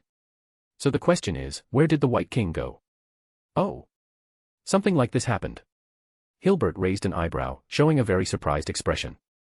"That's really unfortunate. I thought the White King was dead." Frost shook his bell, his tone clearly filled with anger, and said in a deep voice, "Hilbert, we're not joking around. During the incident in Takamagara in Japan, when the White King awakened, you hid something from the board of directors. We invest large sums every year and have the right to know the truth." "The truth?" Hilbert said nonchalantly, "Didn't I submit a report? It should be clear in there. Your report didn't mention that the White King is still alive." Frost shook the bell, his already grim expression darkened with anger. "Adam Englewood stole the authority of the White King. Do we need to spell it out more clearly?" The secret party could tolerate Hilbert's indulgence in pleasure, even watching him expand his power and reach into the inner circles of the party. But that didn't mean they could accept the existence of someone who might be the White King. "Oh, since you already know, why are you asking me?" Hilbert said casually. "Hilbert, we need an explanation." The veiled girl, Elizabeth Lauren, gently shook a bell, her bright eyes narrowing slightly as she spoke softly. "The newly awakened White King, Adam Englewood, is a student at Castle, and it seems like you're quite close to him." Don't use such easily misunderstood words. Hilbert remained calm, shaking his bell. To be precise, it should be considered collaboration. Have you ever seen a jackal and a lamb cooperate? Frost's gaze was intense, filled with pressure as he shook his bell. Hilbert, you're getting old, even becoming foolish. Now we have reason to suspect whether your loyalty still lies with humanity, or should we believe you've already been controlled by the White King? It's truly heartbreaking, my old friend, Frost. Hilbert sighed regretfully and said, after all these years, I'll defend it for a moment. Cooperation is based on mutual equality, but there's an additional factor, shared needs between us. Shared needs. The other board member, Lisa, rang her bell and asked. A belief, a religion, a symbol. Hilbert spoke calmly, compared to those vague religions, all it takes is some faith to completely end the Dragon Clan era. Don't you think this deal is quite a bargain? There was a brief silence in the boardroom. The board members furrowed their brows, their expressions ranging from skepticism to shock, or even mockery. Absurd. We don't need any belief. Frost sneered and shook his bell, saying, and the White King's promise is even more of a joke. According to our intel, the newly risen White King seems to have the ability to control people's hearts. The elderly man, who was playing with prayer beads, slightly lifted his eyelids, a cold glint flashing in his eyes. So, we've decided. From now on, you'll be relieved of all your duties, and you'll undergo investigation and isolation. Frost will temporarily take over as the principal of Castle College. As for the new White King, Adam Englewood, will implement an extermination policy. And if I refuse? Hilbert leaned back in his seat, resting his chin on his hand, a half-smile on his face as he looked at the board members. What are you going to do? Kill me? Or declare war? Hilbert, I must admit, you are strong. Frost said indifferently, but that doesn't mean we can't deal with you. Do you understand? You've been brainwashed by the White King, Hilbert. The elderly man turned his beads, his voice cold. Otherwise, I really can't believe that someone who once harbored such hatred for the Dragon Clan would willingly cooperate with the White King, especially in such a ridiculous way. It seems there's nothing left to discuss. Hilbert sighed, regret evident in his voice. To be honest, I don't feel like I've lost anything. After all it takes is a little faith to secure the future, don't you think? Hilbert, have you ever considered that the future promised by the White King is one where humanity returns to a world ruled by him? The veiled girl rang her bell softly, her tone gentle yet carrying an undeniable authority. No matter what, we cannot hand over humanity's future to a promise from a Dragon King. I certainly won't believe in an illusory promise. Hilbert said lightly, but Adam Englewood gave me enough reasons and showed me the truth of the world, so I decided to cooperate with him. Chapter 333, Chapter 330.2, Controlling Secret Party. What truth? Frost asked. Do you all believe in this so-called fate, or that the history of the dragon race and humans was created by some ridiculous feather quill? Hilbert's eyes carried a hint of self-mockery as he sighed. The great Black King Nidhogg turns out to be just a supporting character in someone else's story. How laughable. I think you've truly gone mad, Hilbert. Frost opened his mouth, then angrily said, this is just nonsense. In the name of the school's board of directors, I officially announce the termination of your position and isolation for an investigation. The old man, fiddling with a string of beads, shook his bell and nodded, agree. Elizabeth followed suit, agree. The man in a bright yellow tracksuit shook his bell, agree. Finally, the mature woman, Lisa, glanced at him with regret, then nodded and shook her bell, I agree. Unanimously passed. Hilbert Ron Anjou, you are officially relieved of all duties and will undergo isolation for investigation. Frost said in a deep voice, as for the White King Adam Englewood, he must be executed. We cannot allow a Dragon King to roam freely in human society. Negotiations failed, huh? Hilbert rubbed his furrowed brow, looking slightly tired as he said, it's because I knew you all would react strongly that I kept it a secret. But I guess it ended up like this anyway. Hilbert, don't even think about resisting. We know the weakness of Time Zero very well. Frost leaned on his cane, standing up directly from his seat, staring coldly at Hilbert, and said harshly, since the moment you entered this room, we've set up heat-sensing traps around you. Even if you possess the word soul Time Zero, you won't be able to leave. It really is like you said. We failed. Hilbert showed no sign of nervousness at all. His gaze swept over the board members, then fixed on a quiet corner of the room, sighing, then I'll leave it to you. The board members followed his gaze and noticed a figure had suddenly appeared in the corner, unnoticed by anyone. The person was wearing an ancient, long priest's robe. Their pale golden hair cascaded to their shoulders, and their eyes were as pure and clear as a child's. A soft, gentle smile played on their lips. Nice to meet you, board members. I am Adam Englewood. In an instant, the faces of the board members changed, their expressions filled with shock and horror. Just moments ago, they were discussing how to eliminate the White King, but now they discovered that the main figure was right there beside them. This was practically a death wish. Frost's forehead twitched as his veins bulged, his gaze full of both surprise and anger as he looked at Hilbert, his eyes seeming to ask, "You old fool, did you bring the White King here?" "No, no way." The elderly man stared at the White King, his prayer beads dropping to the floor, horrified. How did you get in?" "White King, Adam Englewood." The remaining board members' faces were filled with terror, their pupils shrinking to the size of pinpricks. "I've always been here. It's just that you never noticed me," Adam replied calmly. He slowly walked to the main seat. Hilbert stood up, allowing him to sit. Adam sat down as if it were meant to be his place all along. "Hilbert, have you gone mad?" Even Lisa, who had always been supportive of Hilbert, couldn't help but scream in shock, her eyes filled with deep fear. The representative of the hybrid faction, controlling the economic and political lifeblood of Europe, once held in high regard, now appeared utterly terrified in the presence of the White King. All the calm and mysterious demeanor they once had was gone. They had completely lost their composure. Hilbert was insane. He actually brought the White King to the board meeting. "Someone! Hurry!" Frost dropped his cane and shouted frantically. A middle-aged man in riding attire immediately stood up, his face paling as he dashed towards the room's door, like a swift leopard. The elderly man, twisting his prayer beads, had his throat tighten, his eyes glowing faintly golden, as though using a spell. But all of these actions came to a sudden halt when Adam's finger tapped on the table. "Quiet," he said softly. An invisible wave of mental force swept through the entire room. The middle-aged man charging towards the door froze, his body locked in the action of attempting to open it. The elderly man, turning the prayer beads, wore a terrified expression, his mouth wide open, but no sound escaped. Frost's pupils suddenly contracted as he stood still, like a puppet, and the two female board members were silent, their eyes wide with fear. "Originally, I didn't plan to be so brutal." Adam looked at the panicked expressions of the board members and calmly said, "But there's always some idiot messing with me, repeatedly provoking me, so I decided to reorganize the secret party." "Reorganize the secret party?" The board members instantly felt an ominous premonition at those words. "Yes, after all, I really hate trouble." Adam rested his hand on his cheek, smiling lightly. "So, I ask you all to obey my will." As his words fell, his pure, clear eyes seemed to ripple with countless whirlpools. The board members involuntarily became drawn to his gaze.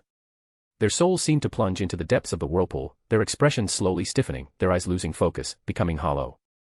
Through the sea of collective subconscious, Adam manipulated their minds, directly sinking into the board members' subconscious, and deep within their island of consciousness, he implanted the psychological cue, obey. Silently and without a sound, the board of directors, who controlled the greatest power of the hybrids, were completely turned into puppets. Looking at this scene, Hilbert felt deeply conflicted. Now, you are one of the most powerful people in the world. The secret party's family power was truly astonishing. For example, Elizabeth Lauren, one of the most famous syndicates in Britain, controlled vast mineral resources, and Frost, the true ruler of the Gattuso family. With such power, Adam was practically the uncrowned king of the hybrids. With such terrifying strength, even toppling a nation's rule would be effortless. "Power is the most useless thing, isn't it?" Adam said softly. "Yes, to you, power really means nothing." Hilbert sighed and lowered her gaze at the person in the main seat, asking, "What do you plan to do next?" "Of course, it's time to settle the score." Adam's eyes half closed as he sneered and said, "King of sky and wind, Odin." Chapter 334, Chapter 331, Rain Falls. The sky over the coastal city was shrouded in leaden clouds, with a storm carrying raindrops that lashed against the window. A flash of lightning ripped through the heavens, splitting the heavy black clouds apart with a brilliant, dazzling light. The thunder that followed rumbled like the breath of an ancient, primal beast. Seated by the window, Chu Zihong gazed at the storm outside the airplane's cabin window. His thoughts seemed to drift back to that night. A stormy night with torrents of rain, a Maybach speeding along an elevated highway, an unshakable nightmare, and finally, the appearance of an eight-legged steed stepping through the thunder. It carried a one-eyed deity wearing an iron mask, wielding a divine weapon forged from the branches of Yggdrasil, as if scenes from Norse mythology had come to life in the real world. Boom. A sudden flash of lightning outside the cabin window jolted Chu Zihong out of his memories. The broadcast crackled with the crisp voice of a flight attendant, announcing the end of the flight. The plane was about to land, and passengers were asked to return to their seats and wait until the taxiing was complete. The razor-sharp wings of the aircraft sliced through the clouds. The coastal city below, drenched in rain, slowly unfolded like a painting. The city lights reflected on the rain-slick cabin windows, creating a hazy, dreamlike beauty, as if coated in a layer of Vaseline. The Boeing jet cut smoothly through the rain curtain and began its descent. After a slight jolt, it taxied along the runway before coming to a gradual stop. Once the boarding stairs were in place, Chu Zihong, seated in first class, stood up under the guidance of the slender flight attendant. He picked up his carry-on and stepped out of the cabin. The fresh, humid air rushed into his nose, and Chu Zihong instinctively took a deep breath, savoring the familiar scent of his homeland. As he descended the boarding stairs, a man in black who had been waiting for a long time approached with an umbrella.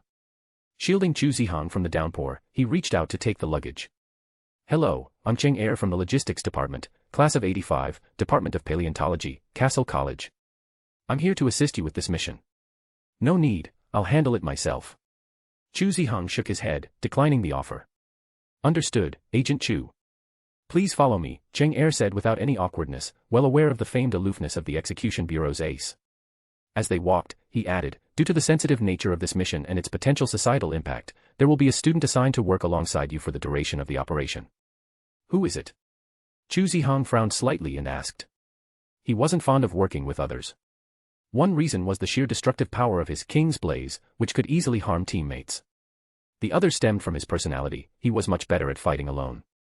His solo performance during the mission in Japan was proof of that. "It's a first-year student," Cheng Er paused briefly before continuing. "A B-rank bloodline with the word soul, Wind King's eye." Since she returned to her country during the summer vacation, the Execution Bureau decided, after much deliberation, to temporarily assign her to this mission. "If you'd like, I can take you to meet her and go over the mission details." "No need." Chu Zihong shook his head slowly. "I want to go home first. Take me back." "Understood, got it. Officer Chu, this way, please." Cheng Er, being tactful, didn't ask further. He stepped aside and guided Chu Zihong to the edge of the airport runway, where a car was already waiting. Sitting in the back seat, the pre-warmed air conditioning created a comfortable temperature inside. The soft leather seats fit his back perfectly, and the spacious legroom allowed him to sit in a relaxed position. Once Cheng Er settled into the driver's seat, he respectfully said, "Officer Chu, please sit tight. I'll take you home right away." "Mem," Chu Zihong murmured, seemingly tired, and slowly closed his eyes. Cheng Er stepped on the gas. The engine roared with a low growl, and the tires gripped the damp grass, sending the car speeding away like a beast charging toward the exit. The black car disappeared into the dense rain, the red taillights fading into the horizon. Only then did the economy-class passengers begin to descend from the plane. Among them was an elderly man with a full head of silver hair, wearing a brightly patterned coat over beach shorts and flip-flops. His face was weathered with wrinkles as he strolled down leisurely. "At my age, I still have to play bodyguard," he muttered. Looking in the direction where Chu Zihong's car had vanished, the old man scratched his head and sighed helplessly. "I've spent most of my life taking it easy, but now I'm stuck doing grunt work.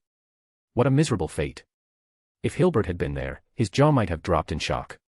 The old man, with his colorful attire and casual demeanor, was none other than Usuji Koharu, the last Shadow Emperor who once fought the tide of corpse guardians single-handedly and was presumed dead. Usuji Koharu surveyed his surroundings. The empty airport runway had no other vehicles in sight. Sighing again, he lowered his stance and looked straight ahead. No other choice. "I'll have to push myself a bit." In the dark, rainy night, a dazzling golden light suddenly burst forth. His pupils ignited like blazing suns, his muscles swelling and knotting as if filled with blood. Bulging veins wrapped around his frame like cords. With a sharp stomp, the immense force uprooted the surrounding grass, sending it flying. Boom. A muffled explosion echoed like rolling thunder as Usuji Koharu's figure vanished in an instant. Immediately after, the dense curtain of rain was torn apart, leaving a sudden gap. The sharp sound of a sonic boom reverberated across the airport, while a fierce gust of wind carried raindrops, streaking like an unrestrained dragon surging through the darkness of the night. Cheng Er gripped the steering wheel with unwavering focus, guiding the car onto the elevated highway. At this hour, around midnight, the overpass was eerily empty. Streetlights on both sides of the road zipped by, their glow fleeting. Rain lashed violently against the windows, leaving winding trails of water. Soft, soothing music played through the car speakers. Despite the high speed, the ride was surprisingly smooth. "Strange, why haven't we reached the toll station yet?" Cheng Er muttered, staring ahead at the thickening fog on the road. Even the streetlights were becoming increasingly blurred. A deep unease welled up in his chest, as though a heavy boulder had been placed on it.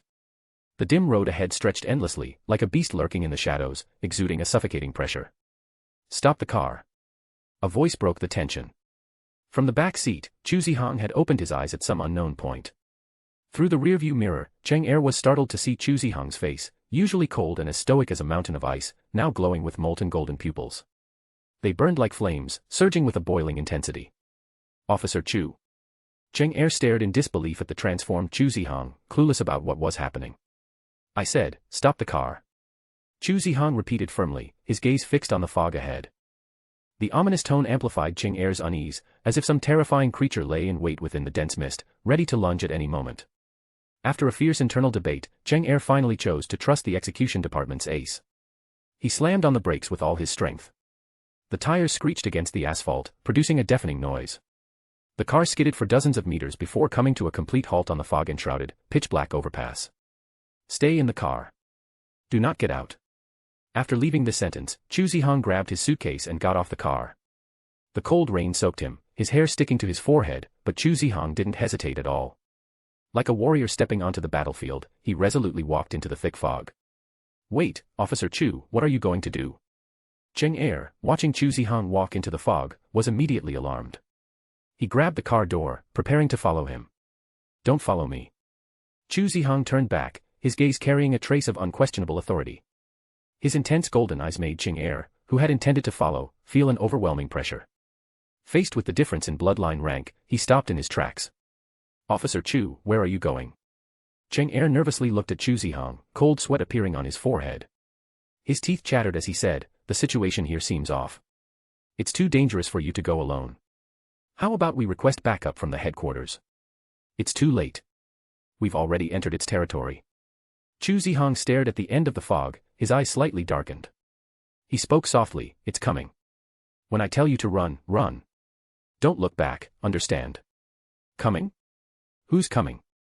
Before Cheng Er could ask who was coming, a blinding white light suddenly cut through the dark night and heavy rain. Boom.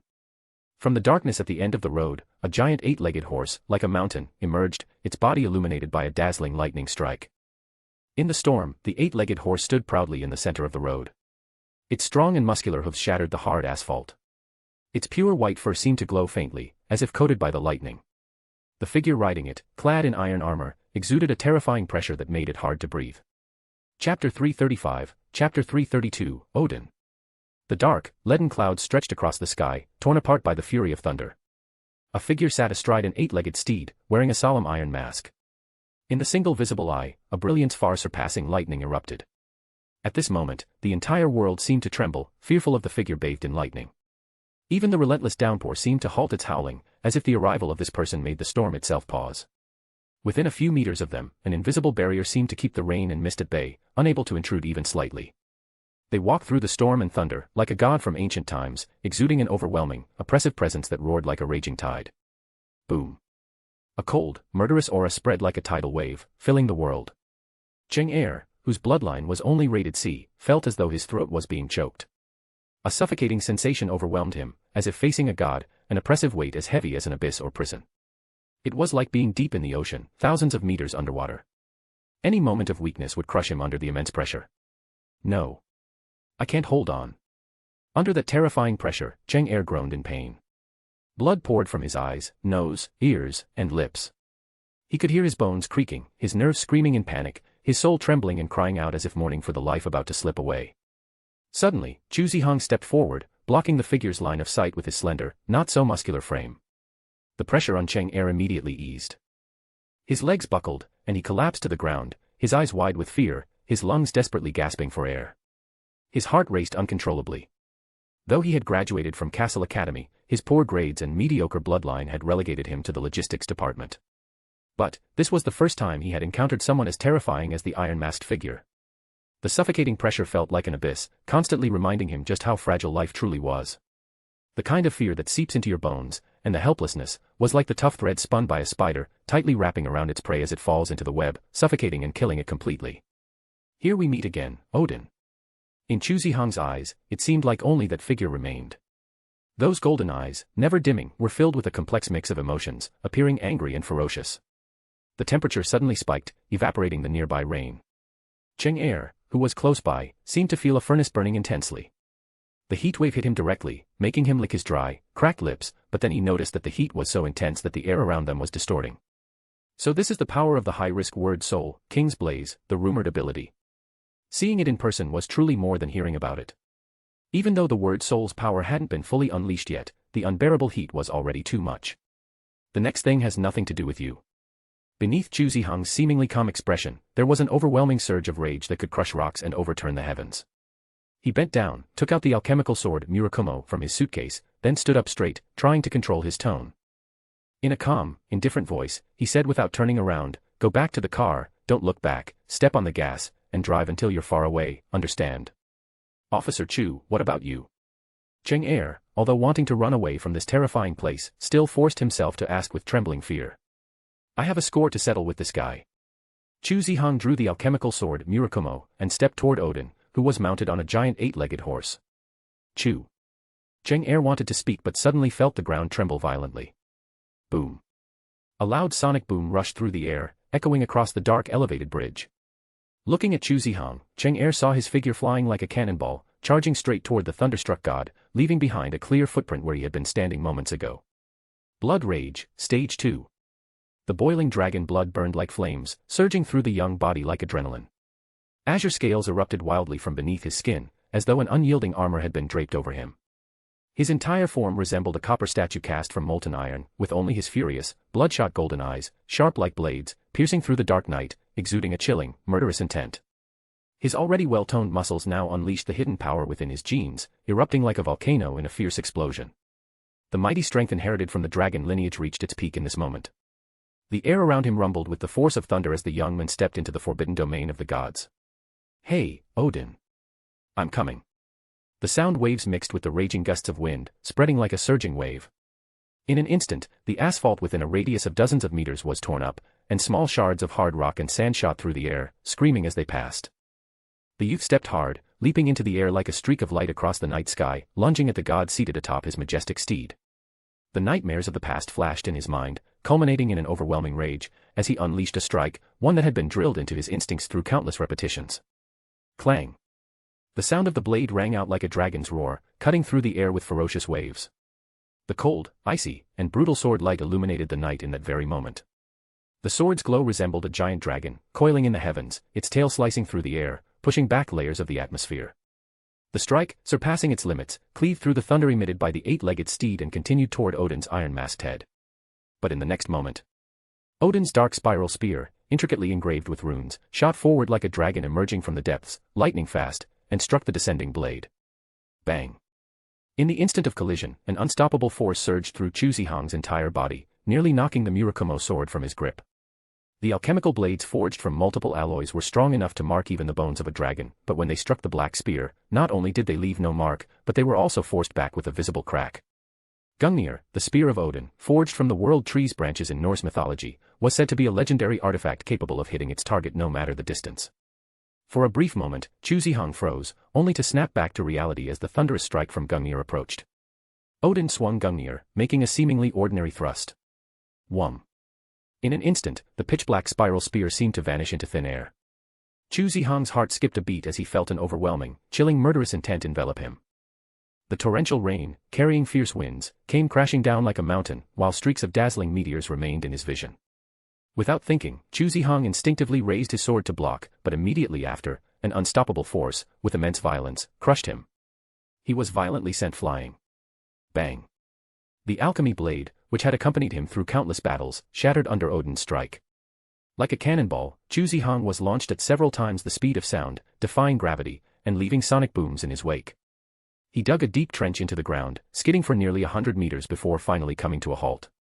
Yet his body, strengthened to the hardness of steel through repeated blood enhancement, was now drenched in blood. At this moment, the blue scales covering Chu Zihang's body had been forcibly scraped off during the intense friction with the ground. One arm hung uselessly, and his right leg was bent in an unnatural position, clearly incapacitated and unable to fight any longer. Looking at Chu Zihang, kneeling on one knee and drenched in blood like a demon, Odin, wearing his iron mask, stood tall and unchallenged, gazing down arrogantly at the pitiful and insignificant human. "Submit, mortal." Odin's voice, like thunder, rolled through the clouds and storm, shaking the very air around them. Bah. Even in such a severe state, Chu Zihang refused to submit. He wiped the blood from the corner of his mouth, like a warrior determined to die, clutching the broken half of his blade, defiantly staring at the god before him. Seemingly losing patience, Odin's single eye, beneath his iron mask, erupted with molten golden flames. Then die. The Gungnir, forged from the world tree, commanded the raging thunder in the sky. Thunderbolts descended from above, striking the tip of the spear as if to coat it in a layer of divine light. Countless streaks of light, like falling meteors, gathered at the brilliant tip, creating a scene that seemed to herald the end of the world. Chapter 336, Chapter 333, New Arrival. Clump. Clump. Clump. The iron hooves of the eight-legged steed shattered the hard ground beneath. Thunderous sparks shot from the horse's nostrils as it moved forward, step by step, the overwhelming pressure closing in. It was a forbidden domain of the Dragon Kings, a sea of blood formed from countless skeletons, an atmosphere of cruelty, violence, and bloodshed. The intense aura even made Chu Zihang feel a strange illusion, awakening the deep-rooted fear buried in his genes, fear from an ancient time when humans feared the creatures that ruled over them, the Dragon Kings. King's Domain. This was a forbidden domain only accessible to the Dragon Kings of the first generation and higher. A pure and ultimate spiritual domain, capable of making any creature with bloodline lower than a Dragon King kneel and tremble before them, recalling the terror engraved deep within their souls. The fear once imposed by the dragon race, by the Dragon Kings, and the bloody, cruel history that followed. Boom. Thunder from the heavens gathered as a storm raged. Countless meteors circled the mighty Gungnir, pointing directly at Chu Zihang, who knelt on the ground. Mortal, I ask you once more, bow down or die. Perched atop the eight-legged steed, Odin's dark golden armor shone with the reflection of lightning, his towering figure like the peak of the world, holding up the entire sky. The overwhelming and crushing presence radiated, so immense and heavy that it felt like a mountain. The violent winds of the storm made the air itself tremble, as the furious arcs of lightning tore through the hardened asphalt, leaving jagged cracks like a physical embodiment of cold and indifferent killing intent, intertwined with a chilling, indifferent voice. As Chu Zihang looked at that high, unreachable figure, he felt a suffocating pressure. Even though his lungs fought to expand, the air around him seemed unnaturally thick. No matter how hard he tried, he could only inhale a small breath, his strength drained as he struggled to bear the immense pressure. At this moment, gravity felt like it had multiplied by thousands, maybe even more. The rain pouring from the sky suddenly became several times heavier, as though each drop carried the weight of a mountain. When they struck his body, they shattered the steel-like scales on him. The rain, falling like artillery shells, battered his already strained body, pushing him closer to the edge of his life. But the most terrifying thing was the mental shock coming from all directions, like a raging, violent tide, ruthlessly destroying his willpower. V-Room. Odin's iron face glowed with a blazing light, so intense it even lit up the darkness. At this moment, the king's domain shrank to its limit, surrounding the two of them. Crunch. Crunch. As the mental realm collapsed to its extreme, it seemed to block everything in the real world. Under the terrifying pressure, even the air seemed repelled, creating a near vacuum. The surrounding asphalt road crumbled inch by inch, and on Chu Zihang's body, the once hard green scales shattered as if they were being crushed, with blood spurting out endlessly. Yet, despite all of this, Chu Zihang remained unyielding. He raised his head proudly, looking directly at the towering Odin. His golden eyes, which never dimmed, seemed to burn with a fierce flame, the blood red flowing like molten metal. His gaze was determined and resolute, with no trace of fear or retreat. I said, no. Chu Zihang's temples bulged as if he were a warrior marching to his death. He used his remaining strength to swing the broken half of his Murakumo sword at Odin. Clang. The sword light flashed like a dragon, as bright as a waning moon. The ferocious and violent momentum pushed forward, with no hesitation. It was as though he was offering all his life as a sacrifice for this strike. Dad, I'm coming to join you. Chu Zihang's belief and will seemed to turn into something tangible. As he swung the sharp blade, an intense burst of flame shot out, carrying powerful gusts of wind as it rushed toward the stunned Odin. Remember, this was inside the king's domain, compressed to its limit. Even a next-generation dragon would probably be suppressed and unable to move. But this human in front of him was still able to fight back, striking with such a stunning blow. In fact, Odin even felt a strange illusion, as if the one wielding the sword wasn't a human, but an enraged dragon king. Odin, who had always treated everything as a game, was caught off guard. His body tilted backward, barely dodging the strike. The sword blade scraped across his cold iron face, sending sparks flying and leaving a deep, visible scar. Was it a failure? The side effects of the blood rage made the dragon's blood, now more concentrated, turn into something like poison. The corrupted Chu Zihang was powerless to resist. He exhausted the last of his strength, looking at the scratch left on Odin's iron mask. That face, always like an iceberg, suddenly revealed a smile. He tried his best. Even though the outcome wasn't what he hoped for, at least he would be able to meet his father in hell, right? The regret of the night when the rain poured and the rivers rushed seemed to finally be able to be healed. Human. The cold, iron mask with a single eye was filled with shock for a moment, but soon, it was overtaken by pure fury. If being forced to dodge human attacks was already a great shame for a Dragon King, then having a scratch left on the iron mask by a human's blade was an even greater disgrace. The Dragon King, standing in the heavy rain, finally decided to show no mercy. He would punish the mortal who dared to offend his dignity. The rumored eight-legged steed, Sleipnir, seemed to sense the change in its master's mood. It spewed lightning that scorched the earth, raising its front legs high. Odin, sitting atop the steed, raised his divine spear in anger. Countless falling stars gathered at its tip, aimed at the immobile Chuzihong. Just as the shooting star spear was about to strike, a sudden change occurred. Boom. With the sound of a deafening sonic boom tearing through the sky, a figure appeared in an instant, crushing through the air with a roaring wind dragon trailing behind it. Odin, sensing the change, immediately tightened his grip on the spear, pulling it back like a bowstring, unleashing an unmatched force as though trying to shatter the very void. A massive fist, roaring like a bursting dragon, collided with the meteor-like spear light. Stop. Boom. It was as though thunder exploded in the street. A powerful shockwave immediately spread out.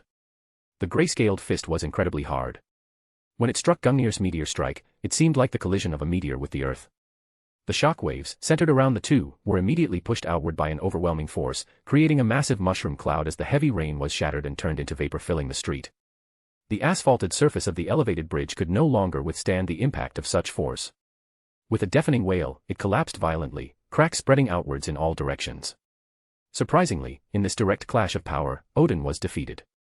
He, along with his eight-legged steed Sleipnir, was knocked back several meters. Sleipnir's iron hooves dug into the ground, leaving two deep, straight trenches. Sparks exploded, leaving the area scorched. Mortal, state your name. Odin, both shocked and furious, his molten gold eye on his cold iron face, showed clear signs of rage. Shadow Emperor, Usuji Koharu. As the dust settled, an elderly figure wearing a colorful short-sleeve shirt and beach shorts appeared. His muscles were well-defined, covered in gray scales.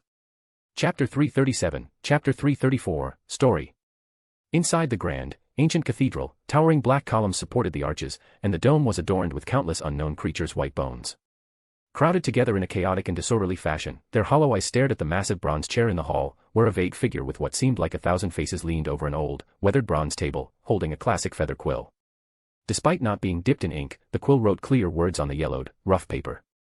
Chuzihong, president of the Lionheart Society, class of 2008 at Castle College, was tasked during the summer vacation with investigating a hybrid cult incident, which happened to take place in his hometown, Binhai City. However, he was unaware that this was a conspiracy aimed at him.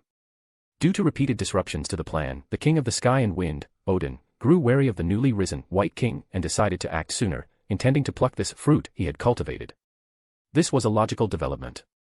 So, on another rainy night, while driving on the dark overpass that led home, his car suddenly encountered the culprit responsible for his father's disappearance on a similar rainy night a year and a half ago, the King of the Sky and Wind, Odin.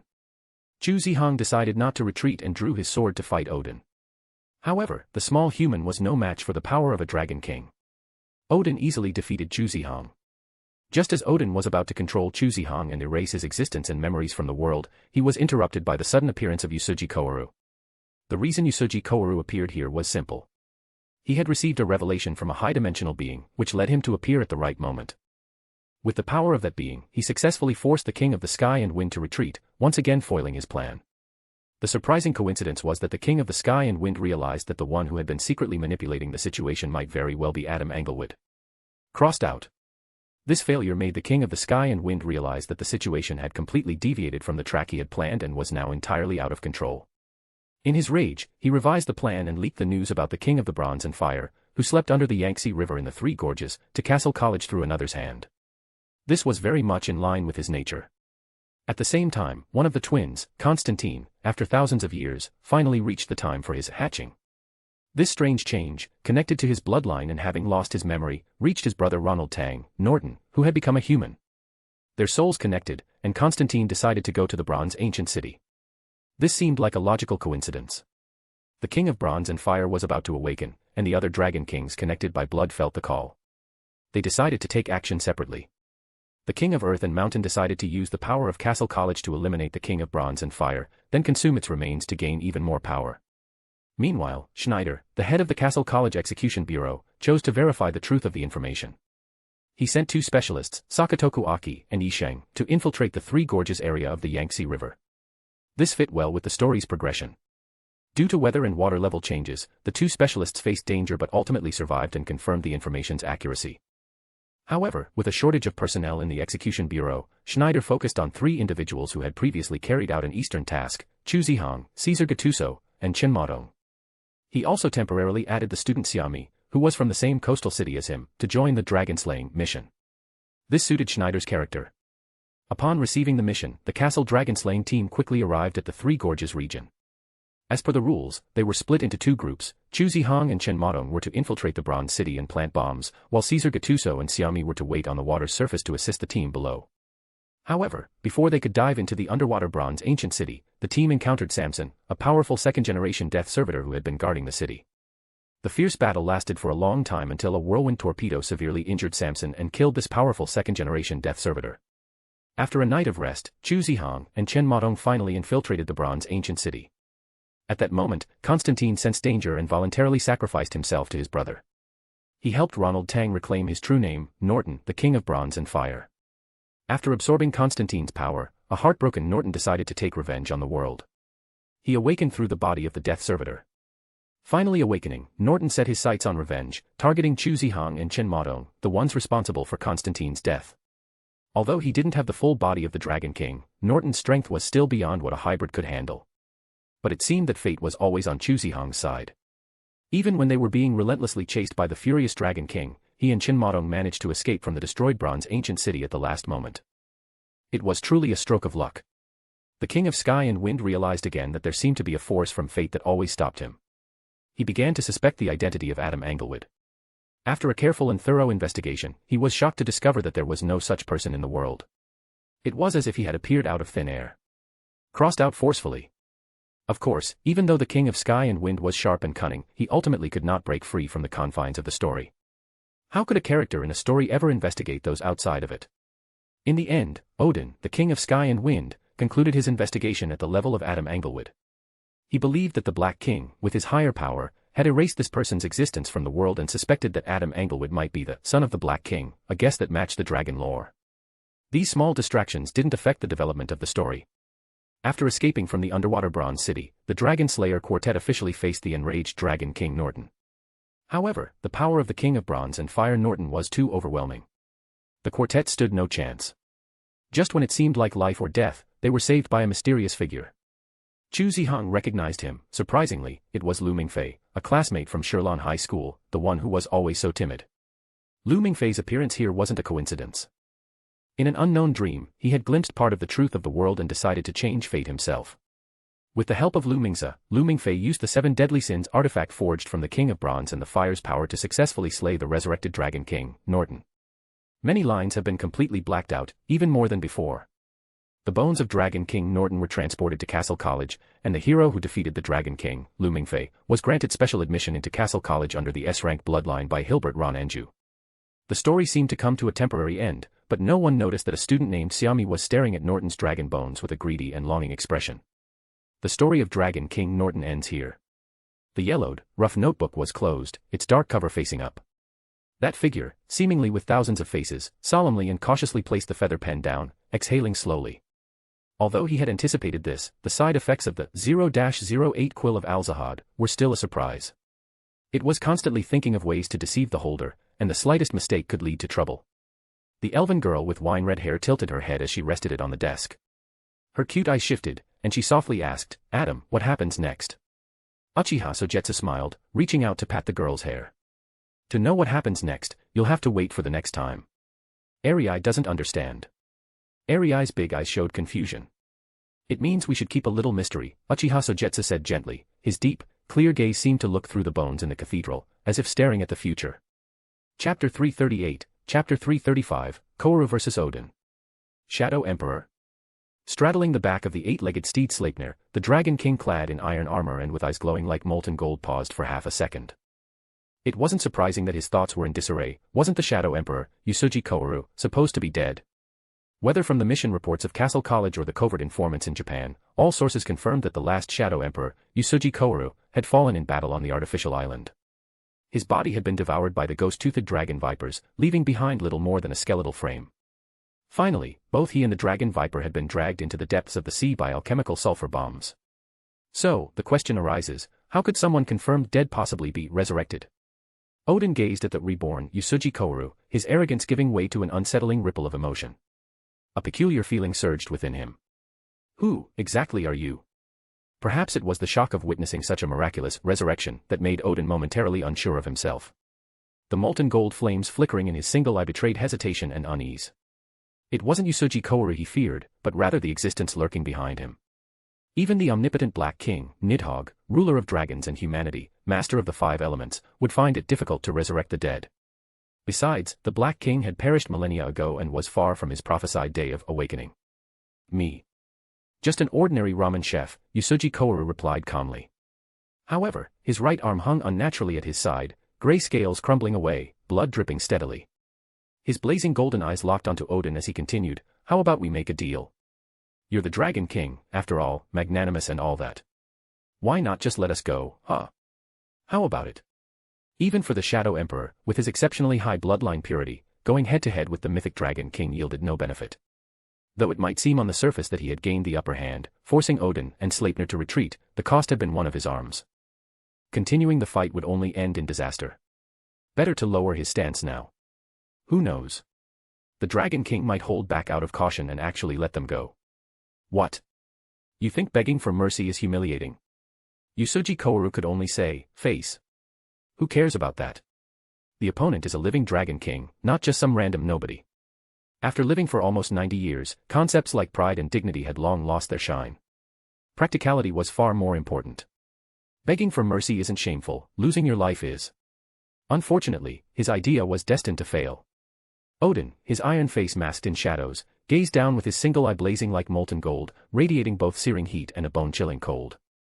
If thou art willing to reveal the one hiding behind thee, I shall spare thy life, grant thee immortality, and allow thee to stand before the Dragon Kings. Ah, then let's just fight. Thinking of that certain someone, Usuji Kouru decisively concluded that fighting the Dragon King was still the more merciful option. Hearing this, Sleipnir snorted out a shower of crackling lightning, charring the road beneath its hooves. Sitting tall on the steed, Odin caught the faint trace of disrespect in Usuji Kouru's response. This immediately enraged him, if thou seekest death, then I shall oblige. Boom. A massive, overwhelming pressure erupted like a tidal wave. The Dragon King-level progenitor's pure and terrifying mental field expanded with unstoppable force, crashing into the real world like a tsunami. A gray, misty domain enveloped the entire overpass, that was the manifestation of a king's domain. The torrential raindrops falling from the sky were annihilated the instant they touched the domain, disintegrating under its sheer mental power. Not just the rain, even the surrounding void distorted under its influence. The king's domain of a progenitor, this is going to be tricky. Usuji Kouru, as the last Shadow Emperor, furrowed his brows. He recognized the gray domain all too well and was fully aware of its deadly nature. Anything that collided with the king's domain would disintegrate like a moth drawn to flames. Hey, are you really sure we can't negotiate further? Usuji Kouru made one last desperate attempt. Odin answered his question with action. Wielding Gungnir, he summoned rain and thunder as though they were extensions of his will.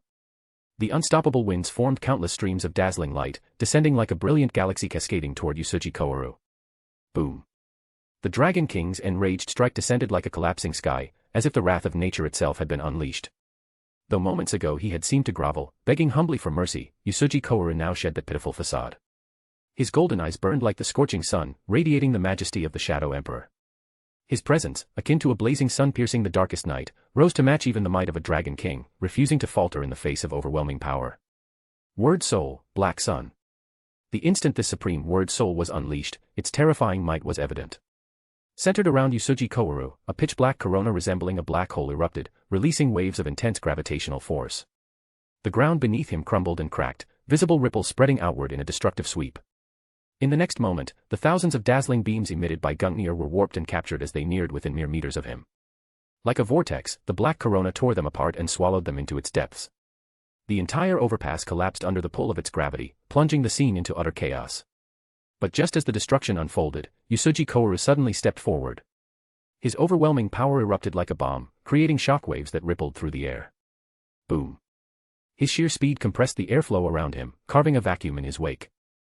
The violent winds tore like blades, creating a tempest so fierce it nearly overturned Sleipnir. Odin, caught off guard by Usuji Kouru's blinding speed, barely had time to process the thought before the men had already stepped into the Forbidden King's domain. Gray-white dragon scales groaned in protest under the crushing force of the king's domain, emitting the wailing cries of something on the verge of shattering. The clash of Black Sun and the king's domain occurred in an infinitesimal space, the two opposing forces colliding and entangling in a chaotic, twisted mess of conflicting energies.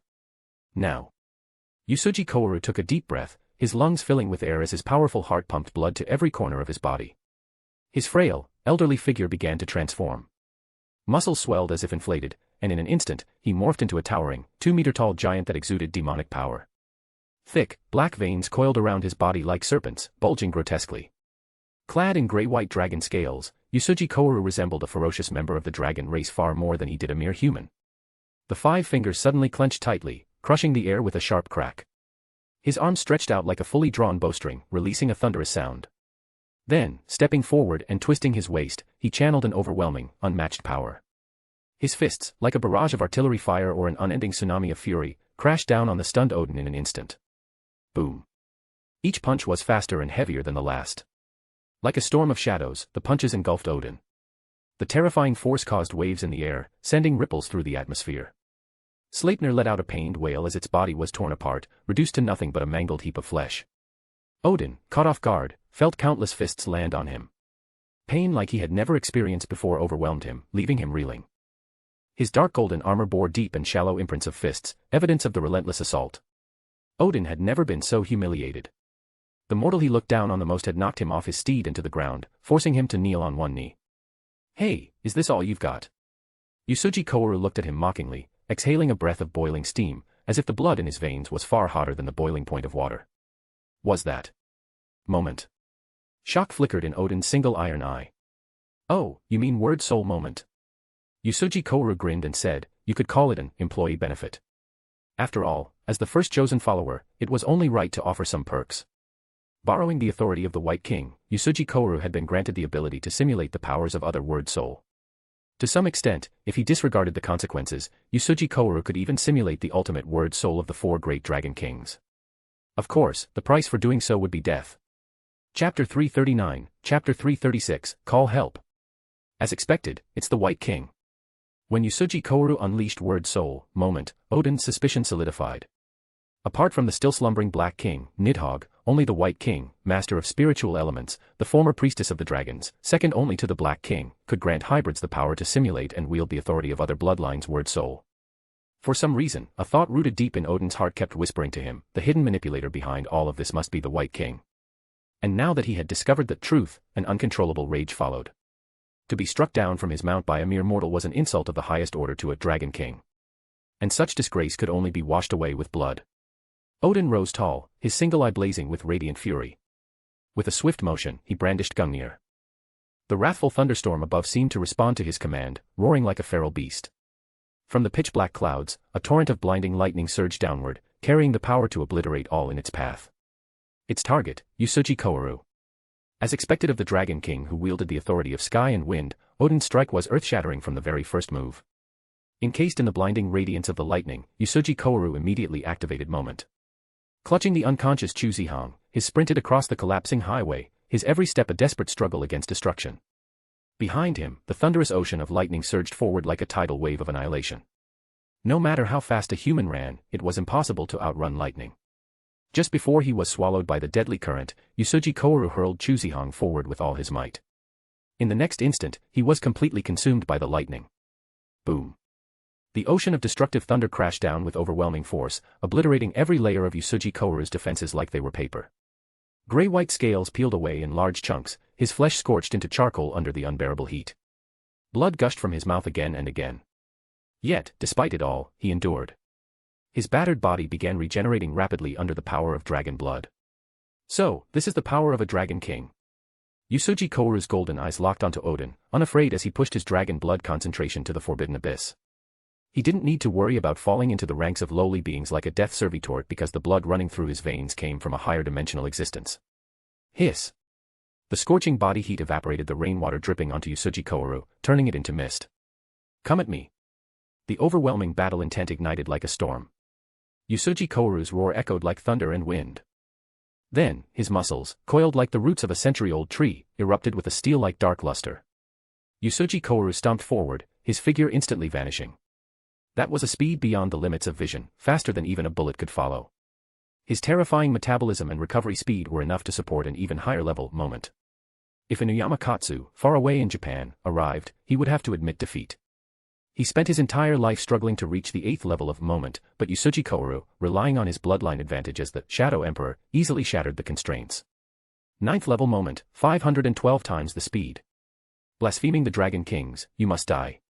This act, seen by Odin, ignited a surge of killing intent in his heart, further solidifying his resolve to deliver the harshest punishment. Is 512 times the normal speed fast? For mortals, it was already the limit, but Odin was no mere mortal. Since this was a punishment, it had to be the most brutal, terrifying, and powerful force to crush the audacious human who dared to offend divine might into dust. You should be grateful. This strike is not something mortals can witness. It is a divine skill. In Odin's single eye, a dazzling light flashed as he raised his pitch-black spiraling divine spear, Gungnir, known for its perfect accuracy in myths, and aimed it at Yusuji Kouru, who was in his Dragon King speed state. In an instant, as Yusuji Kouru charged toward Odin, who was holding the Gungnir, he suddenly had the sharp intuition of being locked onto. It was as if countless threads of fate began from the tip of the Gungnir and converged on him. The next moment, Odin, gripping the Gungnir, gathered power in his arm for a brief moment before suddenly hurling the dark spiral spear. The black spiral Gungnir cut through the air, flying toward its target along the path of the fate thread. Without any turbulence, it was like a silent death approaching. Wherever it passed, the ground cracked and withered, even the rain seemed to decay. The black spear shadow weaved through the torrential rain, its near-perfect trajectory delivering inevitable death to the pitiful mortal. 512 times the speed, meaningless. Even though Yusuji Kouru saw it clearly, even predicted the spear's landing point, and made an attempt to dodge. But, having already been locked by the threads of fate, no matter how he avoided it, the black spiral spear inexorably closed in on him, as if death was inescapable. Boom. The Gungnir, dragging immense power, pierced Yusuji Kouru's body and nailed him deeply to the surface of the elevated bridge. Blood spurted, dragon scales shattered, and from the point where the spear pierced, the elevated bridge stretching nearly 1,000 meters behind him collapsed with a deafening roar. The residual force of the impact didn't lessen, creating powerful shockwaves, like a mushroom cloud rising, with the fierce wind spreading. This was Gungnir. Once it locked onto its target, there was no escape. In a fit of rage, the King of Sky and Wind used all his power with a single strike, almost nailing the Shadow Emperor, Yusuji Kouru, to the bridge. The reason Yusuji Kouru didn't die wasn't because of his strength, it was purely because Odin, when throwing Gungnir, hadn't targeted his heart. He wanted to personally deal with this blasphemer. The black spiral spear sank deep into his body. Yusuji Kouru coughed up blood, his golden eyes flickering as he watched Odin step closer. He barely managed to force a bitter smile and said, "The gap is too much. Is this the Dragon King? I won't let you die so easily." Odin stepped on the shattered overpass, his dark golden armor shimmering with thunder. Underneath his iron mask was a cruel and fierce light in his eyes. "I will slowly tear your bones apart, then have the death servitors feast on your flesh, making sure your soul is forever obliterated. After enduring the Dragon Clan's most terrifying tortures, you will die." It was hard to imagine that this Dragon King, who usually spoke so little, would say so much in one go. It was clear how deeply enraged Odin was, to the point where he no longer wished to grant mercy of death. Instead, he wanted his foe to experience the greatest pain imaginable. Cough. Well, this is bad. However, Yusuji Kouru, pinned to the ground by Gungnir, showed no sign of fear. Looking at Odin, who was approaching, Yusuji calmly used his blood-stained fingers to carve mysterious runes into the nearby ruins of the overpass. He sighed, then said softly, "I thought I could solve this, but it seems I was wrong. There's nothing I can do now. Fortunately, I was given this before I left." Odin, noticing Yusuji's actions, instinctively stopped in his tracks. What to do when you can't win? Summon help. Yusuji's mind sank deeply into his soul, as if praying. Great dragon who soars in the sea of the consciousness. Shadow beneath the tides of time. Ancient ruler of the distant past. I call upon you. Grant me your aid. As the deep, raspy chant echoed, an invisible force quietly descended, enveloping the shattered overpass. In an instant, the light in Odin's single eye contracted sharply, as if sensing some terrifying presence that had already arrived in his domain. Chapter 340, Chapter 337, Odin Afraid. Odin suddenly stopped, the arrogant King of Sky and Wind felt an inexplicable sense of unease. The pitch-black spiral spear seemed to sense the summons and shot back like a dark meteor, flying straight back into its master's hand after piercing through Yusuji Kouru's abdomen. Tightening his grip on Gungnir, Odin's palm traced the intricate patterns on the spear, which were created from the world tree. He lifted his gaze to the collapsed overpass, where the wreckage lay in chaotic heaps. Deep within the ruins, the single eye on his cold iron face flickered with molten gold light, radiating an atmosphere of solemnity. In his perception, deep in the blackened ruins, there seemed to be an invisible fear lurking, emanating a presence that even made him shudder. But what confused him even more was that the space, which should have been created by alchemy based on the real world, the Nibelungen, a domain belonging to the Dragon King, was being invaded and consumed by another domain. The Nibelungen was a space created only by Dragon King-level beings, almost like the manifestation of the Dragon King's authority and power. But what kind of being could invade and consume a domain created by the Dragon King? It seemed as though the moonlight had dimmed significantly, becoming darker and deeper, like a gateway from the underworld to the human world. How long had it been? He hadn't felt such a deep, soul-chilling sensation, an uncontrollable shiver of fear, for ages. Perhaps not since the ancient times, when he had faced the Black King Nidhogg, had he ever felt such a thing. Odin's iron face exhaled a fiery glow as his grip on the pitch-black spear tightened, the power flowing within him seemingly responding to the violent shifts in the stormy skies. Step, step, step.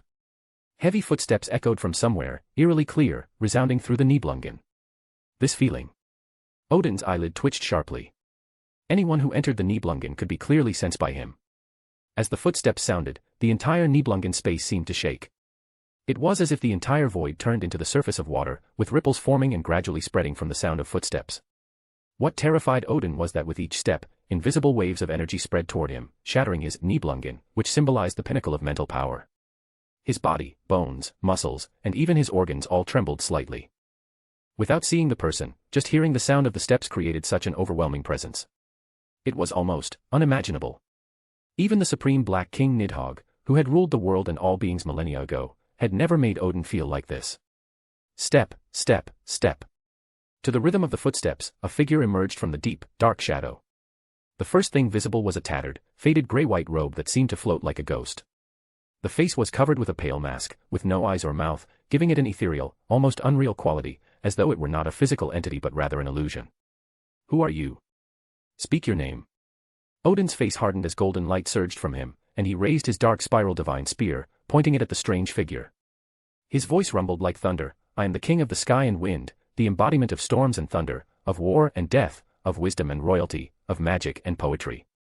Though Odin did not understand the identity of the being, he still maintained his towering arrogance, as if invincible.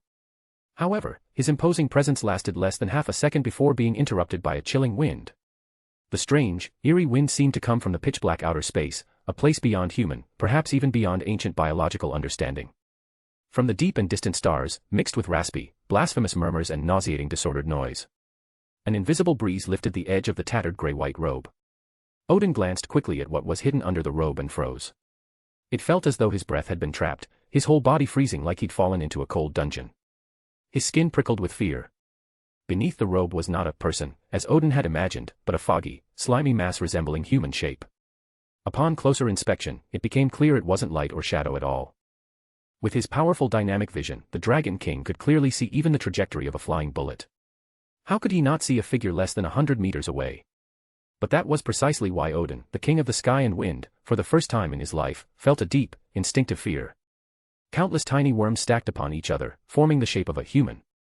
On each worm's surface, intricate and mysterious patterns were engraved.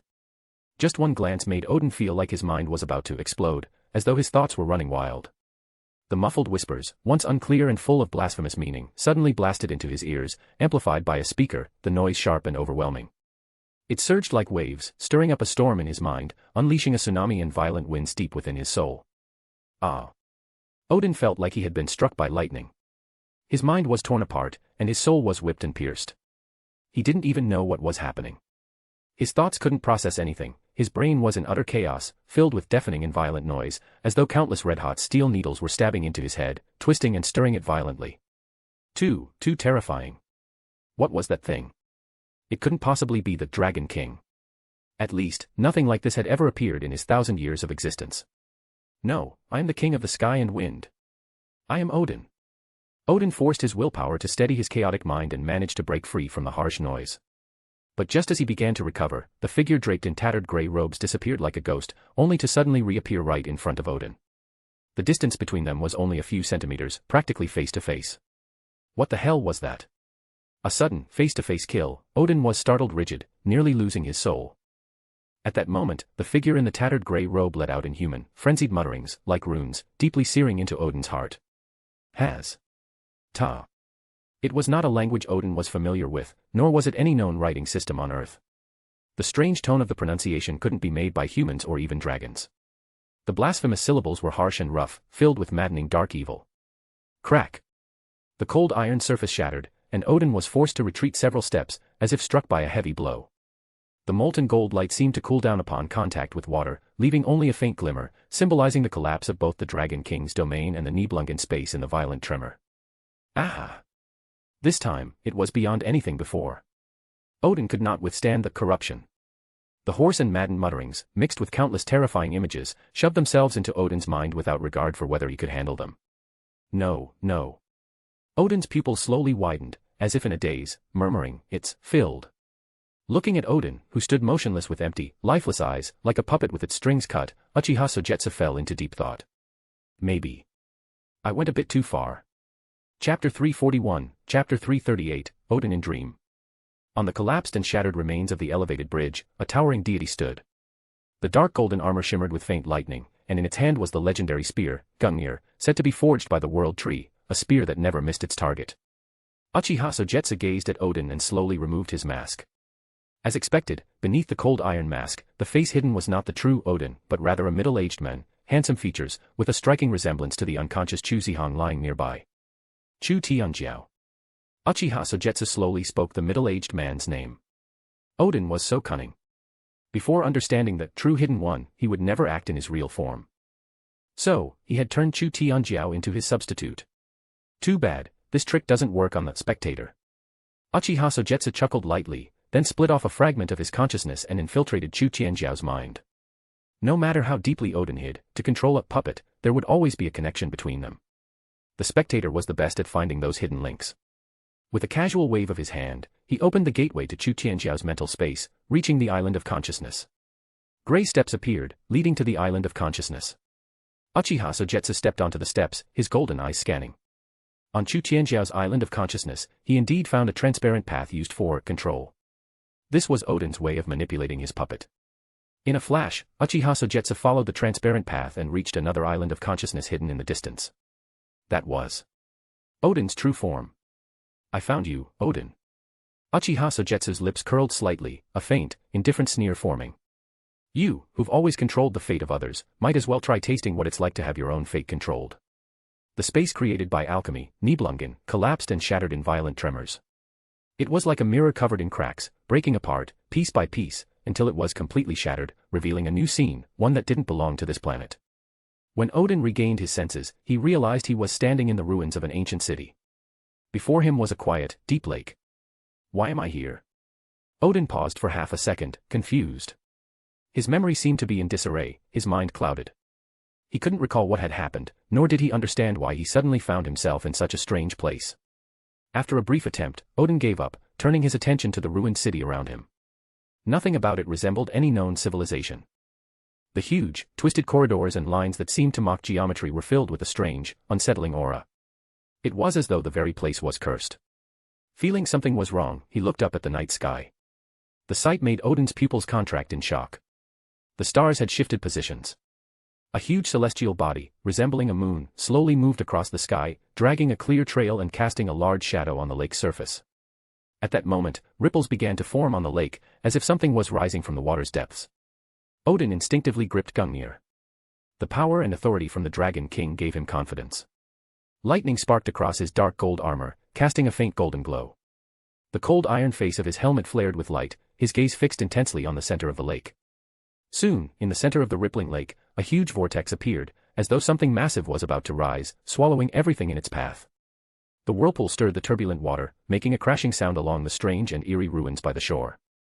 Under the strange glow of the moonlight, Odin noticed a growing dark shadow in the whirlpool, immediately sharpening his mental focus to the extreme. The pitch-black shadow seemed to gather all the fear of non-human entities, emerging from the center of the lake's whirlpool. What a massive being it was. Just the head that emerged from the water was as large as a hill, dozens of meters high, vaguely resembling a human shape, but with a head like an octopus, covered in ugly, writhing tentacles. Its bloated, gelatinous body was covered in dense scales. The enormous body staggered forward, slowly emerging from the swirling vortex, like a mountain moving through the world. Odin was stunned, staring at the mountain-sized monster. Even the hand holding Gungnir trembled uncontrollably. What is that thing? Could such a thing really exist in this world? Meanwhile, in the ruined wasteland, numerous figures suddenly appeared. They wore tattered yellow robes, their bodies thin and withered as though they had been dead for countless years, yet had been awakened as corpses. Each one moved awkwardly, using ugly tentacles from beneath their robes to crawl forward. Strange chants emanated from the yellow-robed figures, as if they were singing, celebrating, and welcoming the return of that great being. Along the shore the cloud waves break. The twin suns sink behind the lake. The shadows lengthen. In Carcosa. Strange is the night where black stars rise. And strange moons circle through the skies. But stranger still is Lost Carcosa. Songs that the Hyades shall sing. Where flap the tatters of the king. Must die unheard in dim Carcosa. Song of my soul, my voice is dead. Die thou, unsung, as tears unshed. Shall dry and die in Lost Carcosa. The song reached Odin's ears, making him feel an intense irritation, a sense of unease. It was as if he had gone mad, swinging his pitch-black spiral divine spear. Countless dazzling meteors exploded, carrying roaring thunder, awe.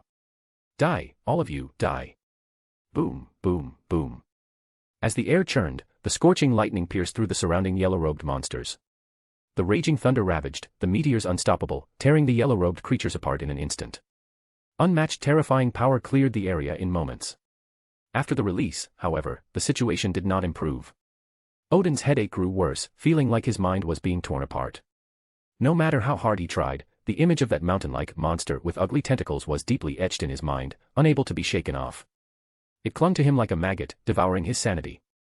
Suddenly, a savage and violent thought flooded Odin's mind.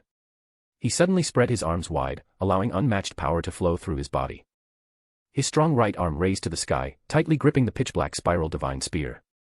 Lines of fate locked onto the monster's head, resembling a mountain, with ugly tentacles.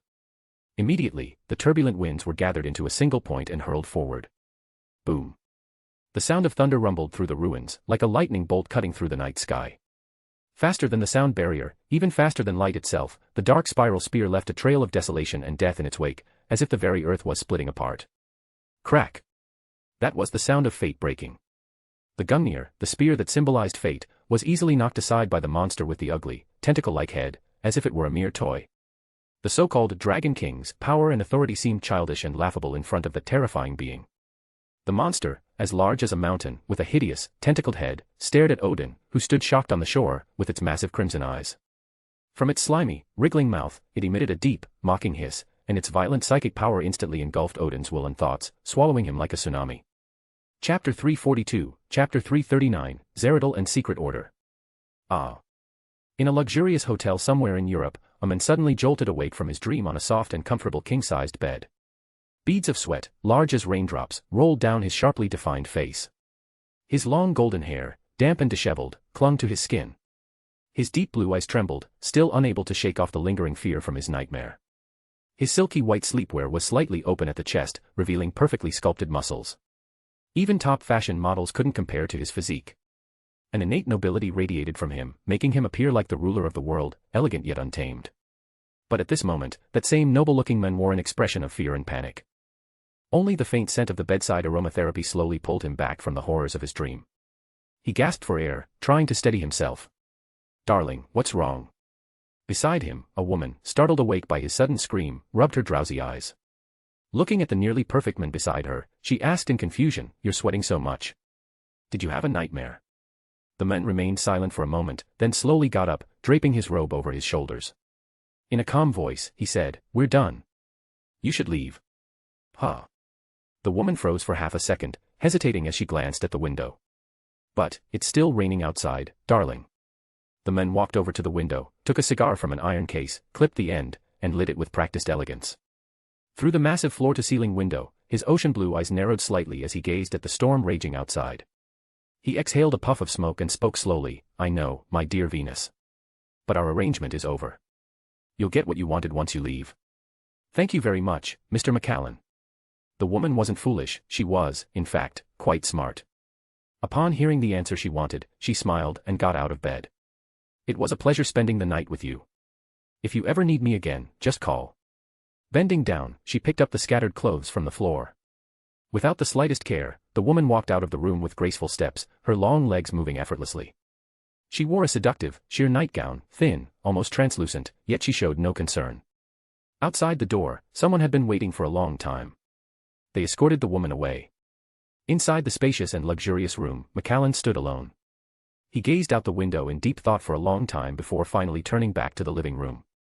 He walked over to the liquor cabinet and pulled out a bottle of vodka. It was a red label vodka from the Soviet era, long discontinued. But for someone of his status, obtaining a few bottles was hardly an issue. Pouring the strong liquor into a glass, Macallan gave it a slight swirl. He inhaled the rising aroma, then tilted his head back and downed it in one gulp.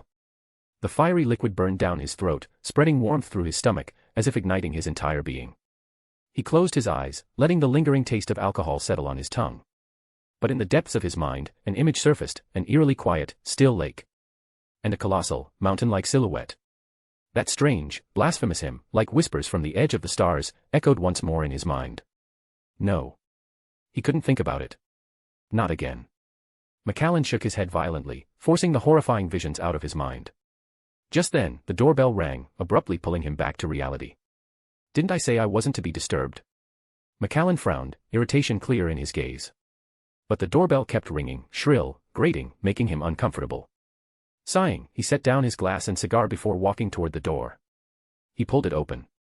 But standing outside wasn't the hotel staff he expected. It was an old man. His body was withered and frail, his face covered in a thick, unkempt beard. He wore a tattered yellow robe. A yellow robe. Again. Like a waking nightmare, horrifying images flooded Macallan's mind. That ragged, frayed yellow robe. His body tensed, and before he could stop himself, he staggered back a few steps. His pupils shrank. His perfectly sculpted face twisted in shock and fear.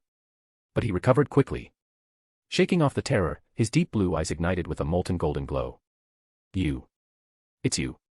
This is your doing, isn't it? The old man smiled. Good evening, Mr. Macallan. The old man, clad in a tattered yellow robe, slowly removed his hood. His long, thick beard covered most of his face, and his deep eyes resembled a lightless lake. His voice, hoarse and aged, echoed through the narrow corridor. Or perhaps I should call you the king of sky and wind, the leader of Europe's hybrid secret party, and the head of the Gattuso family, Mr. Pompey Gattuso. For a brief moment, the air seemed to freeze. Sparks of lightning crackled in the confined hotel hallway, restless like an impending thunderstorm.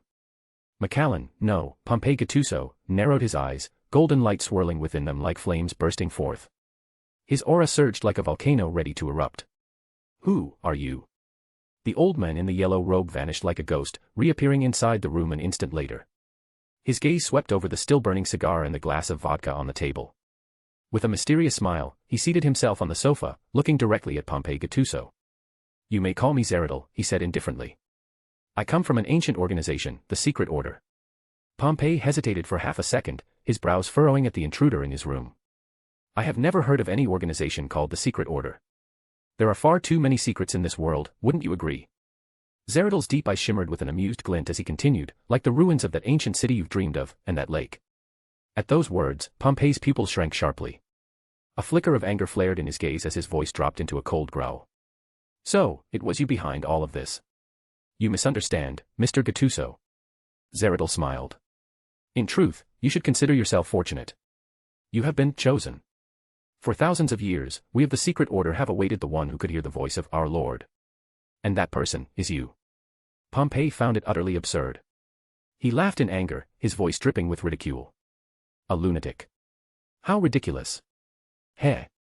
I expected you wouldn't believe me. Zeradal remained unshaken, his expression serene. But that doesn't matter. Since you have been chosen by our Lord, you will soon understand. This is fate. With that, he reached into his tattered yellow robes and carefully placed an ancient, yellowed book onto the table. From the birth of humans and dragons until now, it has only been a mere tens of thousands of years. Zeradal slowly stood up, walking past Pompey, his tone carrying an indescribable meaning. But among them, only about 20,000 years truly mattered. So, in the remaining tens of thousands of years, or even the millions of years before that, who ruled this planet? Pompey glanced at him coldly and said, Are you planning to lecture me about ancient history? No, of course not, Mr. Pompey. Zeradal smiled. I just want to tell you, the truth is sometimes far more terrifying than you think. And what truth are you referring to? Pompey's expression remained indifferent, full of disdain, even finding it laughable. If you truly seek the truth, then open that book. Zeradal's figure gradually became transparent as he spoke faintly. Know your own insignificance. Know what true greatness is. When the time comes, you will understand everything. You will return to the embrace of the Lord of the Starry Sky, the Nameless One, the Great Old Ones, and walk the ultimate path. With that, the old man's figure vanished, as if he had never been there. The only thing left was the black leather book on the desk, its pages rustling as the wind flipped through them. Pompey stood in silence for a few seconds before slowly closing the door. He approached the desk, intending to pick up his half-burnt cigar. But from the corner of his eye, he saw the black leather book, its pages open. On it, written in twisted, serpentine script, The King in Yellow. Chapter 343, Chapter 340, Xiaomi and Chuzihong. Binjiang City First Hospital, Intensive Care Unit. A news broadcast was playing on the LCD screen mounted on the wall. Morning news from Binjiang City. According to reports from the scene, at around 1:20 a.m. today, a section of the elevated highway leading from the airport expressway to the city center collapsed. As of 8:30 a.m., the Road Safety Administration has sealed off the affected area. The exact cause is still under investigation. The noise from the television was too loud, completely unsuitable for a hospital environment where patients needed rest. The sound ended up waking someone from their coma. This is a hospital. The newly awakened person's first sight was a white ceiling. Then, as he slowly regained awareness, he noticed his own body, tightly wrapped in bandages like a mummy, unable to move. After a brief daze, he struggled to turn his head and saw a girl sitting on a chair beside him. "Who are you?" The girl was casually eating an apple. Hearing his voice, she turned around, revealing a face so flawless it was almost inhuman, like a mythical being. "Wow, Mr. Chu, you're finally awake." Her voice was clear and crisp. Beneath slightly curled lashes, her eyes were as deep and bright as autumn waters, like gemstones crafted by a master artisan, radiating life and passion. Her baby fat cheeks lifted into a cheerful smile. "I'm Xiaomi, the student assigned to assist you on this mission." She was breathtaking, so much so that even Chu Zihang, who was used to seeing beautiful women, found himself momentarily stunned. It wasn't until she waved her hand vigorously in front of his face that he snapped out of it. After a brief silence, he said, "Chu Zihang. Mechanical engineering. I know."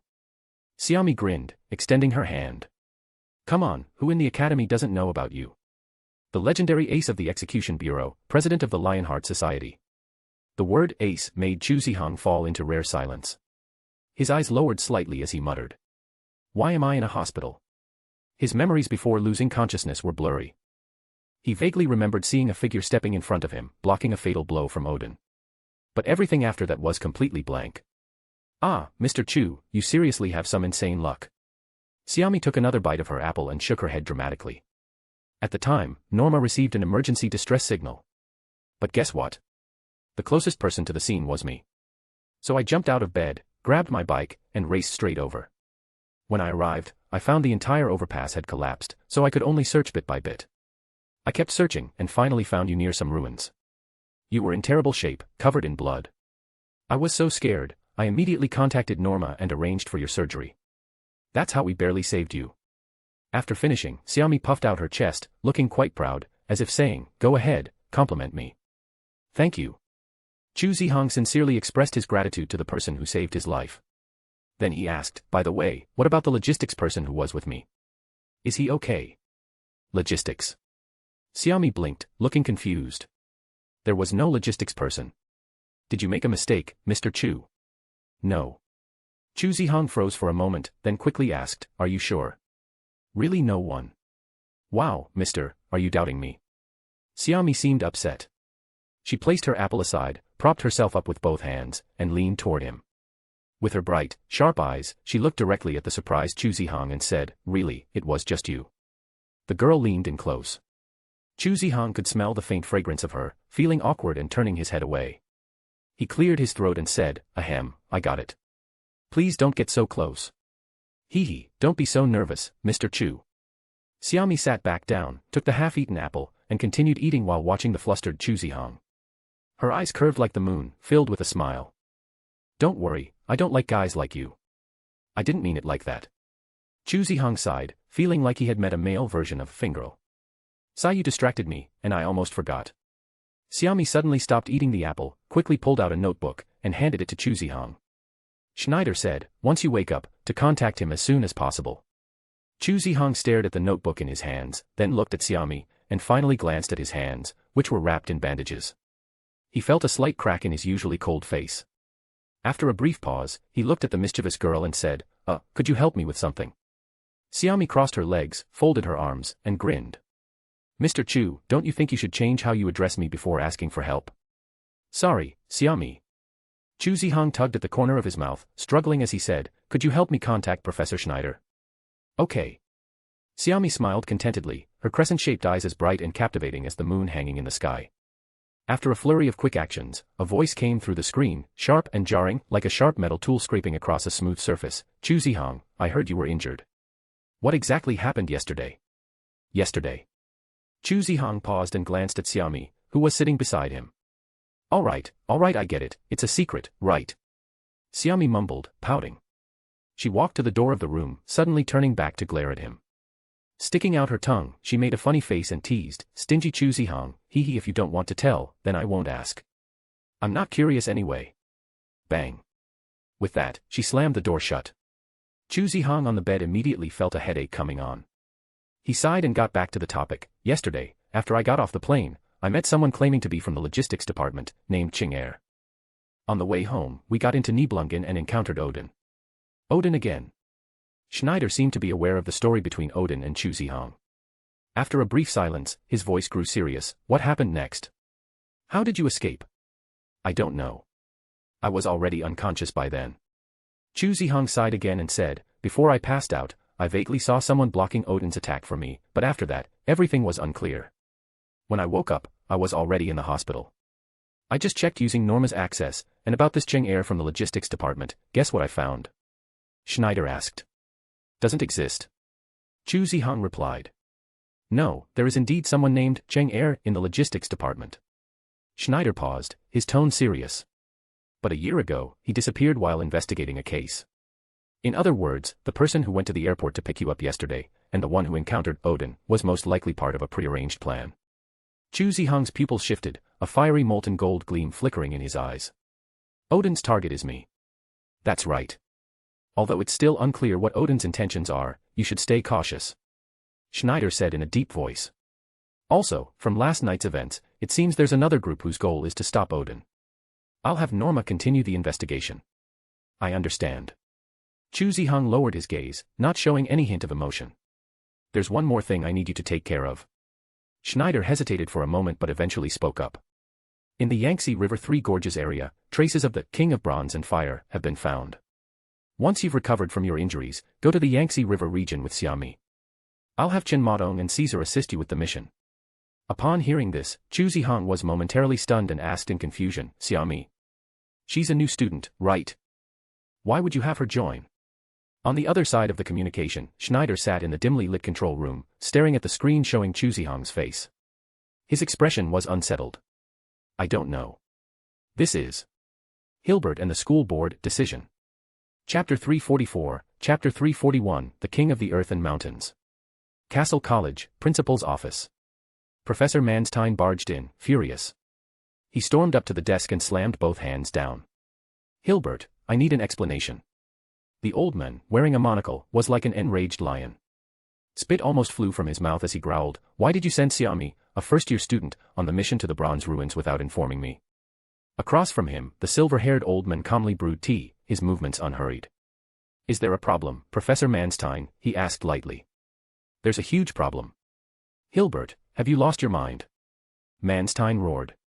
Xiaomi is a first-year student with no combat experience. Her grades and bloodline rank aren't even outstanding. Why did you insist on sending her on this mission?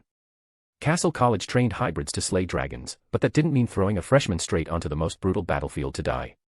To Manstein, sending Xiaomi to a mission that involved hunting a dragon king was no different from sending her to her death. Even Chu Zihong had grown stronger step by step. Since when did they start sending rookies to fight the final boss right away? My dear friend, Professor Manstein, don't be so tense. Hilbert remained composed. He poured the freshly brewed tea into a lidded cup, swirled it slightly, skimmed off the foam, and then poured some into the teacup in front of him. Would you like to try it? This is freshly harvested black tea, air-shipped. I heard it's quite expensive. Manstein scoffed coldly. I know it's expensive. I was the one who approved the budget. As the head of the disciplinary committee and finance department, he knew exactly where every penny went. Every year, he had to submit financial reports to the board. But right now, he couldn't care less about this damn tea or its price. That was the board's problem. Don't change the subject, Hilbert. Manstein glared at the silver-haired man and said in a deep voice, tell me, why? What exactly do you want to know? Hilbert picked up his teacup, took in the fragrance, and smiled in satisfaction before drinking it all in one go. Why are you sending Xiaomi on this mission? Manstein asked sharply. No matter how you look at it, she isn't the right choice. I can't tell you the reason for now. Hilbert shook his head, placed the teacup down, and said, in short, this was decided by both the board and me. That's all you need to know. The board again. It's always the board. Manstein was furious, gritting his teeth as he glared at Hilbert. What exactly are you planning? Ever since the Japan mission ended, you've been locking down all information. And now, you're sending a freshman on a dragon-slaying mission. Hilbert, I don't understand you anymore. Times are changing, Professor Manstein. And so am I. Hilbert's gaze lowered slightly, hiding the sharpness in his eyes as he spoke slowly. As for this mission, I hope you won't ask too many questions. Soon, you'll understand.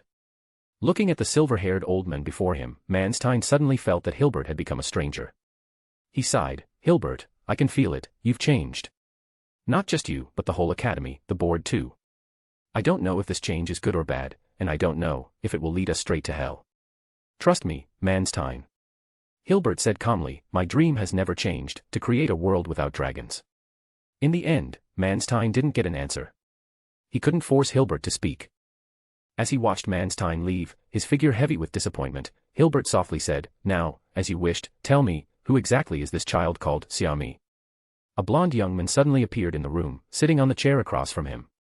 He picked up the brewed tea, took a sip, and smiled. Of course.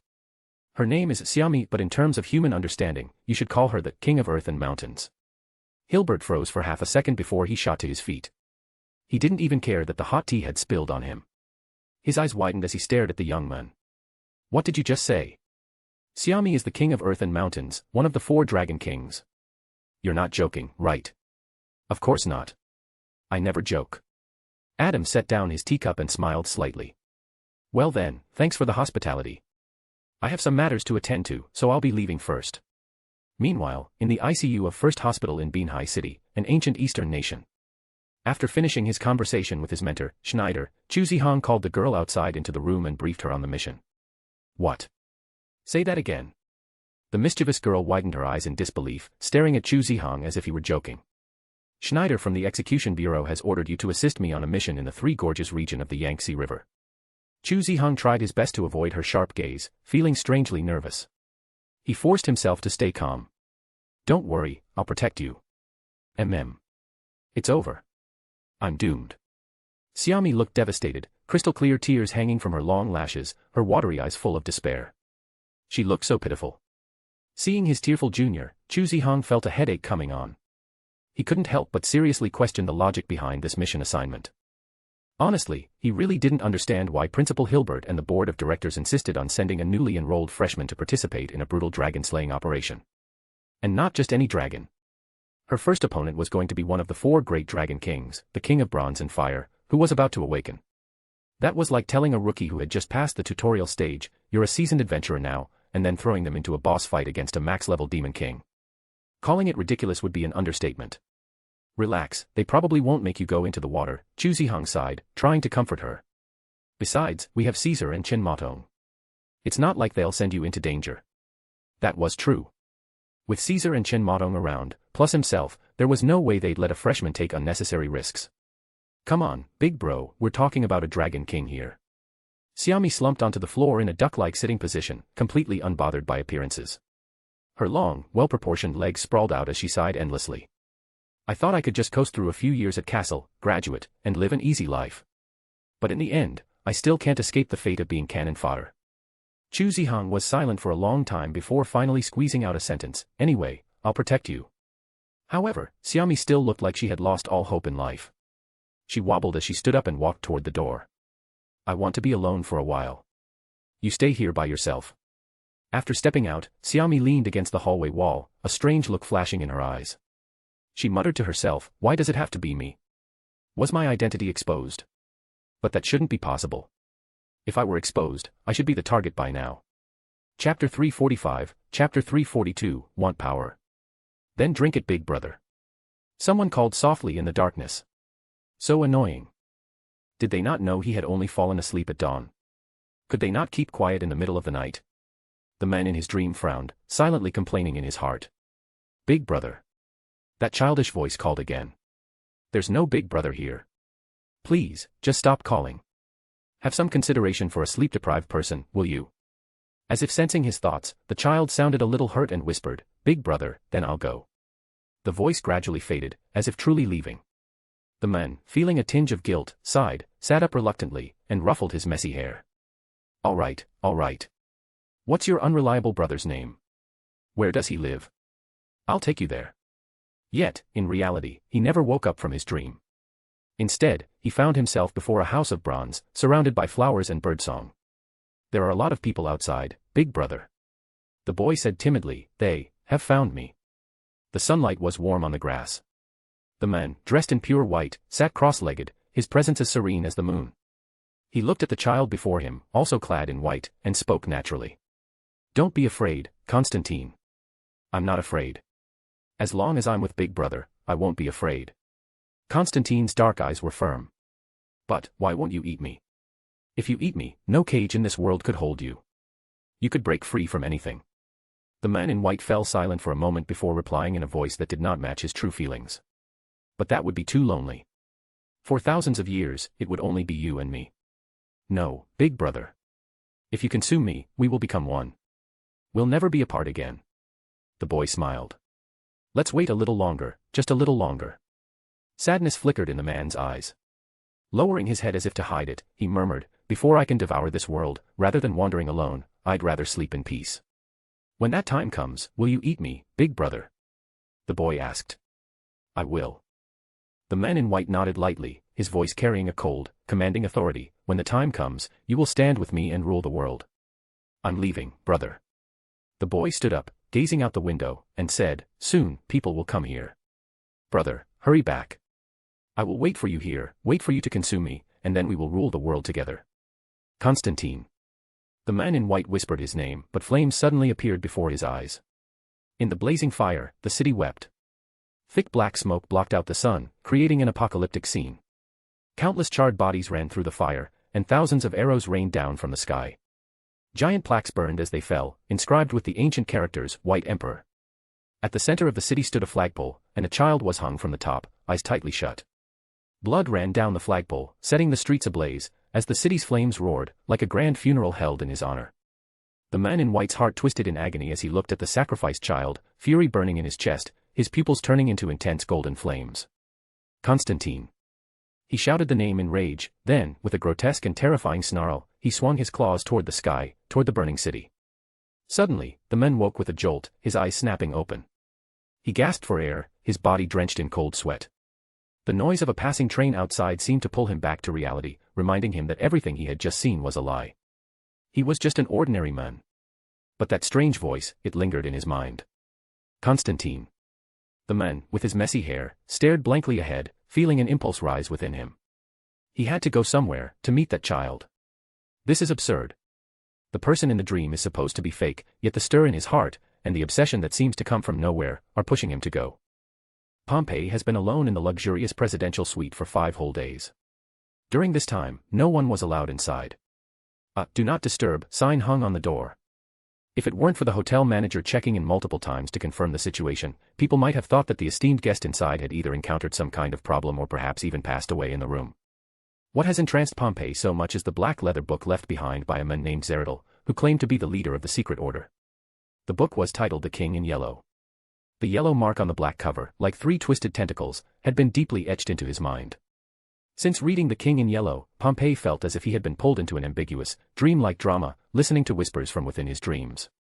The experience of constantly sinking deeper into these dreams was nearly driving Pompey mad. Each time, he warned himself not to look at that strange book again, but whenever night fell, he couldn't control the urge to immerse himself in The King in Yellow, in the strange and dreamlike world it wove for him. In the ruins of an ancient city, he gazed at a tranquil, deep lake. Under the light of black stars and the moon, an indescribable entity rose from the water. Day after day, the dream repeated. He had tried to escape from the dream, but each time, without fail, he failed. The indescribable being that rose from the lake moved with the size of mountains, coming closer and staring at him with its blood-red eyes. Pompey felt as if he could peer into the mysteries of the stars through those crimson eyes, but each time he woke, he forgot it all. It was like someone deeply addicted to a drug, experiencing ultimate pleasure, but when they wake up and return to reality, they can no longer bear this empty, boring world.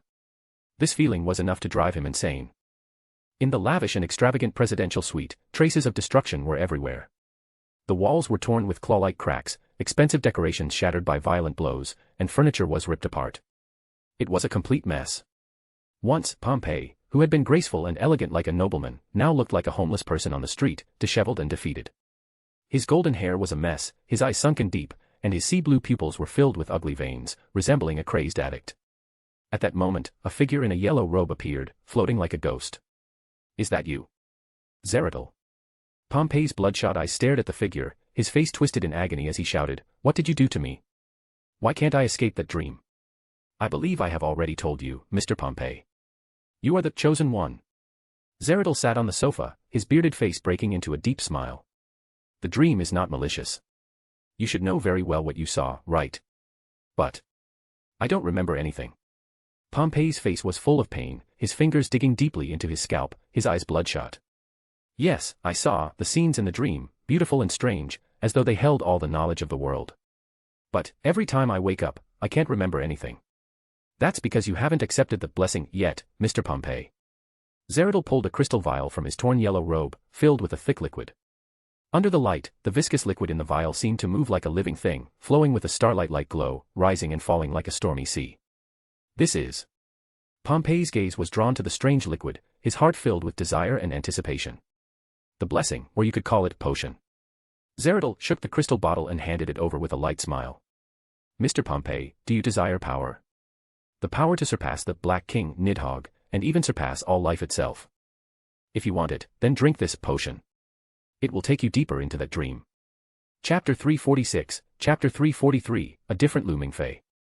The Regal Hotel was the most luxurious hotel in this coastal city. A global chain, 5-star, enough to make most people hesitate. The Grand Hall's decoration made Looming Fae feel like a country bumpkin entering the city. If it had been before, he might have felt nervous, afraid of doing something wrong and looking pitiful. But since he had seen the magnificent corpse cathedral in that dream, everything about him, his mindset, his experiences, had changed dramatically. "Big brother, I'm happy to see your change."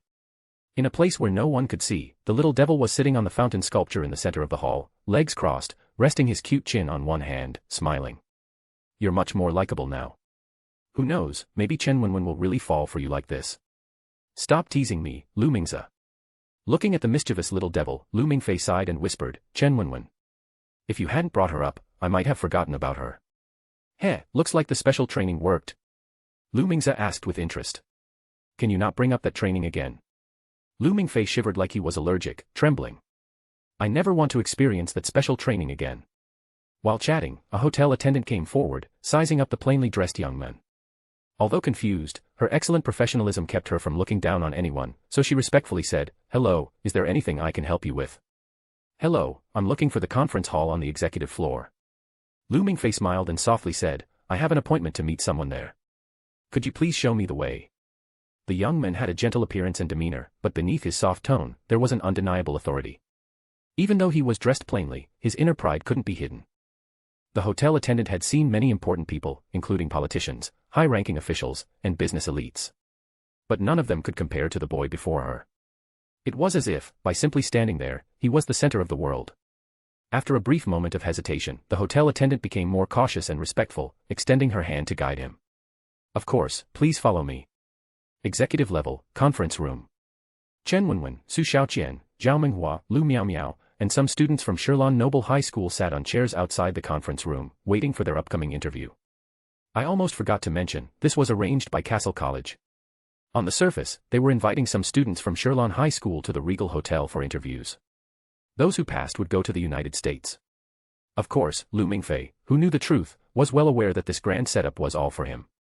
As for Chen Wenwen, Su Xiaoqian, Zhao Minghua, Lu Miaomiao, and the others, they were just the supporting characters in this big show. Lu Mingfei, who arrived last, naturally sat in the last chair, closed his eyes slowly, planning to rest for a bit. After all, just 2 hours ago, he had barely escaped from a nightmare. Hey, Lu Mingfei, why are you still wearing your school uniform? Chen Wenwen looked at the somewhat disheveled Lu Mingfei, raising her eyebrows slightly, speaking in a low voice. However, Lu Mingfei kept his head down, as if he had really fallen asleep, and didn't respond. Lu Mingfei. Don't sleep, the examiner will be out soon. Chen Wenwen furrowed her brows, a little worried that it might affect her, so she elbowed the boy sitting next to her. Where did you go last night? You didn't stay out all night again, did you? Don't mind me, let me sleep for a bit. Lu Mingfei didn't even lift his head, muttering. Trying to be nice and getting treated like this. Fine, I won't care about you anymore. Chen Wenwen huffed, turning her head away. She felt like the boy seemed a bit different, but couldn't quite put her finger on it, something about him had changed. It was Zhao Minghua who couldn't stand it anymore. He had always had a bit of a crush on Chen Wenwen, and now seeing the goddess being ignored by a loser, he stood up from his seat, adjusted his newly bought branded suit, and walked toward Lu Mingfei with big steps. Zhao Minghua. Seeing Zhao Minghua flash by, Lu Miao obviously froze for a moment. Zhao Minghua walked over to Lu Mingfei's seat, stretching his neck like a proud swan, doing his best to show off the demeanor of a young nobleman. He imagined himself as the mature and handsome figure in his mind, and spoke in a deep voice, Lu Mingfei, aren't you being a bit rude? Don't you see Chen Wenwen is concerned about you? But unfortunately, Lu Mingfei couldn't be bothered to respond. In fact, he wasn't interested at all in arguing with the clown. Hey, Lu Mingfei, didn't you hear me? There was a goddess sitting next to them, and seeing Lu Mingfei ignore him, Zhao Minghua's face turned red from embarrassment. His pride was hurt, and he raised his voice. You're so annoying. Are you a fly, Zhao Minghua? Lu Mingfei, unable to sleep due to the noise, scratched his head, looking at Zhao Minghua with a look of pure frustration. If you want to show off, go do it somewhere else. I'm not interested in you or Chen Wenwen. Please stop shouting in front of me, okay? You. Zhao Minghua's face turned even redder with anger as he shakily pointed at Lu Mingfei. Lu Mingfei, you've gone too far. Chen Wenwen said coldly, joining in the attack. Look at how messy you're dressed, and you're even sleeping. What if it affects the examiner's opinion of us? You never think about others, do you? You're so selfish, Lu Mingfei. That's right, Lu Mingfei, you're too selfish. Zhao Minghua, seeing an opening, grabbed it and wouldn't let go. This is an interview for an elite academy. What's someone like you, dragging everyone's scores down, doing here? You don't even show respect for the interview. You should leave before you ruin our impression with the examiner. Is that so? Lu Mingfei, too lazy to deal with them, fiddled with his ear with his pinky, looking completely indifferent. Lu Mingfei. Can't you stop acting like this? You're really making me hate you. Chen Wenwen once again launched her big attack, her eyes shimmering with tears. Whenever she made this expression in the past, Lu Mingfei would apologize, and she would have him do whatever she wanted. Lu Mingfei, look. Because of you, Chen Wenwen is crying. Zhao Minghua took the opportunity to attack, staring at him with a menacing look. Hurry up and apologize to Chen Wenwen, if you're still a man. Unfortunately, times have changed. Lu Mingfei's gaze was indifferent as he looked at the two in front of him, who appeared like clowns. He said softly, can you two stay away from me? I'm allergic to idiots, thanks. Upon hearing this, Chen Wenwen froze. The tears in her eyes stopped flowing. The Lu Mingfei who used to obey her every word, who would try his best to fulfill any request she made, how could he have turned into this? Lu Mingfei. Zhao Minghua glared at him, shouting, what did you say? Say it again if you dare. Are you sick? Lu Mingfei gave him a strange look, pulling at the corner of his mouth. Didn't hear me. Do you need me to repeat? Stay away from me, idiot. Did you get that? Idiot. Two idiots hit Zhao Minghua like heavy hammers, shattering his pride and face. In front of the goddess, not to mention with Su Shaoqian present, how could Zhao Minghua, the young master, be called an idiot by nobody? This was unforgivable. Lu Mingfei, you're looking for death. Zhao Minghua was nearly driven mad, his eyes red, fist raised to strike him, still cursing maliciously, no wonder no one wanted you since you were a kid. A useless mess like you, your parents probably the same, uneducated. Zhao Minghua, don't do something stupid. This is. Su Xiaoqian's face turned pale, she tried to intervene but was stunned the next second. Bang. No one could quite see what happened. They only felt a blur in front of them, followed by the entire corridor shaking. In the massive noise, Zhao Minghua was suddenly grabbed by the neck with one hand by Lu Mingfei, and slammed against the wall. Hanging in the air by his throat, Zhao Minghua struggled desperately, kicking his legs wildly, trying to pry off Lu Mingfei's 5 fingers, but no matter how hard he tried, the youth's fingers were like iron claws, unmoving. You should consider yourself lucky, idiot. Lu Mingfei's eyes were filled with cold killing intent, his voice as harsh as a steel blade. Thank the law for saving you, or else I wouldn't mind taking that manure-filled brain of yours and feeding it to the dogs. Looking into the youth's indifferent, icy eyes, Zhao Minghua could almost smell death, and was so scared that he wet himself. Is this really Lu Mingfei? Chapter 347, Chapter 344, is this Lu Mingfei? Zhao Minghua was so scared that he wet his pants, and the stench filled the air. Meanwhile, the people outside the meeting room went completely silent, staring at Lu Mingfei, who seemed like a killing god, as if the temperature around them dropped several degrees. Lu Mingfei frowned slightly, looking at Zhao Minghua, who had turned into a fool from fear, with disdain. He let go of his hand and turned back toward his seat. Chen Wenwen, feeling the coldness in his gaze, immediately crossed her legs and stammered, Sorry. I was wrong. Wow brother, that was so awesome. No one could see Lu Mingze, but he clapped and cheered, looking at Lu Mingfei like he was an alien.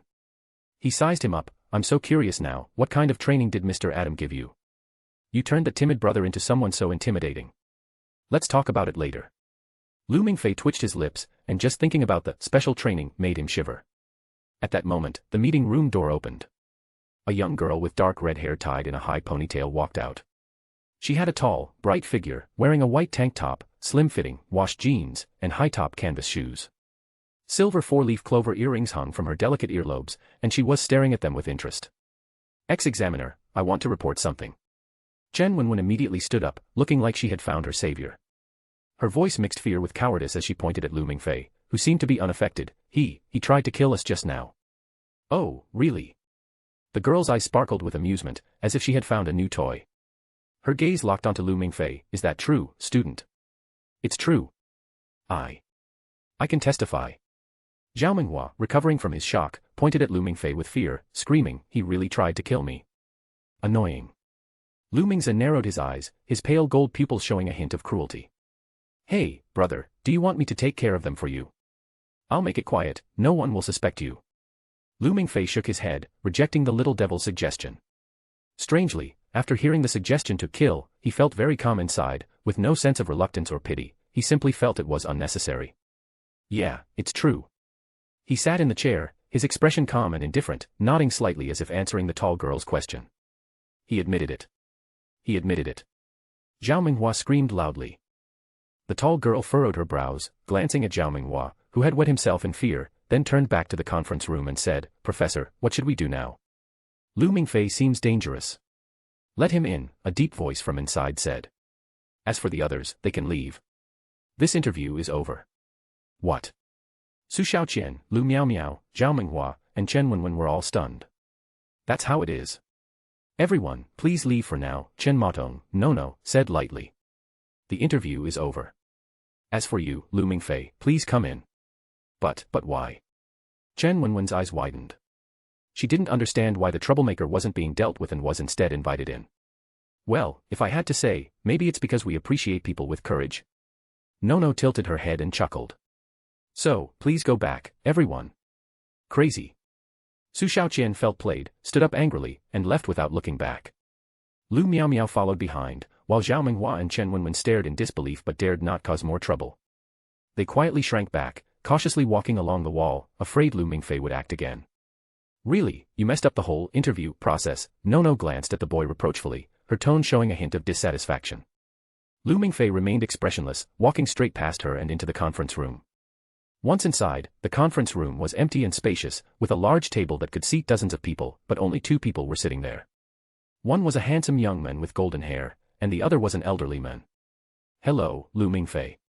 The elderly man stared at him for a moment before speaking. I am Professor Guderian from Castle College, responsible for this interview. Although he was officially a professor, he certainly didn't look the part.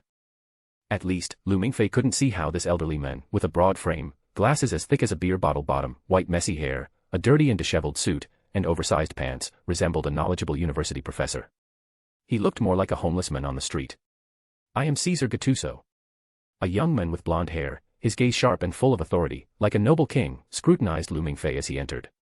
The young man was handsome, with short black hair, bangs just above his forehead. He had a slightly frail and thin build, and his eyes revealed a kind of sorrow, as if he existed outside of the world. He seemed surrounded by an unexplainable atmosphere. Based on the gathered information, Guderian expected Lu Mingfei to be a bit nervous, perhaps even uneasy. But instead, the boy walked right in, sat down with a yawn, looking like he hadn't fully woken up, and said, "No need for formalities, let's save some time. I'm willing to join Castle College." Guderian's prepared speech was left unused, as it was immediately interrupted. He adjusted his glasses, staring at Lu Mingfei for half a minute before asking, "Wait, do you even know what Castle College does?" "Of course I know. You guys slay dragons, right?" Lu Mingfei casually crossed his legs, arms crossed over his chest, and replied in a nonchalant tone, "Is there any other question? If not, could you hurry up? I'd like to finish and get some rest." This time, not just Guderian, but even Caesar and Chen Modong were stunned. All the prep work, the documents, and the speeches they had prepared were now thrown into disarray because the boy in front of them wasn't playing by any of the usual rules. "How did you know about that?" Guderian was shocked, his pupils suddenly shrinking. "This kind of thing doesn't matter." Lu Mingfei looked helpless, sighing, "Don't worry about who told me. I'm really tired right now. Can you please hurry up?" After nearly half a month of non-stop torture, it finally ended. He wished he could sleep until the world turned dark. He had no energy to go around in circles, playing little games with them anymore. "Sorry, but I need to know. Where exactly did you hear about Castle?" Guderian's eyes turned sharp. Lu Mingfei's behavior was too dangerous. For an unstable factor, even the principal's orders had to be carefully considered. "What if I refuse?" Lu Mingfei sat in his chair, hands crossed over his lap, his gaze calm as he spoke. "Caesar." Guderian spoke in a low tone. Caesar narrowed his eyes, subtly releasing his scythe wind. The wind spirits moved through the air, turning into invisible blades, targeting the young men in front of him. "I suggest you behave. If you don't want to suffer, just honestly tell me who gave you the information about Castle College." Lu Mingfei's eyes were indifferent, staring at Caesar and Guderian. He calmly said, "I refuse." "Looks like you'll need a little pain before you're willing to talk, huh?" Caesar's eyes turned cold. In the large meeting room, wind blades howled as they cut through the air, aimed at the boy. The target wasn't vital, and the wounds wouldn't be severe. It was just meant to make Lu Mingfei suffer a little and force him to give in and tell them who had told him about Castle College. However, just as the invisible wind blade cut through the air, about to strike Lu Mingfei, his gaze slightly shifted, and in the blink of an eye, he vanished from the chair he had been sitting on, appearing in front of Caesar in an instant, accompanied by a thunderous explosion. Lu Mingfei's fingers came together, like a drawn sword, swift and sharp, striking with extreme ferocity. By the time Caesar reacted, Lu Mingfei's fingers were hovering at his brow, and the intense, sharp aura gathered at his fingertips made him feel as though his skull might be pierced. "Don't be in such a hurry, senior." Lu Mingfei retracted his hand calmly and said, "I'm not fond of violence, so now, can we have a proper conversation?" No one could keep up with his movements. From the perspective of an onlooker, everything happened so quickly, too fast to even see with the naked eye. Even Chen Modong was stunned, staring at the cold and indifferent young man, who radiated a terrifying murderous aura. For the first time in his life, he doubted whether the information from Norma was even true. This guy. Is he really Lu Mingfei? Did they switch him out halfway? Chapter 348, Chapter 345, Special Training. Lu Mingfei's movements were so fast that by the time the sword tip was pressed between Caesar's brows, Chen Modong and Guderian only reacted. "Lu Mingfei. Calm down, don't do anything reckless." Guderian was terrified, his soul almost flying out. He was afraid that Lu Mingfei, in a moment of rashness, would stab a hole through the heir of the Gattuso family's head. If that happened, he feared the school board might swallow him whole. Even Chen Modong, who usually loved chaos, was scared by Lu Mingfei. But then, the girl leaned against the door frame with an amused expression, her delicate eyes curving like a crescent moon, examining the boy as though she'd found a new toy. "This is getting more interesting. The file said you're timid, introverted, and cowardly." Caesar remained unfazed, showing all the grace expected of a noble, his expression calm, as if even if his head were to be chopped off the next second, he would still appear poised. He spoke lightly, "I'm curious, is this all just a disguise?" After saying that, he stared directly into Lu Mingfei's eyes, as if trying to find something there. "I find it hard to explain this to you." Lu Mingfei sighed, his words tinged with helplessness. "They say boys grow overnight, maybe this is what they mean." "Well, your growth has been quite the leap." Guderian, standing by, couldn't help but twitch his eye and mutter. Just recently, he was a quiet student, a bit shy and timid, but now, he had become so bold, decisive, and ruthless. The moment he sensed Caesar's word soul activated, he easily countered it. From any angle, this didn't seem like growth, it seemed more like a new person entirely. But despite the complaints, Guderian relaxed, seeing that Caesar was likely safe, and his old bones had been spared. Lu Mingfei slowly lowered his hand and walked back to sit in the chair, crossing his legs and placing his hands on them. Calmly, he said, "Professor Guderian, Caesar-san, please forgive my actions earlier. After all, I just wanted to prove that I mean no harm." Through his earlier actions, he had proven one thing. If he truly harbored malice, he could have taken their lives with a snap of his fingers. Caesar raised his hand, rubbing his slightly aching brow. His mind replayed the quick and precise actions of Lu Mingfei just now. A smile tugged at the corner of his mouth. "You're pretty strong. After you join Castle College, you might want to consider joining our student council. You know about it, right? The student council and the Lionheart Club." Having already seen the script, Lu Mingfei naturally knew about Castle College's two major student organizations. He politely declined. "Sorry, but I'm not planning to join any organizations for now."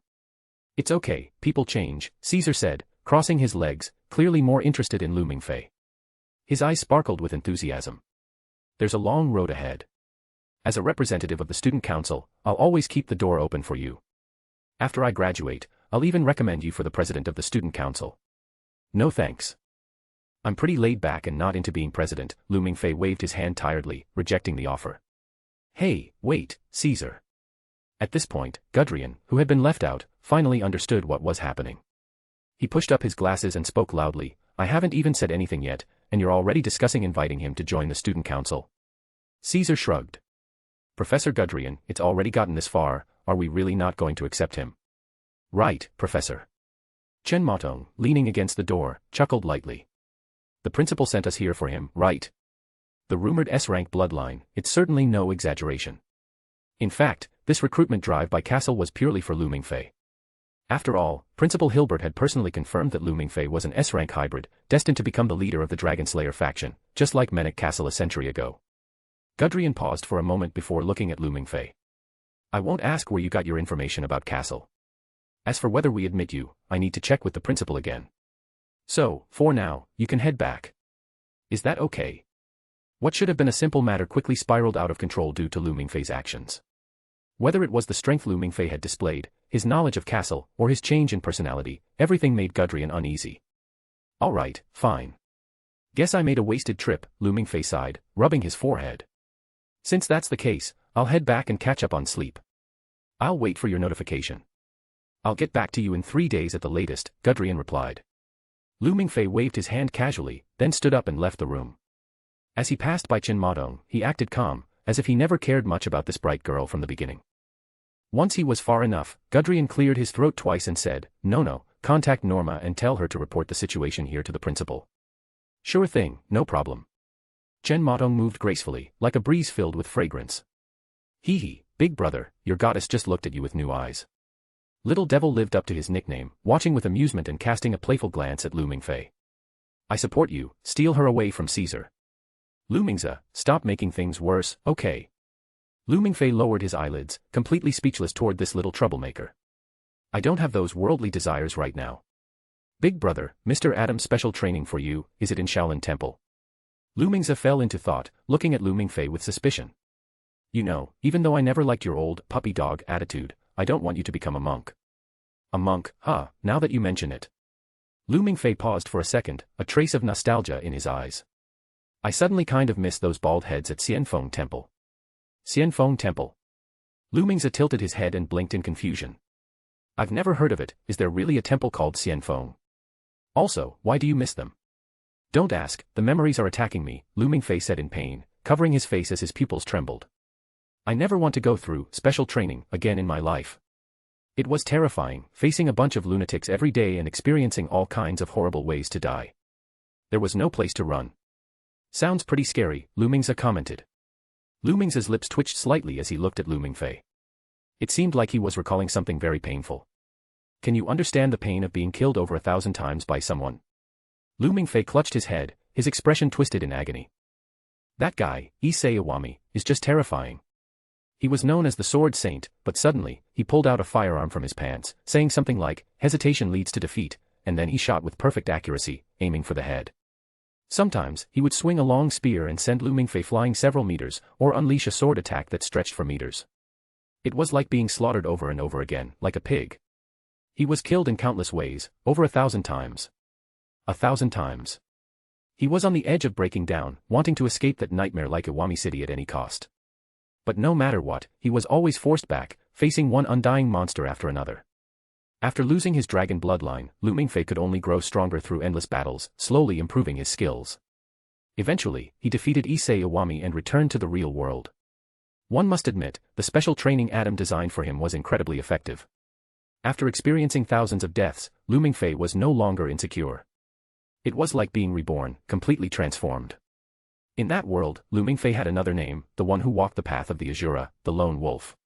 Adam's special training, everyone who's tried it says it's amazing.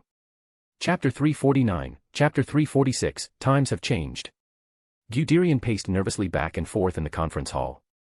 The changes in Lu Mingfei had already been fully relayed by Chen Modong to Norma and submitted to the principal for processing. However, it was currently early morning in the US, and based on the usual busy routine, Guderian guessed that the principal was probably resting. He urged again, no, tell Norma to raise the urgency. If that's not enough, have that old guy, the vice principal, wake him up. In fact, I've already done that, Chen Modong shrugged and said. But I think the vice principal is probably drunk and hasn't seen the email at all. One after another, they're all so unreliable. Guderian's chest heaved with frustration, but he felt helpless. This matter was serious. It concerned an S-class hybrid who couldn't get help from anyone else without permission, so as anxious as they were, there was nothing to do but wait. Norma, are you sure there's no problem with Lu Mingfei's information? Guderian still wasn't entirely reassured. He sat back down in front of his laptop and asked the artificial intelligence of Castle. Based on the information I've gathered, Lu Mingfei gradually became withdrawn and timid after being fostered at his uncle and aunt's house. He rarely interacted with others and had a crush on Chen Wenwen but didn't dare confess. In Chinese terms, he was a perfect example of a licking dog. Norma provided a precise evaluation. If Lu Mingfei were here, hearing this evaluation, he'd probably have to give a thumbs up for the brutal truth. What could have caused such a huge change in him in such a short time? The already elderly Guderian now had wrinkles on his forehead that almost formed a shape. No matter how you thought about it, it didn't seem possible for someone to undergo such a drastic transformation in such a short time, from inner personality to outer aura and strength. I'm not really concerned whether he's hiding his true strength or if he really changed so quickly, Caesar spoke leisurely at this point. What I care more about is how powerful the word spirit of a S-class hybrid chosen by the principal could be. By the way, can we request to have a S-class participate in this mission? Chen Modong rested her head on her hand, smiling. This dangerous mission seems like it would be perfect for an S-class. Stop it, no. Guderian frowned and said in a deep voice, even if he's S-rank, he's just an untrained kid. It's too dangerous for him to join this mission without preparation. Untrained, you say? Caesar recalled what had just happened and said calmly, I don't think that guy is untrained, Professor Guderian. True. Chen Modong nodded approvingly and said, for a moment just now, the killing intent Lu Mingfei unleashed wasn't intense, but it was pure. I have no doubt that if we had pressed him further, he would have killed us. If we were fully prepared and had to fight that guy. Caesar visualized the scenario in his mind, his eyes darkened as he said, he would be severely injured, and I'd be dead. Looks like we all underestimated this S-rank. Guderian couldn't help but rub his forehead. He didn't expect these two to hold such high regard for Lu Mingfei. After all, Caesar, though he considered himself a leader, had always ranked highly in combat classes, second only to Chu Zihong. For Caesar to say something like this, it was clear how strong Lu Mingfei was. Ding dong. A clear notification sound rang out. Ah, the principal replied. Chen Modong said. What did they say? Guderian's large frame moved with surprising agility as he quickly squeezed up to the laptop screen. The reply wasn't long. Summarized, it was just one sentence, I am aware. It's fine. He can be accepted. Looks like we can welcome our junior early. Chen Modong's eyes sparkled as she suddenly became very interested in Lu Mingfei. Well, this probably doesn't concern the two of us anymore, right, Professor Guderian? Caesar said calmly. No, and I will head to the target location and survey the waters in depth. Once Chu Zihong is back, we'll execute the mission as soon as possible. Thank you for your hard work. Guderian sighed, rubbing his slightly throbbing temples. As for Lu Mingfei, I'll take care of it myself. The rest are small matters. Changjiang Reservoir, Three Gorges region. During the last reconnaissance mission, Special Agent Sakatoku Aki and Yixing teamed up to dive in order to confirm the awakening of the King of Bronze and Fire. The duo barely survived, almost getting buried in the ancient Bronze City. Fortunately, they managed to escape at the last minute and brought out a black box from within the city. the equipment department's remote testing suggested that the box might contain an alchemical weapon, possibly forged by the King of Bronze and Fire himself. Unfortunately, the weapon, which was personally crafted by the Dragon King, seemed to have very high requirements regarding bloodlines and could not be activated. It was temporarily placed on the Moniac ship. The delay was almost half a month, all to wait for Chu Zihang's recovery. However, this wasn't all bad. Although the mission was delayed by about half a month, the preparations for dragon slaying became even more refined. The maniacs in the equipment department, with their motto of better too much than too little, transformed the Moniac ship into a fully equipped battleship. It now contained humanity's most advanced technology, with firepower sufficient to take on a cruiser and capable of dealing with any creature. The Russian-made Storm torpedo could reach speeds of 200 knots underwater, almost like a small plane. Dragons, on the other hand, could only swim at 50 knots, making it impossible to escape once locked on. Additionally, the warhead of the Storm torpedo contained 8,000 alchemical shards that spun at high speeds during detonation, resembling a circular saw that could slice a Dragon King in half. But that wasn't all. To ensure the complete destruction of the awakened King of Bronze and Fire, Angel and the Board of Trustees applied for a Heaven's Watcher satellite strike through special channels.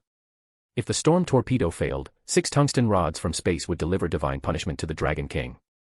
For centuries, humanity has armed itself with science, finally achieving a balance with alchemy and spoken words. This is the power of science. Humankind had laid countless traps, waiting for the King of Bronze and Fire to fall right into them. The Dragon King. So what? The times have changed. The future now belongs to humanity.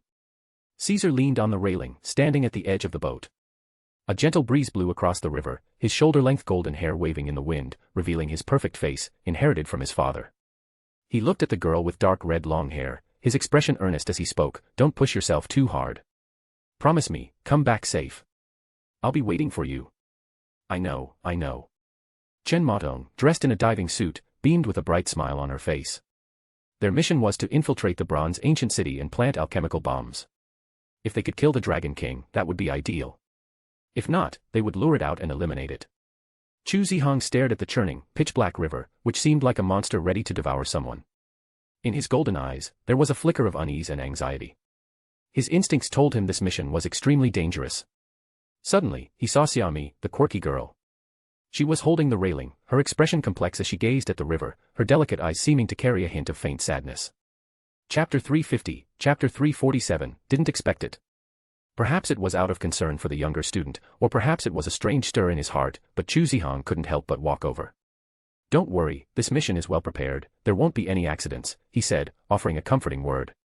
After a brief pause, he added, "I've already asked Caesar to look after you. You only need to stay in the cabin and follow his orders." To be honest, this mission was as simple as it gets, and there was basically no danger involved. Although he didn't understand the principal's intentions, the people on the ship were not the type to fear death. They certainly wouldn't throw a new student into the most dangerous part of the battlefield. In fact, the task assigned to Xiaomi was quite simple. She just had to wait for Caesar's orders, wait for the radar to lock onto the underwater target, and then press the fire button with her index finger. That was basically the whole mission. She didn't need to risk diving underwater to enter the legendary Dragon King's forbidden zone. Nor did she need to stand on the deck and command the fully armed warship. Xiaomi, holding onto the railing on the deck, listened to Chu Zihang's comforting words. The sadness in her eyes quickly faded, replaced by a mischievous, bright smile, just like usual. She raised her hand, patted his shoulder, and with a serious tone, said, "I don't need to thank you, Senior. Your kindness, I truly can't repay. Maybe in the next life, I'll work like a mule for you." "And this life?" Chu Zihang asked without thinking, purely out of instinct. Usually, if one talks about being a mule in the next life, doesn't that imply they'll be indebted in this life? However, as soon as the thought popped up, even Chu Zihang himself was surprised by it. Why on earth did he have such a thought? Could it be because there was something vaguely familiar about Xiaomi, something that made him feel strangely close to her? You wouldn't have feelings for me, would you, Senior Chu?" Seeing the strange look in Chu Zihang's eyes, Xiaomi took several steps back in fear. She tightly crossed her arms over her chest and made a trembling, scared face. "No. I'm very innocent, I don't like cold, icy guys like you." After saying that, as if to prove her determination, Xiaomi crossed her arms and showed a look of resistance. Dame. Chu Zihang nearly cracked up. Xiaomi's actions immediately attracted the attention of 2 busybodies. Caesar, not far from the deck, gave her a suggestive look and mouthed, "Oh, so you like this kind, huh?"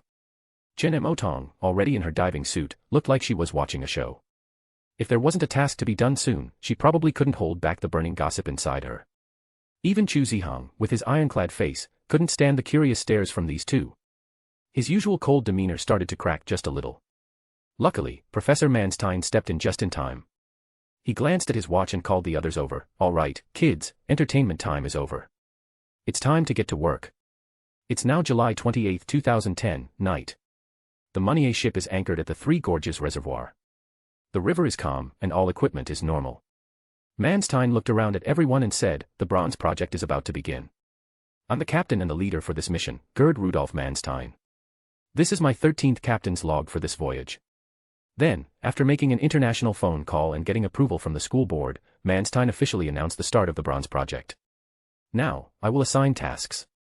Chu Zihang and Chen Emotong, you two will infiltrate Bronze City and install the alchemical bombs." Manstein paused for a moment, then looked at Caesar and Xiaomi, saying, "You two are in charge of guarding and ensuring the safety and support of the diving team. Once the Dragon King surfaces, make sure to destroy it with the storm torpedo at the first opportunity." "Got it. Got it." Caesar glanced at Chen Emotong, his concern clear in his eyes, but he swallowed the words in his throat. He knew that Nono's personality wouldn't allow him to say anything caring, so he could only convey the rest of his feelings through his gaze to Chu Zihang. It was a silent communication between men. Chu Zihang gave a subtle nod and said, "For this dive, I'm the team leader. No matter what happens, stay behind me, all right?" "Why can't I be the team leader?" Nono asked, slightly dissatisfied. "Because you can't beat me." Chu Zihang's responses were always clear and easy to understand. "Well said, but don't say it again next time." Chen Modong huffed, turning her head away, no longer bringing up the idea of becoming the team leader. "Senior, this way, you won't be able to get any girls." Xiaomi muttered quietly from the side. Chu Zihang pretended not to hear, quickly finishing putting on his custom diving suit. He and Chen Modong then dragged the lead weights and slowly descended into the water. In the murky waters, visibility was very limited. Even with the professional floodlight, it didn't exceed 5 meters. As they continued to sink, the water pressure increased, and the noisy sound suddenly faded away, as if they had entered a lonely, desolate alien world. An overwhelming sense of isolation surrounded them. "Report to the surface team, we've reached the designated location and are about to enter the crack." After reporting, Chu Zihang continued to lead Chen Modong deeper, following the uneven stone walls, descending further. When the depth gauge showed 80 meters, Nono whispered, "We're here." What came into view was a massive wall extending endlessly upwards, downwards, left, and right. In the light of their floodlights, it shimmered with an ancient bluish-green hue. The mottled copper rust covered the surface like a layer of cotton, and within the foam-like rust, plants of unknown names grew. Thin tendrils swayed gently with the current. This was the ancient bronze city created by the King of Bronze and Fire, the Master of Alchemy. Only by witnessing it in person could one truly feel the might of the Dragon King's power over heaven and earth. This grand and magnificent ancient structure, like a miracle, symbolized the pinnacle of alchemy. It was created by the King of Bronze and Fire, using the purest flames to burn the metal, killing the impurities and then reviving it to create a regenerating metal that could even imprison souls. The souls trapped within the Bronze City followed the Dragon King's will, guarding the gates of the city. Chu Zihang pulled out a vacuum tube from his lower back. After extracting the blood sample inside, he injected it into the human face on the Bronze City's surface. A heavy, thunderous sound shook the water, and ancient incantations directly entered his mind. The mouth of the human face carved into the bronze grew wider and wider, resembling a giant snake capable of swallowing an African elephant. In front of an ancient house cast in bronze, a figure stood still. "Brother, you've finally come back." It seemed as though a voice was calling out. The men in front of the house paused for a moment, as if summoned, and walked stiffly forward. "Someone has intruded, brother." A childish voice, carrying great sorrow, gently said, "Brother, eat me, just like you said. Cross the wasteland, raise the battle flag again, and bring me with you to return to our homeland." The men fell silent and stepped into the house. Inside, the furnishings were unusually simple. A small bronze lamp, where a palace maid would kneel, burned with a faint blue light. Inside the hall, 2 steaming teacups were placed on a low table. The clear tea in the cups had scattered leaves floating in it, still steaming as if freshly brewed. A black-haired boy sat by the low table, picking up a teacup and gazing at the men walking in. His eyes, pure and clear like those of an infant, shimmered with a faint golden hue, as though waiting for a guest to arrive at a feast. He wore a gentle, warm smile. "I've been waiting for you for a long time, Ronald Tang." "Damn. You scared me." The man pressed his chest, frightened, as he leaned against the door frame. He looked terrified. "Who are you? How did you get in here?" "Me. The black-haired boy put down his teacup, looked at the men with a knowing gaze, and smiled lightly. I'm just a spectator. Chapter 351, Chapter 348, True Name. Spectator. Ronald Tang, Norton, froze for a full half-minute after hearing that. In the Bronze City, 80 meters underwater, encountering strange things was nothing new, but this definitely wasn't one of them, a young boy sitting at a low table, brewing tea. Are you calling for me? Tang hesitated for a moment, but eventually asked the question. He needed to understand. The nightmare that had haunted him, the boy who kept calling him brother, the countless arrows streaking across the night sky, the White Emperor city set ablaze, what did all these signs mean? He had crossed the Pacific Ocean, from America to the Three Gorges Reservoir, for a dream. If it were someone else, they might be considered insane. But, a voice deep inside him had told him that this decision would affect his future. He had to come. To answer the boy's call, to respond to the stirring in his blood, and to seek the truth behind the dream. No. The black-haired boy, naturally, was Uchiha Sogetsu. He shook his head. Hearing the negative response from the boy left Tang even more confused. He absent-mindedly examined the room's simple furnishings, finally focusing on the wall. On it were two moon-white robes, one large and one small. His throat tightened, as if something were trying to break free from inside. The burning White Emperor city, the sad boy, the endless ice plains, the towering bronze columns, fragmented memories swirled like a tsunami, crashing through Tang's mind. Scenes flashed by rapidly, like slideshows. As the flood of memories washed over him, Tang's gaze slowly shifted from confusion to resolve. The messy, disheveled air around him changed completely, as if a supreme ruler had arrived. His aura was commanding, his power overwhelming. The entire room seemed to suffocate under the pressure. My name is Norton. At last, the true name of Norton was reclaimed. Standing tall, his spine straightened, and his eyes burned with a fierce golden light. I am the king of bronze and fire. At this moment, Tang, no, he should be called Norton, was born from the Black King Nidhogg. He inherited the bloodline of the first Dragon King, a cruel and tyrannical ruler, with dominion over bronze and fire. He was a master of alchemy, the sovereign of fire-based word soul, and controlled the ultimate fire word soul, Candle Dragon. He was the power among the twins. The air, once damp, suddenly became scorching and boiling. And the space around Norton began to twist and distort, like a massive furnace, radiating intense heat. Welcome back, King of Bronze and Fire, Norton. The black-haired youth was naturally Uchiha Sogetsu. He smiled and raised his hand, signaling, try the freshly brewed tea. How does it compare to your skills? Who are you? Norton's gaze was cold and harsh. A brutal and ruthless aura exploded, surging like a mountain's roar in the waves of the sea. The elements of bronze melted under the high temperature, causing the entire bronze city to tremble, as if answering the return of its master. Haven't I already said? Uchiha Sogetsu's lips curled into a smile. He calmly said, just an insignificant spectator, here to witness the fall of the Dragon King. The fall of the Dragon King. These words seemed to anger Norton. As the mighty Dragon King, how could he tolerate a mere mortal's desecration? A dragon has a reverse scale, touch it, and death is certain. And unfortunately for him, Norton wasn't just a dragon, he was the most powerful Dragon King. Speak recklessly, seeking death. Norton's eyes seemed to burn with fire, emitting a furious energy. Unmatched power erupted from within him. A cold, murderous intent spread, as though it were a physical presence. Word soul, blazing sun. The fire elements in the atmosphere suddenly became agitated, rapidly gathering into shape. Accompanied by ancient and majestic incantations, fiery red rings of flame appeared under the king's will, resembling the Tower of Babel that reached up to the heavens. The flames, full and violent, were compressed to their limits, shining with a blinding white light. No need to even see with the eyes, just the air boiling from the extreme heat felt as though it was burning like a fierce fire. It was clear that it contained terrifying destructive power. However, Uchiha Sogetsu simply snapped his fingers. Cancel. The towering inferno, which had gathered with explosive flames, collapsed and shattered as if the dam had broken, just with a single snap of his fingers. His word soul was cancelled. No, it had been forcefully dispersed using the mental elements, dispersing the gathered fire elements.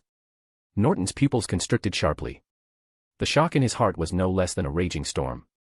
It felt as if 1,000 horses were galloping wildly, and at the same time, countless questions emerged in his mind. In the dragon world, there were 5 elements: earth, fire, water, wind, and spirit. The world is made up of the 4 great elements: fire, earth, water, and wind. However, the mental element governs these 4 elements. In other words, whoever masters the mental element can control the 4 elements, simulate them, or even cancel out the word soul. But the problem is that, aside from the Black King Nidhogg and the deceased White King, no other Dragon Kings can master the mental element. Who exactly are you? Norton asked loudly, his muscles tense, as if he would explode and kill at any moment.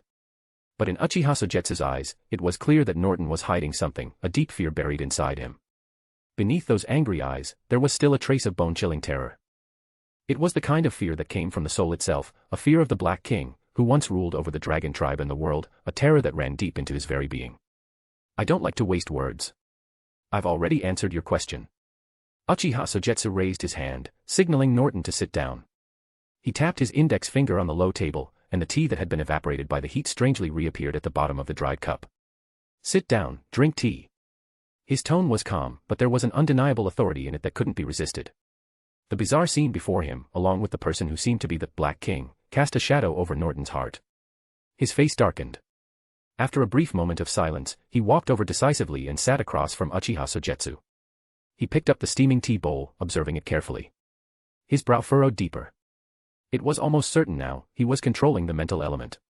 Good tea. He took a sip. The tea's fragrance and aftertaste were refreshing. Norton put the cup down. After a moment of silence, he looked at Uchiha Sogetsu, his gaze burning like molten gold. He spoke in a deep voice, I've had the tea. Now, can you tell me what your real purpose is? There's no need to be so tense. I'm just a spectator, here to witness history. Uchiha Sogetsu tapped his finger again, and the empty cup was once more filled with hot tea. He raised his hand and smiled lightly, saying, the grand finale of the King of Bronze and Fire. How could I possibly miss such a spectacle? So, you want to kill us and take our bones? Norton picked up the steaming tea bowl, and despite the boiling tea, he gulped it down in one go. He slammed the bowl heavily onto the low table, his gaze sharp and violent. Although the 4 Dragon Kings were all born from the Black King, it didn't mean they were close like brothers. In fact, their relationship was likely worse. Because the Dragon Kings were twins, in order to gain complete power and authority, they had to devour the other brother. Only then could they claim the true throne. However, there was another way. That was to devour the bones of the other Dragon Kings. Thus, Norton naturally thought that the black-haired youth's goal was to steal his and Constantine's bones, planning to climb to the throne just like the others. No, the spectator rarely interferes with history, unless necessary guidance is required. Uchiha Sogetsu wore a gentle smile, his light golden vertical pupils rippling. His voice seemed to reach deep into one's soul. Norton, Constantine, the great kings of bronze and fire, your fate has been sealed the moment it was drawn by Alzahad. I am here to make a deal with you. A deal? Norton froze for half a second before his expression turned wary. What are you talking about? Alzahad. What is that? Whether you believe it or not doesn't matter. Uchiha Sogetsu lightly tapped the low table with his fingertips, his gaze profound as he looked at Norton. He said, when you fall into complete despair, recite my true name, Englewood. At that moment, I will offer you 2 choices. This is the content of the deal. Chapter 352, Chapter 349, Mission Cancelled. Chen Matong. Chu Zihang. What's going on? What happened? Chu Zihang, answer me quickly. Chen Matong, report the situation. What exactly happened? From the earphones in the diving suits, Manstein's anxious voice could be heard. Shaking her dizzy head, holding back the nausea from the dizziness, Nono said, Chen Matong reporting. There was a slight accident, but we've successfully entered the Bronze City. Both of us are unharmed. The only issue is that the communication line is stuck inside the wall. She tried tugging at the black cord, but unfortunately, it was embedded in the bronze wall with no gaps, as if it had been poured into place. Manstein sighed in relief and said, I've prepared an extension cord for you. You should find it in your pocket. Don't worry about the rest. When the door is opened again, the connection will be restored. As expected, Nono found the extension cord in her pocket. After attaching it to the diving suit, she tested it again, calling the Monia, can you hear me? The signal is clear, no problem, Manstein immediately replied. There's something that doesn't match the initial prediction, Nono said. When Yisheng and Sakatoku Aki entered last time, the air here was depleted due to years of metal oxidation, and it couldn't sustain breathing. But now, the air quality is breathable again. I can probably answer your first question, Manstein said. It's likely that the Dragon King is in its incubation state. It's a reptilian creature, so it needs to breathe oxygen. In other words, it's here in the Bronze City, and it's probably not far from you. Let's hope your assumption is correct, Nono sighed. Otherwise, facing the Dragon King underwater, even 10 lives wouldn't be enough. Therefore, you must hurry. Manstein said solemnly, place the alchemical bomb near the Dragon King's incubation site. The bomb's explosive power is average, but the alchemical reagents inside will react violently with the water and metal, quickly depleting the air in the Bronze City. At that point, the Dragon King will suffocate and will have no choice but to break out of its egg prematurely. Then, when he's weak, you just go ahead and hit him, right? Nono said. Though your description is rough, that's basically it. Manstein said, then suddenly realized someone was missing. He asked, where's Chu Zihong? Why isn't he speaking? Hey, leader, the professor is calling you. Nono shouted at Chu Zihong, who was crouching down in the hallway. However, Chu Zihong didn't respond, staying silent as he closely observed something. Hey, Chu Zihong. After a few calls with no reply, Nono frowned and walked over to tap his shoulder. What are you looking at? Professor Manstein said the Dragon King might be in a hatching state. We need to confirm quickly. Footprints. Chu Zihong ignored Chen Matong and continued staring at the clear set of footprints on the hallway floor. There are footprints, but it's nothing to be surprised about, right? Nono said casually. It's probably just the footprints left by Yisheng and Sakatoku Aki when they came in last time. No, look closely. Chu Zihong shook his head, signaling Nono to take another look. There's only one set of footprints, and the shoe size is around 44. It's a man. I've seen Yisheng's feet, and they're not that big. Nono froze in surprise, quickly crouching down to closely inspect the footprints. She felt a chill run down her spine. So, Chu Zihong, why are you so focused on the size of a man's feet? Came the voice of Xiaomi, complaining from the communicator. Male, around 30 years old, weighing about 170 pounds. Nono, naturally good at profiling, analyzed quickly. And they're fresh. Chen Matong, I have bad news. What is it? Manstein, shooing away the disruptive Xiaomi, quickly asked. Nono looked up, staring at the endless rows of bronze statues lining the hallway. She took a deep breath, suppressing her fear, and spoke with a trembling voice, before we arrived, someone else secretly entered the Bronze Ancient City. Who else, besides the Dragon King, could have entered the Bronze City? On the Monia ship, Manstein's face turned pale with shock. Instinctively, he wanted to call off the plan. Over a decade ago, Schneider had led the elite team from the Execution Bureau on a mission beneath the Greenland Ice Sea. However, they encountered unknown dragons, and the entire team was nearly wiped out. Schneider himself was contaminated by dragon blood and severely frostbitten, left alive only by a life support machine. Manstein didn't want to face the same tragedy, and certainly didn't want to lose what could be considered his best student. Perhaps it really is the Dragon King. Xiaomi said quietly, with a complex look in her eyes. Impossible. Manstein instinctively dismissed the idea. Yisheng and Sakatoku Aki have confirmed the Dragon King's egg is in the Bronze City. If you don't understand, don't say such things. I was just guessing. What if the Dragon King has twins? It was only after Xiaomi said it that she realized she had misspoken and quickly corrected herself. Ha ha ha, I'm just joking, don't take it seriously. However, the speaker was unaware, but the listener was not. Twins. Twins. Suddenly, a flash of lightning crossed Manstein's mind. He trembled violently. Right. How did we not think of that? The twins on the throne, the 4 Dragon Kings, maybe they aren't just one, but twins, each holding power and authority. That's the only way it makes sense. Xiaomi clenched her fists, silently frustrated. It was her slip of the tongue that revealed such important information. Staring at the rushing river, she felt a bit lost. The years she spent with Chu Zihong seemed like a clear stream, flowing bit by bit in her mind. Well, at least it's a small bit of compensation. Chu Zihong. Chen Matong. Manstein shouted urgently, listen up, there's not just one Dragon King, each Dragon King has twins, one holding power, the other holding authority. The person who entered the Bronze City ahead of you is most likely the other of the twin king of bronze and fire. Mission cancelled. You need to retreat immediately. SHHHHHHH. The signal that had been clear moments ago was now replaced by a harsh, crackling noise. Connection, lost. Manstein's face turned pale, cold sweat dripping down his face. I'll go down. Caesar heard there was danger and immediately couldn't sit still, grabbing his diving suit and rushing to dive in. No. You can't go. Manstein immediately stopped Caesar. He couldn't just watch as the heir to the Gattuso family charged into the Dragon King's forbidden zone. What about Nono? What about Chu Zihong? Caesar was like an angry lion. Calm down, you need to calm down. Manstein took a deep breath. He had to stay calm now and spoke firmly, the underwater situation is unknown. Even if we let you dive in, will it really change anything? Do you expect me to just watch them die? Caesar said coldly. I'll go. Manstein spoke up. My word soul is void snakes. As long as I'm within a certain range, I can connect with them. When he said this, both Caesar and Xiami were stunned. Caesar was doubtful. After all, Manstein was older, and if anything went wrong, it would be almost certain death. You're going yourself. This is something only I can do, Manstein said without hesitation. He started putting on the diving gear and gave orders. Caesar, from now on, you are the highest commander. If we don't come back, your task is to do everything in your power to kill the Dragon King. Understand? Caesar looked at the resolute Manstein and felt an inexplicable weight on his shoulders. He nodded heavily. I understand, Professor Manstein. Splash. Manstein, with his oxygen tank, dove into the water alone, pulling the black rope behind him. No, Chu Zihang, please be safe. Caesar could only force himself to calm down, controlling his anxious and restless feelings, waiting for Manstein. Chapter 353, Chapter 350, Bloody Battle with Samson.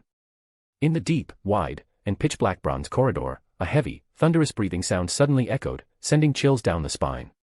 The slightly damp air seemed mixed with a dry, pungent odor, while waves of heat surged from the far end, an overwhelming sense of pressure, like a terrifying, wild beast lurking in the darkness, grinding its sharp teeth. At that moment, a shadow, black as night, charged toward them, carrying a violent gust of wind, like an enraged tidal wave. Fast. Too fast.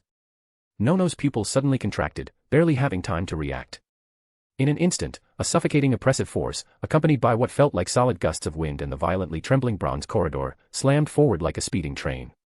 It was too late. Before she could even think, images flashed through her mind, like a dying person's life flashing before their eyes.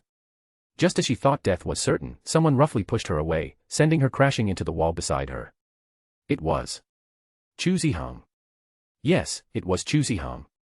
His reaction was incredibly fast, possibly due to the high concentration of dragon blood in his veins, allowing him to clearly catch sight of the terrifying shadow moving at an inhuman speed.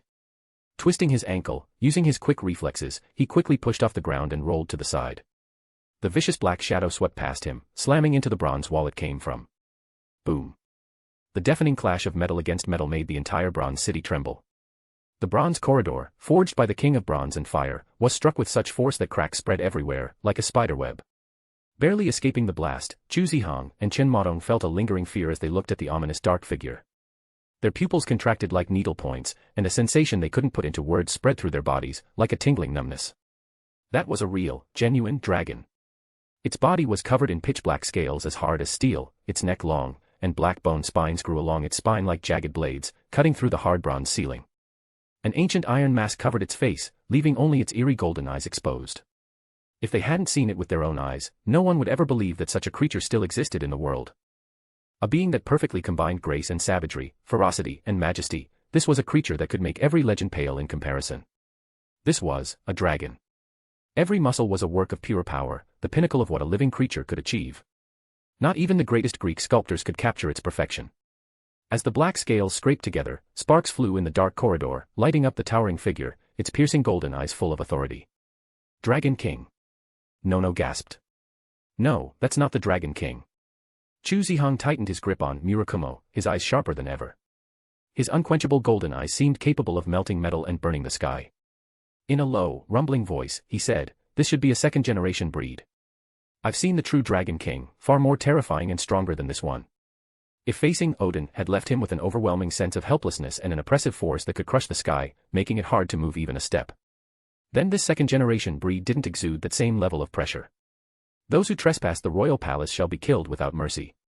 The second-generation breed, wearing the iron mask, emitted a terrifying aura from its golden eyes. Its violent roar swept like a storm. "My name is Samson. You lowly creatures dare to touch my king's palace? You will wash away your sins in blood." It spoke. Nono was stunned. The second-generation breeds are as intelligent as humans, speaking human language is nothing unusual. Chu Zihang narrowed his eyes, locking onto the creature. In a low voice, he said, "I'll hold it off. You find the exit." Exit? Nono was shocked. What about the mission? Are we really abandoning it? "I have a bad feeling," Chu Zihang said in a deep voice. "Something deep inside this bronze city seems to be awakening. The Dragon King may have already hatched." "I understand." Nono looked at him deeply, knowing that staying here would only be a burden. She nodded. "We must survive. We both need to make it back. I promised Caesar to come back. Don't let me break that promise, Chuzihong. With that, she turned and ran deeper into the passage. Samson's pupils contracted. He was about to move forward to chase after the escaping lowly creature but was stopped by Chuzihong. Samson, your enemy is me. Chuzihong stood tall, facing him without any hesitation, his pupils glowing with a molten, golden-red hue. Lowly creature, don't even think about stepping into the palace. A harsh wave of sound carried pressure, surging like a mountain crashing down, declaring the dragon clan's anger and brutality. Samson's body moved like a tank, charging forward with full power. His violent form and extreme strength crushed the bronze passage beneath him, swinging his massive claws wildly, aiming to tear apart the sinner who desecrated the palace, to cleanse the sin with the blood of this lowly creature. However, Samson's speed was fast, but Chuzihong was faster. Dark scales like armor covered his face, leaving only his eternal golden eyes exposed. The wide bronze path was immediately filled with explosive sounds. As the air churned, Chuzihong unsheathed his sword, and it moved like a shooting star, leaving behind a blazing trail of light, as if a river of flames, rushing toward the fierce next-generation Samson. No, that was a surging sea of fire, King's Blaze. Thousands of degrees of fire wrapped around the blade, adding even more power, overwhelming Samson. Boom. The moment the two collided, the air rippled like waves in the sea, creating massive surges. Flames exploded like meteors, their intense heat driving the air, causing a shockwave that rattled the world. The sculptures on either side of the bronze road were shattered into dust. Murakumo struck Samson's tough scales, sparks flying in all directions. A large portion of black scales were shaved off, and the blade dug deep into his bones. Boiling dragon blood splattered everywhere, and Samson let out a furious roar. He twisted his body violently, flinging the person off his back. Chuzihong, now on the ground, had no time to adjust his stance before Samson's claws ripped through the air, coming at him. Bang. Crap, thought Chuzihong for a split second, just before an overwhelming, terrifying force slammed into him like a massive tidal wave. He was instantly dragged like a bullet, the sound of a sharp sonic boom filling the air, and then slammed heavily into the bronze wall. The immense impact shook his internal organs, and his bones cracked and snapped. But Samson's attack wasn't over. His claws dug into the bronze road, leaving deep depressions in its wake. The deafening sonic boom carried an endless violent wind. The air was thick with a savage, defiant energy. Samson's claws, covered in black scales, clenched tightly, unleashing a terrifying torrent of force. Chapter 354, Chapter 351, Fate of the Abandoned. In the Bronze City, several palace lamps burned with a ghostly blue flame. Inside the empty palace, besides the corridor columns and lamps, there were almost no furnishings, just a giant bronze throne. The throne itself was nearly 50 meters wide, clearly not made for humans. The weathered copper rust seemed to silently tell the story of time, like a lonely figure standing at the end of the hall, waiting for its master to return. Snow-white silkworm threads formed a huge cocoon, resembling a giant egg hatching, its powerful heartbeat echoing through the silence. It was the Dragon King hatching, Constantine, the King of Bronze and Fire, also known as the weak, younger brother, who ruled over strength. Norton had come to this palace again, a divine hall filled with ancient glory and splendor, bloodshed, and hatred. He walked towards the throne, moving like a true king, exuding an incomparable aura. The fierce and terrifying dragon body slowly took shape, countless bronze-colored scales growing wildly from the skin, soon covering his entire body. It was like a finely crafted and magnificent suit of armor, and his blazing golden eyes shone with light, even outshining the palace lamps. "Brother, you finally returned." A voice came from within the giant cocoon, the same voice Norton had heard in his dreams. Even through the thick white threads, Norton could still sense the sorrow of the creature inside, along with a heartfelt joy and excitement at finally seeing brother again. "Yes, I've returned," Norton whispered as he caressed the giant cocoon. "Just as we promised, we will cross the wastelands together, raise the burning battle flag, and devour the entire world. Eat me, brother." Constantine softly said, "Take me back to our homeland, ascend the throne." "No, it's not time yet, Constantine." Norton sat back on the throne. Although his body was still small, nowhere near as massive as in his prime, making him seem almost comical, the aura of invincibility and dominance he exuded was unmistakable, reflecting his authority as the King of Bronze and Fire. "But they have already broken in, brother." Constantine could sense everything happening inside the Bronze City and spoke with concern. "Samson. He probably won't be able to stop that man. I can sense a familiar mark on him. It's Odin, right?" Norton stroked the throne, a hint of nostalgia in his eyes as he quietly said, "No, it's not just him. There's another familiar presence, Constantine." "Yes, it's the King of Earth and Mountain. He's here too." Constantine spoke softly, "Brother, quickly devour me. Only then can we escape the fate of the abandoned clan." Some say today is the day the King of Bronze and Fire will fall. Norton's gaze seemed to pierce through the grand palace gates. His voice was low and hoarse, tinged with sadness. I don't believe that, so I want to see if fate can really be changed. As he spoke, Norton stepped down from the throne and walked toward the enormous white cocoon, placing his hand on it. The heartbeat inside the cocoon could be felt through the silk, signaling the creature inside was gradually waking. Norton's gaze softened as he quietly spoke. Constantine, do you remember the story I told you? Brother, what are you doing? Constantine's voice suddenly carried a hint of panic. Don't worry, Constantine. Norton, known for his brutality, now only showed endless tenderness in his eyes. It's just a nap. It will wake up soon. Please, brother. Constantine had already guessed what Norton was planning, and urgently shouted. Don't worry, Constantine, I'm not going to die yet, Norton said softly, allowing his body to be wrapped by the white threads, slowly being consumed. His gaze, however, grew ever more tender. Though it's only a part, it's enough. When you wake up again, carry my will and change our tragic fate. Castle's research on dragons was still too shallow. As the Dragon King, he only needed Constantine to consume a part of the bones, briefly gaining complete power and authority. The rest was to prevent anyone from getting in before Constantine fully revived. Nono ran down the bronze passage, not daring to stop and rest. Behind him, the sharp sound of sonic booms mixed with the clear clashing sounds of gold and iron.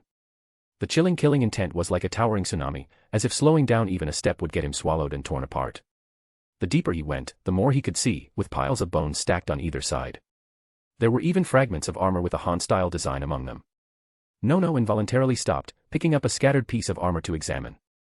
Clearly, before the bronze city sank to the bottom of the water, a tragic and intense battle had erupted here. Thinking of this, Nono shivered slightly. The armor and bones scattered here were undoubtedly from humans who had once set out to challenge the gods. But on their way to the Dragon King's palace, they all encountered unimaginable misfortune, dying instantly. Boom. Another violent tremor shook the ground, with dust falling from above. Nono snapped back to reality, no longer paying attention to the scattered bones and armor, and continued forward toward the flooded passage. The corridor inside was a maze, with numerous paths leading in every direction. It was clearly designed as a defense against intruders, but thanks to Yisheng and Sakatoku Aki's previous exploration, some external water had flowed in. Now, by observing the direction of the water flow, she could find the correct path. Soon, she arrived at a spacious area. The water from the corridor had gathered here, forming a deep, eerie blue lake, cold to the bone, its depth unknown.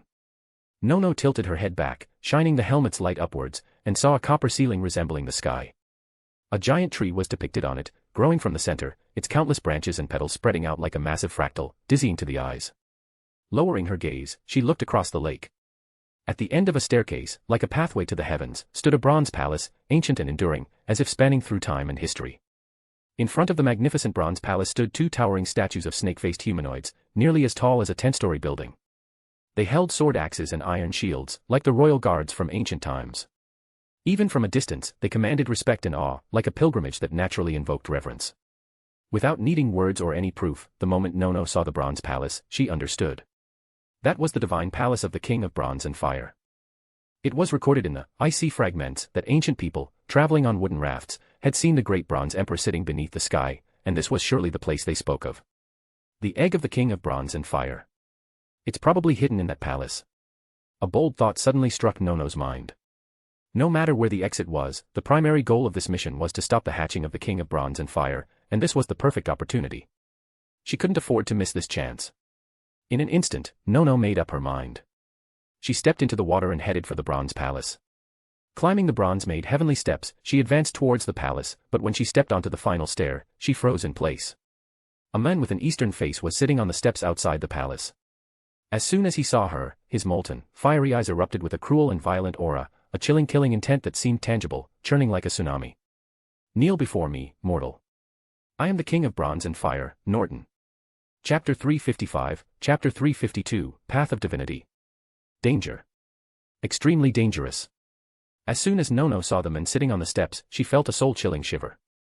The air felt like thick gel, impossible to breathe in. Deep within his burning gaze, there was a rage that seemed almost tangible, and the terrifying pressure weighed down on every inch of her skin, like the force of gravity itself. Every hair stood on end, and an overwhelming sense of fear seeped through her pores, deep into her bones. This is the Dragon King's pressure. Nono instinctively took half a step back. The scorching heat in the air hit her like a wave, almost as if she were being roasted alive. The Dragon King, this is the Dragon King. Even the slightest shift in his emotions could cause the environment to drastically change. What's wrong? Norton, sitting on the steps, coldly stared at the girl. Didn't you come to slay the dragon? You've made up your mind, so why are you backing off now? Nono bit her lip, a painful sweetness spreading in her mouth. The current situation had far exceeded her expectations. She didn't understand why the Dragon King, still in the hatching stage, was suddenly outside the palace. Could it be that the Academy's intelligence was wrong? Given the situation, she could only assume the Academy had miscalculated the hatching time. They were a step too late. If you're not going to speak, then let's begin, Norton said as he slowly stood up from the steps. His heavy aura erupted like a volcano, a scorching wave of heat and violent winds crashing toward her. The truth is, there's no communication between dragons and humans. In the end, everything boils down to swords and blades. This time, there's no Chuzihong. Nono clenched her teeth and pulled out the knife from the back of her diving suit, readying herself for battle. Although she rarely participated in brutal combat, she wasn't a delicate flower. To be accurate, it was Castle College that never trained useless flowers. Everyone was trained as a warrior with the goal of slaying dragons. Such a pity, the 7 deadly sins were stolen, Norton sighed regretfully, his voice calm. You've got good taste.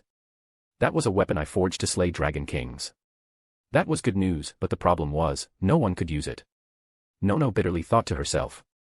If she had known, she would have brought the sword and knives with her before descending.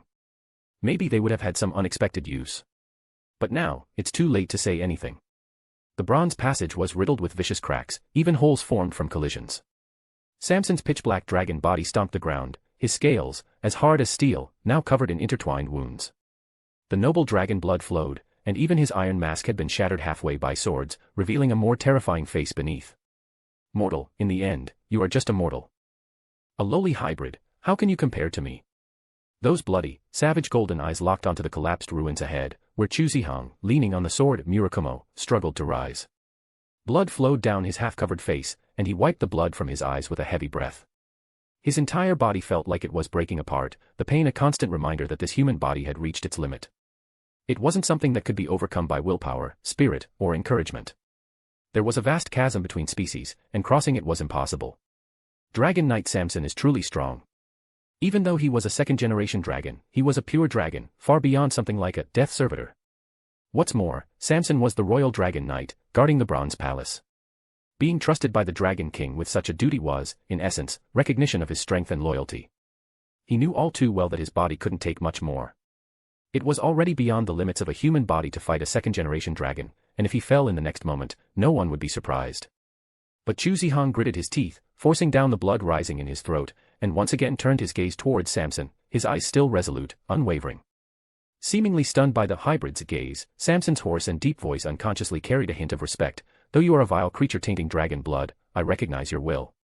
Thus, carry your honor and sleep here forever. Dragons may disdain humans, but they respect warriors. Third. Blood explosion. A trace of brutal and violent aura, mixed with a terrifying golden hue, quickly spread in Chuzihong's eyes. Blood explosion is, in fact, an exchanging a human heart for a heart of slaughter. But right now, Chuzihong didn't have many choices left. Or rather, if he wanted to hold this passage, he had no choice but to do this. To gain something, one must give something in return. This world is fair. If you want power, you must sacrifice yourself. Just like in the myths, Odin, to gain wisdom, hung upside down on the world tree for 9 days and nights, enduring the winds and rain, and sacrificed one of his eyes to the world tree. Once one steps into deep blood explosion, it means dancing with slaughter.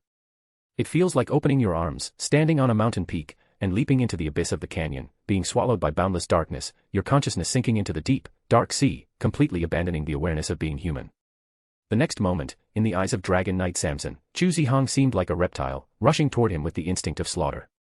Boom. A thunderous roar echoed through the bronze corridor, growing louder and more piercing as it amplified. The intense force cut through the air, stirring up powerful gusts of wind. In an instant, the corridor cracked and shattered. Samson, who had been dominating moments ago, was sent flying at several times the speed of sound. He crashed through 4 or 5 bronze walls before finally coming to a stop. What just happened? Samson, momentarily dazed from the impact, didn't have time to react before a sinister figure broke through the thick smoke. That guy. The figure was covered in blue-green scales, wearing a gruesome exoskeleton mask. From the outside, the person resembled Death Servitor almost perfectly. Roar. The entire bronze corridor trembled under the wave of sound. The force radiated an overwhelming, brutal energy, as the figure, resembling Death Servitor, had his joints crack loudly, as though his body was being reshaped by the dragon blood coursing through him, becoming even stronger. Each step he took seemed to shatter the corridor itself.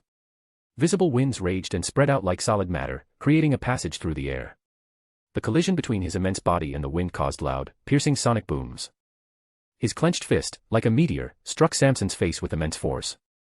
Boom. The punch carried pure murderous intent and the terrifying power of someone fully transformed into a dragon. Even Samson, the next generation of the breed, couldn't resist it. His face, covered in black scales, was struck, and scales flew off like shattered glass. The overwhelming power drowned him like a tidal wave. The once solid bronze walls behind him were shattered in the blow, and his massive form was sent crashing back again. To gain power, you chose the path of divinity. Samson, disoriented and battered, stood amidst the ruins, looking at the furious, blue figure. In an instant, he understood the secret. It was the power that had been considered a forbidden technique in ancient times. Because it allowed hybrid beings to continuously increase their dragon blood concentration, crossing the forbidden boundary between humans and dragons. Chapter 356, Chapter 353, Samson dead. Brother. Brother, where are you? It's so dark here. I'm so scared, brother. No, don't leave me. Inside the pure white cocoon, Constantine muttered in a whisper, like a nightmare. The illusion was deeply imprinted in his mind, inescapable, impossible to avoid. The Dragon King's wrath turned the world dark. Though he hadn't fully returned to his original form, Norton was still the Dragon King. He was fundamentally different from humans and even hybrids, a chasm that no human or hybrid could easily cross. Word Soul King's Blaze. With a casual wave, Norton summoned violent flames with immense heat, followed by a tremendous explosion, instantly consuming the human in front of him. Boom. The long steps outside the bronze temple were blasted into a huge crater. Fortunately, Nono reacted quickly, rolling backward. Though it was a bit messy, she managed to avoid the disaster. Dragon Slayer, is this all you've got?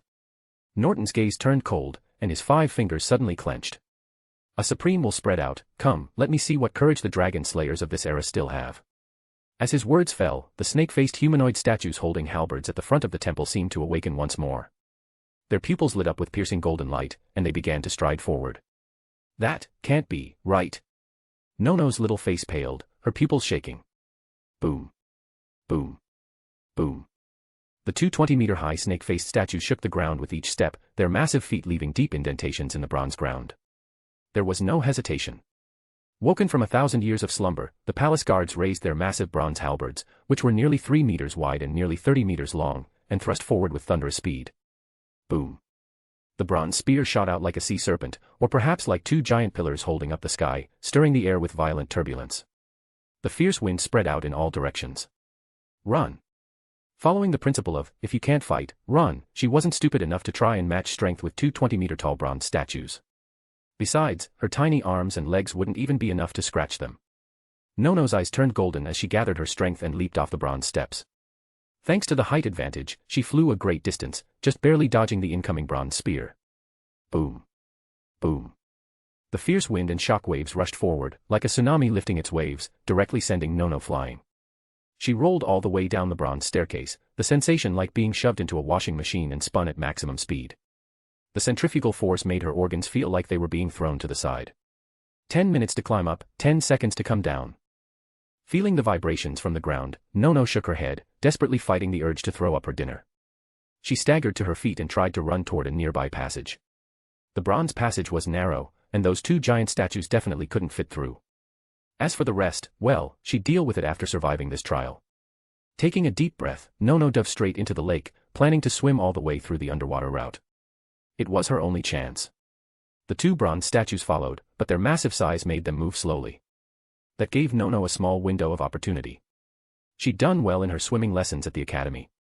100 meters in 49 seconds, nearly Olympic level, and with her life on the line, her potential surged, making her even faster. Splash. Nono broke through the surface of the water, gasping for air. The intense swim had nearly drained her. But now, there was no time to stop. Seeing they couldn't catch up, the 2 bronze guards gripped their bronze spears tightly, gathering their strength before throwing them with all their might. Boom. The sonic boom of the spears shattered the lake's surface. 2 dark bronze spears streaked through the air like flowing light, moving so fast that they left visible shockwaves behind, like two roaring sea serpents tearing through the boiling lake. Trouble. Nono, already exhausted, had no strength left. Her eyes widened as the shadow in front of her grew larger, a chilling sense of death enveloping her body. Suddenly, at that moment, a jet-black flame shot through the tunnel in a flash. Boom. The bronze spear aimed at Nono was instantly melted by intense heat. Along with the dripping molten bronze, a fierce figure, covered in scales like dark armor, emerged. One hand held a burning sword, and the other lifted a massive dragon's head. Step by step, it walked out of the bronze tunnel. It was Uchiha. Nono stared in disbelief at the savage figure. If it weren't for the alchemic sword Murakumo from the equipment department, she would never have linked the monstrous being, almost indistinguishable from a dragon, to Uchiha. The head he was holding was unmistakably the decapitated one of Samson, the second-generation dragon knight who had tried to ambush them in the tunnel earlier. The head was crushed, the face dented and bloody, with exposed bone and gaping wounds, evidence of a brutal battle Samson had suffered. Chew. Nono tried to speak, but was frozen in place by the fierce, brutal aura in the golden eyes of the figure. Completely transformed into a dragon, Uchiha ignored Nono's fear and focused on his target, moving toward the small yet imposing figure at the palace across the lake, Dragon King, Norton. His prey was none other than the Dragon King. Like a challenge, Uchiha gripped Samson's iron face. His muscles swelled, wrapped in a steel-like grip, and with a loud roar, he hurled the massive body of Samson with the force of his enormous strength. Whoosh! The heavy object shot through the air. Samson's massive body soared across the lake, following a perfect parabola, and then crashed straight into the palace on the heavenly steps, landing right in front of Norton. Boom. The massive weight, several tons, struck with such force that it dented the hard bronze, sending dust flying in shockwaves in all directions. Master. Samson, barely alive, his golden eyes under the iron mask, looked at Norton with an expressionless face, his voice filled with shame. Please, forgive me. Samson can no longer protect you. As a dragon servant, being brutally beaten to death by a hybrid was already a disgrace. To be thrown before the king like this was the ultimate humiliation, a direct insult to the Dragon King's honor. Having committed such a grave offense, Samson should have taken his own life. But he couldn't, because this body, this life, belonged to the Dragon King. He had to offer everything to his master. Norton raised his hand, gently stroking Samson's iron mask. His eyelids lowered, and his voice showed no emotion. Rest now, Samson, you've worked hard all these years. Samson let out a low, deep groan in response.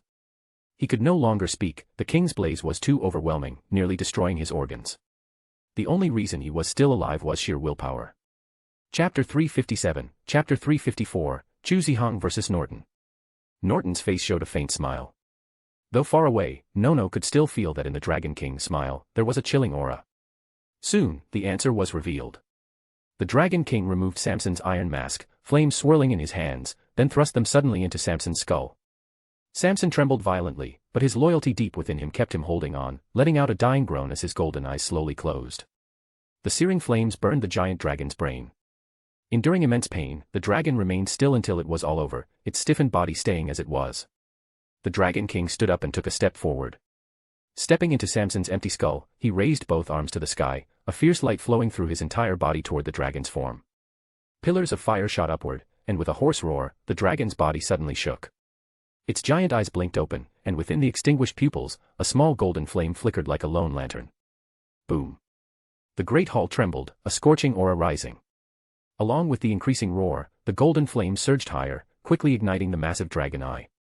The dead giant dragon spread its wings once again, all its dragon scales unfolding with a screeching, metal-like sound. The enormous heart, which had stopped beating, thudded like a war drum. The dragon's form stretched again, as though ready to soar into the sky. Norton, the Dragon King, after 1,000 years of silence, once again stood as the ruler, commanding the world. Now. Come. The Dragon King's gaze landed on the chaotic, wild, and almost completely irrational dark blue figure. A cold, murderous intent filled the entire space, almost tangible. Roar. In a painful roar, Uchiha moved like a streak of dark blue light, dragging a field of intense heat and flames with him as he rushed across the boiling lake water, charging straight at the Dragon King. His speed was so fast it almost exceeded what the eye could track. In the blink of an eye, Uchiha reached the front of the main hall. The blade of the Muramasa sword sliced through the air, carrying the explosive force of the king's blaze, striking diagonally from bottom to top. However, even after fusing with Samson's dragon body and regaining some of the Dragon King's power, Norton was still superior. It was as though Norton was responding to Uchiha, letting out an earth-shattering roar. His gray-blue muscle swelled several times, and the sound of grinding dragon scales filled the air as he controlled his enhanced dragon form to meet the attack. Boom. The alloy alchemy blade failed to cut through the Dragon King's defense, only creating dazzling sparks and leaving faint white marks. On the other hand, the Dragon King's power came crashing down like a mountain, forcing Chu Zihong back several dozen meters. After landing, he lifted his head and glared with his brutal golden eyes, locking onto the Dragon King. Without hesitation, he bent his legs and launched himself forward. Boom. The hard bronze cracked with deep fissures. Immediately after, Chu Zihong charged at the Dragon King once more, like a wild beast that wouldn't stop until it tore out the enemy's throat. Each attack came faster than the last, relentless and overwhelming, like a storm. Each strike was made with all his might. Though he had lost his sanity, his instinct for killing perfectly manifested, channeling the memories of this body. With every twist and turn, his attacks grew fiercer. Throat, heart, skull. In just a few seconds, Norton felt deeply troubled. A half-blooded individual had managed to overpower him in close combat.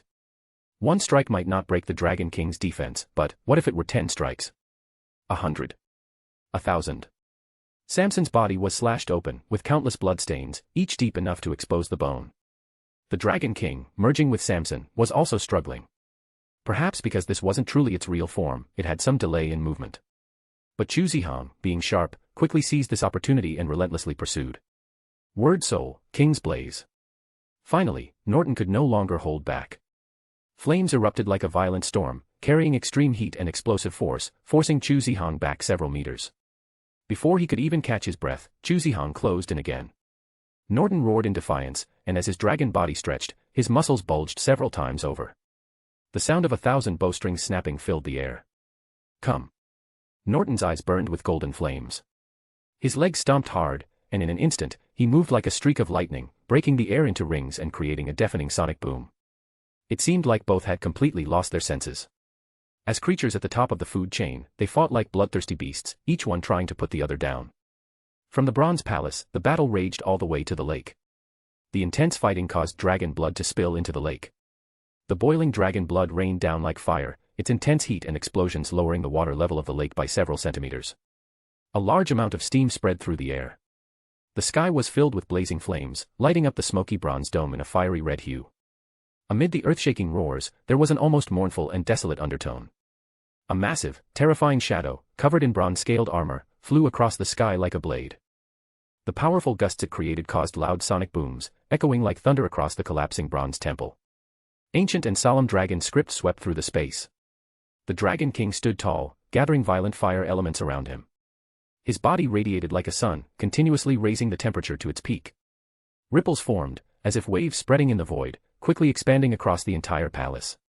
Accompanied by the powerful Flame King's chant of the end, the concentrated fire elements exploded, releasing a dazzling light so intense it could blind anyone. It was like the light of a true star. It was a Word Soul. Even in the dream, Constantine instinctively recognized the true name of the Word Soul the moment it appeared. Word Soul, Heaven and Earth Furnace. Serial number, 96. Danger level, moderate. Within the area centered on the caster, metals could be forged out of thin air, manipulated, or reshaped into any form. However, this only applied to hybrids. If the caster was a Dragon King level, then Heaven and Earth Furnace would be an enormous, unlimited furnace, capable of melting a mountain-sized piece of bronze into any shape desired. The bronze, melted by the extreme heat, flowed like red magma from the shattered bronze dome, spilling down like the Milky Way from the 9 heavens, a magnificent torrent. However, this time, the Dragon King's enemy was Chu Zihong. Chu Zihong, now fully fallen into a death servitor, had dragon blood in his veins that even surpassed that of the next generation. Though he wasn't a true Dragon King, his strength was nearly the same. He had taken part of the Dragon King's bones but never fully restored his form, relying on Samson's shell to forcibly gain Dragon King power. The difference between them was minimal. If there was a difference, it was that Dragon King Norton still retained some power and had his own consciousness, making him slightly superior. Both had absolute reasons not to lose. Chapter 358, Chapter 355, Assassinating the King. Word Soul, Heaven and Earth Furnace.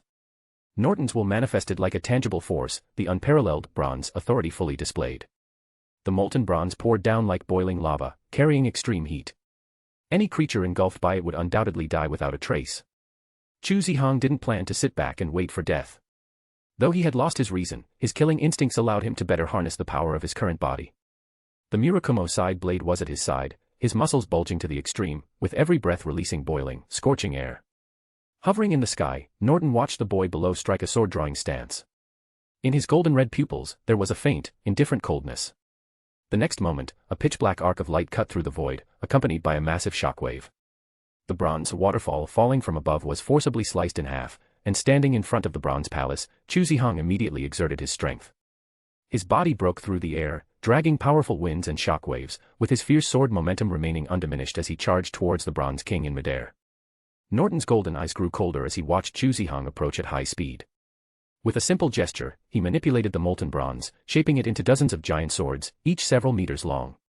Die now, hybrid who steps on the path of deification. As the words fell, Norton raised his hand, like an ancient king passing judgment, condemning the sinner who had dared to offend his authority. Word soul, imperial sword. Boom. Boom. Boom. The dozens of meters-long bronze swords, glowing red from the heat, fell like meteors from the sky. In midair, Chu Zihong had nowhere to brace himself. He had trapped himself in a corner, staring at the falling bronze swords, letting out an angry roar. His arm muscles swelled to their maximum, and the superalloy-forged Murakumo blade was held at his side. His violent eyes locked onto the dozens of descending bronze swords, and with unstoppable momentum, he swung it. His cold, sharp sword light was like a crescent moon hanging in the bronze city, representing the peak of the hybrid's power. Boom. The pitch-black blade light slashed from bottom to top, drawing a cold crescent arc of the waning moon. The moment it collided with dozens of bronze giant swords, a rumbling sound like the reopening of the world erupted, accompanied by a violent windstorm from the explosion, instantly enveloping the vast space. Sizzle. The giant lake was drenched in bronze liquid, causing massive steam to rise. The high temperature, quickly cooled by the lake water, instantly generated waves of scorching hot air, followed by shockwaves that spread out, carrying fragments of bronze mixed with water splashes. They tore through the air like bullets, producing a sharp, ear-piercing sonic boom. Not good. Nono's pupils shrank, and in an emergency, she dove to the ground to avoid being hit. The passing bronze shards whizzed by like broken shrapnel, some embedding in her skin, leaving her covered in wounds. This level of battle, there was no way to intervene. Watching the Dragon King and Chu Zihong, who were brutally fighting each other with no regard for their lives, Nono felt a deep sense of helplessness for the first time in her life. She could only stay by the sidelines, feeling like a wooden doll, watching them fight. No. There has to be something else I can do. Nono's gaze shifted toward the bronze temple. She gathered herself, gritted her teeth, and whispered, I also have a mission I must complete. On the other side. The bronze giant sword was shattered, and Chu Zihong, using the broken bronze sword, accelerated in midair and charged straight at Norton. At that moment, a ripple finally appeared in the cold golden eyes of Norton. A mere hybrid, actually made it this far. In the life-and-death battle, even the slightest distraction could be fatal. Perhaps the 1,000 years of wear had dulled the Dragon King's battle instincts. A half-second of hesitation in his movement was caught by Chu Zihong with sharp precision. Swish. The sharp blade of Murakumo sliced through the right wing of Samson's dragon body, sparking countless sparks. Feeling the shock from the blade, Chu Zihong let out an angry roar, gripping the handle of Murakumo tightly. A tremendous force flowed instantly into the sword. The blade sliced through flesh, and with Chu Zihong's pull, Murakumo neatly severed the hard dragon bones and scales, cutting through an entire dragon wing. A deafening scream echoed throughout the vast bronze temple. Splash. The toxic dragon blood poured down like a sacrificial offering to the Dragon King. Bathed in dragon blood, Chu Zihong and Norton both plummeted from the sky, crashing hard into the ground, shaking the bronze temple. A large section of the stairs crumbled. Norton crawled out of the ruins, one of his wings broken, preventing him from flying again. But the anger in his heart burned stronger. His eyes churned with hatred and rage. He, a Dragon King, was humiliated by a mere hybrid, having one of his wings severed. It was a disgrace. Boom. A thunderous roar erupted from the ground. Using Samson's strength, Norton unleashed his full power. His massive body pushed forward like a bulldozer, causing the ground within several meters to collapse, and the shockwave rapidly spread outward. Dust rose into the sky, and large bronze fragments flew like hidden weapons in all directions. At the same time, Norton, like an arrow shot from a bow, broke through the air barriers and collided with the roaring Chu Zihong. Boom. A deep and heavy sound exploded in front of the shattered bronze temple. Under the violent winds, jagged cracks spread outward, centered on the two dragons. The area turned into chaos, filled with broken bronze and dust, like two curtains rising from the ground. The force of the impact roared, and the winds surged. This time, Chu Zihong was at a disadvantage. His body was knocked back, only stopping when Murakumo dug into the bronze floor, sparking bright flashes. Before he could regain his balance, ancient dragon chants echoed from all around. The moment the last word fell, a torrent of flames, carrying intense heat, consumed the figure in an instant. Word Soul, King's Blaze. The power of the Word Soul cast by Norton himself had reached a whole new level of destruction and power. In an instant, Chu Zihang was severely injured by the terrifying explosion. Large pieces of dragon scales peeled off, and his body was like a broken rag doll, rolling down the stairs with blood splattering. It's over, hybrid who sought the path to godhood. Norton approached the edge of the stairs, looking down at the beast that seemed to have fallen to the mortal world.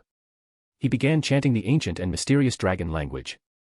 In no time, an immeasurable amount of fire elements began to gather at an explosive speed, soon becoming visible to the naked eye. The fire elements surrounding him cast an intense, pure, burning light, like a blazing sun rising.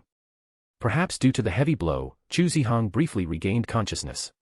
He looked at the bronze temple, where a glowing orb, radiating endless light and heat, seemed to be about to evaporate everything. A terrifying thought suddenly crossed his mind. Could this Word Soul be the part of the ultimate Word Soul of Sequence 114, the King of Bronze and Fire, Candle Dragon? The gathering of such massive fire elements had completely surpassed Chu Zihang's understanding. No, perhaps it should be said that only the legendary, world-destroying Word Soul, Candle Dragon, could create such an astonishing phenomenon. Chapter 359, Chapter 356, Constantine dead. Word Soul, Candle Dragon. Serial number. Danger level, extinction. According to records, the last eruption of Candle Dragon completely destroyed the Bronze City in one strike. Its pure violence and destruction, capable of easily burning down a city, 1,000 rivers, or even triggering underground magma to explode, causing mountains to erupt and possibly destroying the world. Its only flaw is that the caster must undergo long periods of meditation and chanting. Additionally, the full power of the Dragon King is required. But even with an incomplete Dragon King, it is more than enough to destroy a mere human. A thought flashed through Chu Zihang's mind. He knew he had to get up. If he didn't stop Norton, the entire Bronze City would likely be destroyed. At that point, whether the Dragon King survives or not didn't matter, he and Nono would absolutely never make it out alive. But the problem was, Chu Zihang gritted his teeth, allowing the blood to flow into his mouth, filling it with a metallic taste. His body simply wouldn't obey him. The side effect of his third blood explosion was showing. He had nearly fallen into the abyss of Death Servitor, causing his dragon blood concentration to surpass the critical blood limit. Now, regaining his senses had become a hindrance. His body was being ravaged by the venomous dragon blood, the unimaginable pain making it even impossible to move a finger. Damn it. Am I really going to just watch as others take away something important from me? Blood dripped from the corner of his mouth, and Chu Zihang struggled to lift his head. His bloodshot eyes locked onto the towering Dragon King above him. The terrifying face covered in dragon scales showed a rare human-like expression. It was one of extreme unwillingness and profound helplessness. In Norton's cold, indifferent eyes, a golden red light flickered, as if to say that with his power, nothing could be changed. The ancient and mysterious dragon language caused the vast amounts of fire element in the air to surge like a raging storm. The temperature in the entire bronze temple rose at an unbelievable rate, quickly evaporating the underground lakes formed by the water. The scorching, boiling steam filled every corner. The brilliant and dazzling blazing sun grew even brighter, its temperature reaching thousands of degrees, containing incredible energy and destructive power. It wasn't hard to imagine the terrifying disaster that would occur if the blazing sun, filled with countless fire elements, were to release all of its power. Please, just hold on a little longer. Just a little longer. In this moment, what drove Chu Zihang wasn't dragon blood, but his unyielding willpower. Even though his body was in tatters and death seemed imminent, he had to stop Norton. Step by step, step by step. With every step, a large amount of blood sprayed out, like a fountain. Chu Zihang's figure swayed and almost collapsed, slowly climbing up the blood-stained steps, the bronze staircase that seemed to stretch endlessly towards the sky feeling longer than ever before. It was like crossing a vast chasm. Struggling in vain. How ugly. Norton's heart was indifferent as he watched Chu Zihang repeatedly fall and rise, a pitiful sight. But at that moment, a sudden, intense heartbeat surged from within. Norton frowned, uneasy thoughts swirling in his mind, as if something terrible was about to happen. Could it be that guy? He focused all his senses, searching for the source of the heartbeat, his gaze locked on Chu Zihang, suspecting the danger came from him. But, that shaky figure, it seemed like he'd die any second even if left alone. How could this be the source of any danger? Suddenly, Norton froze, his heart inexplicably aching. This feeling. Constantine. He finally realized where the heartbeat was coming from. It was from his brother, connected by blood. Norton quickly turned to look at the palace, but saw the closed doors had somehow opened slightly, a deep panic filling his heart. Could it be? the moment the thought flashed through his mind, a weak voice echoed. Sorry, brother. I still can't become the king who devours the world, like you expected. You once told me that the fate of a discarded clan is to raise a broken battle flag, cross desolate plains, and return to our homeland. But I can't go back. So, brother, please, consume me. Carry my will, and let's walk the road home together. No, no. Norton had never been so panicked before, even when facing the former Black King. No, this is impossible. Even now, Norton couldn't believe it, his eyes locked on the bronze temple. But soon, a figure emerged from it. It was the girl who had just been hunted down. Despite her body being drenched in blood and her diving suit torn in several places, revealing her delicate white skin, she wore a mocking smile on her face. Hey, Dragon King. I've won. Boom. A massive explosion rang out from within the bronze temple. In an instant, specially crafted alchemical powder was swept up by the shockwave, quickly spilling out from the temple, spreading across the vast space. Is this sulfur? No, it's also neutralizing the air. With just one breath, Norton could sense the sulfur in the alchemical powder, which was undoubtedly a deadly poison to dragons. His pupils shrank immediately. This is bad, Constantine. Normally, this wouldn't matter much. A bit of sulfur wouldn't be able to kill the Dragon King, it was pure nonsense. But Constantine was in his weakest hatching state right now, and the heir had been taken from him. The consequences were obvious. The connection between their bloodlines was severed in that very moment. In that instant, Norton was engulfed by intense panic. He completely forgot about controlling the gathered fire elements. The interrupted incantation immediately backfired on the caster. A crack appeared in the blinding sun, which soon couldn't contain the internal fire elements. It exploded like a massive bomb, with the fire elements surging in a violent current, causing an ear-piercing sound as the shockwave shattered. The intense wind and flames melted the surrounding bronze for dozens of meters. Nono didn't dare to hesitate. She knew this was their only chance. So, she rushed forward, through the burning flames, using the momentum to roll down the bronze staircase. Are you all right? Although she was severely injured, it wasn't as bad as Chuzihong. Nono immediately carried the wounded Chuzihong and said with concern, I'm glad you made it back. What did you do? Chuzihong asked. Nothing much. While you two were fighting, I quietly snuck into the bronze palace and blew up the Dragon King it was incubating. Nono casually revealed the shocking truth. Even Chuzihong was shocked by Nono's bravery. Sneaking into a palace and setting off a bomb in front of a Dragon King was a terrifying move. At this moment, the dark dragon shape appeared once again in front of the collapsing bronze palace. Constantine. Norton's enraged roar echoed through the burning flames, shaking the entire bronze city. Pain, grief, fury, and other violent emotions surged like a tangible force, wrapped in a cold murderous intent that filled every corner. It looks like we need to run, Nono said, her voice dark as she listened to the heartbreaking screams. I don't want that guy to catch us. If he does, we're probably dead. Chapter 360, Chapter 357, Angry Norton. Constantine. A deep, hoarse voice called out to a blood-related family member. However, the only response to Norton was silence. In that crumbling temple, no one called him brother anymore. They say the greatest pain is when the heart dies. To others, he was a cruel king, a ruthless ruler, the supreme Dragon King of the Dragon Clan. He was also the master of bronze and forging, standing at the pinnacle of alchemy, a great existence. He once used a mountain as a mold, pouring molten bronze, forging a magnificent city that neither humans nor dragons could ever reach.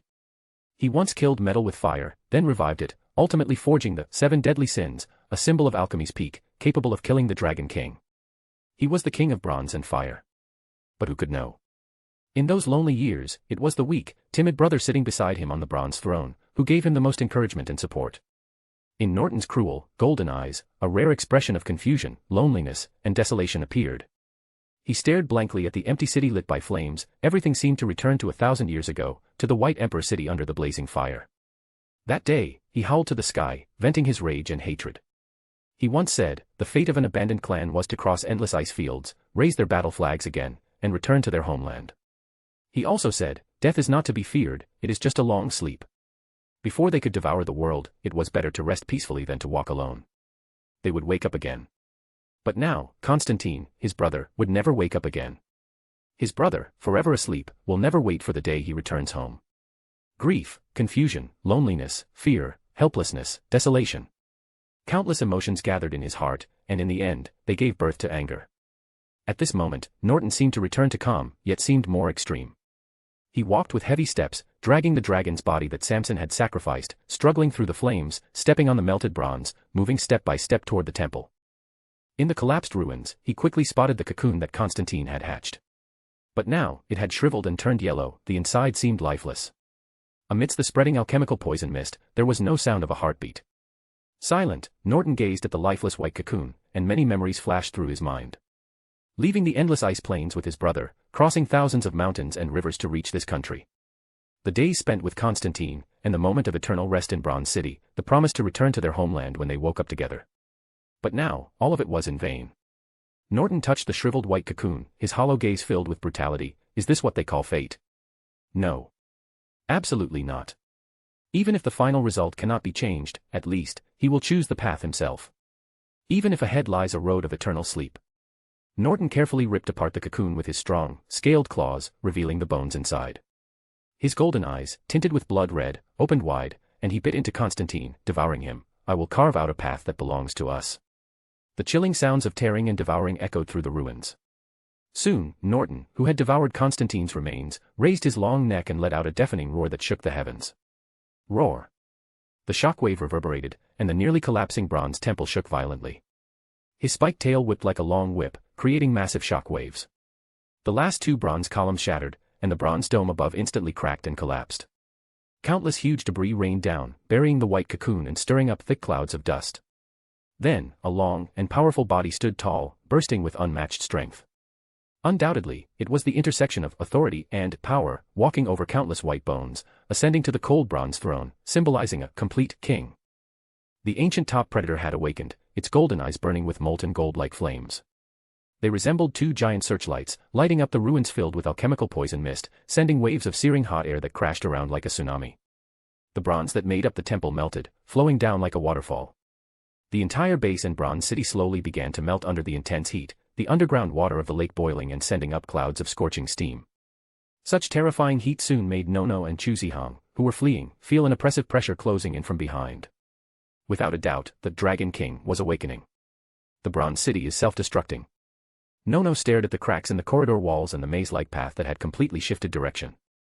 She roughly understood the situation, and her bright eyes darkened slightly. She sighed, it looks like we won't make it out. Don't give up. Chuzihang said with difficulty. There must be another way out. Contact Norma. I've tried. The only means of communication has already been cut off. Nono shook her head, picked up the broken black cord, and glanced at her damaged diving suit. She sighed, besides, even if we find an exit, without the key, and with the diving suit torn, we can't surface. After the fierce battle, both her and Chuzihang's diving suits were severely damaged. Maybe tired, Nono supported the seriously injured Chuzihang, leaning against the sealed bronze wall, panting heavily. She looked at him and said, interview time, almost dead. Do you have anything else to say? If not, you won't get the chance. Go ahead, use my blood. Chuzihang's face was pale, clearly weakened from blood loss. He weakly said, use my diving suit material. That way, at least you can get out. What nonsense are you talking about? Nono frowned, about to speak but was interrupted. Your diving suit is more intact. Chuzihang paused, taking a breath, then continued, I can't do it, my suit is too damaged to be repaired. This was the only way to escape the Bronze City, sacrificing one person's diving suit to repair another one that was still relatively intact. At least with this plan, one person could survive. I refuse.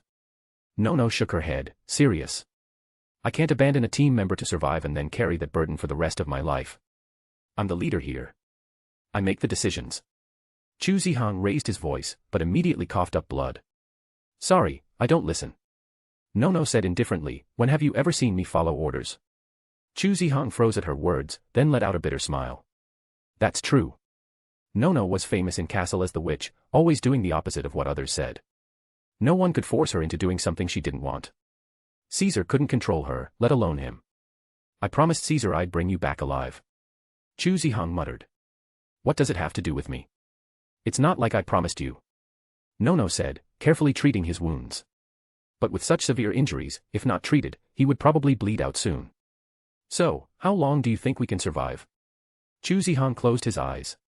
He didn't like discussing sad stories. At that moment, a strange sound suddenly caught their attention. Could it be the Dragon King chasing after them? Nono immediately drew out the nearby Murakumo sword, holding it in front of him, vigilantly staring at the tunnel. "It's me."